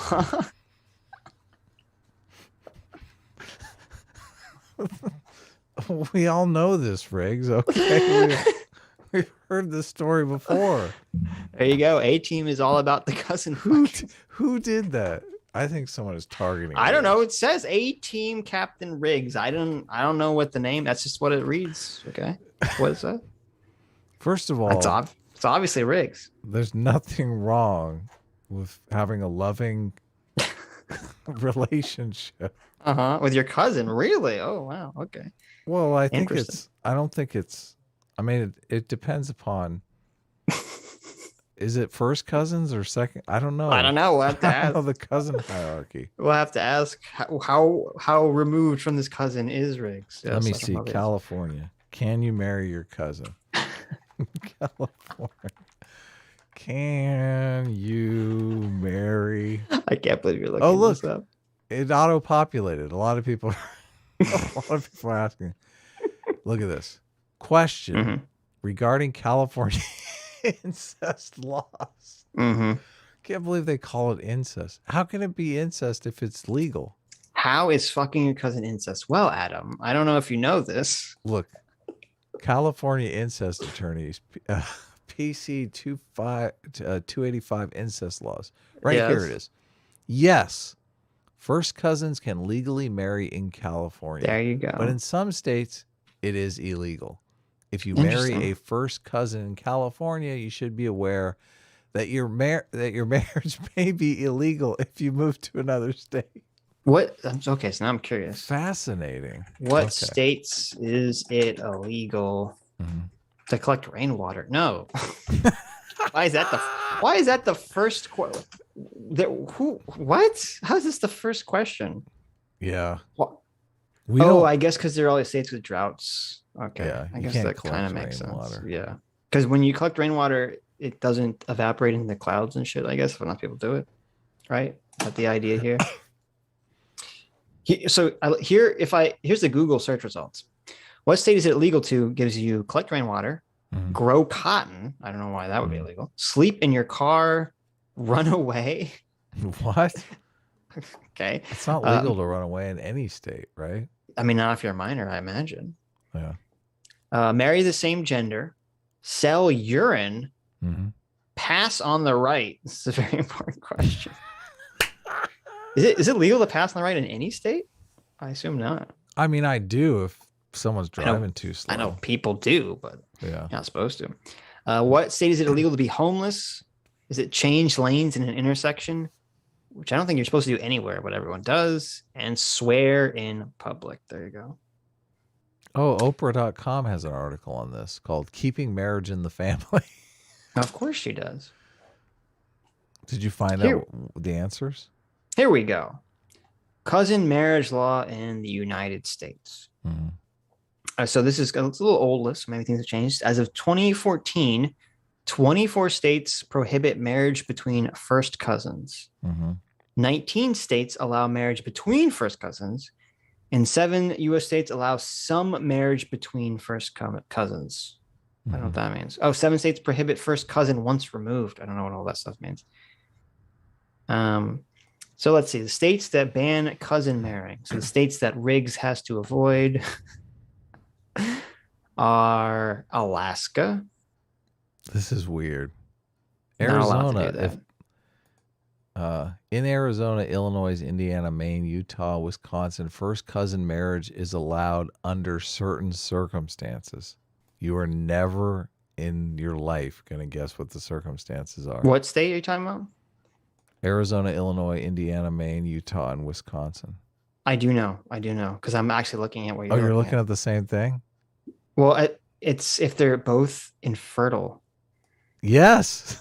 Yes, that's interesting. Arizona, if both are 65 or older. Yes. Or one is unable to reproduce. They're like, we're not, no cousin babies, please. It's funny. It says in Alabama, you can marry your first cousin, but only if you're sterile. Does that mean like they have to give you the snip or something? That's so weird. This is very strange. Yes. Do cousins have Riri babies? I would imagine so. Yeah. I guess so. Yeah. So let's see. No first cousins in Alaska, Arkansas, Delaware, Idaho, Iowa, Kansas, Kentucky, Louisiana. Maine requires proof of genetic counseling from a genetic counselor. Really?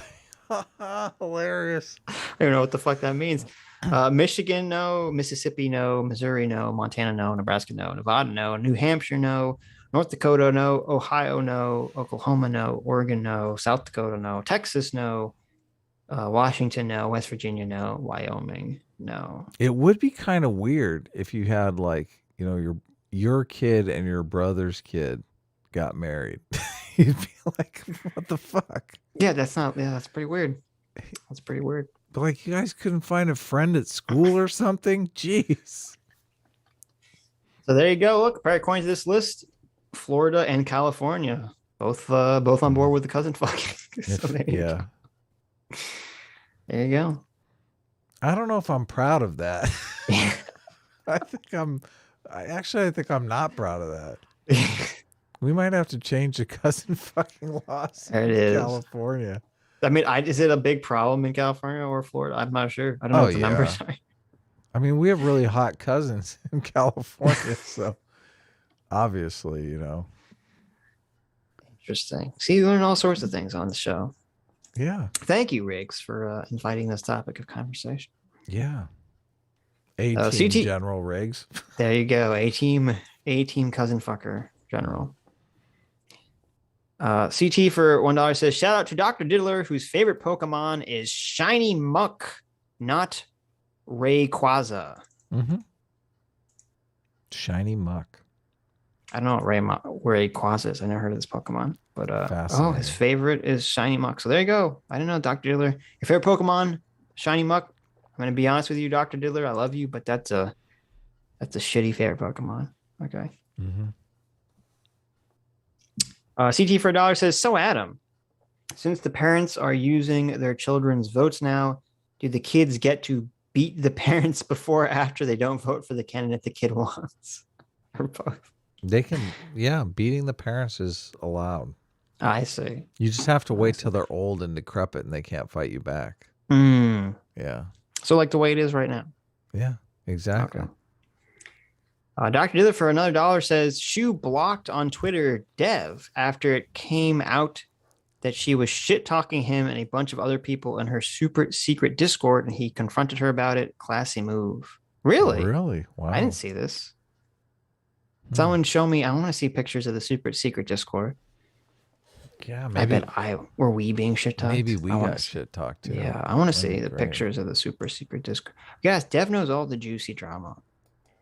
It's I got to admit, we do a lot of shit talking, so I feel like it's true. I kind of feel like we might have it covered. That's true. Yeah. I don't know. What was the shit talking with Dev though? Let's see. If Oh, we can hey, start some Jangles tweeted. He controversy. said, "I made the mistake of listening." This is 60 minutes ago. I made the mistake of listening to Sitch and Adam. I don't know why I'm tagged. Oh, did you block Jangles? Yeah, he's been blocked by me forever. Yeah. Okay. Oh, he blocked me. Review. He blocked you? No. I'm saying I'm wondering why he didn't tag you in the tweet. Yeah. Review of me and LSB. I always blank on his name. Debate with James and Sean. I'm in awe of how incompetent they were and how great I feel after listening to their critiques. Do you want to talk? Sure. When do you want to talk to him?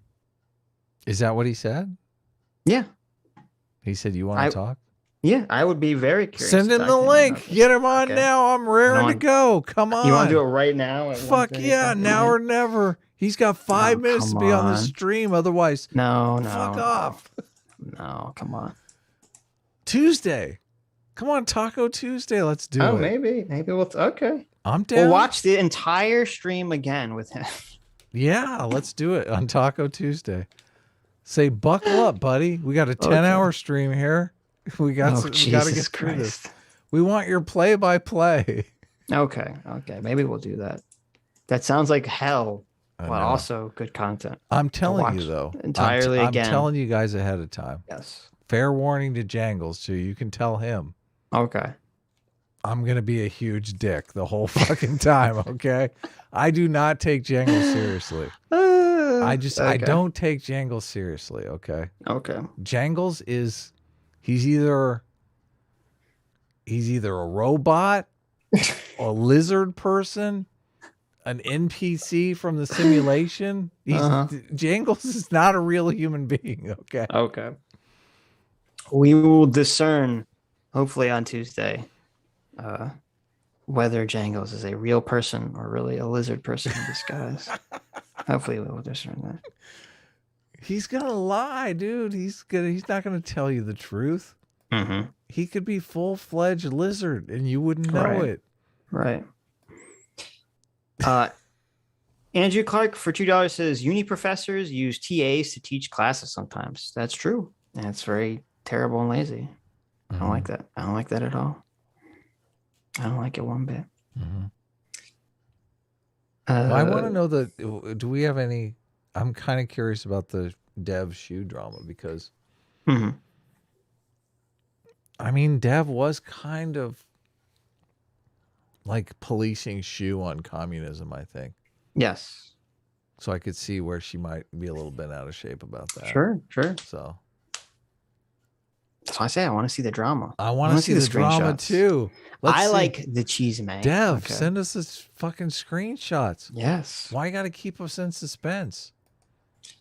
Gemini for $5 says my cousin grandpa's uncle is named Cletus, so I resent that comment. There you go. Abby Muhammad for 55 sexy sexist says I'm officially lobbying for the D&D streams. I want to see S-Class and A-Team roleplay with Sean tactically nuking some dungeon. There you go. Yeah, well, we can play D&D. Shit. Okay. Sounds fun. Mez for £1. Thank you, Mez. Gemini for another $2 says I DM, but I don't have a consistent schedule. JV Shota for 5 Canadian says, is it just me or saying the word cringe? It can be. It's very overused. Yeah. It's very overused. It is. Yes. Yeah. Is there a better word? I don't even. What's a replacement word for cringe? I don't know. Soy. I don't know. Dr. Diller says he said that she said that he said that she said that he was a Nazi. Mm-hmm. Okay. There you go. Oh my God. It's just like an infinite loop. I know. I might have added some extra he's and she's in there for comedic effect. I messaged Dev on Discord. Said, show me the pics. I said, where's shoe drama? Yeah.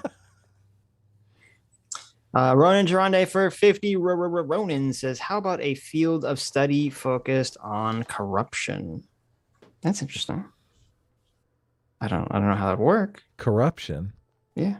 That would be good. That would be good. It's called political science. There you go. Well, political science, unfortunately, has become corrupted, so that's the problem. Who uncorrupts the uncorrupters? Okay. Dat Kitty Cat for $20 says, I competed in a college parley debate for 3 years. The way Vosh debates reminds me of a novice learning how to debate and cross-examines for the first time, dodging questions and not being able to admit when he is wrong. S-class is S-class. Thank you, Dat Kitty Cat. The Wooster for $4.99 says, did you guys watch Dave that distributed his video on you? I've been dunking on him on your behalf. Oh, well, nice.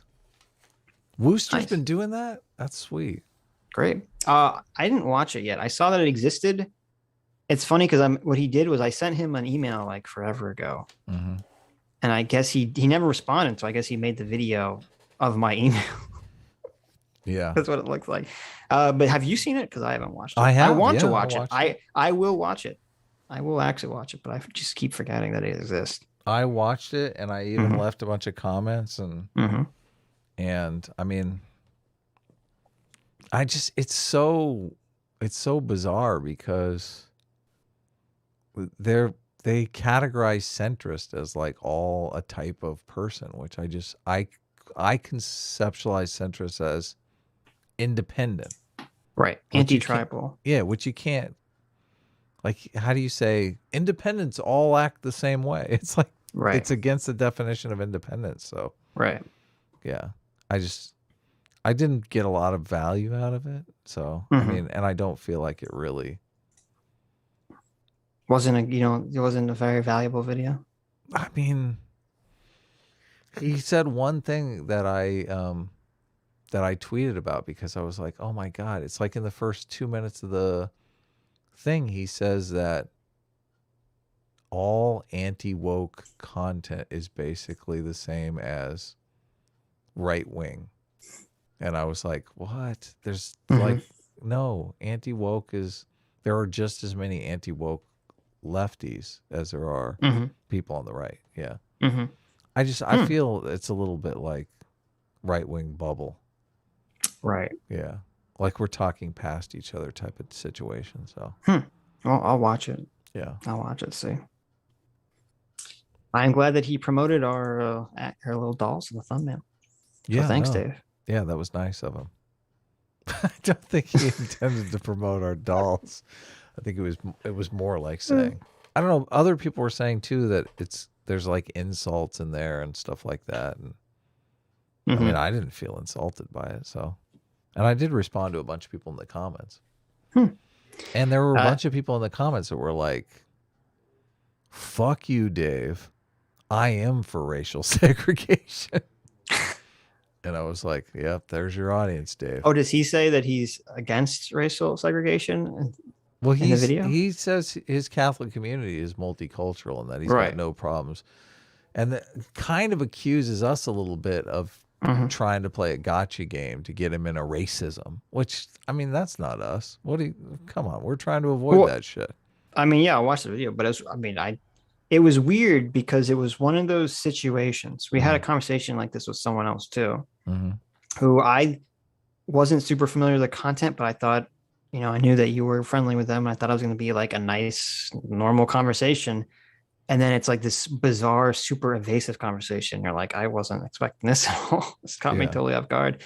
And I felt like that's what happened with Distributors. I mean, I didn't go in with this with any anticipation of what he stood for. And the only reason the race stuff came out was because he brought it up. He brought up the separatism Yes, thing. huge. That's what I was like. You guys stop gaslighting me. I don't we know. didn't fucking want to talk about race. Like, right. God, people Very are still strange. giving me a hard time for fucking having that live stream with Aiden over the nonsense. So And I don't think it's unfair, considering he brought it up out of nowhere, really.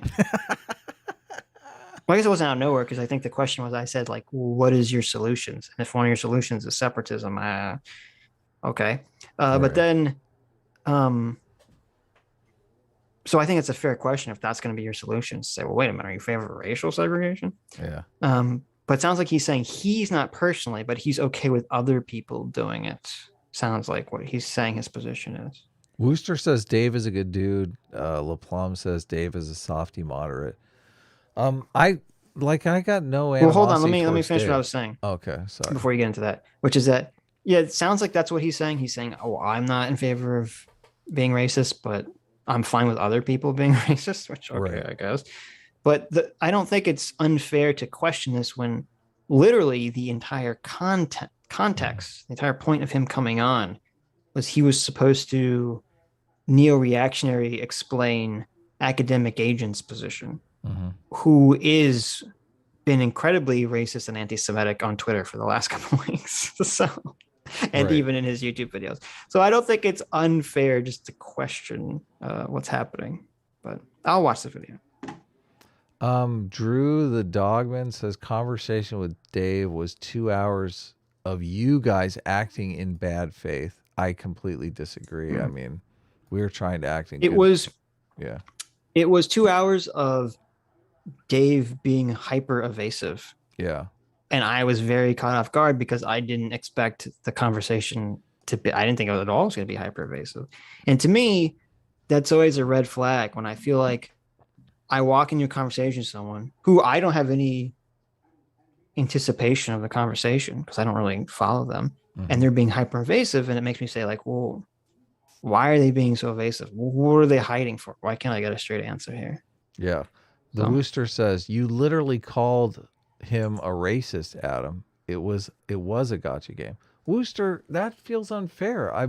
There was one comment that I think you could construe as me calling him racist, but it was in the context of a joke because he's referring to when Dave made the comment about the way to fix the quote black community. Just an awkward part of the conversation too. 3 white guys talking about fixing the black community. Was that, we needed low skilled jobs for black people. And it was like, and you were like, wait a minute. Why is this the solution? What are you implying here? But I didn't call him a racist though. Yeah. You said I believe you said like, this it sounds racist. Right. Yeah. Which I would not necessarily disagree with, but yeah. Anyways. I mean, I don't, someone else in the comment section said something that I thought was valuable, maybe that, we were not trying to catch Dave in a racist gotcha like someone like Jangles might do or Vosh might do. I mean, that's pretty much their shtick. Lance might do. But we were trying to give Dave an opportunity to say how he's not racist, but he just never really. He never took it. Went down that path. Well, I don't know. I was in his video. I mean, if that's I would totally understand his position if he's like, oh no, I'm fine with integrating along, mixed race lines. But I'm fine with other people in my quote unquote broad neo-reactionary movement being fucking racist, which I wouldn't be surprised if that's his position. But unfortunately, I wouldn't want to be part of the neo-reactionary crowd. Yeah. Dr. Diller for $2 says, shout out to CT for drinking paint and having cast form, which is the worst Pokemon and sucks and nobody likes it. It's ugly and it's weak and it's uninspired in every way. There you go. Uninspired. Wow. There you go. Dr. Diller hitting back hard saying you like cast form, which looks like a floating face with tits. That's what this Pokemon looks like. So. Cast form? Cast form. It's just like a head with boobs that floats around. That sounds pretty good. So, very interesting. Very Cast form interesting. Pokemon. Yeah. Oh. I tell Adam that it's one word. Adam's like immediately like, I got to see this. It's not hot looking, mind you. No. Yeah. But it does look like a face with boobs. That is an accurate description. Yeah. Weird. Yes. Pokemon is a strange thing. Abby Muhammad for 55 Sexy Sexes says, could you all moderate and host a debate between Actual Justice Warrior and Shu on capitalism? Both of them, I assume, can be capable of having a great conversation. I mean, if she wants to debate. She wants to, sure. Yeah, That'd be interesting. Hell yeah. We'd love to do it. Yeah. Mm-hmm. Mm-hmm. And yeah, I mean, Actual Justice Warrior is great because he knows how to be cordial and a good sport and all that kind of stuff. And I think Shu is interested in debating. Yeah, she is. She was just debating. I forget. She was on that stupid hippy dippy debate bullshit. Yeah. You know, that would be a lot of fun. And I don't like those big round table debates because I usually am only interested in what, two people have to say. No, it was like this weird thing where they had two people debate and then like whoever's the winner goes off and debates the other person. Mm-hmm.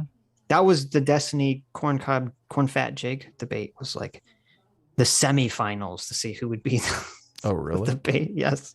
I And it was watched actually part really of that, and fucking Destiny eviscerated fucking Corncob Jake. He did. Actually, a lot of people want us to watch the corn fat Jake, Well, which maybe on we'll one do it hand, next week. I mean, I don't know. On one hand, I want to because of our history with corn fat. Mm-hmm. There was him and I don't want to dead name. I don't know what her name is now, but Jake back in the day and Co were some of our original streams because they were criticizing Jordan Peterson's 12 Rules for Life or strawmanning them. As we like to say. From basically a moron's perspective. So right. And we'd asked them, I believe you had asked them to come on and they had refused to talk to us. James tried to set up a debate with us and Corncob. Who did? James from Modern Day Debate. Oh, my right. friend James. Interesting. Yeah. So none of those had ever fallen through. So I would be interested to watch on that end. But on the other hand, I would not be interested to watch it because it is about the dumbest fucking topic of all time. Yeah. Okay. Corn Fat, who, first of all, on Twitter was very thirsty to debate Destiny. Mm-hmm. Very thirsty. And the subject matter they finally landed on was Corn Fat just saying, Destiny, you're mean to people on Twitter for 2 hours. Yes. Huge, weird fucking thing. What a waste of time. For 2 hours, they debated about whether Destiny was mean to people on Twitter. Like, are you fucking... This is the lamest debate topic of all time. Really? I don't know. Could have been better. Yeah. But anyways. Mm-hmm. Anyways, what? Anyways. It's time already? Anyways. Oh, fuck. I'm ready to rock and roll. Let's cue up another video. What? It's 1:40 at night. What are you lazy? I need to eat. I need to eat something. I'm hungry. Oh, you're hungry. Yes. You're hungry now. Yeah, I'm hungry. Oh, okay. Well, I'll play the harmonica then. If you're just listen to this guy. Fine. You want me to do my job? If you're just gonna quit the harmonica. I mean, I got a bunch of really good weed I could go smoke. So I mean, I'll.